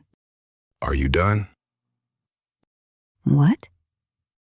With the list. Are you done? She looked at him. Because I want to make sure I have the whole thing before I respond. Something in her, not humor, not quite, but adjacent to it. The thing that happens when someone sees through you so clearly that the only available response is recognition. Yes, I'm done. Okay. He leaned forward, forearms on the steering wheel, looking out at the dark valley and the lights of Ember Ridge below. You're not failing at everything. You're exhausted, and those are 2 different things. Failing means you stopped. You haven't stopped. I probably failed calculus. You probably got a C, which is passing, which means you didn't fail. You just got a C in calculus while working 20 hours a week and raising a newborn. He looked at her. Put it in context, Keena. She was crying now, the quiet kind. What if it messes up my GPA? The applications. 1 C in calculus won't keep you out of Vail if the rest of your application is what it is. And the rest of your application is... He stopped. Who writes about surviving a pregnancy at 17 and coming back to school 2 weeks postpartum? Who has that story and a 3.8 and a job and a letter from their boss who built her own business from nothing? That's not a liability. That's an essay. She looked at him. That's a person who Vail University should be competing to get, he said. That's not a statistic. That's not a cautionary tale. That is the most compelling application in that school's entire pile. She was shaking still, but differently. You actually believe that? I have always believed that. About you. Since before any of this. He reached over and took her hand. You have never been small, Keena. Not one day. They've been trying to make you feel small because they need to. Because the alternative is admitting that you're doing something they couldn't. She leaned her head back against the seat, looked at the sky above the mountains. I'm so tired, she said. Not a complaint, just a fact. I know. I can't quit. I know I can't quit, but the words didn't quite exist for it. The bone-deep tired of a person who has been going without pause, who needs the rest but cannot afford it, who loves what they are building and is running out of what it takes to keep building. You don't have to quit, he said. And you don't have to pretend you're not tired. Both things can be true. She looked at the lights of Ember Ridge below. Her town, her people, down there in all those lit windows, doing all their living. Her daughter was down there too, in her mama's house, in the crib in the corner of the room that had been hers, sleeping with the ease of babies who have not yet learned that rest is something you have to earn. I'm doing this for her, she thought. Every tired day is for her. Every exam and every shift and every application and every morning I walk through those doors. It's for her. And it's for me. It's for the version of me she's going to look at someday and need to be proud of. Okay, she said. Okay? Okay, I'm not quitting. I needed to say it out loud. That it's hard. It's hard, he said simply, confirming the fact of it without trying to reduce it. It's really hard, and you're doing it anyway. He started the car, drove her home, walked her to the door, and held her for a moment in the cold air before she went in. Long enough to mean something, brief enough to let her go. Get some sleep, he said. As much as Chloe allows. Which will be 4 hours. 4 hours is 4 hours.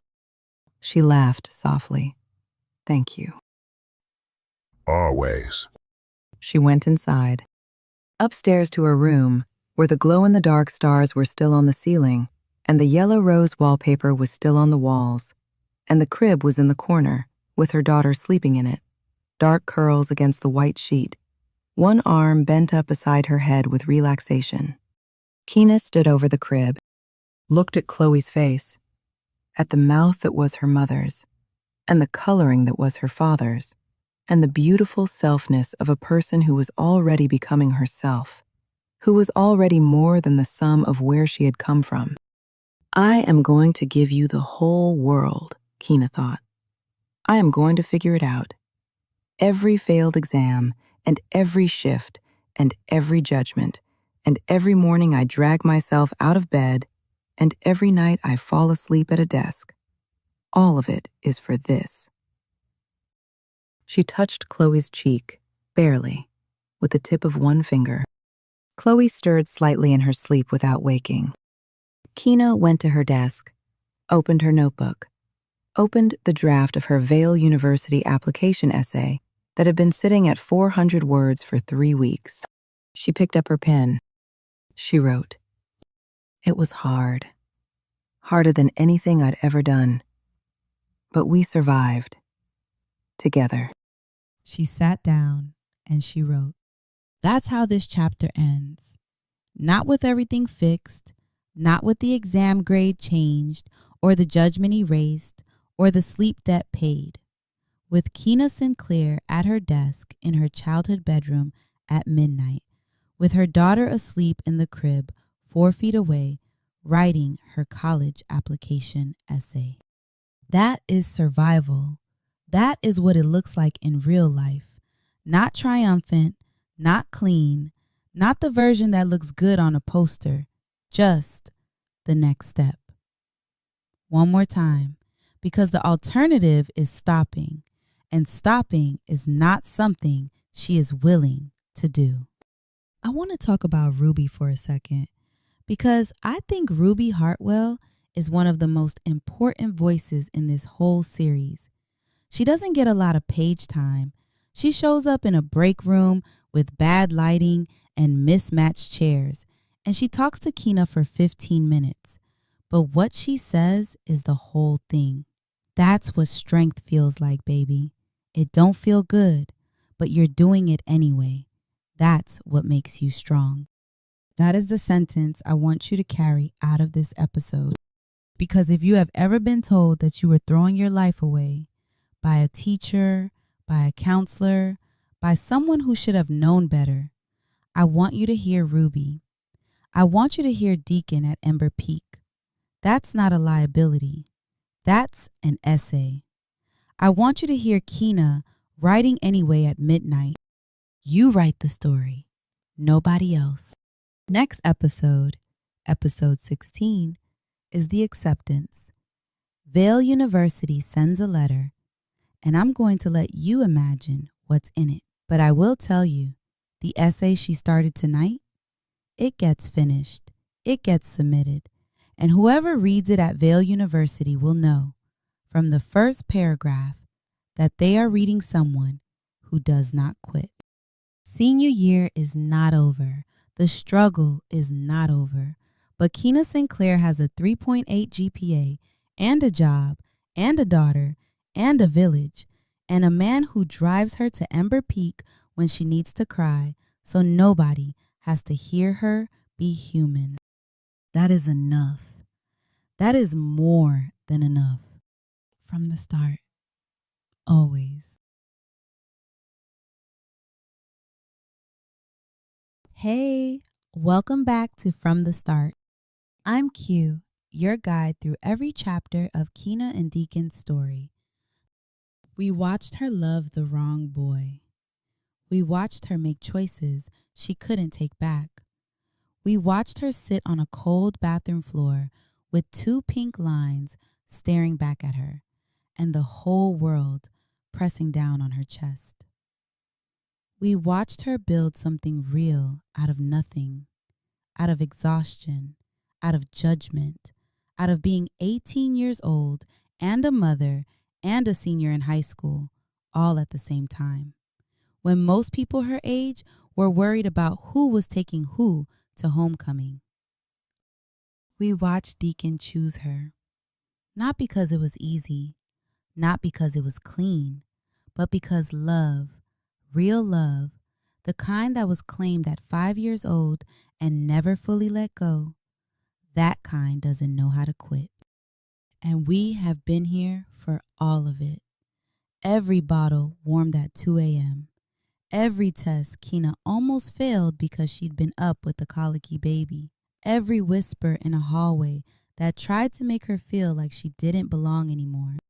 But today we get something different. Today, we get joy. Pure, unbothered, I survived everything. Destiny's Child playing in the background, Gloria Gaynor at full volume, joy. Because Keena Sinclair is going to prom. She is going to stand in a white dress with her man on her arm and her baby girl's slobbery kiss on her cheek. And she is going to walk into that gym like she has every right in the world to be there. Because she does. She has earned this.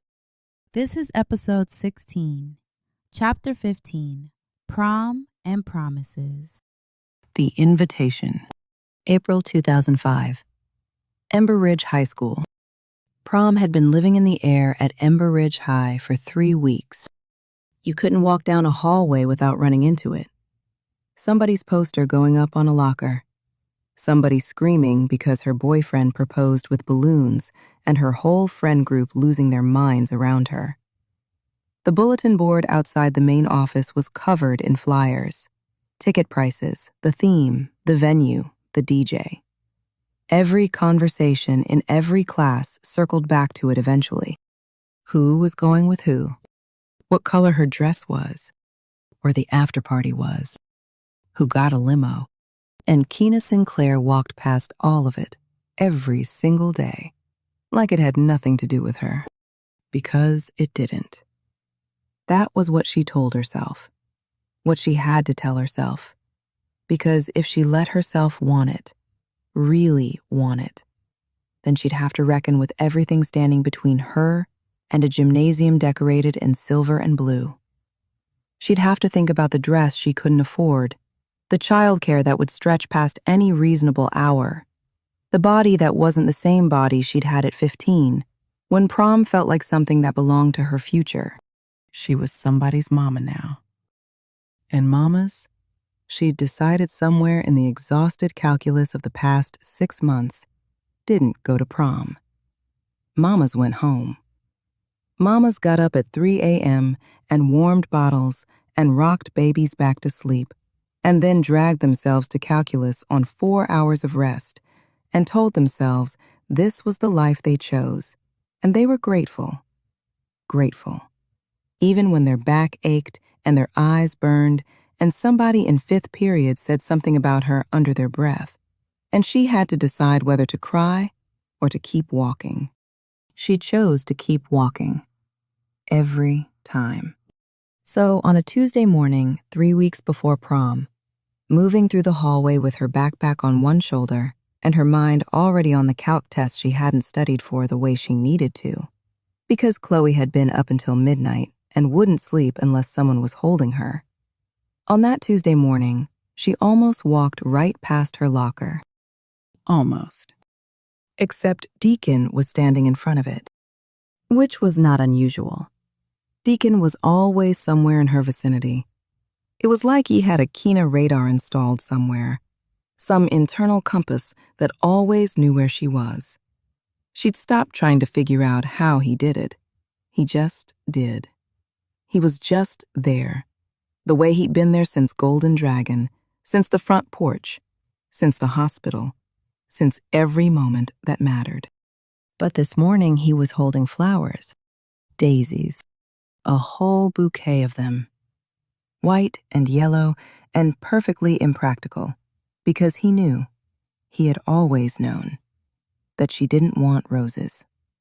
Roses were for people who wanted to be impressed by something common. But Keena had said once, years ago, middle school maybe, that she liked daisies because they looked happy for no reason at all. And he had filed that away somewhere in that brain of his, and apparently kept it across all the years and all the distance, and everything else. He was standing at her locker like he belonged there, which he did, holding those daisies and wearing the almost smile he always wore when he was about to say something he already knew was going to work. Keena stopped walking. "What is this?" she said. Good morning to you, too. He extended the flowers. These are for you. She took them because her hands moved before her brain did, and she stood there holding a bouquet of daisies in the middle of a crowded high school hallway, feeling something warm and dangerous spreading in her chest. "Deacon." Go to prom with me. She opened her mouth, closed it, opened it again. "We've talked about this. I can't." You can. "I don't have a dress. I don't have money for a dress. Tickets are $40 each, and I'm still paying off Chloe's pediatrician copay from last month. And there's nobody to watch her that late because your mama and my mama can't be." My mom and your mom already said they'll watch her.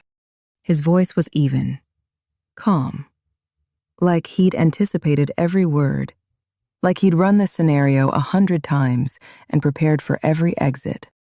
I called them both. They're already planning it.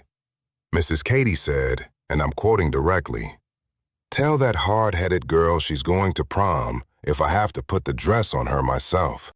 Keena blinked. The dress. he continued. We will figure out.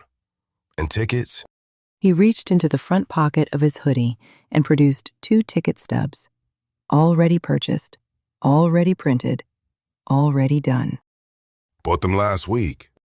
She stared at the tickets in his hand, then at the daisies in hers, then back at his face, at the jaw she'd memorized over years, at those eyes that had looked at her through every version of herself she'd ever been.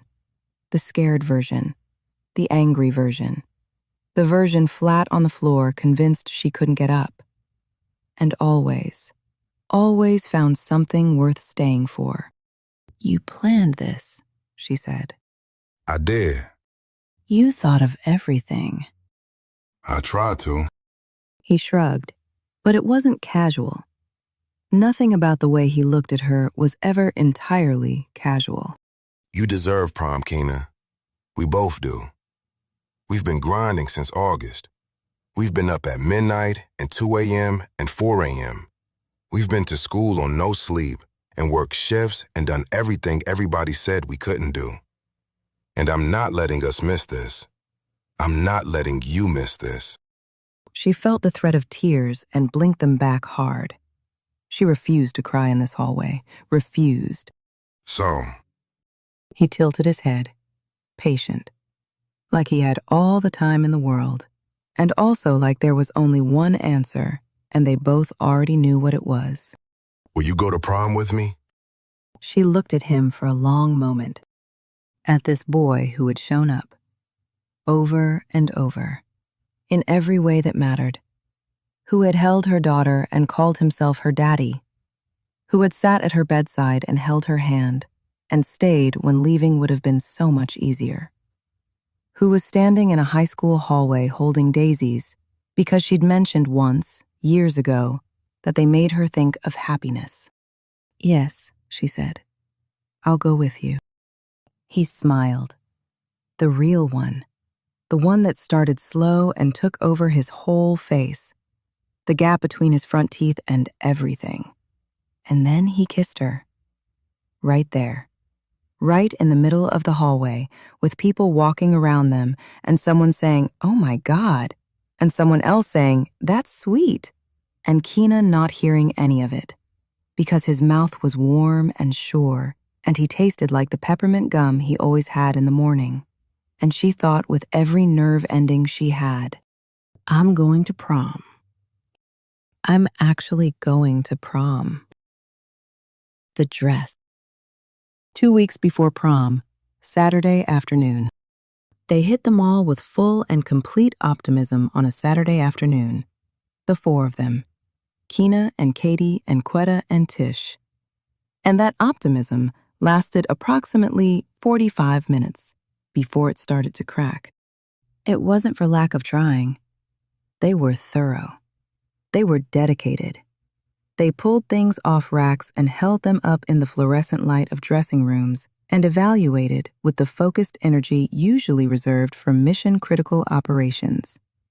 They went to every store that sold formal dresses within a 10-mile radius. But the body in the dressing room wasn't the body she'd had before Chloe. No amount of positive thinking was going to change that faster than 6 months of motherhood had. Her hips were wider. She'd known that, had seen it in the mirror at home, had made a kind of private peace with it in the accounting she did with herself most mornings.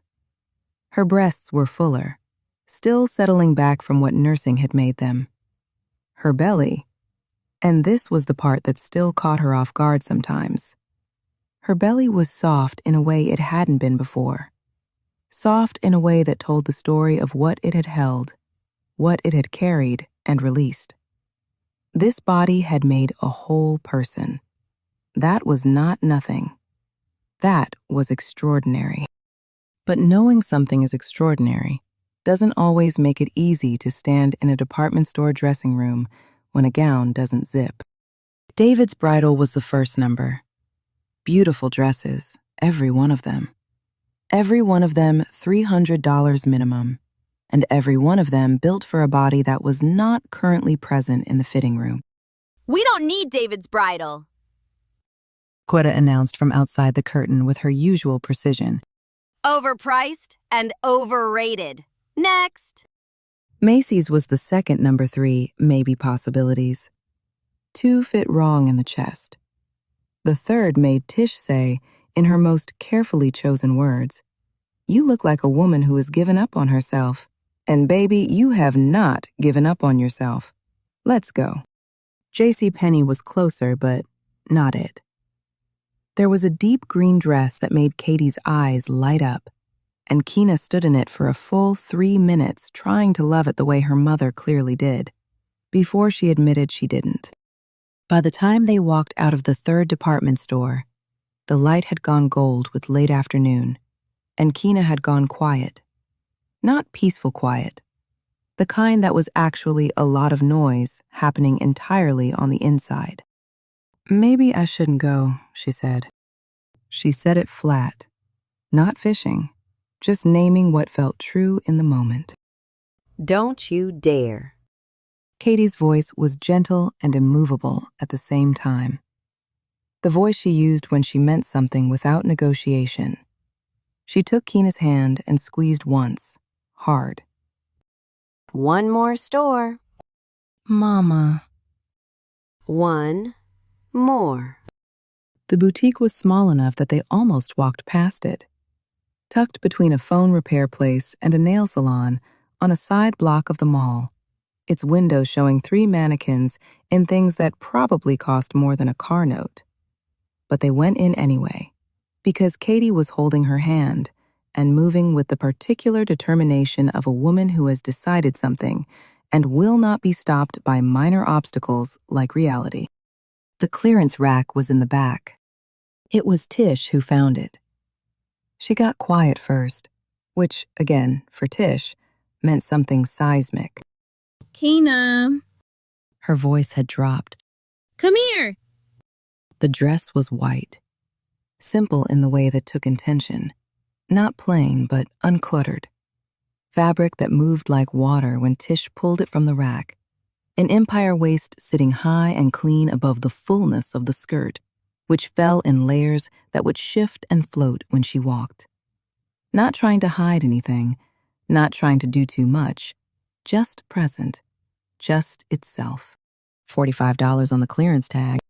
She took it into the dressing room alone, pulled the curtain, could hear the other 3 talking in low voices outside, the comfortable murmur of women who had known each other long enough to fill silence with something warm. She put the dress on, turned to the mirror, and stood there. Because the woman in the mirror was not what she had braced herself for. She'd spent the last 3 hours cataloging everything about her body that had changed, making a careful inventory of difference, the way you inventory damage after a storm. But the dress fell right over all of it. The empire waist skimmed the narrowest part of her torso and then released into fabric that moved when she moved, that asked nothing of her body, that simply went where she went and looked like it was supposed to be there. Her shoulders were bare, and her collarbone sat clean above the neckline, and her face, which was her mother's face and her own face, the face of a girl who had survived something enormous, looked back at her without apology. She didn't see the teen mom. She didn't see the exhausted student. She didn't see the girl the hallways whispered about. She saw Keena. Just Keena. Whole and worthy and still standing after everything that had tried to knock her flat. She pulled back the curtain. Quetta made a sound that was not quite a word. Her hand went to her mouth. Her eyes filled immediately, and for Quetta, who prided herself on being the unbothered one, who had strong opinions about public emotional displays, that was its own kind of declaration. Deacon is going to absolutely lose his mind. And Katie, who had held her through the positive test and the fallout and every hard morning in between, who had cried and prayed and cooked and asked nothing in return. Katie looked at her daughter in that white dress and put both hands over her heart. My baby. She whispered. My beautiful baby. They bought the dress. Silver heels from Payless.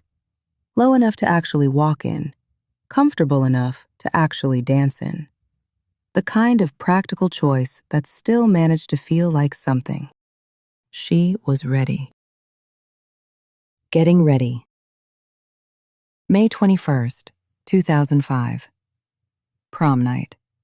The Sinclair house. Prom night arrived the way important nights always do. Ordinary at first. The light in the morning looked like any other Saturday light. Chloe woke at her usual time and needed her usual things. The Sinclair house smelled like coffee and whatever Katie had decided to cook, because Katie cooked when she was emotional. And tonight, by every available indication, Katie was going to be very, very emotional. By 6 in the evening, the house had transformed into something between a beauty salon and a revival meeting, which was approximately right for the occasion. Quetta had commandeered the flat iron and a stretch of the bathroom counter and was working on Keena's hair with the focused intensity of someone performing a surgical procedure that she would personally be held responsible for if anything went wrong. Tish had her makeup spread across the dresser in deliberate order, muttering to herself about undertones and color theory in a way that made clear she had a plan, and the plan was going to be executed with precision. Katie moved in and out, carrying things, a glass of water, a safety pin, the shoebox, because she needed to be useful, because if she stopped moving, she was going to cry again, and she was saving the full cry for pictures.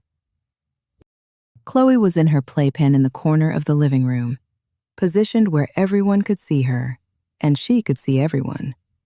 She had strong opinions about her position in any given space, and had been communicating those opinions since approximately the 2nd month of her life. She was 6 months old, and already certain about what she wanted. Keena thought about that sometimes, where that certainty came from, whether it was inherited or built, whether she herself had ever been that sure of anything without already knowing the cost of being wrong. Chloe was wearing a white dress, tiny, perfect. Eyelet lace at the hem, small puffed sleeves, the kind of adorable that only exists in sizes that small. Katie had found it at a children's boutique in town and said nothing until prom morning, when she'd held it up and watched Keena's face do the thing it does when something hits her directly in the center of herself. Matching. That was the idea. Mama and daughter, both in white. It had made everyone cry, including Tish, who had a strict personal policy against crying at non-funerals. Now Keena sat at the edge of her bed while Quetta worked her hair into smooth, flat-ironed lengths and wound each section into curls that felt soft and intentional. Outside the bedroom door, she could hear Chloe babbling, those bright, confident, nonsense syllables that had become the essential soundtrack of her life. The sound she woke up for and came home for. The sound that had replaced whatever silence used to live in the center of her chest. Hold still! Quetta said. I am still. Your shoulders are moving. You think you're still, but your shoulders are doing a whole separate thing. Keena made a conscious effort to settle her shoulders. Tish appeared in front of her with a brush and the expression of someone who understood that what happened in the next 20 minutes was going to matter. Close your eyes. She closed them. What followed was warm in the way she would remember for years afterward. The careful weight of a brush across her eyelids, Tish's breath close and measured, the smell of setting spray, Quetta humming something soft and R&B under her breath, Chloe's voice floating in from the next room, that earnest, one-sided conversation she was having with her stuffed rabbit. Okay. Tish said. Open. She opened her eyes. The woman in the mirror wore a warm brown smoky eye that deepened everything without overwhelming it. A nude lip that let her face do the speaking. Lashes that did what lashes were supposed to do. Her hair fell in soft, deliberate curls past her shoulders. She looked, and she held still with this, let herself receive it. Beautiful. Not despite the year she'd had. Not in spite of the exhaustion, or the changed body, or the life that had rearranged itself around a 6-month-old who had not arrived gently. Just beautiful. Fully and simply and without qualification. Yeah, Quetta said quietly from behind her. yeah. That's it. Right there. Mm-hmm. She stood, stepped into the white dress, zipped it, stepped into the silver heels, looked at herself one more time. Then she went to get Chloe. Her daughter looked up from the playpen when Keena walked in. That complete, wide-open, undisguised joy crossing her small face. Because Keena was her person, and when your person walks into the room, there is nothing else worth looking at.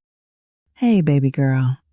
She crouched down and lifted Chloe out carefully, mindful of the dress, pulling her close and breathing her in. Baby lotion and warmth, and that particular smell that was simply, irreducibly Chloe. Distinct and irreplaceable, and the best thing Keena had ever breathed.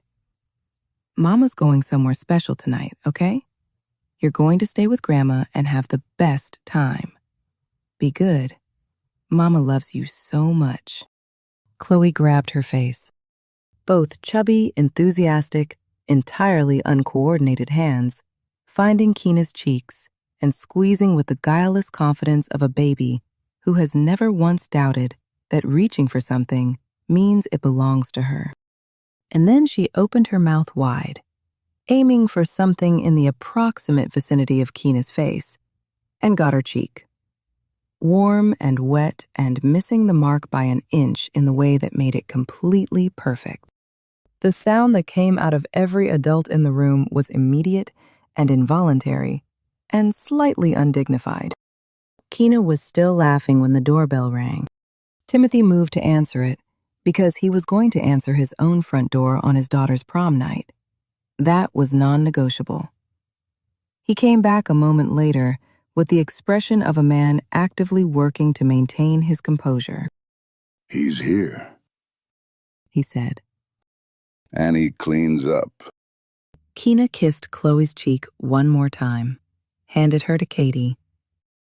She walked to the top of the stairs.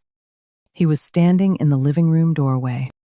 Black suit, white shirt, silver tie, and she clocked it immediately, matched exactly to her heels, which meant he had either asked or paid extremely close attention, and either answer said exactly the same thing about who he was. His fade was fresh. His shoes were shined. He smelled from 10 feet away and across a staircase, like the cologne she associated now with safety, with the feeling of things being okay. He was looking up at her. She took the first step, and the second. She held the rail because the heels were new and the stairs were steep, and she was absolutely not going to make this moment into a story about falling. She took each step deliberately, and then she looked up, and he had gone still. Not politely attentive, not performing for the room. Still. The way people go still when something knocks the ordinary rotation of things sideways. When they see something that doesn't fit inside their regular understanding of beautiful, and their whole brain has to stop and catch up. She reached the bottom step.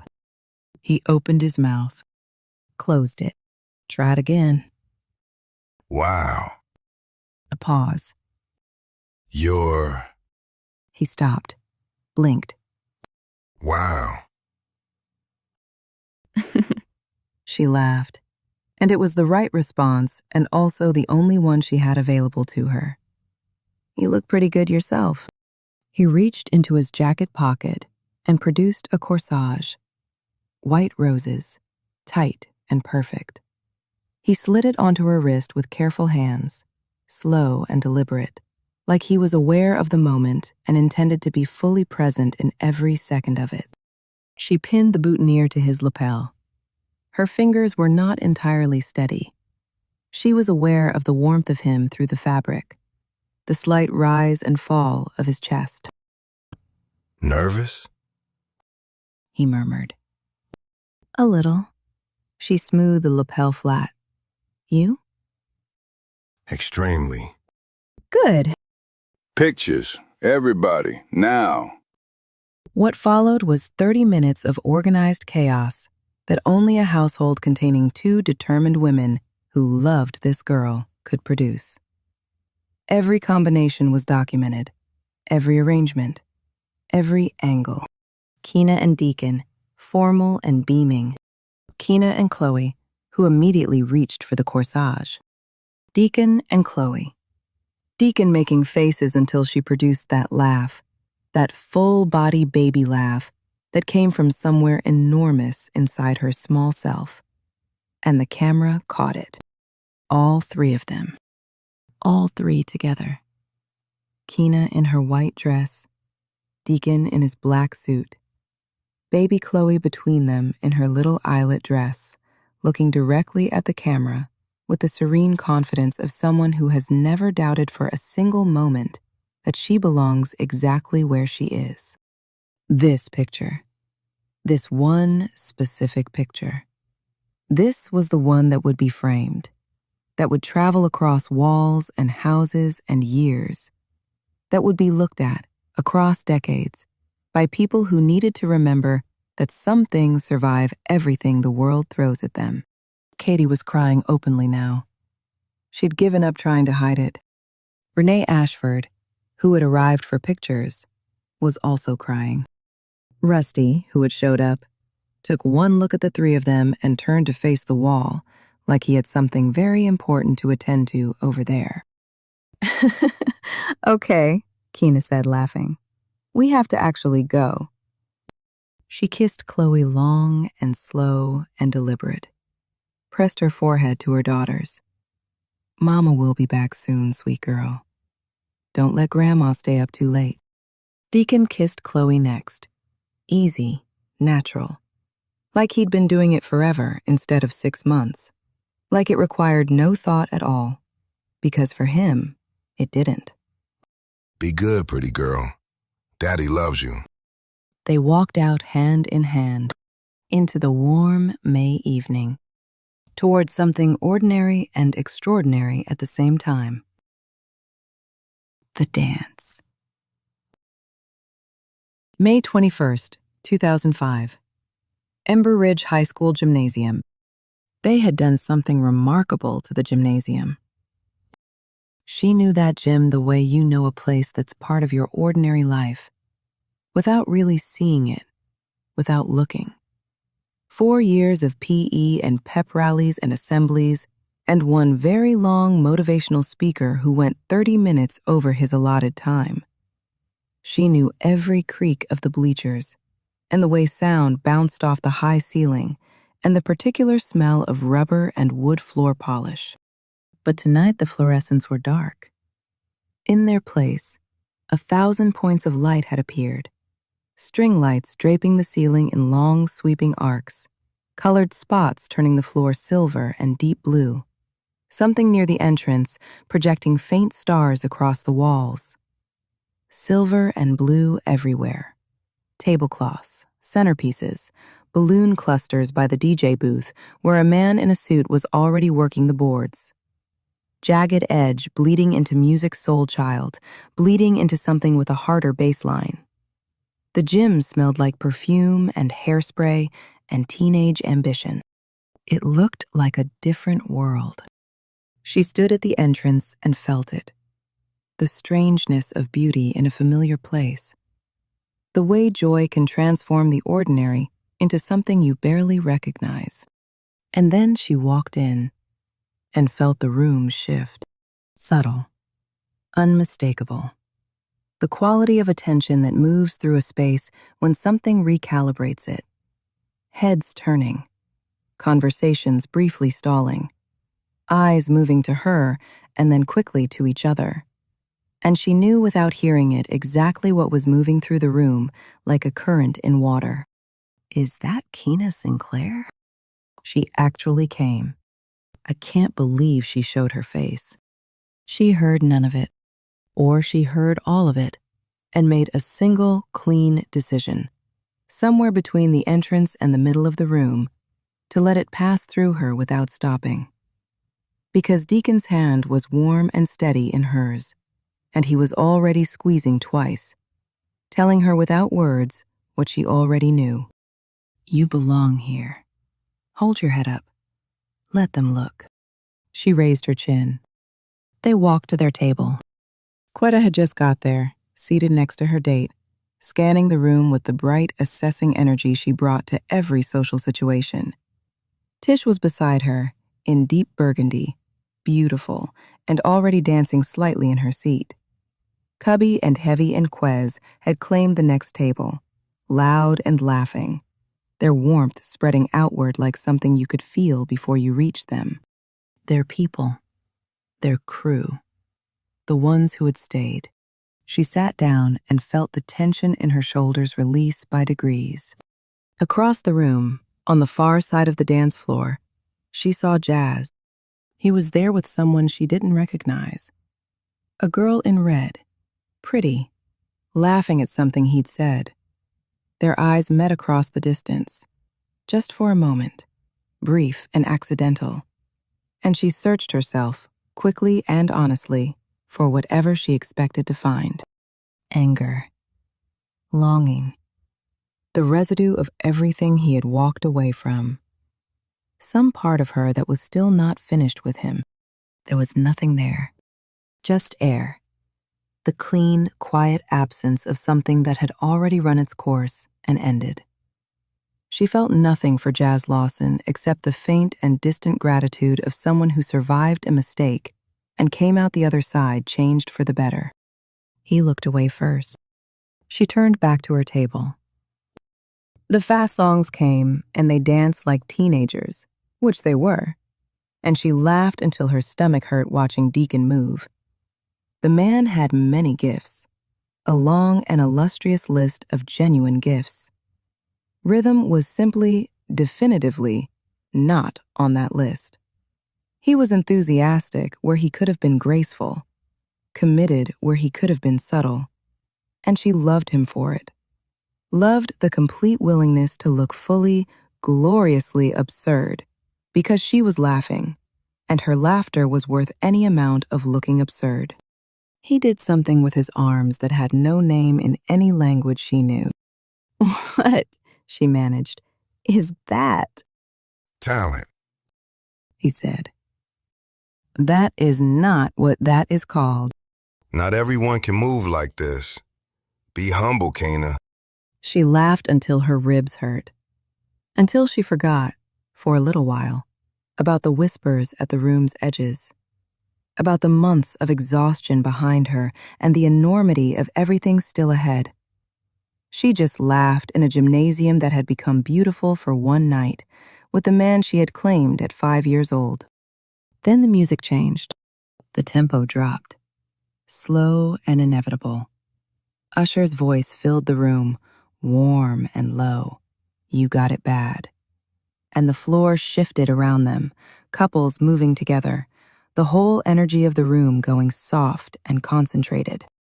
Deacon reached for her hand, led her to the middle of the floor. Not the edge, not a corner. The middle, where everyone could see them, and he had never cared about that.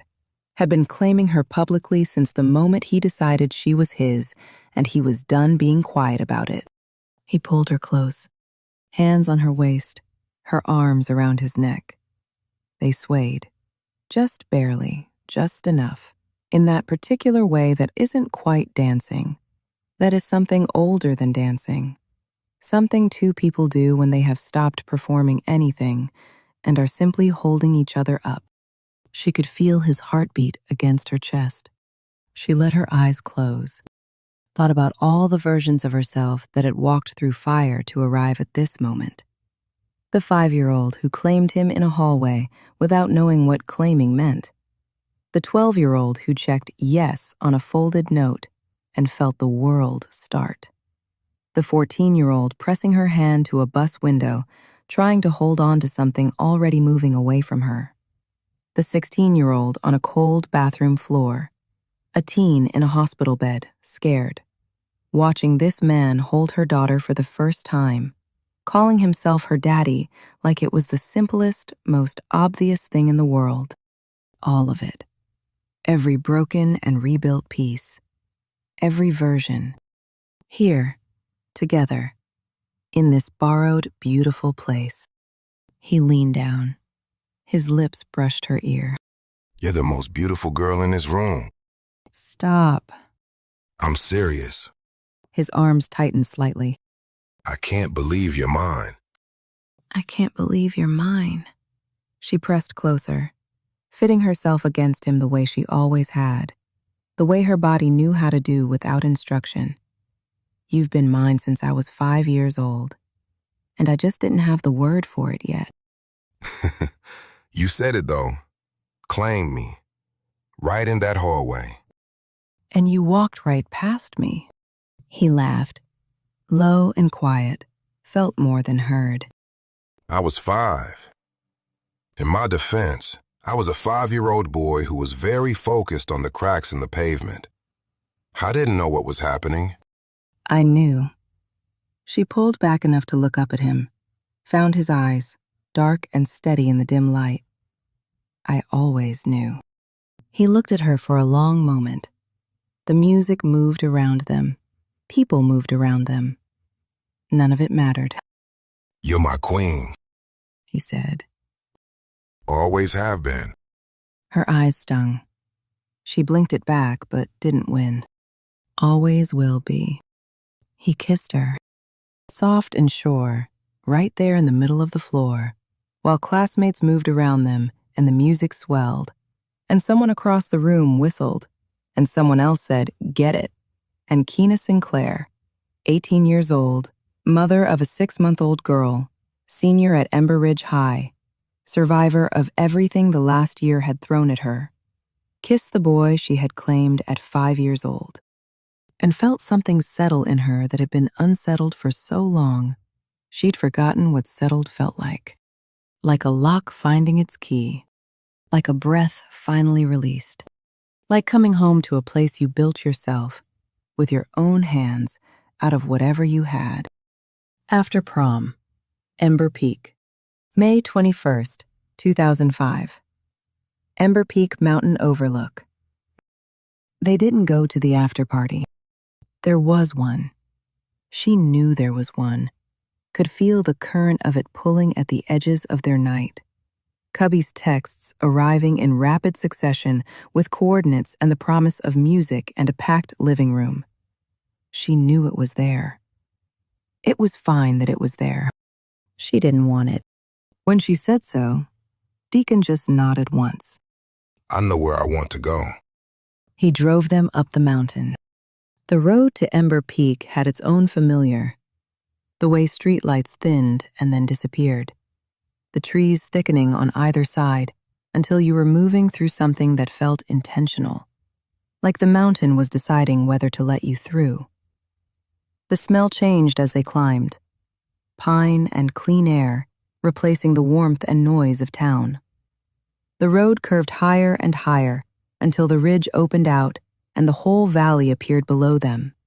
Ember Ridge laid out in light and shadow, the water tower visible, and the church steeples and the dark stretch of mountains beyond. He parked at the overlook. They climbed onto the hood of the car, the same way they always had. The same position they'd found across years and versions of themselves. From the summer night they said goodbye before high school, to the nights during the hardest months when they'd sat here and let the stars say what they couldn't. Same hood, same mountain. Profoundly different versions of themselves. The sky was extraordinary. No moon at all. Just darkness and stars. More stars than she could count, more than she could look at directly. the Milky Way visible as a wide, soft arc across everything. The kind of sky that only exists when you're far enough from city light that it can show you what it actually is. A cool May breeze moved through, carrying the last of the mountain cold, and she was glad for the warmth of him beside her, his shoulder solid against hers, the warmth radiating through his suit jacket. They sat in silence, just being, existing in the same space. This had always been one of their gifts, the ability to say nothing and have it mean everything. To be quiet together, without the quiet becoming a distance between them. Below them, Ember Ridge glittered. She found the street where Chloe was sleeping right now, safe with the two grandmothers who had organized themselves around her daughter's care with the quiet efficiency of women who understood what was at stake. She found the water tower. She found the roof line of the high school, which looked different from up here. Smaller, less heavy. The way things that feel enormous up close look ordinary from the right distance. "Are we crazy?" she said. Her voice came out quiet. Not the question of someone who didn't believe in herself. The question of someone who needed to say it out loud and hear how it sounded in the night air. Doing what? Deacon said. All of it. Thinking we can actually do this. College, Chloe, building a whole life together. All of it at the same time. A pause. Are we crazy for thinking that's possible? He was quiet for a moment. She could feel him thinking, not performing the gesture of thought, but actually doing it, turning the question over with care. Probably. He said finally. But we're doing it anyway. She laughed, soft and real. Yeah, we are. Are you scared? Terrified. Without hesitation, without softening it. Me too. He found her hand, threaded his fingers through hers, slow and deliberate. The way you do something you want to feel completely. But we're scared together. That's different from being scared alone. Yeah. She leaned slightly into him. That's different. They sat with that for a while. Hey. She turned to look at him. He was looking straight ahead at the valley below, like he needed to look at something else while he said what he was about to say. His jaw was set, his profile clean against the dark. Can I tell you something? You can always tell me something. He was quiet for one more beat. Then he turned, looked at her directly, with the full and unguarded weight of his attention. The way he looked at her when he wasn't performing anything, when it was just him and just her, and there was no one else anywhere who mattered. I'm going to marry you one day.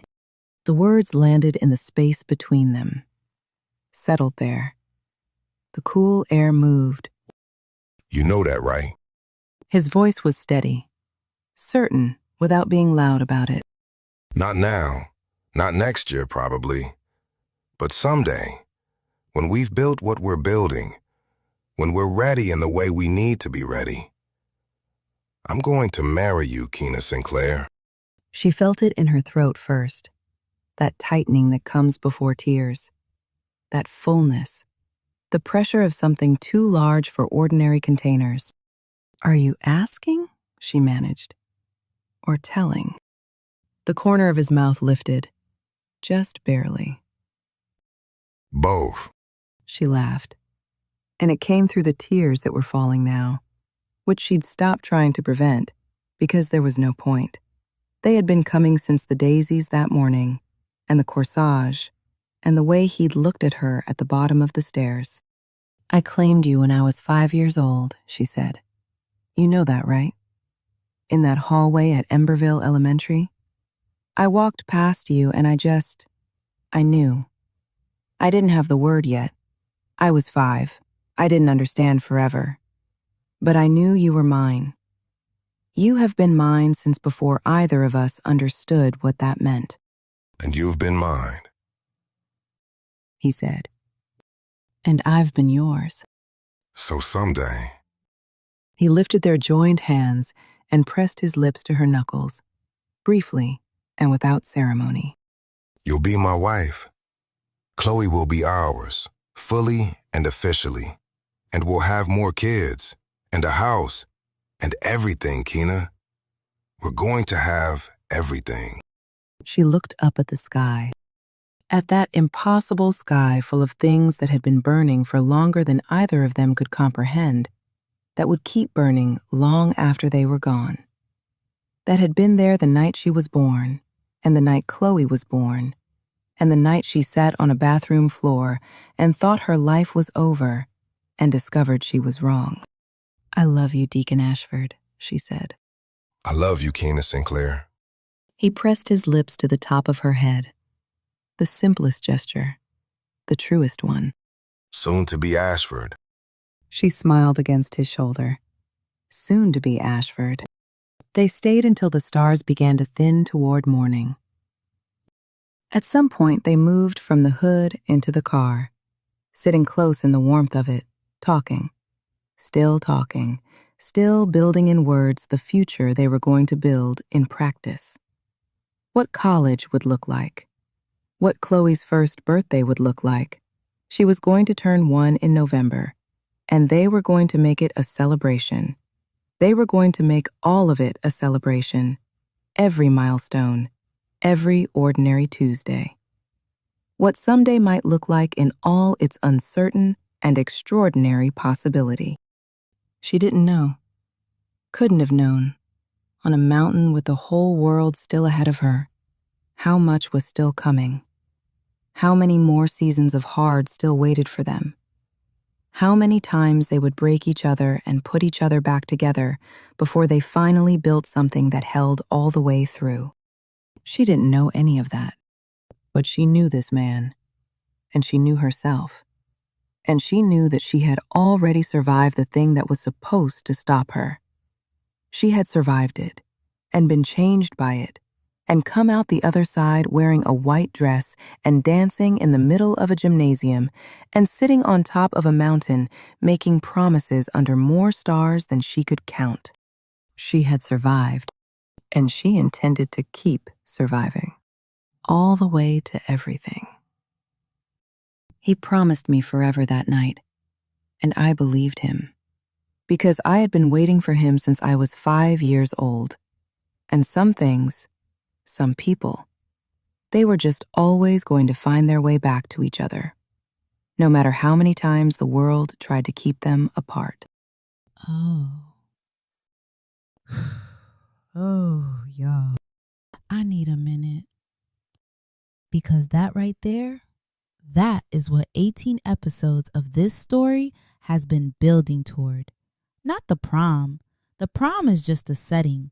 The prom is just the occasion. What we have been building toward is that mountain, that conversation. Two people who have been through the absolute worst of it together, still choosing each other on the other side. Deacon Ashford told that woman he was going to marry her on a mountain under the Milky Way. After taking her to prom when everybody, and I mean everybody, gave her every reason to believe that prom wasn't for her anymore. That the life she'd built for herself in the last year had drawn a line around what she deserved, and prom was on the other side of it. He bought the tickets before she said yes, already. Because he knew the answer was yes. Because he knows her. He has always known her. He called both mothers and arranged childcare so she couldn't say she had no one to watch Chloe. He remembered the daisies because she mentioned them once. He matched his tie to her shoes. That is what attention looks like when it's real. That is what love looks like when it's a practice. Not a feeling you have when it's convenient, but a decision you make over and over in the direction of one person through the seasons that are easy and the seasons that are absolutely not. And Kenna, my girl Kenna, standing at the top of those stairs in a $45 clearance rack dress, looking like every single thing she is: a mother, a survivor, a student, a woman who chose herself when it mattered, a girl who claimed her person at 5 years old and never stopped believing it was real, even when everything around her was telling her to let it go. She held her head up. She walked into that room. She slow danced in the middle of the floor. She sat on the mountain and made promises to the future. That is the assignment. That has always been the assignment. Next week, Chapter 16, Graduation Day, cap and gown, a baby in the audience in a onesie that says, "My mommy did it," because Rusty Sinclair is the real one, and I will not hear otherwise. Y'all are not ready. I'll see you there. From the start, always.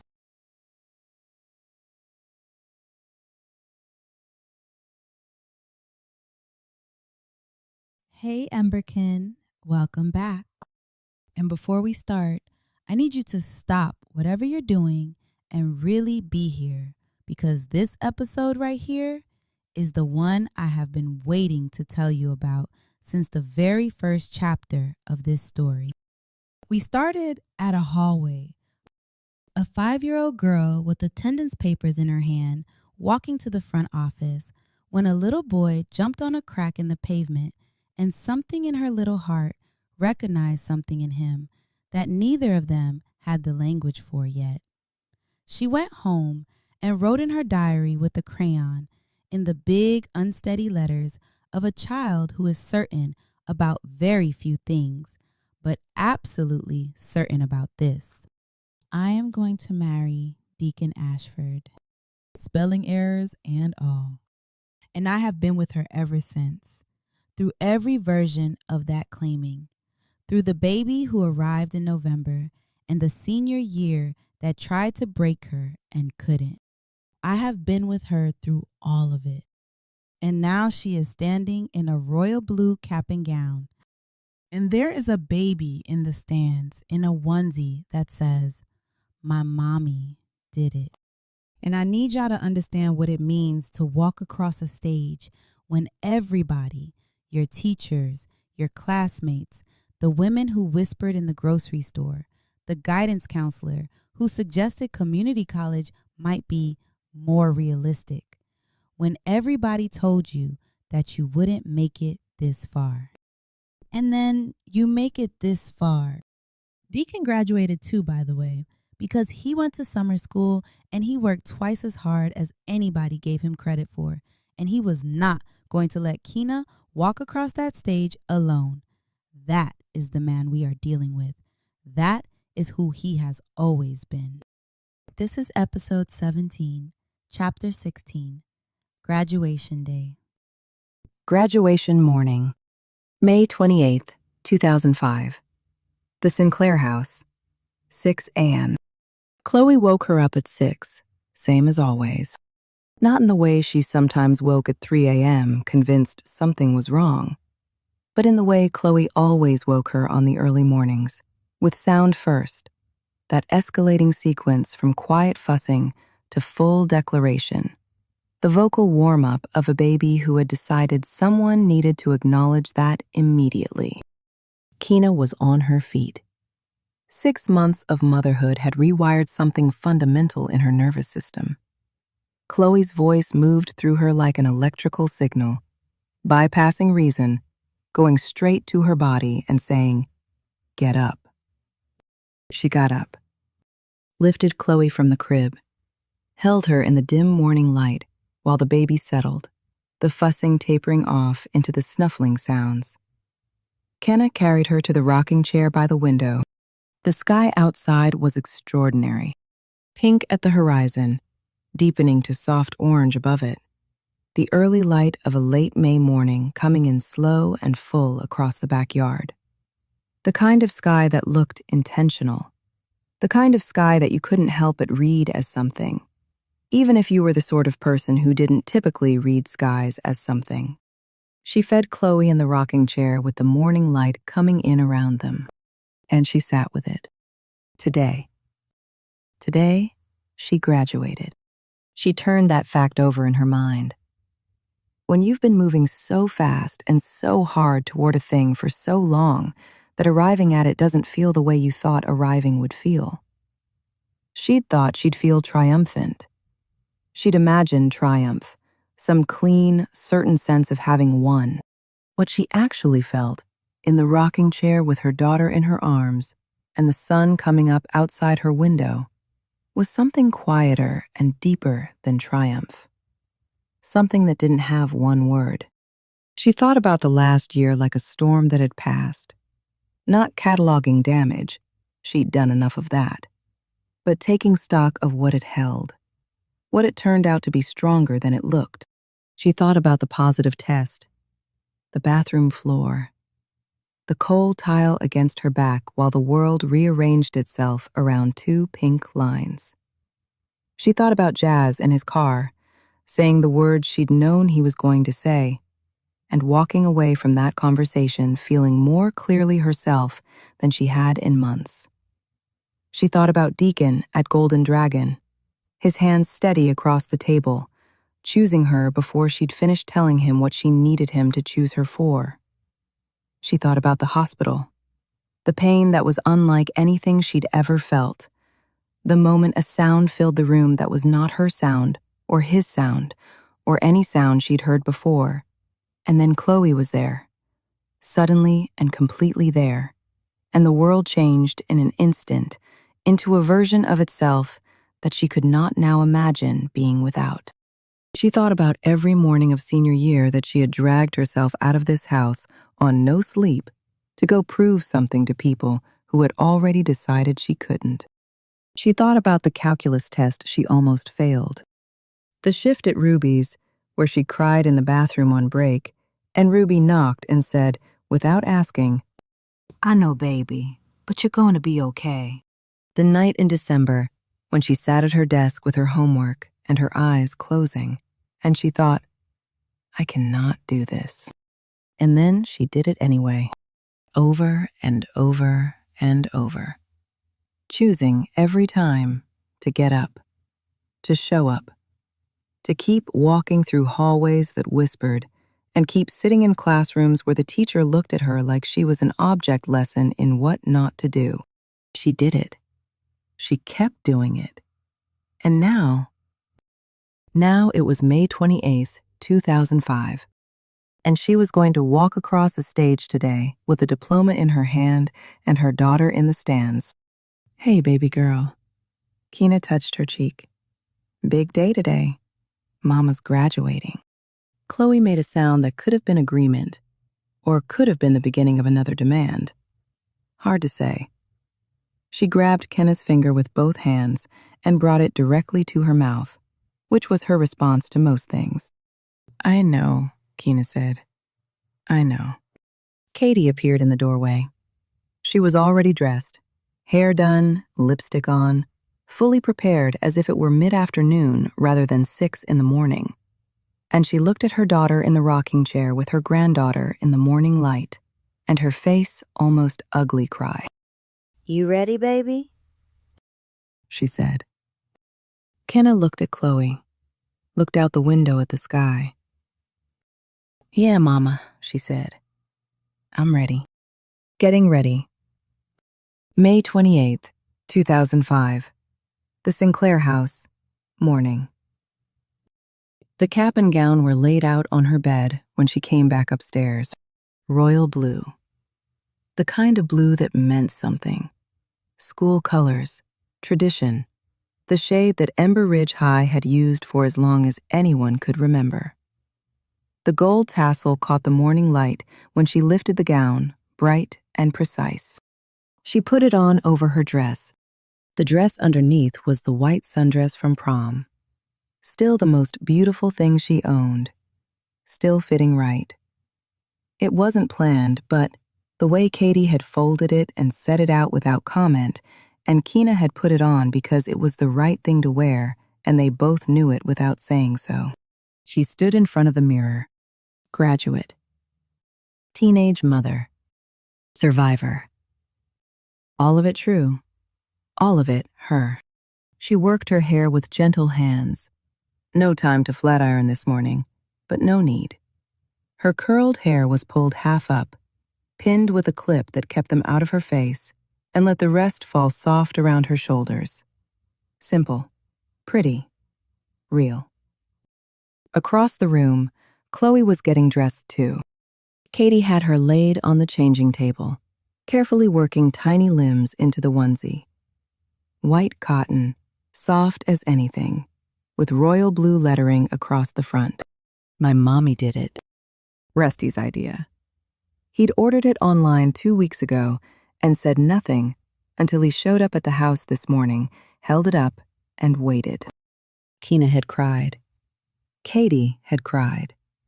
Even Timothy from the doorway had made a sound and then cleared his throat and walked away toward the kitchen with suspicious speed. Why is everybody crying? It's just a shirt. Which made everyone laugh, which was also Rusty's plan. He was good at that. Keena was applying mascara when the doorbell rang. She heard the front door, heard her father's voice, heard a pause, and then Timothy coming up the stairs. Kenna, Deacon's here. She hadn't expected him this early. She came downstairs still in her gown, tassels swinging, mascara not quite finished, and found him in the living room. He was already dressed for graduation. Royal blue gown over a white dress shirt and dark slacks, his own cap in his hand, his own gold tassel hanging. He'd gone to summer school. He'd worked twice as hard as the year had asked him to, fitting classes into the margins of every other thing he was already doing, because there was simply no version of this day in his mind where he wasn't standing in it, where she walked and he didn't. He was not going to let her cross that stage alone. That was Deacon. That had always been Deacon. He looked up when she came into the room. "Hey," she said. Hey. Then he crossed the room and pulled her in. Not a prom kiss or a mountain kiss. This was different. His arms around her, her face against his chest. Both of them just standing there in her parents' living room in their graduation gowns, needing a moment. We did it, He said into the top of her head. "We did it," she said into his chest. They stood there. Graduates, parents, 18 years old and carrying more than most 40-year-olds had ever been asked to carry. And still standing, still here, still choosing each other every morning in the long line of mornings that had brought them to this one. Pictures before you leave. Don't you dare walk out that door before pictures. They didn't dare. The ceremony. May 28th, 2005. Ember Ridge High School football field. Afternoon. The football field had been transformed. All the folding chairs arranged in perfect rows across the grass, facing the stage at the far end. The stage, with its podium and its flowers, and the table where the diplomas waited in individual envelopes with names printed in careful type. The bleachers on both sides were full of families, filling in from the outside in, a mass of people in their Saturday clothes, carrying cameras and handmade signs and noise, waiting for this for different reasons and are ready for it to begin. Royal blue and gold everywhere. The smell of cut grass and early summer heat, and someone's perfume drifting on the breeze. Keena found her place in the alphabetical line forming along the edge of the field. Sinclair, near the end, which meant a long wait while name after name was called, and the row shortened ahead of her, which was fine. She had waited longer for harder things. She could see Deacon up near the front of the line. Ashford, just past the beginning, practically first. And she found him in a crowd, with an accuracy that she'd stopped questioning. He was talking to someone in line beside him, and then he turned and scanned the field and found her too. He held up 2 fingers, their signal. A small, private thing. She held up 2 fingers back. Good. I see you. We're here. They were here. The ceremony began with a processional, the slow walk of 300 young people in matching gowns crossing a football field, while the band played something that was supposed to be triumphant and mostly succeeded. Keena walked with her chin up and her shoulders back and her eyes moving over the bleachers until she found the cluster of faces she was looking for. There. Her family had commandeered a section, like they always commandeered spaces. People who love loudly and have never once been embarrassed about it. Katie was in the center, Chloe in her lap, the "my mommy did it" onesie catching sunlight. Timothy stood at the end of the row, too restless to sit. Rusty and LaRon on either side of Katie, already scanning the field. Q in front, craning to see. Elnora Lawson was there too. Jazz's grandmother. Chloe's great-grandmother, in the way that mattered. The woman who had called. Keena. The night everything fell apart and said, "You do what you want with your baby. I'm here." She was seated at the end of the row, still and elegant and present. And 1 row behind her family, the Ashfords. Renee in a linen blazer, already searching the field. Benjamin beside her, upright and composed, which for him was the external version of what was happening internally. Landria, Kalima, the full assembly. Both families. Together. Here. The principal spoke. Someone from the school board spoke. The valedictorian, not Kenna, who was in the top 10% of her class, which was remarkable, which was extraordinary, which was something she had done while working and parenting and surviving, gave a speech about the future.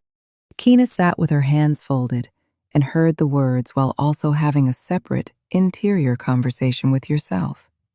She was present and elsewhere at once.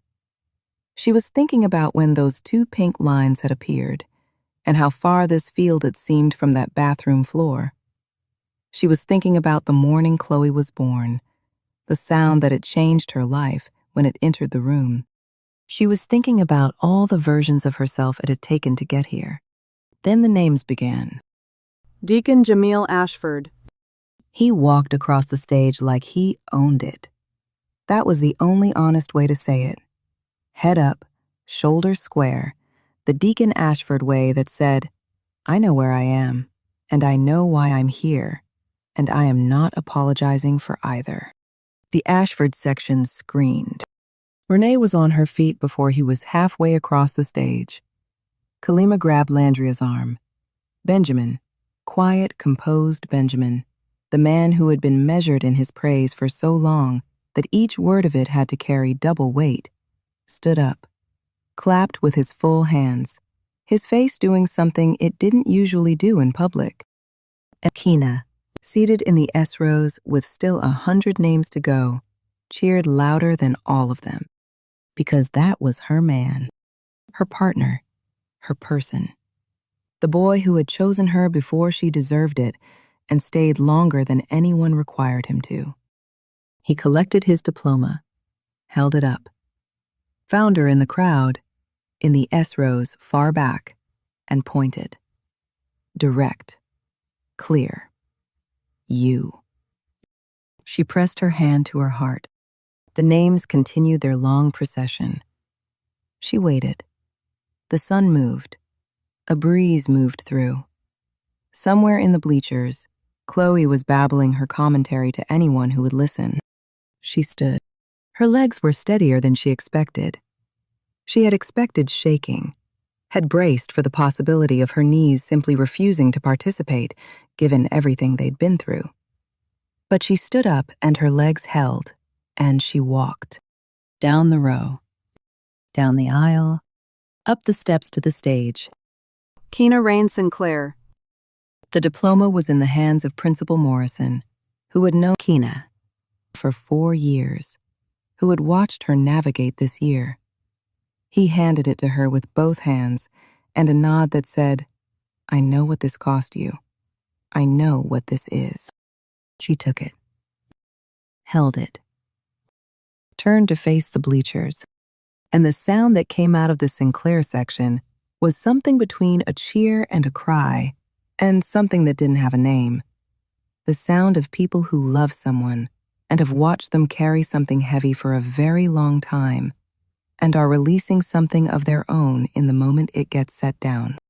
Katie was standing, one hand over her mouth, the other pressed flat against her chest, like she was trying to keep her heart where it belonged.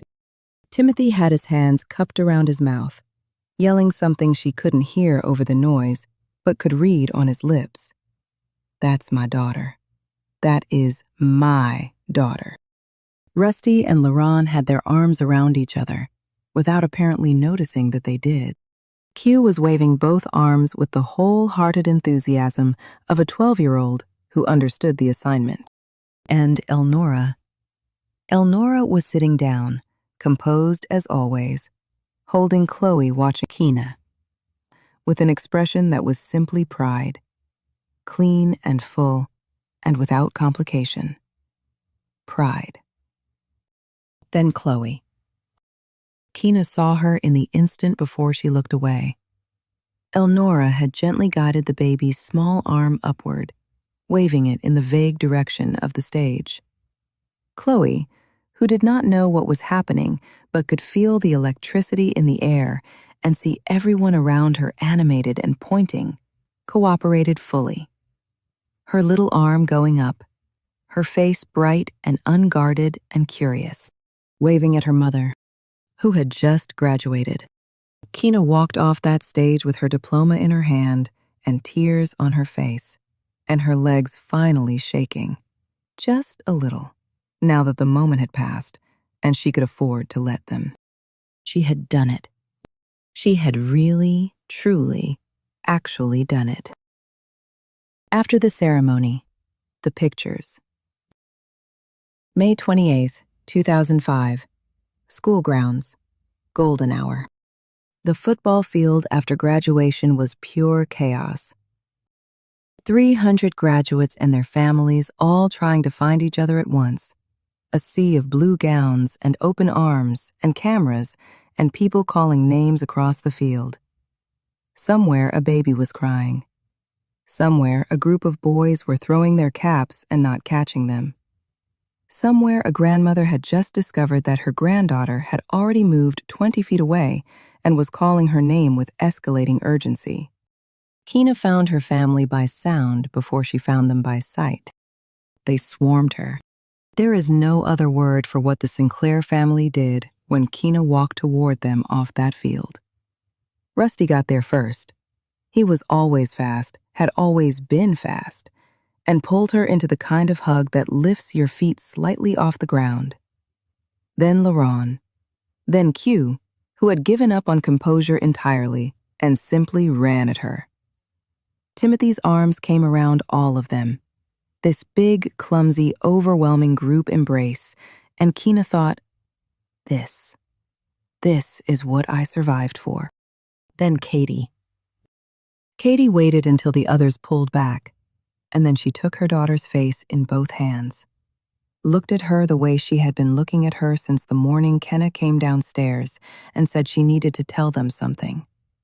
That look that was the fullest version of love Kenna knew. Not the love that asked what it would cost. Not the love that came with conditions attached.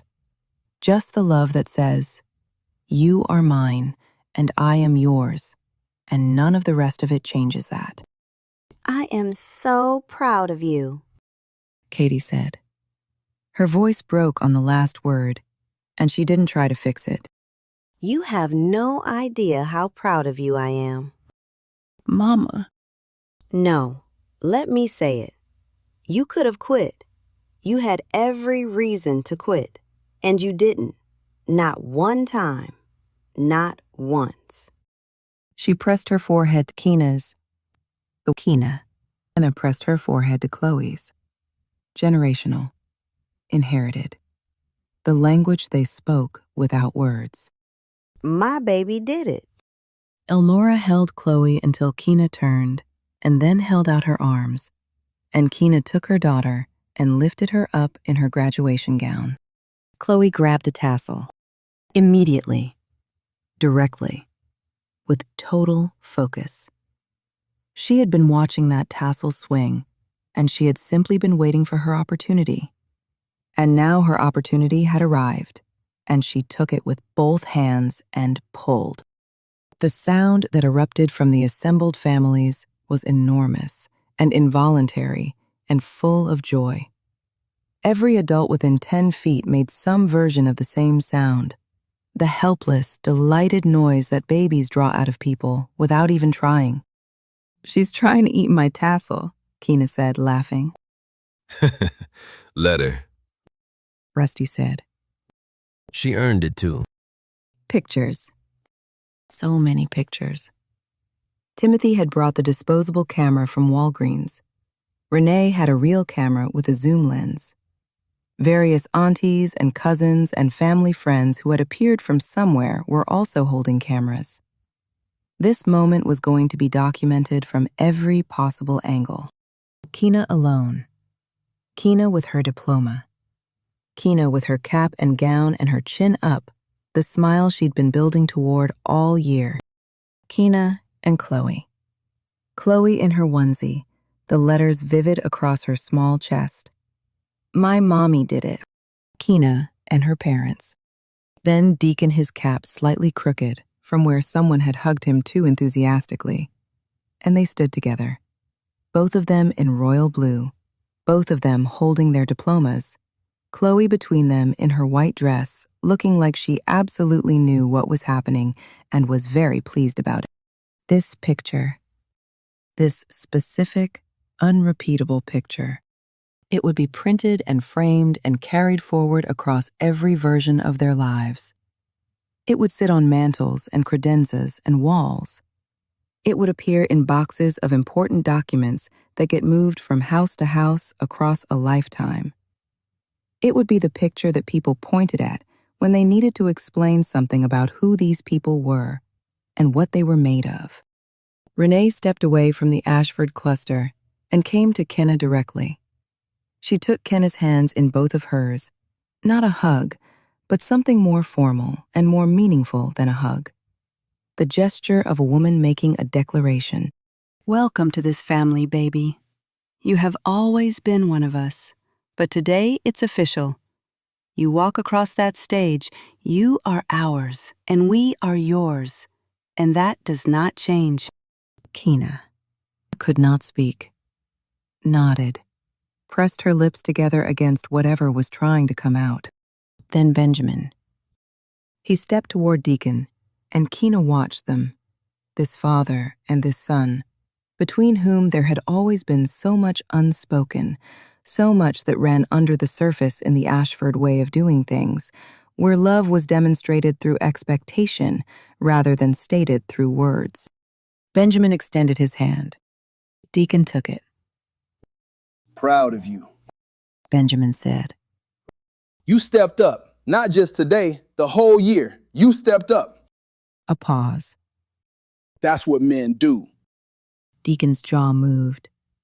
He was working to keep his face in order, the way Ashford men work to keep their faces in order, which was its own kind of telling. His eyes went bright. Thanks, Dan.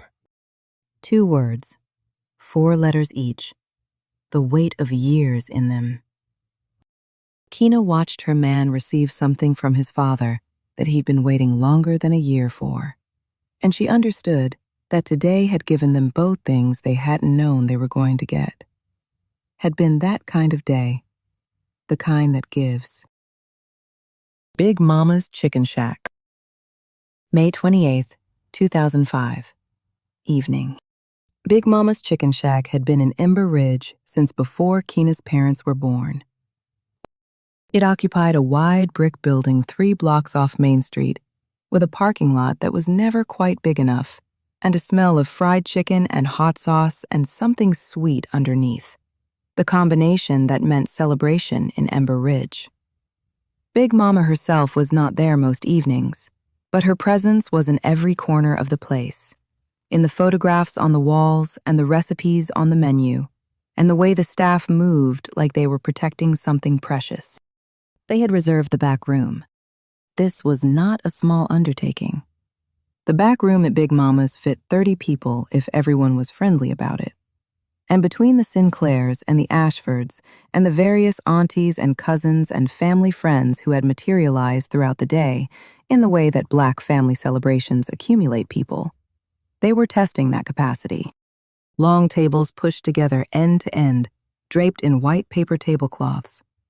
Mismatched chairs from several directions. A high chair for Chloe at the corner of the main table, positioned so she could see everything, and everything could see her. The food came in waves. Fried chicken first, golden and crackling, piled high on platters that went down the table like a relay.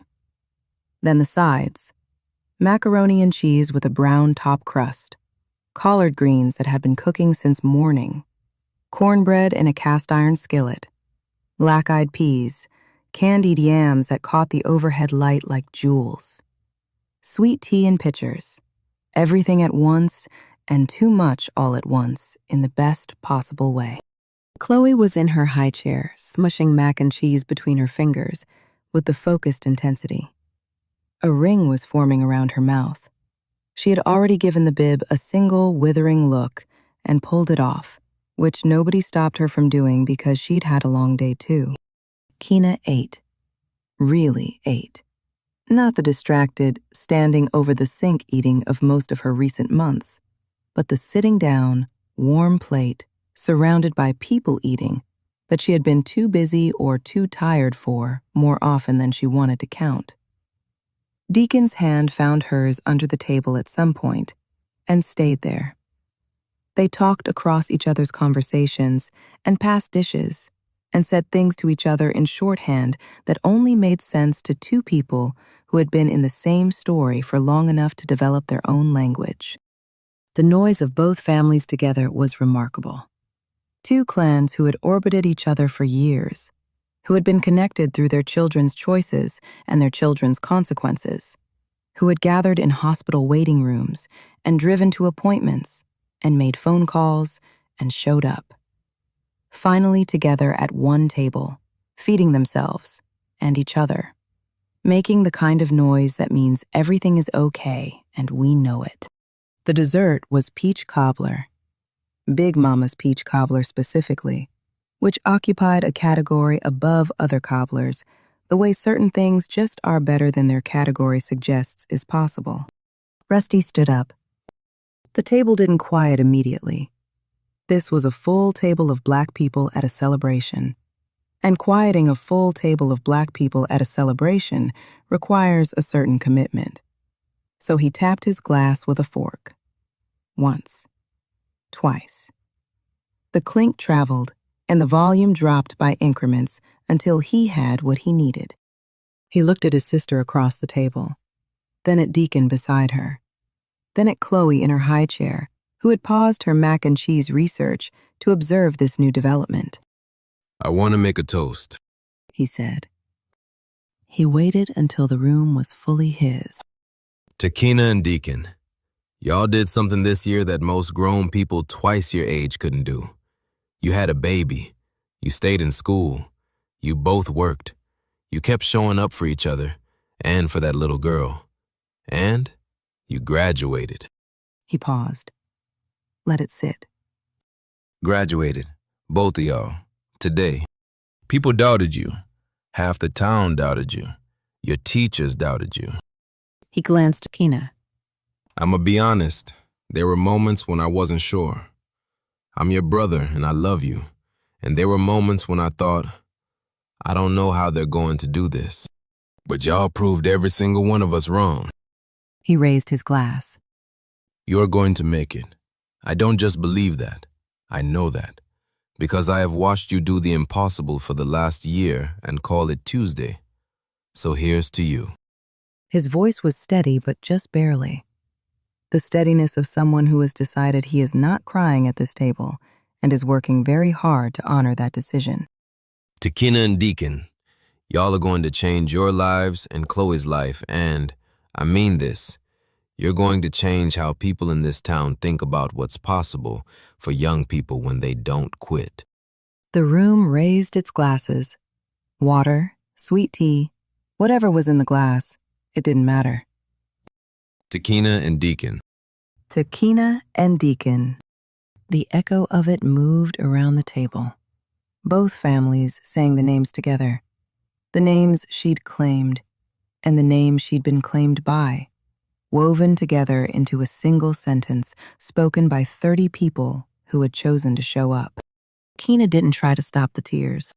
She'd been stopping them all day, managing them, rationing them out at appropriate moments, and pulling back at others. Not anymore. She sat at the head of that table, Deacon's arm around her, Chloe in her high chair making her orange-faced observations about the world, and she let herself feel the full weight of what the day had given her. She had all the way done it. Jazz leaves. 2 weeks later, June 2005, the Sinclair home. 2 weeks after graduation, Keena was packing. Vail University in August. Both of them. The scholarship had come through, full academic ride, which she had applied for and received, and which her mother had framed the letter for, hung it on the kitchen wall, where everyone who came through the front door would see it. The financial aid was in process. The plans were forming. An apartment, they decided, instead of the dorms, because Chloe made dorm life impossible to imagine, and because they'd already decided they were doing this together, and they intended to mean it. She was in her room, sorting through her closet, deciding what she needed and what she didn't, making the calculations, when her phone rang.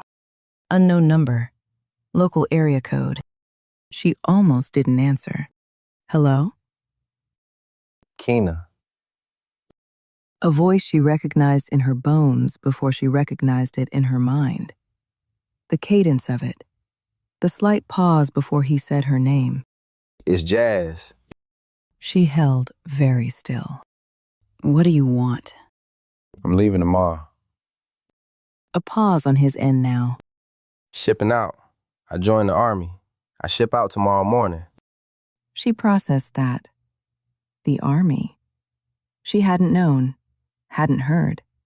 That was one of the stranger textures of the last year. Jazz had become a person who happened in other people's information, secondhand, around corners, never directly to her. Okay, she said. I just wanted to... He stopped. Started again. I don't know. I wanted to say goodbye, I guess, to Chloe. Something moved through her. Not the old hurt. That had changed shape over the months into something more like a scar, which is present and permanent, but no longer actively wounds. Something more complicated. Something that was partly anger and partly recognition and partly something she didn't have an easy name for. You didn't want anything to do with her for almost a year, she said. Her voice came out level, not cruel, but not softened either, just true. Now you want to say goodbye? I know. His voice was quiet. I know. I messed up. I was scared. I'm still scared, honestly. But I'm trying to do better. By leaving. By growing up. A long pause. By becoming someone she could be proud of someday. If she wants to know me. If she gives me a chance. I know I don't deserve a chance. But I want to earn one. Another pause. I know that might take a long time. Keena sat on the edge of her bed, her hand on the pile of clothes she'd been sorting. The ordinary afternoon light coming through her window, making everything look very much like a regular Tuesday. She thought about Elnora, who had called her that night, who had said, "That baby is my great-granddaughter, and I am not going anywhere." Who had kept that promise without fanfare, quietly and consistently, in the way that real promises get kept. She thought about the fact that Chloe would grow up knowing Elnora, which meant Chloe would grow up with a thread that led back to Jazz, whether Jazz was present or not. She thought about what she wanted to model for her daughter. Not bitterness. Not the kind of hardness that closes off possibility because the alternative seems too risky. She'd watched that happen to people she loved, and she understood the logic of it. She understood why people built walls, but she didn't want Chloe to inherit the walls. Didn't want to hand her, along with everything else, the weight of her mother's unforgiven grief. "Take care of her," she said finally. "Whatever that looks like from wherever you are, figure it out. Send a card, call Elnora. Be someone she can find when she's old enough to want to find you. Do that." I will. His voice had gone quiet, young sounding. She remembered suddenly that he was 18. Just a kid, the same as her. A kid who had made a different choice when the crisis came, had chosen to run where she'd chosen to stay, and was now living with the shape of that choice. Is Deacon good to you? To her? "He's everything," she said, and meant it completely. A silence. Good. She could hear something shift in him on the other end of the line. A release, maybe.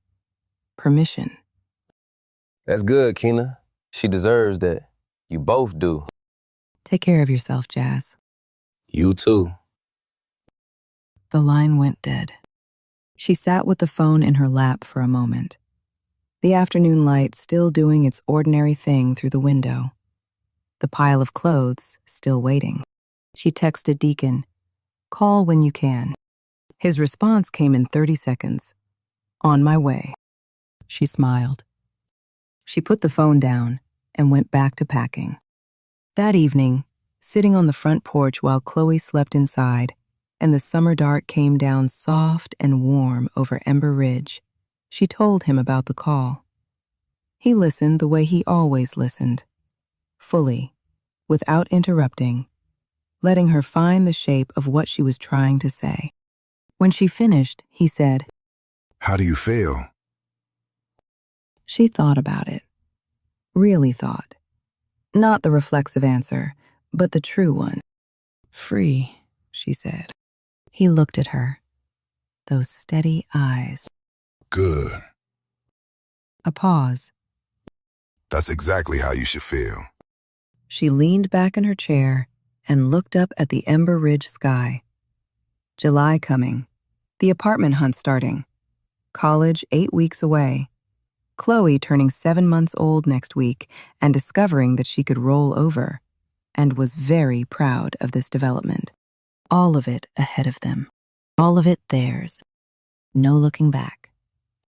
Just forward. Just the everything they'd promised each other on a mountain under the Milky Way. We graduated. Against all the odds, against all the voices that said we couldn't, we made it. And now, the real journey was just beginning. Supplemental edition. Keenesvale University application essay. She went home. She opened her notebook. She finished her Vail University application essay. She got in. Full academic scholarship. I want you to hear why. This is her letter in her own words. Vail University Office of Undergraduate Admissions. Supplemental essay. Fall 2005. Applicant. Keena Rain Sinclair. Ember Ridge, North Carolina. Ember Ridge High School. Class of 2005. Prompt. Please tell us something about yourself that is not reflected elsewhere in your application. I am writing this at midnight. My daughter is asleep in the crib 4 feet from my desk. She is 1 month old. Her name is Chloe Rain Lawson, and she sleeps with her fists balled up on either side of her face like she is ready, even in her sleep, for whatever comes next. I think she gets that from me. I want to be a screenwriter. I want to tell stories that make people feel less alone in the middle of the night, the way certain books and certain films found me in the middle of mine and said, "You are not the only one. You are not the only one who has been here. Someone else survived this and made something beautiful out of it." That is what I want to do with my life. That is what I have always wanted to do. And I know what you might be thinking right now. You might be looking at my file, at the transcript, at the recommendations, at the essay responses I wrote carefully and revised 3 times each. And then you are looking at this, at the baby I mentioned in the first paragraph, and you are making a calculation about risk, about likelihood, about whether I am a good investment of a scholarship that could go to someone whose path is less complicated. I want to speak directly to that calculation, because I think you deserve honesty, and I think I deserve the chance to give it to you. I am 17 years old. I have a daughter. I work at Ruby Sunrise Cafe. I have not missed a single shift since June. I have a 3.8 GPA. I am in the top 10% of my graduating class. I came back to school 2 weeks after giving birth, and I have not quit. I am telling you this not to ask for your sympathy. I am telling you this because I want you to understand what the numbers on my transcript actually mean. What it costs to maintain a 3.8 when you are getting up at midnight to feed a baby, and then up again at 2, and up again at 4, and then dragging yourself to school at 7. What it means to choose every single day to keep going when the easier choice, the understandable choice, the one no one would blame you for, is to stop. I chose to keep going. I am still choosing it, and I intend to keep choosing it at Vail University. I grew up in Ember Ridge, North Carolina, 3rd oldest city in the state. My family has been here for generations. Growing up in a small town that has survived everything the world has thrown at it taught me something. The people who matter are the ones who stay, the ones who put down roots when it's hard, the ones who build something that lasts. That is what I want to do with stories. The films and books that shaped me didn't come from people who had easy lives. They came from people who had something to say about survival, about love that doesn't look the way love is supposed to look in the movies, about families built out of choice rather than biology, about what it means to want more for yourself than the circumstances you were handed. I have something to say about all of those things. I am not a cautionary tale. I want to be very clear about that. I am not the story of the girl who got pregnant and threw her future away. I am the story of the girl who got pregnant and refused to throw anything away, who went to class the next morning, who worked her shift, who sat at this desk at midnight and wrote her college application essay because she intends to go. There is a boy in my life, a man really, though we are both barely legal. His name is Deacon Ashford. He has been choosing us since before I gave him any reason to. He sat across from me once and said something I have not been able to stop thinking about. That what I have been through is not a liability. That what I have been through, the pregnancy at 17, the 2 weeks postpartum before I walked back into school, the job and the baby and the coursework all held at the same time, is an essay. He was right. This is my essay. Not as an apology, not as an explanation, as an argument for why I belong at Vail University, why I will not waste a single credit hour of it, and why whoever reads my file has the opportunity right now to say yes to the kind of person who has already proven she does not stop. I know my situation is complicated. I know it requires me to be more organized, more disciplined, and more intentional than most of my future classmates. I have already been more organized, more disciplined, and more intentional than most people twice my age. My guidance counselor suggested I might want to consider a year off, or community college. Something more, in her word, realistic. I told her I had a 3.8 GPA, and a job, and a daughter, and a full course load, and had not missed a day of school since I returned. I told her that is not a person who should take a year off. That is a person Vail University should want. I still believe that. I'm asking you to let me in, not because my story is hard, but because I'm going to do something with it. Because I have been building toward this since I was 14 years old, and I wrote Vail University in my journal and underlined it twice. Because the year that was supposed to stop me didn't stop me. Because she, my reason, is asleep 4 feet from this desk. And I refuse to be the reason she learns that the world says no. Thank you for your time and consideration. Sincerely, Keena Rain Sinclair, Ember Ridge High School, Class of 2005. I just want to throw a shoe. Because what we just witnessed, Keena Rain Sinclair walking across that stage, is not just a graduation. It is a refusal. A long, sustained, unwavering refusal to be what this world told her she was supposed to be when she got pregnant at 17. A refusal to disappear. A refusal to make herself smaller. A refusal to let the whispers and the side eyes and the teacher who told her she was throwing her life away, she refused to let any of it be the last word. She got up every morning. She went to that school. She worked that job. She held that baby. She loved that man.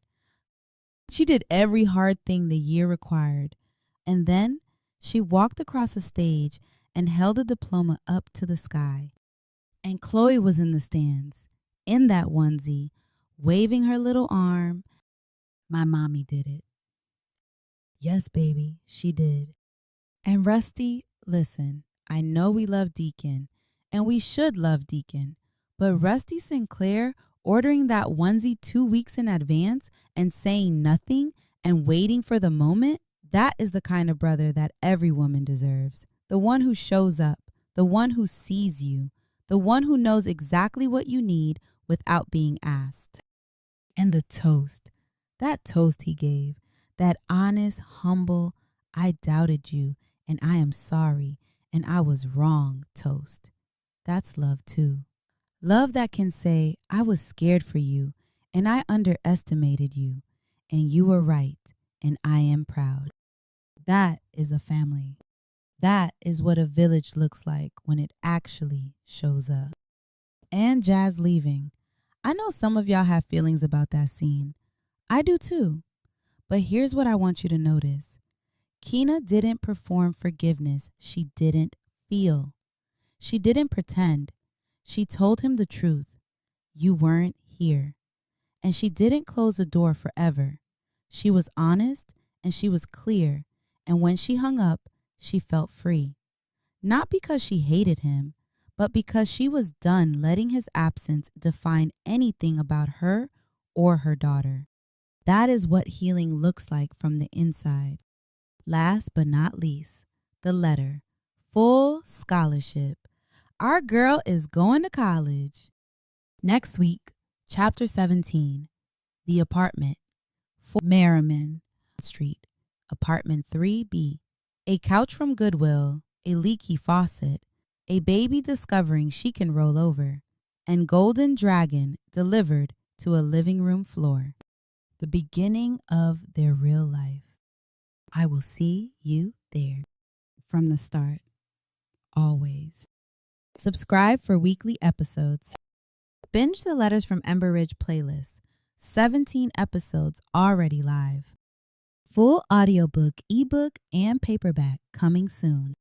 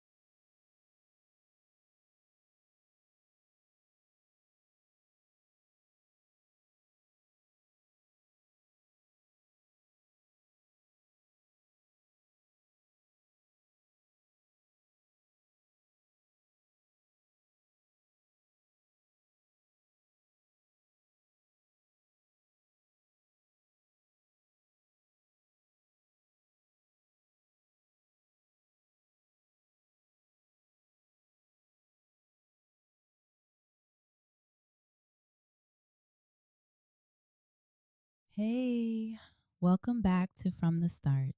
I'm Q. Before we get into this episode, there's something you need to hear first. We have been in this story together since a 5-year-old girl walked down a school hallway with attendance papers in her hand and felt something unlock inside her heart that she didn't have words for yet. We have been through the note folded into a football shape, the Juvie letters, the phone calls that lasted until 3 a.m. and neither of them wanted to hang up. The wrong choices, the bathroom floor, the Golden Dragon booth. The hospital room where a man held a baby that wasn't biologically his and said, without a single moment of hesitation, "Hey, pretty girl, I'm your daddy." We have been through a $45 dress and a mountain promise, a graduation stage and a Goodwill couch carried up 3 flights of stairs. We have been through all of it. And now, this episode, we begin the last chapter of From the Start, but next week we have the epilogue. Not the end of the story, never the end, but the end of the beginning.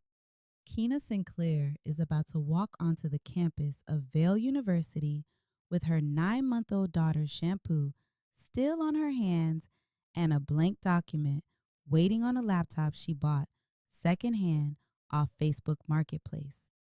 She doesn't know yet what she's about to write, but we do. We've known since that hallway, since she was 5 years old. This is episode 19, chapter 18, Preparing for College. Chapter 18. Preparing for College. 1 week before. Late July/early August 2005. 409 Merriman Street. Apartment 3B. The apartment still smelled like cardboard and new beginnings. Or maybe that was just the boxes. 4 of them lined up against the living room wall. College boxes, different from the moving boxes, lighter, smelling like fresh paper and the office supply store on Route 9, where Keena had stood in the notebook aisle for 10 full minutes, trying to decide between wide-ruled and college-ruled, like the answer mattered. Like she wasn't just trying to make the moment feel real by extending it. It was 1 week before classes started. 1 week. Vail University, August 22nd, 2005. Both of their names on a class schedule. Both of their scholarships in place. Both of them going, actually, truly, undeniably going, in 7 days. She kept having to remind herself. Keena sat cross-legged on the floor, with a legal pad balanced on her knee, and a pen behind her ear, and the scheduling spreadsheet spread across the cardboard box they were still using as a coffee table.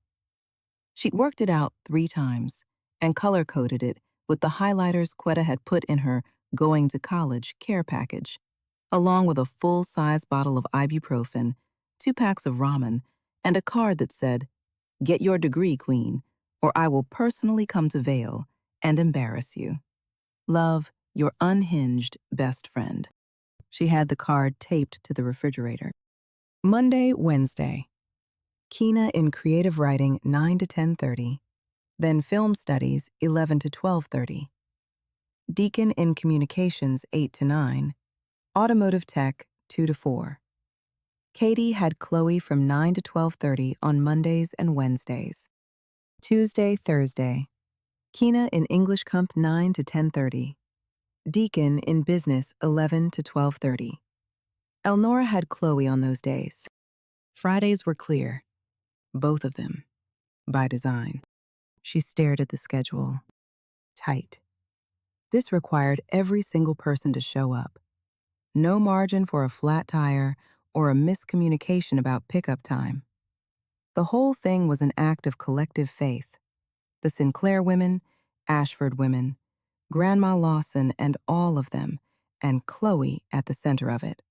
Held up by love organized into a spreadsheet. She's going down. The schedule is done. He looked over her shoulder at the legal pad without stopping. We both off Fridays? Both off Fridays. Good. I'll be right back.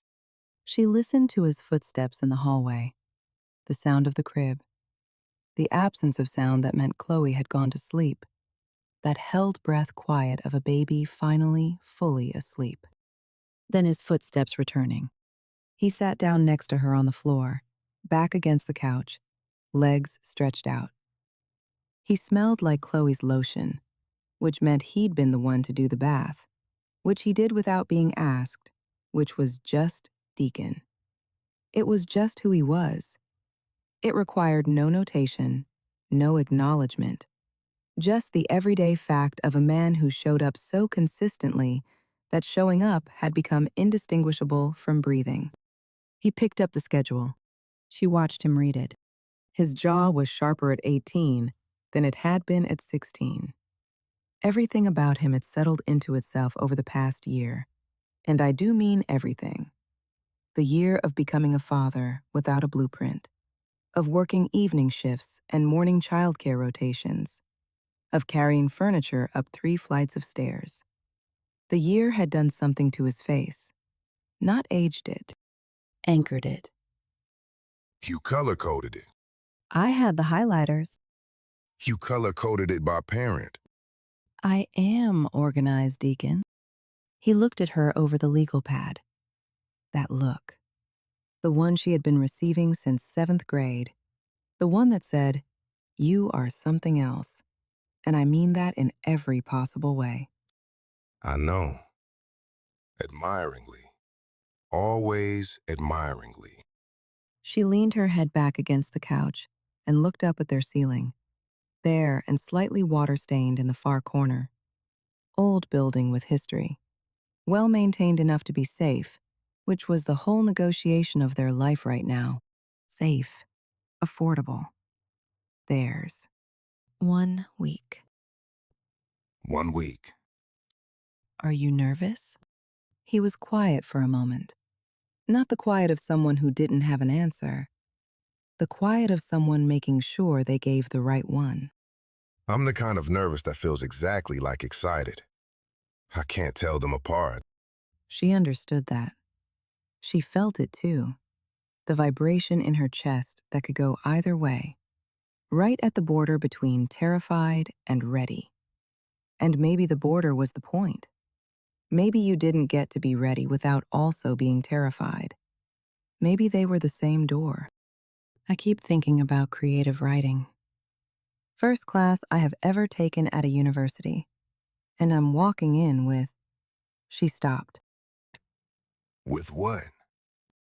More material than anyone else in that room. He smiled. Slow. Real. The one that started in his eyes before it reached his mouth. Yeah. You do. She reached over and took his hand. They sat like that in the quiet of the apartment, while Chloe slept in the other room, and the July heat pressed against the windows, and somewhere downstairs, Mrs. Wong's television played a game show whose muffled applause rose up through the floorboards like a distant crowd cheering for something they couldn't see. That'll be me one day. They were going to college. 7 days. The hardest goodbye. Sunday evening, August 21st, 2005. Katie's house, Susan Lane. The drive to Susan Lane was 23 minutes on a Sunday evening with no traffic. Keena had driven it 100 times since they moved into the apartment. She knew every turn, every pothole on the stretch just before the highway exit, the way the light changed when you got into the trees and the houses spread further apart, and overbranch exhaled around you, like it recognized you coming home. She did not cry on this drive. She was saving it. Chloe was in her car seat in the back, looking out the window. The focused attention of a 9-month-old who watched the world passing outside a car. She had a teething ring she was using, not for teething, but for waving at passing cars. She's waving at trucks. I see her. Should we tell her they can't see her? Absolutely not. Let her have it. He turned back around.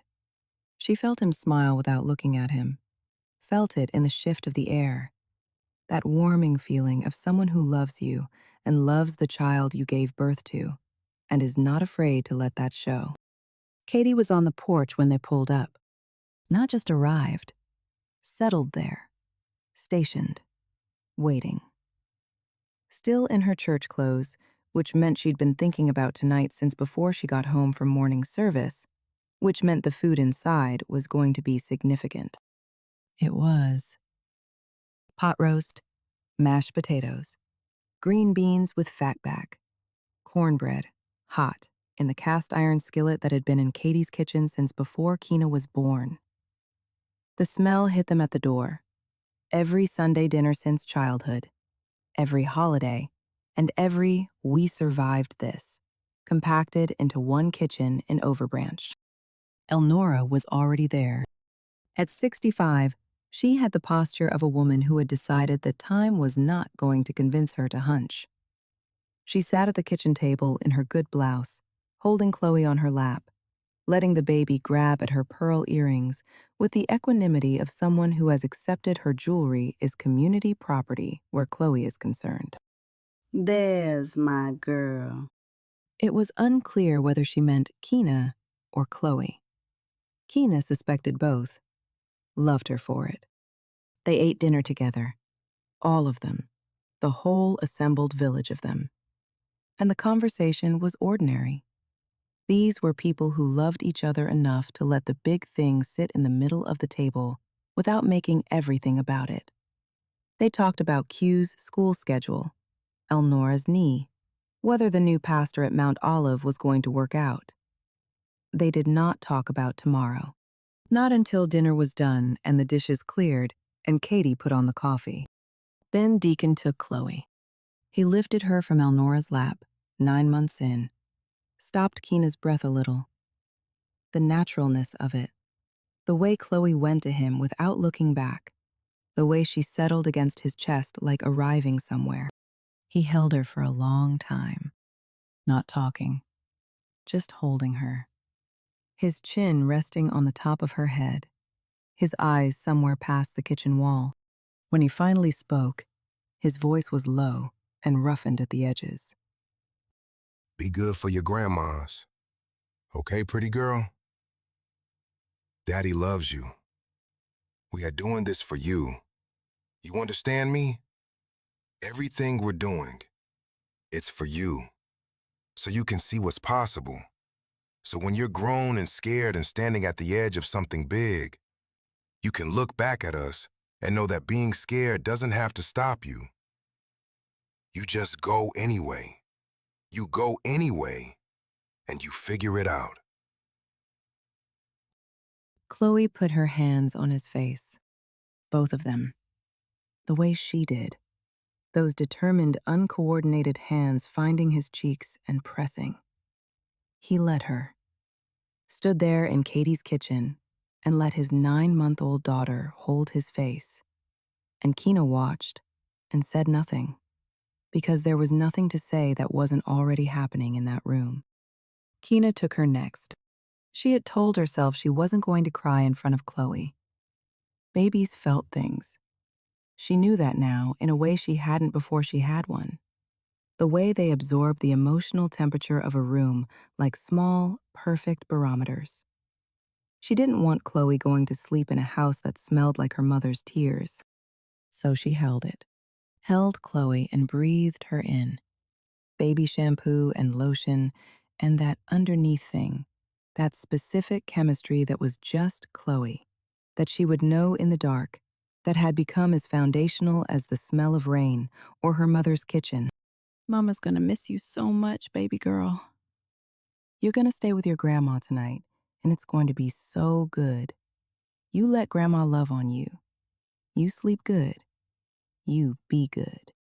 Chloe looked at her, just looked at her, with those eyes that had shifted from dark blue to deep brown over 9 months, that held a startling quality of attention for a baby. like she was listening in a register Keena couldn't quite access yet. Then she grabbed Keena's nose. Held on. Okay. Mama's gotta go. She handed Chloe to Katie. And then she cried. Not in front of Chloe. Chloe was already in Katie's arms, already being redirected toward Q, who had discovered that a certain face made her laugh every time. She was already laughing, already fine. It was Keena who needed a minute. She walked out onto the porch. Deacon followed without being asked. She stood at the railing and looked out at the backyard, at Katie's garden along the fence, at the water tower visible over the tree line, at the sky going orange and purple at its edges, the way August skies do when the day has been hot and is finally beginning to let go. He stood beside her, not touching, just there. She's going to be fine. I know. We're going to be fine. I know. Say it like you know it. She turned to look at him. His face in the failing light, earnest and steady, and right there where he had always been, through every version of her, through every version of herself. We're going to be fine. He nodded. Then he took her hand. They stood on her mama's porch in Overbranch and looked at the sky going dark. And Keena held his hand and breathed, and let herself be nervous and sad and terrified and ready all at once. Because those things were not in opposition. Because tomorrow was coming regardless. Because the girl they were leaving in that kitchen, that 9-month-old girl with the dark eyes and the strong grip and the laugh that recalibrated every room she entered, she deserved parents who went anyway. First day.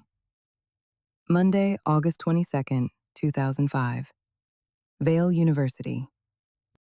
The commuter lot was further from the main campus than she'd expected.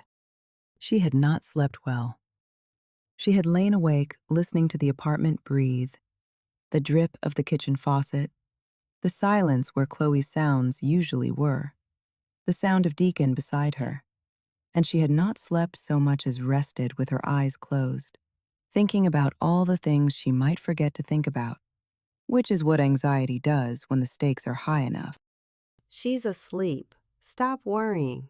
Go to bed. She had gone to bed. She had not stopped worrying. Both things were true. Now she and Deacon were walking across the campus of Vail University at 7:45 in the morning, and she was feeling the kind of awe that comes from standing inside something you have wanted for so long, it started to feel theoretical. Vail was beautiful. She had not let herself believe it would be beautiful. Had been managing her expectations the way she managed everything since Chloe, with one eye on what was real and one eye on what could go wrong. But it was. Old brick buildings built when people believed buildings should look like they intended to stay. Iron lampposts with the Bears logo worked into the design in black and gold. The same colors she'd spent high school hating because they belonged to Andrews, their rival. And now here she was, wearing them, which said something about the irony of arriving at the thing you wanted. The quad stretched wide and green between the main buildings. Sinclair Hall to the north. She stopped walking when she saw the name, stood completely still for 3 full seconds, said nothing. Deacon noticed, but didn't say anything either. Just let her have it. Let her stand in the August heat, looking at her family name carved in stone above the entrance to a university building. Let her understand, quietly, what it meant that the founding family land and the founding family name had put roots in this place long before she arrived. She was not an accident here. She was a continuation. Ashford Communications Center to the east. Deacon clocked it immediately. That's mine. She laughed. Of course it was. The library anchored the western edge. Morrison Library, 3 stories of glass and old stone, the kind of building that looked like it had opinions. The courtyard between the library and the arts building held the Ember Oak, oldest tree on campus, wide enough that 3 people linking hands couldn't circle it, its roots pushing up through the pavement, like things that have been alive long enough to not need to apologize for taking up space. Students were everywhere.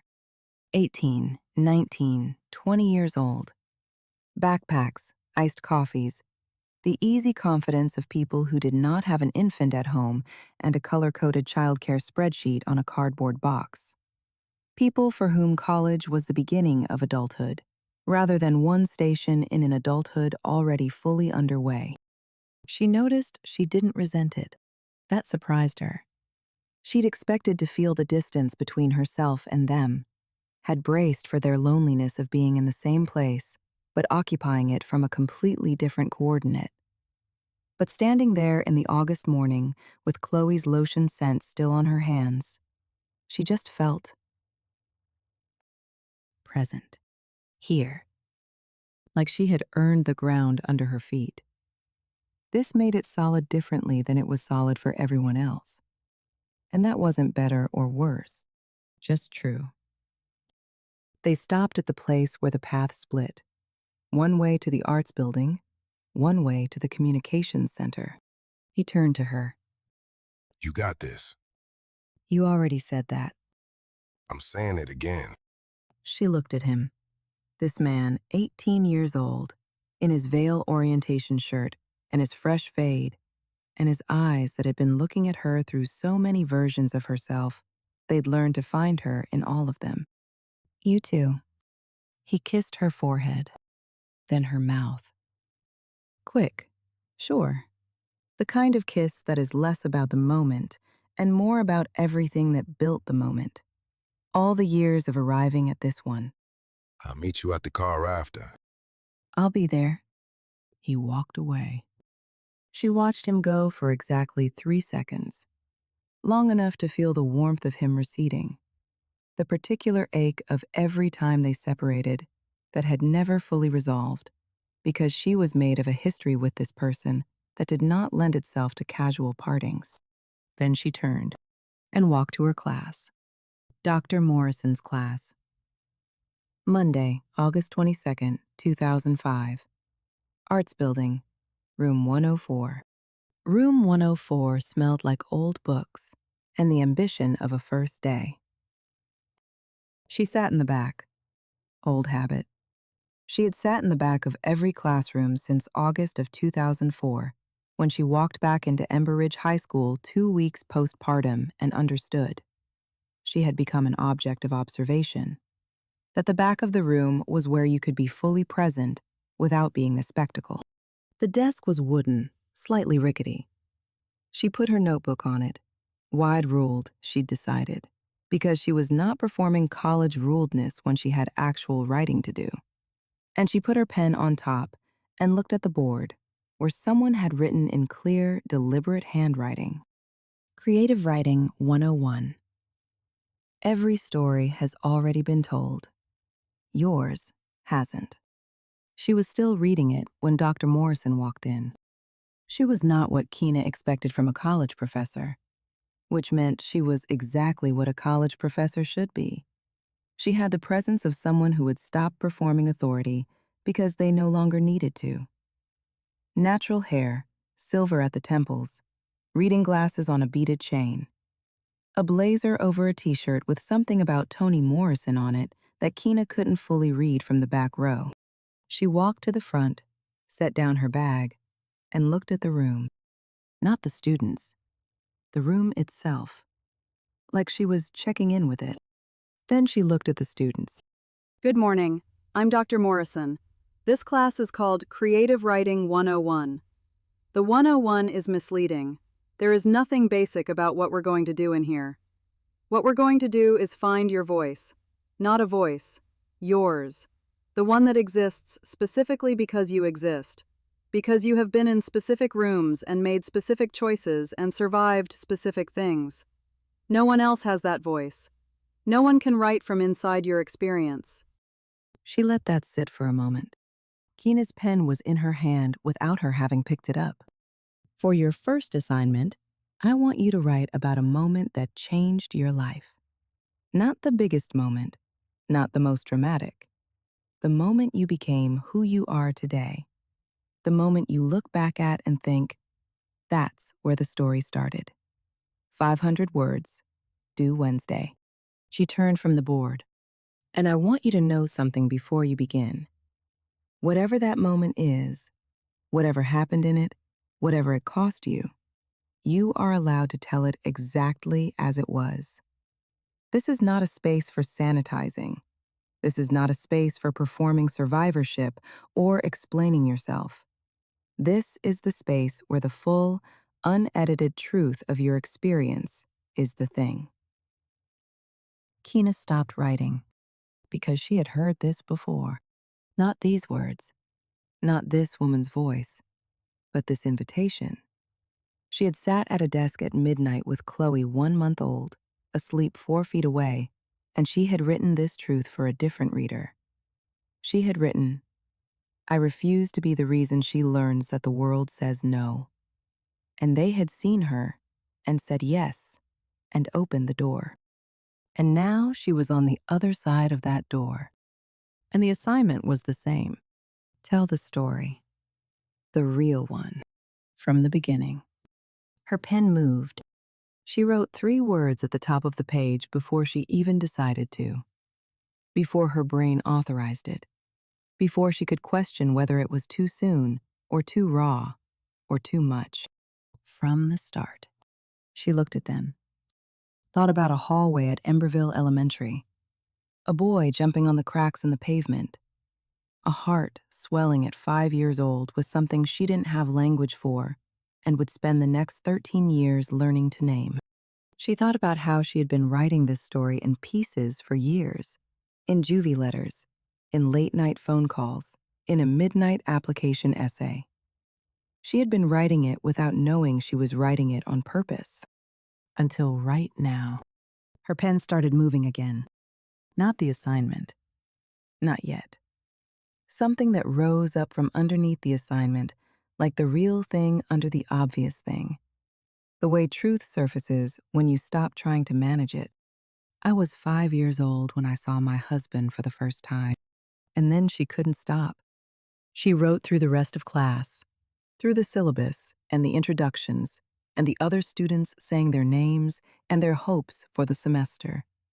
She wrote while all of that happened around her, the way writers write, sideways to the world, present but elsewhere, inside the thing insisting on being said.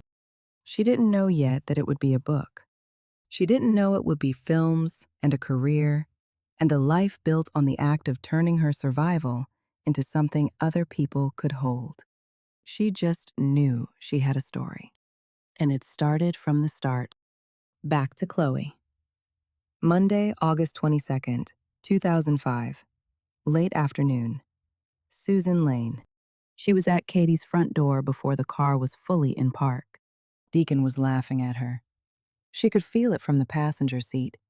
That quality of laughter that started quiet and built.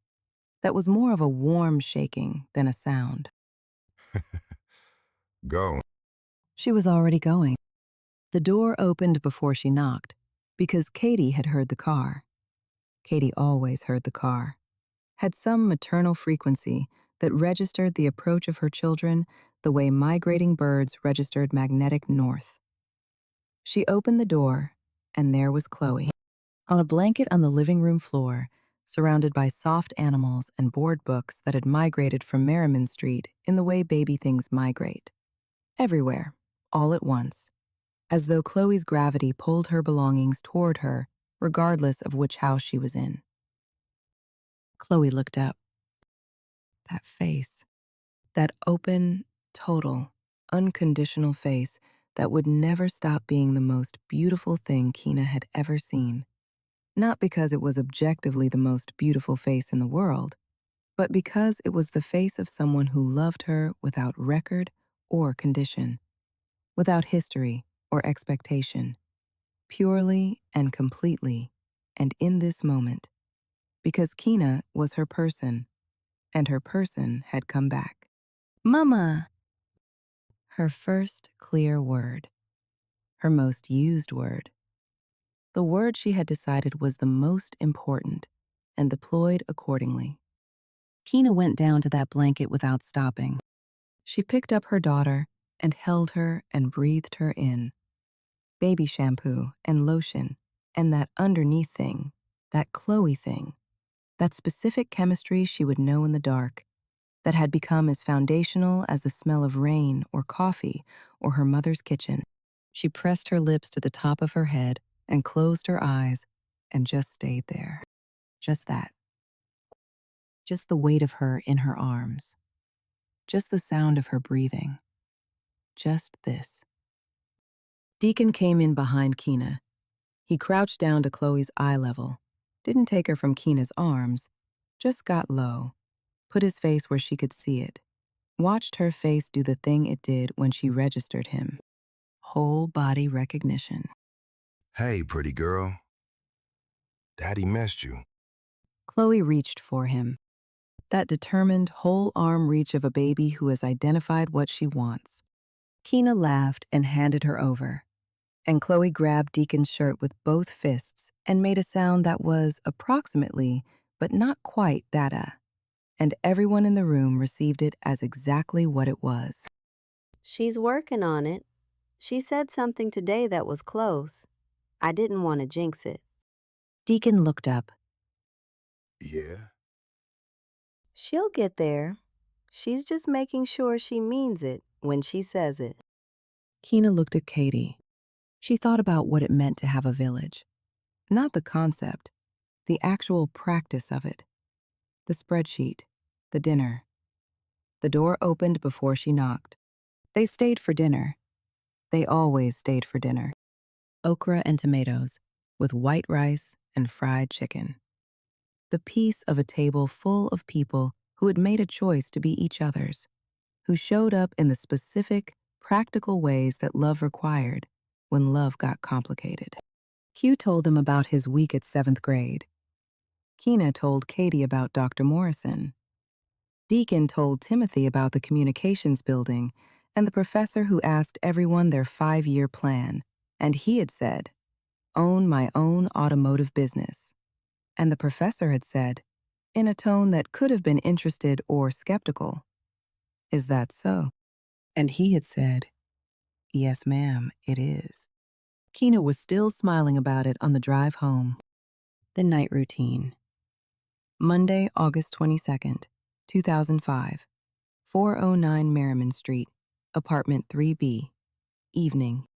By 8 o'clock, Chloe was in the bath. She had reached the phase where bath time was not an ablution, but an event. She sat in the baby tub inside the regular tub, and she splashed with the concentration of someone engaged in meaningful work. The water going everywhere, the floor, Deacon's shirt, Keena's face when she leaned in too close. Which happened every time. She still didn't move back far enough. She got me. Every time.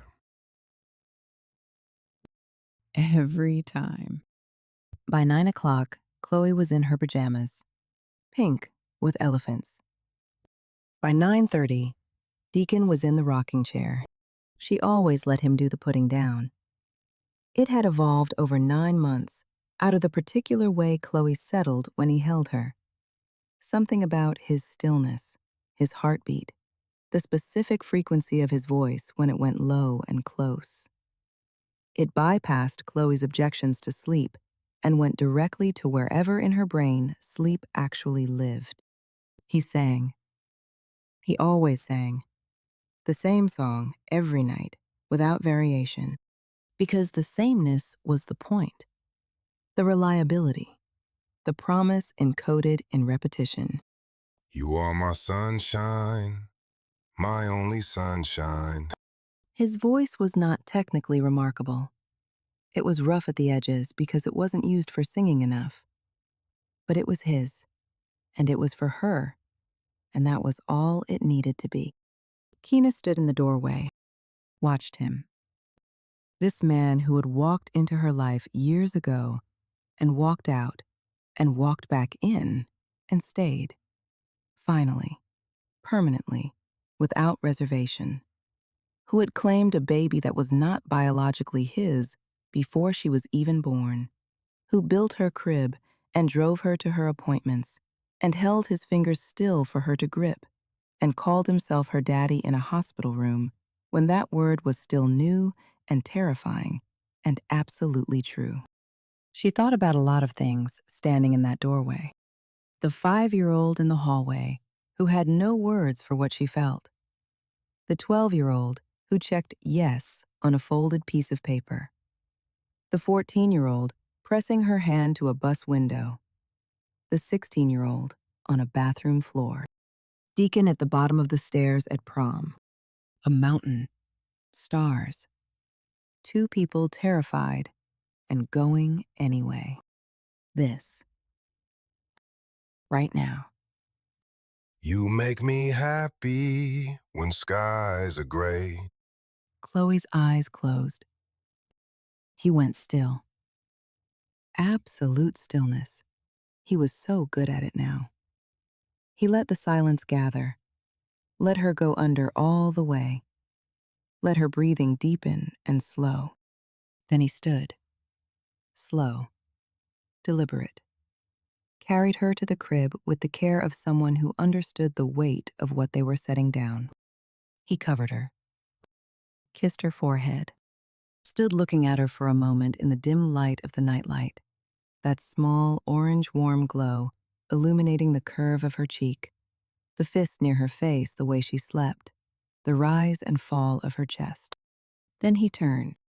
Found Keena in the doorway. They looked at each other. No words. None needed. They tiptoed out, pulled the door to a crack, enough to hear her, and the apartment exhaled around them. They collapsed on the couch, her legs across his lap, his head tipped back against the cushion, both of them looking up at their ceiling, bare and slightly imperfect, in the apartment that was theirs, in the life they were building from the ground up, with their hands and their love, and their sheer refusal to quit. First day. Done. How was it? She was quiet, sorting through the day, the parking lot, the quad, Sinclair Hall, the 3-second stop, the path that split, his kiss on her forehead, and then her mouth. Room 104 and the wooden desk and Dr. Morrison and her beaded glasses chain, and that voice that said, I am asking you to be accountable to your specific truth. And the pen moving. The 3 words. I started something. He turned his head to look at her. Started when? In class, Dr. Morrison gave us an assignment. Write about the moment you became who you are. The moment you look back at and think, that's where the story started. I started writing about us. He was quiet for a moment. Which moment? The first one. The hallway at Emberville. I was 5 years old, and you were jumping on the cracks in the pavement, and I claimed you. I didn't have the word for it. I didn't understand what I was feeling, but I knew. Even then, you were mine. He looked at her for a long time. Something moved through his face she didn't have one word for. Something that was gratitude and love and recognition and the tenderness of a person who has been seen all the way through, from the beginning, without flinching. Write it. The whole thing. Tell it. It's a 500-word assignment. Then write 500 words now and the rest later. People need to hear this story, Kana. Not just us. People need to hear what it looks like when you don't quit. When you love somebody through all of it, and you come out the other side still loving them. People need to know that's possible. She held his gaze. He was right. He was always right about her in the ways that mattered. She reached over and took the notebook from the cardboard box coffee table. Then she grabbed her laptop and opened it. The screen came to life. She started typing the 3 words she had in her notebook. From the start. She looked at them. Thought about that hallway. That boy. The way her chest had tightened with something she didn't have language for and would spend 13 years learning to name. She thought about how she had been writing this story for years without knowing she was writing it. In letters, in phone calls, in a midnight essay that said, "I refuse to be the reason she learns that the world says no." Dr. Morrison's assignment and that application essay, and all the words in between were the same invitation. Tell the truth. All of it. From the place it started. She looked at the closed bedroom door. Behind it, the crib they built, the nightlight. The small, perfect weight of Chloe Rain, who had been claimed by a man who would have chosen her even before she existed. She looked at Deacon. Then she started typing. Not 500 words. All of it. From the start. I was 5 years old when I claimed him. I was 18 when I finally started writing down why. I have never stopped. Not one day. Because the story of us was always worth telling. And the beginning, the very beginning, was always the most important part. And there it is. There is the document. There are the 3 words. There is 18-year-old Keena Sinclair with her second-hand laptop and her daughter asleep in the next room, and the man she claimed at 5 years old sitting beside her on a $30 Goodwill couch. And she starts writing the story. The story you just heard. The story that started in a hallway at Emberville Elementary in 1993 when a little girl felt something shift in her chest and didn't have words for it yet. That moment, that small, private, 5-year-old moment of recognition became this. Became the thing you have been listening to. Became her life's work. And she is sitting on that couch in apartment 3B at 409 Merriman Street, writing it down for the first time. She doesn't know yet what it will become. She just knows it's true. She just knows it needs to be said. And Dr. Morrison told her, be accountable to your specific truth. And Deacon told her, people need to hear this. And I am telling you right now, Emberkin, I need you to understand what you have witnessed across these 19 episodes. You have watched a girl become a woman.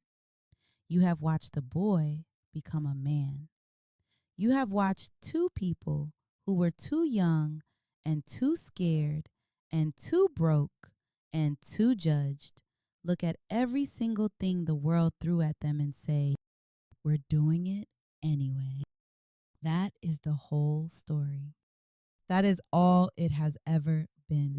Next week, I am back in your ears for the final time this season. The Epilogue. 20 years later. The red carpet, the premiere, the family assembled, and the circle, complete, full, unbroken, closing. I will see you there from the start, always.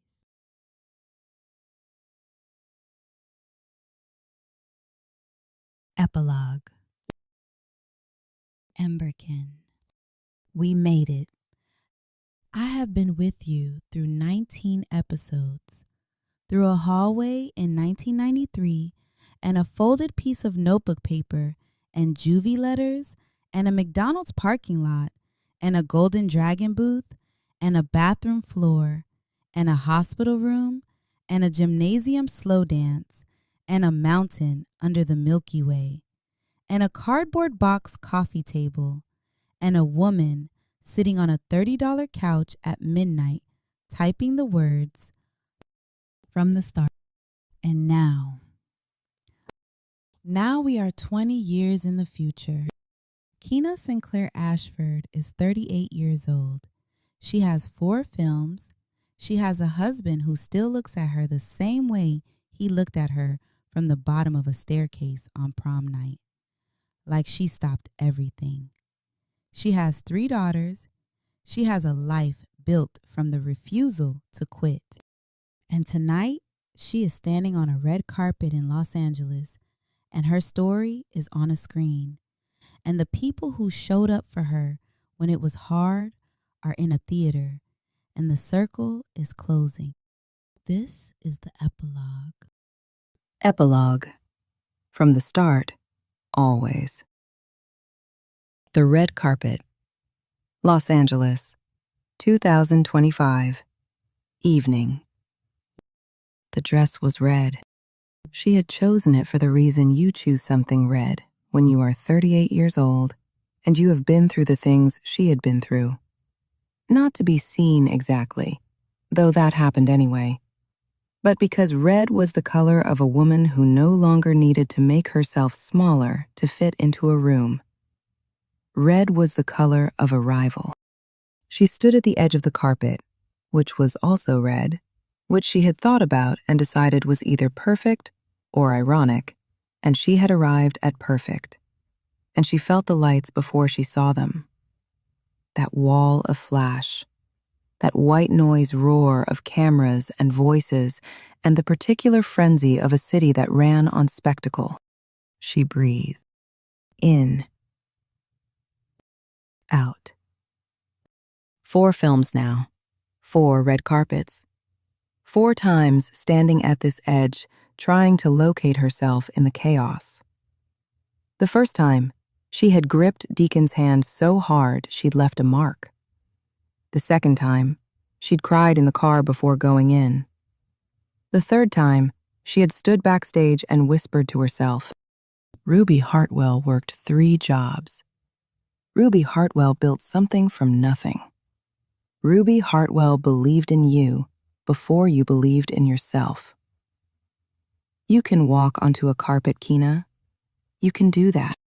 The 4th time. This time, she turned. And there he was. Deacon, 39 years old. Salt starting at his temples in a way she found completely unreasonable in how good it looked on him. A tailored suit she had helped him pick because he still, after 20 years of her opinion, trusted it absolutely. His face, that anchored, certain face that had been looking at her since they were 5 and 12 and 17.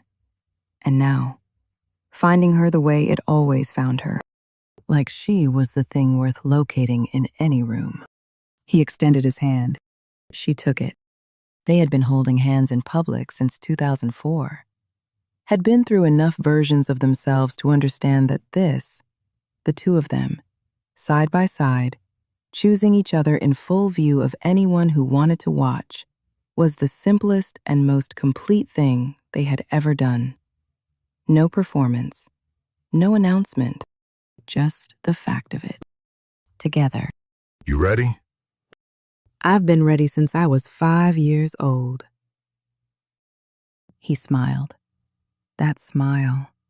The one that started slow and took over his whole face, and still, after all this time, made her feel like she was standing at the bottom of a staircase, watching someone see her for the first time. Yeah, he said. You have. They walked the carpet together. The interview. Red carpet interview area, Los Angeles, 2025. The reporter was young, mid-20s, natural hair, a blazer chosen with intention for this specific night. She had done her research and was trying not to let it show too obviously in the questions, which Kina always respected. Kina Ashford, your film from the start is generating enormous buzz. Early awards conversation, standing ovation after every screening. Can you tell us what inspired this particular story? Kina smiled. The calibrated version. Not fake, never fake, but measured. The one she used when the real answer was too large for the space available. It's based on my life, she said. Our life. She gestured to Deacon beside her. The reporter's eyes widened in the way of someone receiving information they actually wanted. This is a true story? So you didn't just name the cast after you. This is literally your life. Every essential thing in it is true. The small town, the childhood, the choosing, the baby. She glanced at Deacon. The love that started before either of us could name it. And your family is here tonight? My family is always here. She looked off camera, and the camera followed. Because cameras always followed Keena Ashford when she looked at something. Chloe. 20 years old. Pre-med at Duke University. Standing 10 feet away in a green dress, her hair up, her face carrying her mother's bone structure and Deacon's particular stillness.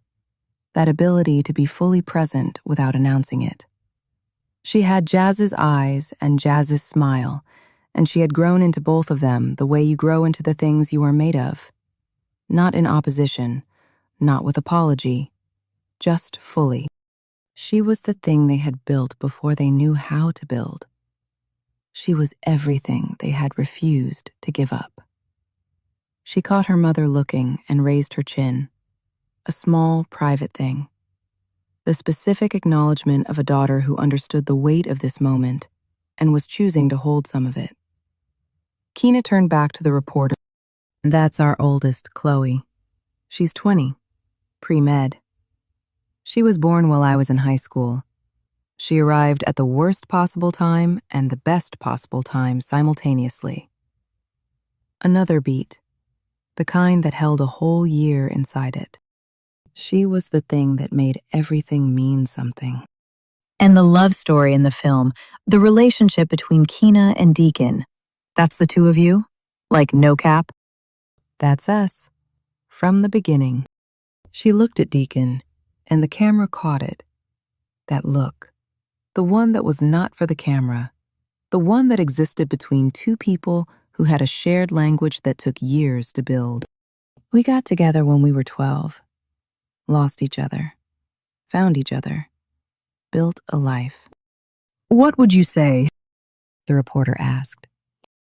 To someone watching this film. Maybe a young woman in a hard situation. Someone who feels like her choices have closed the doors. I'd say, Keena said, that the door is not closed. The door is just heavier than you expected. And you need more people on your side of it than you thought. Find your village. Let them help you carry it. And then walk through. One more. You and Deacon, still going strong. What's the secret? Ask her. I'm just the one who showed up. He's not wrong, Keena said. He just kept showing up. That's the whole secret. You keep showing up for each other. Every day. Even the hard ones. Especially the hard ones. A beat. From the start, she said. Always. The theater. Before the film. Los Angeles. 2025. The theater was beautiful. In the way of spaces that understand the weight of what they hold. High ceilings, deep seating. A screen that would fill your whole field of vision when the lights went down. Built for the understanding that what was about to happen in here mattered. Keena stood at the back, just inside the entrance, and looked. At her people. Front row, Katie. 62 years old and still beautiful from the inside out over decades. Her dress the deep green she wore when she wanted to feel like herself. Beside her, Timothy, gray at the temples, proud in the quiet way of a man who has learned to say it.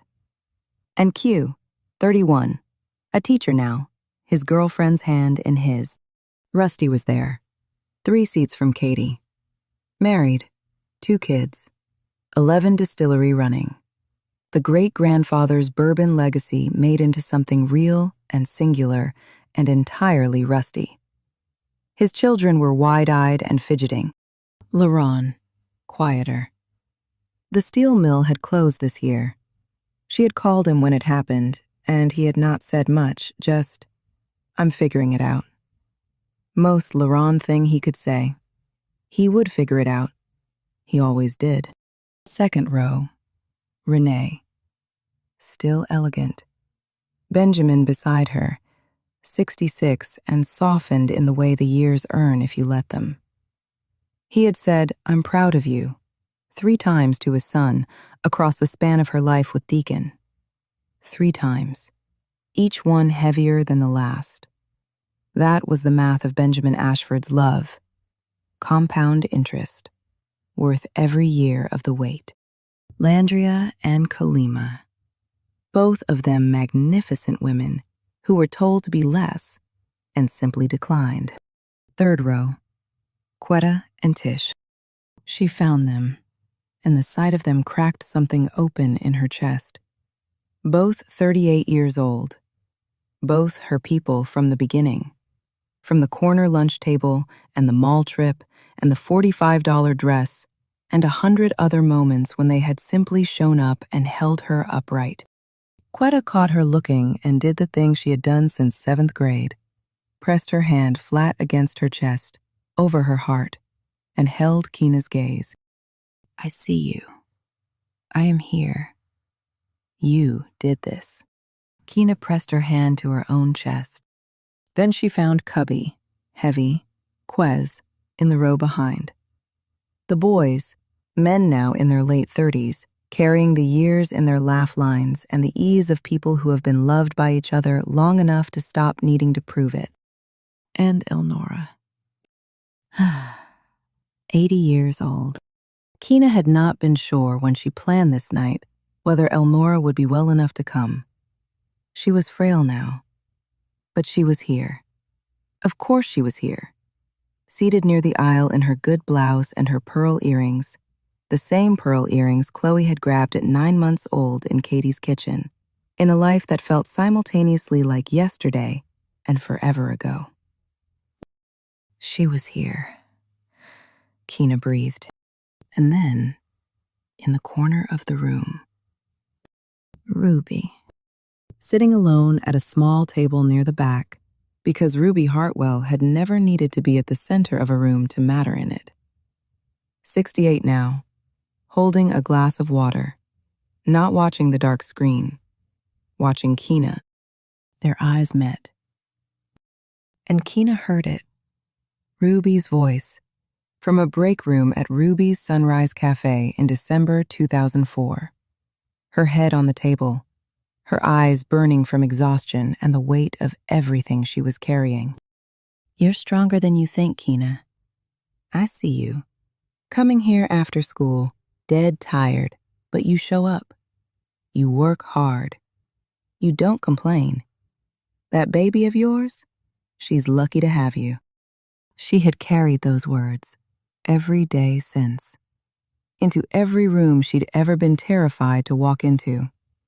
Every time the door felt too heavy, every time the voice said, "Who do you think you are?" She had Ruby's voice underneath it. "You're stronger than you think." And now she was here, in a theater in Los Angeles, and Ruby was in the corner in her good clothes, watching. Keena pressed her hand flat against her chest. Ruby did the same. No words across the distance. None needed.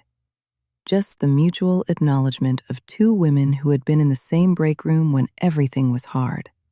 And now they were in this room, and the distance between those 2 rooms was a whole life. Then Chloe appeared at Keena's elbow. "Mama." She turned. Her daughter, 20 years old. The eyes that held both her histories without apology. The face of someone who had been fought for before she was born and had grown up knowing it, not as a burden, not as a debt, but as the simplest and most fundamental fact of her existence. She was wanted. She was chosen by both of them, completely. She called Deacon Dad. Without ceremony, without asterisk, without the qualifier that biology might have demanded, Just Dad. The way you call someone what they are because that is what they are. Because they built the crib and drove to the appointments and held their fingers still for her to grip and sang the same song every single night until she understood that this was what constancy felt like, and she would recognize it the rest of her life. She was going to be a doctor. She was going to deliver babies. She was going to stand in the room at the moment people were most afraid and most hopeful all at once. And she was going to say, "You are stronger than you think." Keena looked at her daughter and understood, not for the first time, but more completely than ever before, that the story was not finished. Not even close. I'm ready. The film Inside the Theater, Los Angeles, 2025. The twins found their seats beside Chloe. Amore and Amora, 16 years old, born July 2009 at Ember Ridge Memorial Hospital, weeks after their parents signed the courthouse papers that made their family legal in the way families sometimes have to become legal before they can rest. There had been a ceremony at Ember Peak after the twins, after the recovery, after the particular chaos of 2 newborns and an almost 5-year-old, and a career Keena was building from a laptop on a kitchen table. The ceremony had been small, just family, just the mountain, just the overlook where she and Deacon had made promises under the Milky Way in 2005, where they had come back now, a few years older and a few years harder, and completely, irrevocably, forever each other's. She had worn white. He had worn the suit she'd helped him pick. And under the open sky of Ember Ridge, North Carolina, with the valley lit below them and their girls in the arms of grandmothers who wept without apology, Keena Sinclair had become Keena Sinclair Ashford, the way she had always been going to, slowly, stubbornly, through everything, from the start. Now those same girls sat in a theater in Los Angeles in their good dresses, watching the lights go down. Amor had Deacon's eyes. Amora had Keena's. Both of them had the Sinclair Ashford quality of stillness, the ability to be fully inside a moment without needing to announce it, absorbed through years of watching 2 people who understood that the most important things happened quietly. Keena sat between Deacon and Chloe. Deacon's hand found hers in the dark. She felt the calluses on his palms, mechanic's hands, years of Ashford automotive, the hands of a man who built things and fixed things and showed up every morning regardless. She laced her fingers through his the way she had been lacing them since they were 12 years old in a middle school hallway after a science class. The screen lit, and the story began. She watched it the way you watch something you know, not following the plot, but following the truth inside the plot, checking it against what it was like to actually live it. The hallway, age 5, a little girl with papers in her hand. A boy jumping on the cracks in the pavement. Beside her, Chloe made a sound, barely audible. Just a breath. The breath of someone watching their own origin story rendered visible. Watching the moment before their beginning. The moment that made their beginning possible. Keena turned to look at her. Chloe's eyes were on the screen. Not crying, just watching. With the full, focused, clear-eyed attention of a woman who is seeing something important and will carry it forward. She looked like Keena. She looked like herself.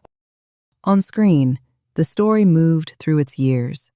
The note, the Juvie letters, the wrong choices, the right ones, the golden dragon booth, the 2 pink lines, the hospital, the $45 dress, the mountain promise, the stage, the apartment, the cardboard box coffee table, the 3 words on a laptop screen.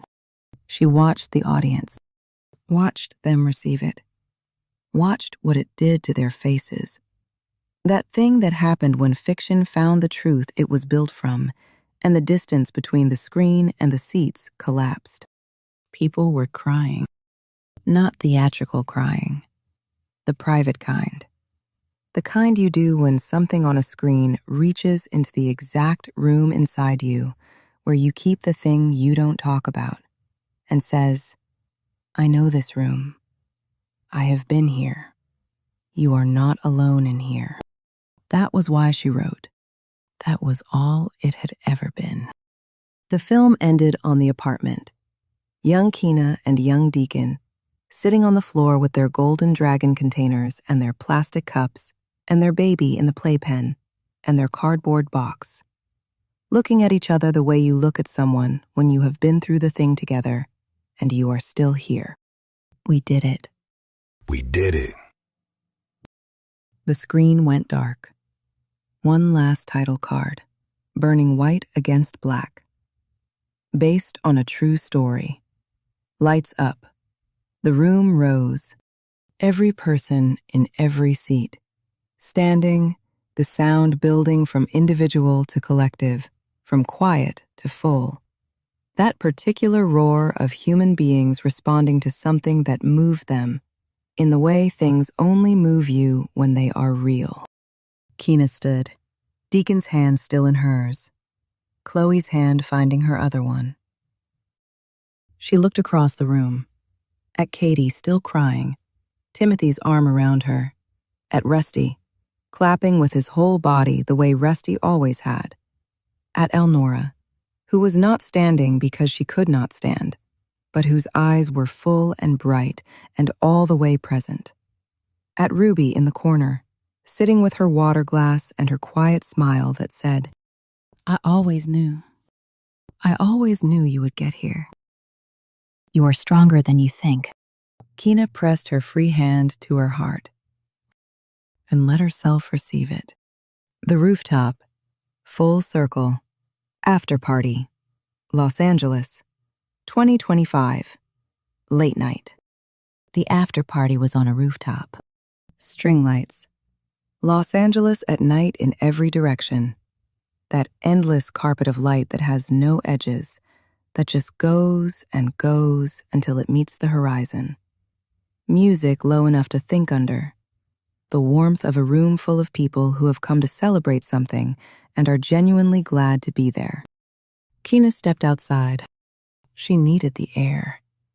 The moment between the evening and whatever came after. The breath that let her check in with herself about what had just happened. She had learned to take those moments over the years. Had learned that the events that mattered required their own quiet afterward. The city lay below her, enormous and indifferent and beautiful. Deacon stood beside her at the rail. For a while, neither of them said anything. Just stood in the city air, in their good clothes, at the end of a long day, at the end of a long journey. The way you stand with someone when you have enough history that silence is not a gap, but a form of conversation. Remember our first apartment? The one with the leaky faucet. And the stained carpet. And the couch from Goodwill. We thought we had it all. He turned to look at her. We did. We had each other. Same as now. She looked back at the city. 20 years. The Vail campus and the secondhand laptops and the childcare spreadsheet and the 3 a.m. feedings and the crib built on the bedroom floor. The courthouse papers and the Ember Peak ceremony and the twins and all the years that came after. The ones that were hard in different ways. The ones that would be other stories for later. But she had written those too. For now. Tonight.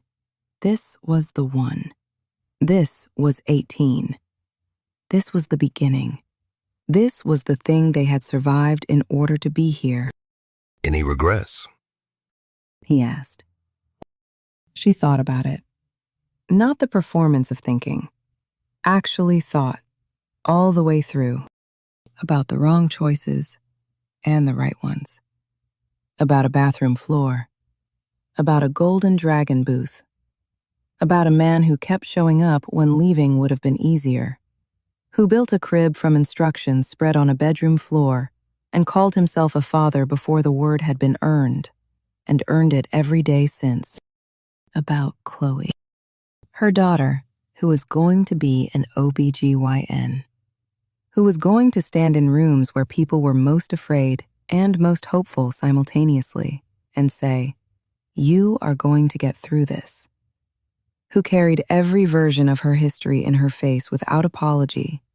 Jazz's eyes, Keena's bone structure, Deacon's heart, all of it, completely. About Amore and Amora. About the life they had built from nothing. From love.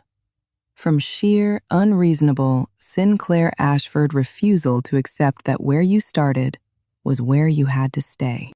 Not one, she said. Not even the hard parts?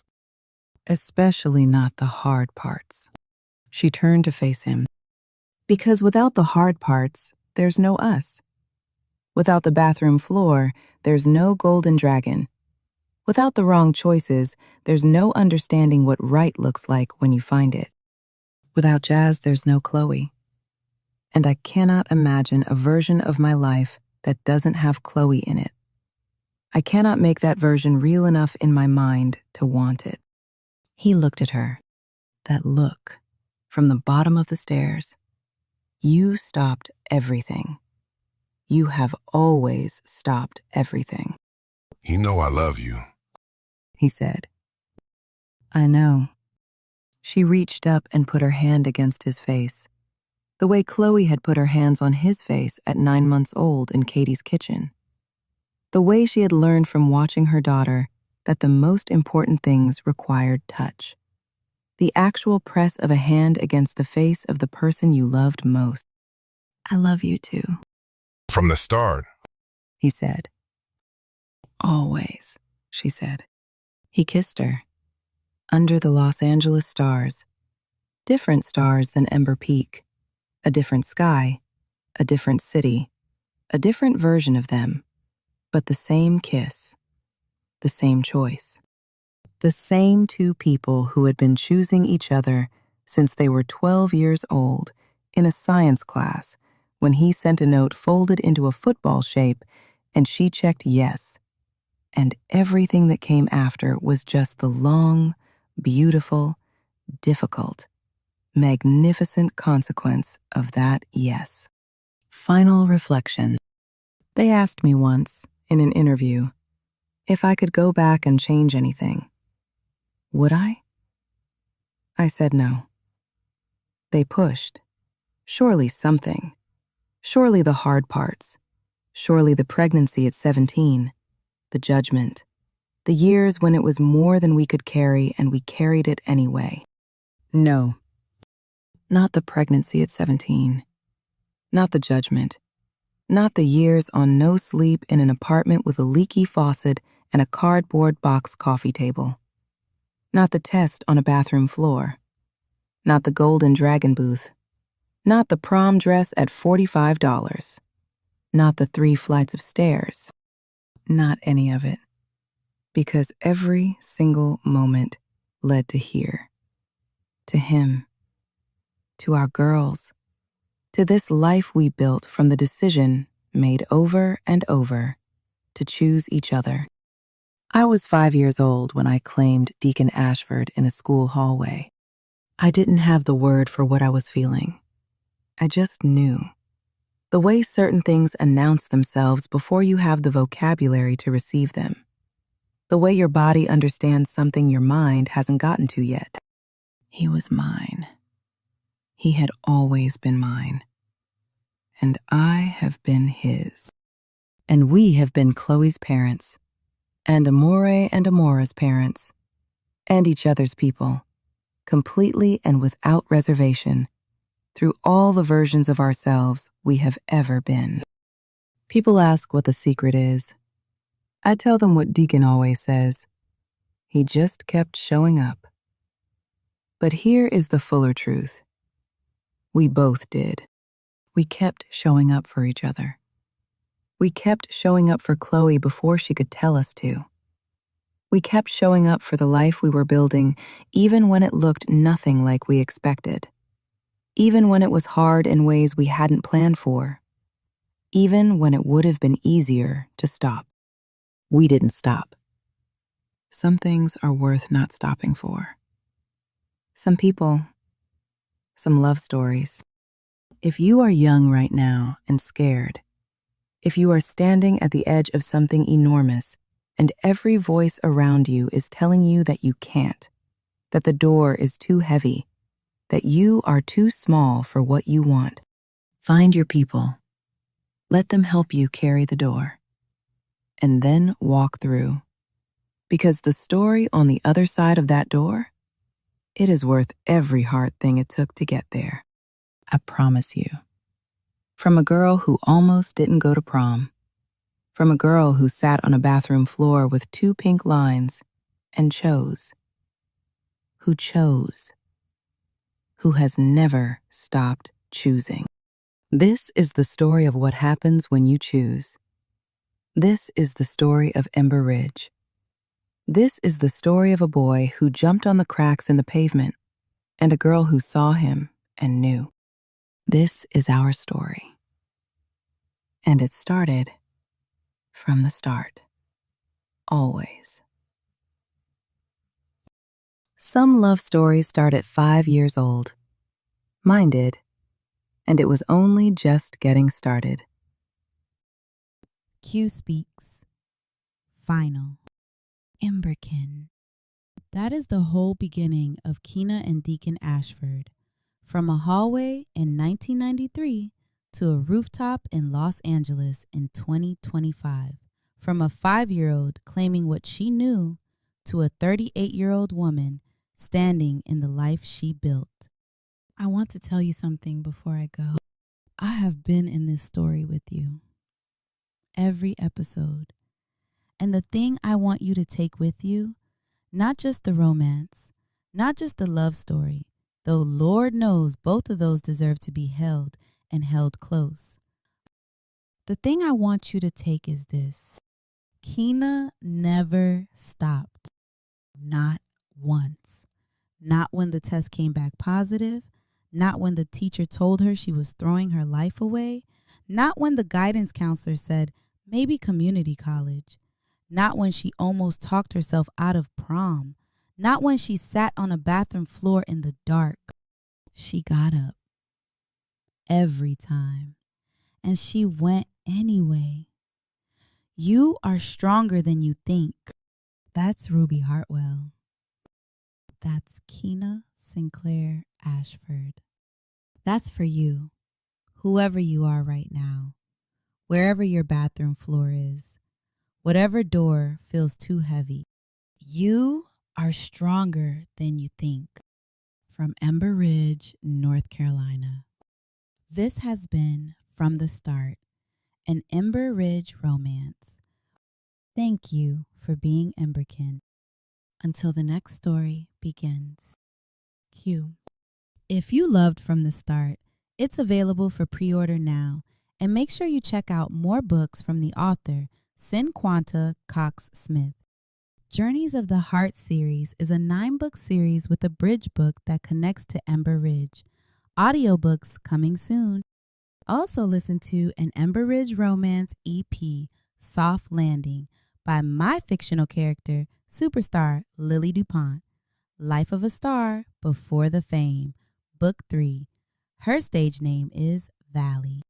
www.youtube.com/@VAELIVAELI. Don't forget to subscribe and hit the notification bell for more audio episodes in the Letters from Ember Ridge collection. The Red Carpet. Los Angeles, 2025. Evening. The dress was red. She had chosen it for the reason you choose something red when you were 38 years old and you have been through the things she had been through. Not to be seen exactly, though that happened anyway, but because red was the color of a woman who no longer needed to make herself smaller to fit into a room. Red was the color of arrival. She stood at the edge of the carpet, which was also red, which she had thought about and decided was either perfect or ironic, and she had arrived at perfect. And she felt the lights before she saw them. That wall of flash, that white noise roar of cameras and voices, and the particular frenzy of a city that ran on spectacle. She breathed.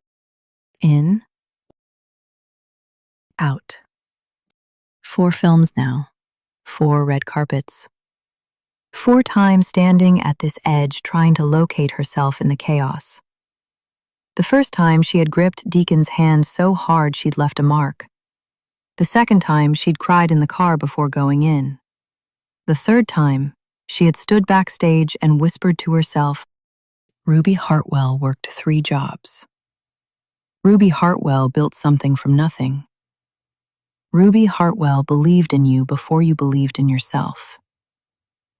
You can walk onto a carpet, Keena. You can do that. The 4th time. This time, she turned. And there he was, Deacon. 39 years old. Salt starting at his temples in a way she found completely unreasonable in how good it looked on him. A tailored suit she had helped him pick because he still, after 20 years of her opinion, trusted it absolutely. His face, that anchored, certain face that had been looking at her since they were 5 and 12 and 17 and now, finding her the way it always found her, like she was the thing worth locating in any room. He extended his hand. She took it. They had been holding hands in public since 2004, had been through enough versions of themselves to understand that this, the 2 of them side by side, choosing each other in full view of anyone who wanted to watch, was the simplest and most complete thing they had ever done. No performance, no announcement, just the fact of it. Together. You ready? I've been ready since I was 5 years old. He smiled. That smile. The one that started slow and took over his whole face and still, after all this time, made her feel like she was standing at the bottom of a staircase, watching someone see her for the first time. Yeah, he said. You have. They walked the carpet together. The interview. Red carpet interview area, Los Angeles, 2025. The reporter was young. Mid-20s, natural hair, a blazer chosen with intention for this specific night. She had done her research and was trying not to let it show too obviously in the questions, which Keena always respected. Keena Ashford, your film from the start is generating enormous buzz. Early awards conversation, standing ovation after every screening. Can you tell us what inspired this particular story? Kenna smiled. The calibrated version. Not fake, never fake, but measured. The one she used when the real answer was too large for the space available. It's based on my life, she said. Our life. She gestured to Deacon beside her. The reporter's eyes widened in the way of someone receiving information they actually wanted. This is a true story? So you didn't just name the cast after you, this is literally your life. Every essential thing in it is true. The small town, the childhood, the choosing. The baby. She glanced at Deacon. The love that started before either of us could name it. And your family is here tonight? My family is always here. She looked off camera, and the camera followed because cameras always followed Keena Ashford when she looked at something. Chloe. 20 years old. Pre-med at Duke University. Standing 10 feet away in a green dress, her hair up, her face carrying her mother's bone structure and Deacon's particular stillness, that ability to be fully present without announcing it. She had Jazz's eyes and Jazz's smile, and she had grown into both of them the way you grow into the things you are made of. Not in opposition, not with apology, just fully. She was the thing they had built before they knew how to build. She was everything they had refused to give up. She caught her mother looking and raised her chin, a small, private thing. The specific acknowledgement of a daughter who understood the weight of this moment and was choosing to hold some of it. Kenna turned back to the reporter. That's our oldest, Chloe. She's 20, pre-med. She was born while I was in high school. She arrived at the worst possible time and the best possible time simultaneously. Another beat, the kind that held a whole year inside it. She was the thing that made everything mean something. And the love story in the film, the relationship between Keena and Deacon. That's the two of you? Like no cap? That's us, from the beginning. She looked at Deacon and the camera caught it. That look, the one that was not for the camera. The one that existed between two people who had a shared language that took years to build. We got together when we were 12. Lost each other. Found each other. Built a life. What would you say, the reporter asked, to someone watching this film? Maybe a young woman in a hard situation. Someone who feels like her choices have closed the doors. I'd say, Keena said, that the door's not closed. The door's just heavier than you expected. And you need more people on your side of it than you thought. Find your village. Let them help you carry it. And then walk through. One more. You and Deacon, still going strong. What's the secret? Ask her. I'm just the one who showed up. He's not wrong, Keena said. He just kept showing up. That's the whole secret. You keep showing up for each other, every day. Even the hard ones, especially the hard ones. A beat. From the start, she said.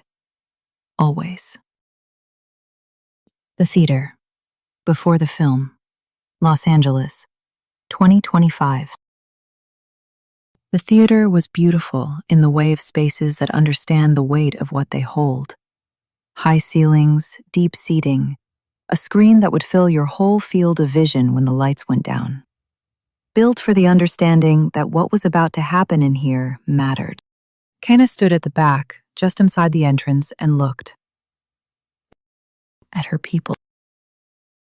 Front row, Katie. 62 years old and still beautiful from the inside out over decades. Her dress the deep green she wore when she wanted to feel like herself. Beside her, Timothy, gray at the temples, proud in the quiet way of a man who has learned to say it. And Q, 31, a teacher now, his girlfriend's hand in his. Rusty was there. 3 seats from Katie. Married, 2 kids, 11 distillery running. The great-grandfather's bourbon legacy made into something real and singular and entirely Rusty. His children were wide-eyed and fidgeting. Laron, quieter. The steel mill had closed this year. She had called him when it happened and he had not said much, just, I'm figuring it out. Most Laron thing he could say. He would figure it out. He always did. Second row, Renee. Still elegant. Benjamin beside her, 66 and softened in the way the years earn if you let them. He had said, I'm proud of you, 3 times to his son across the span of her life with Deacon. 3 times, each one heavier than the last. That was the math of Benjamin Ashford's love. Compound interest. Worth every year of the wait. Landria. Kalima. Both of them magnificent women who were told to be less and simply declined. Third row, Quetta and Tish. She found them and the sight of them cracked something open in her chest. Both 38 years old. Both her people from the beginning, from the corner lunch table and the mall trip and the $45 dress and 100 other moments when they had simply shown up and held her upright. Quetta caught her looking and did the thing she had done since 7th grade, pressed her hand flat against her chest over her heart, and held Keena's gaze. I see you. I am here. You did this. Kenna pressed her hand to her own chest. Then she found Cubby, Heavy, Quez in the row behind. The boys, men now in their late 30s, carrying the years in their laugh lines, and the ease of people who have been loved by each other long enough to stop needing to prove it. And Elnora, 80 years old. Kenna had not been sure when she planned this night whether Elnora would be well enough to come. She was frail now, but she was here. Of course she was here. Seated near the aisle in her good blouse and her pearl earrings, the same pearl earrings Chloe had grabbed at 9 months old in Katie's kitchen, in a life that felt simultaneously like yesterday and forever ago. She was here. Keena breathed. And then, in the corner of the room, Ruby. Sitting alone at a small table near the back because Ruby Hartwell had never needed to be at the center of a room to matter in it. 68 now, holding a glass of water, not watching the dark screen, watching Keena. Their eyes met. And Keena heard it. Ruby's voice, from a break room at Ruby's Sunrise Cafe in December 2004, her head on the table, her eyes burning from exhaustion and the weight of everything she was carrying. You're stronger than you think, Kenna. I see you. Coming here after school, dead tired, but you show up. You work hard. You don't complain. That baby of yours? She's lucky to have you. She had carried those words every day since, into every room she'd ever been terrified to walk into. Every time the door felt too heavy, every time the voice said, "Who do you think you are?" She had Ruby's voice underneath it. You're stronger than you think. And now she was here, in a theater in Los Angeles. And Ruby was in the corner in her good clothes, watching. Kenna pressed her hand flat against her chest. Ruby did the same. No words across the distance. None needed. Just the mutual acknowledgement of two women who had been in the same break room when everything was hard. And now they were in this room, and the distance between those two rooms was a whole life. Then Chloe appeared at Keena's elbow. Mama. She turned. Her daughter, 20 years old. The eyes that held both her histories without apology. The face of someone who had been fought for before she was born and had grown up knowing it, not as a burden, not as a debt, but as the simplest and most fundamental fact of her existence. She was wanted. She was chosen. By both of them. Completely. She called Deacon Dad. Without ceremony, without asterisk, without the qualifier that biology might have demanded. Just Dad, the way you call someone what they are because that is what they are, because they built the crib and drove to the appointments and held their fingers still for her to grip and sang the same song every single night until she understood that this was what constancy felt like, and she would recognize it the rest of her life. She was going to be a doctor. She was going to deliver babies. She was going to stand in the room at the moment people were most afraid and most hopeful all at once. And she was going to say, "You are stronger than you think." Kenna looked at her daughter and understood, not for the first time, but more completely than ever before, that the story was not finished. Not even close. I'm ready. The film Inside the Theater, Los Angeles, 2025. The twins found their seats beside Chloe. Amore and Amora, 16 years old, born July 2009 at Ember Ridge Memorial Hospital, weeks after their parents signed the courthouse papers that made their family legal in the way families sometimes have to become legal before they can rest. There had been a ceremony at Ember Peak after the twins, after the recovery, after the particular chaos of 2 newborns and an almost 5-year-old, and a career Keena was building from a laptop on a kitchen table. The ceremony had been small, just family, just the mountain, just the overlook where she and Deacon had made promises under the Milky Way in 2005, where they had come back now, a few years older and a few years harder, and completely, irrevocably, forever each other's. She had worn white. He had worn the suit she'd helped him pick.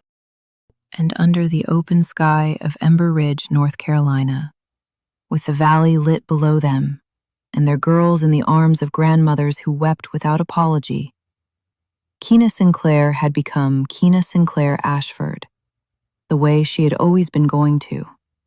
Slowly, stubbornly, through everything, from the start. Now those same girls sat in a theater in Los Angeles in their good dresses, watching the lights go down. Amora had Deacon's eyes. Amora had Keena's.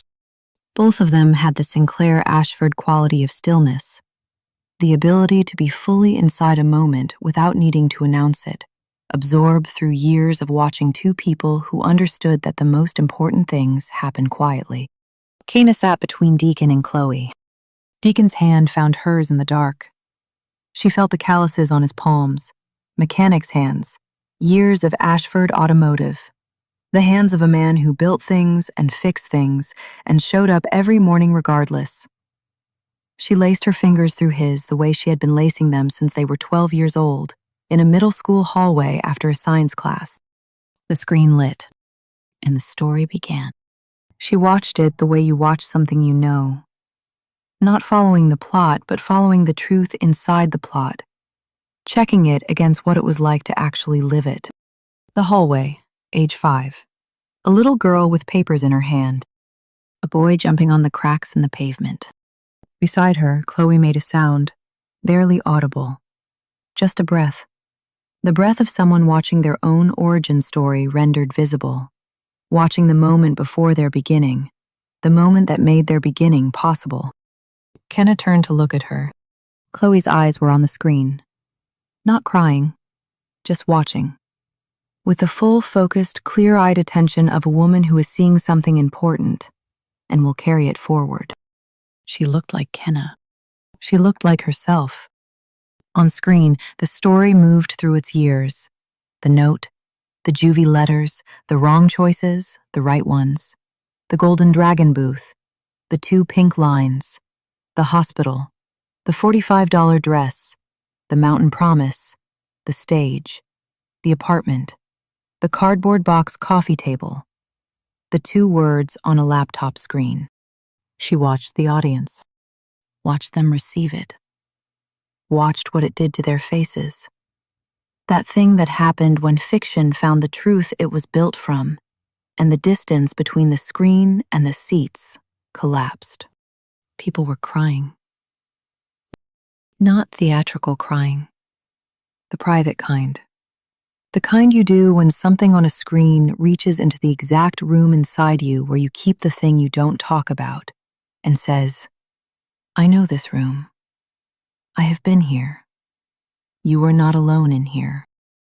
That was why she wrote. That was all it had ever been. The film ended on the apartment.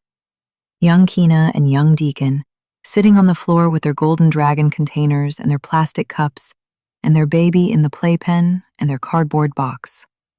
Looking at each other the way you look at someone when you have been through the thing together, and you are still here. We did it. We did it. The screen went dark. One last title card, burning white against black. Based on a true story. Lights up. The room rose. Every person in every seat, standing, the sound building from individual to collective, from quiet to full, that particular roar of human beings responding to something that moved them in the way things only move you when they are real. Kenna stood, Beacon's hand still in hers. Chloe's hand finding her other one. She looked across the room, at Katie still crying, Timothy's arm around her, at Rusty clapping with his whole body the way Rusty always had, at Elnora, who was not standing because she could not stand, but whose eyes were full and bright and all the way present, at Ruby in the corner, sitting with her water glass and her quiet smile that said, I always knew you would get here. You are stronger than you think. Kenna pressed her free hand to her heart and let herself receive it. The rooftop, full circle. After party, Los Angeles, 2025, late night. The after party was on a rooftop. String lights, Los Angeles at night in every direction. That endless carpet of light that has no edges, that just goes and goes until it meets the horizon. Music low enough to think under. The warmth of a room full of people who have come to celebrate something and are genuinely glad to be there. Keena stepped outside.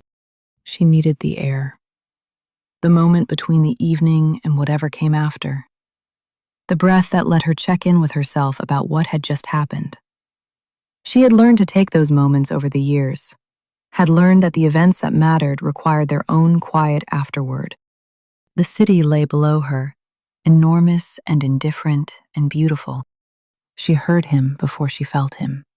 That particular footfall, the slight weight shift that preceded his presence, the approach of someone who had been approaching her for 30+ years and had never learned to be subtle about it.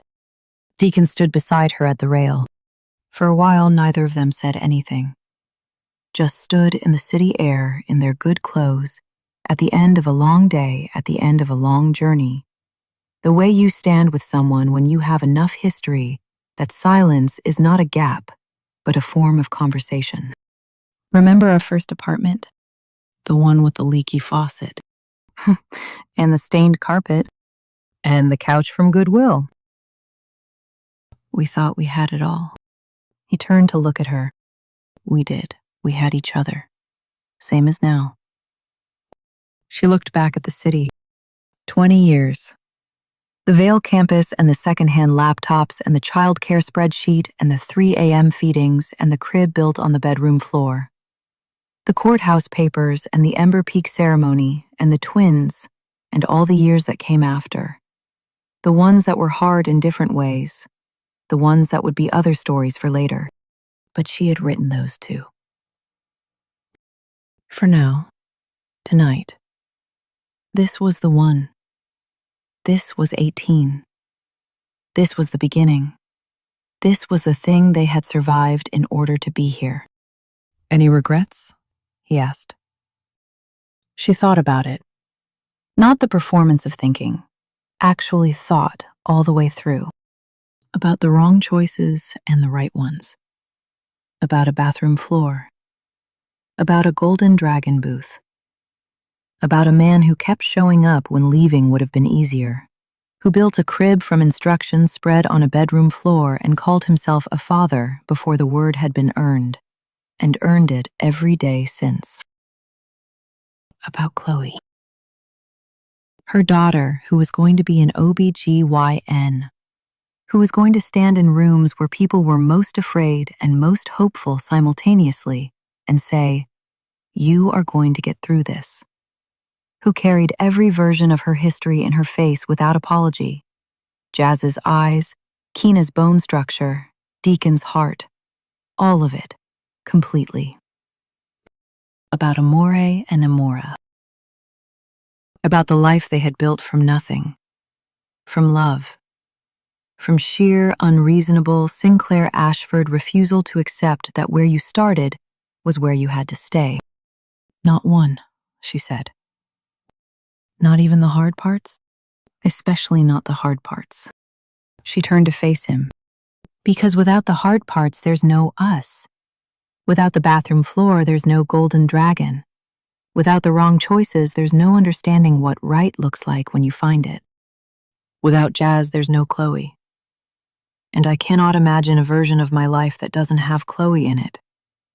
I cannot make that version real enough in my mind to want it. He looked at her. That look. From the bottom of the stairs. You stopped everything. You have always stopped everything. You know I love you, he said. I know. She reached up and put her hand against his face, the way Chloe had put her hands on his face at 9 months old in Katie's kitchen. The way she had learned from watching her daughter that the most important things required touch. The actual press of a hand against the face of the person you loved most. I love you too. From the start, he said. Always, she said. He kissed her under the Los Angeles stars.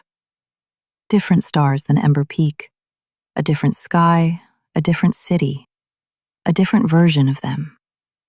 But the same kiss, the same choice.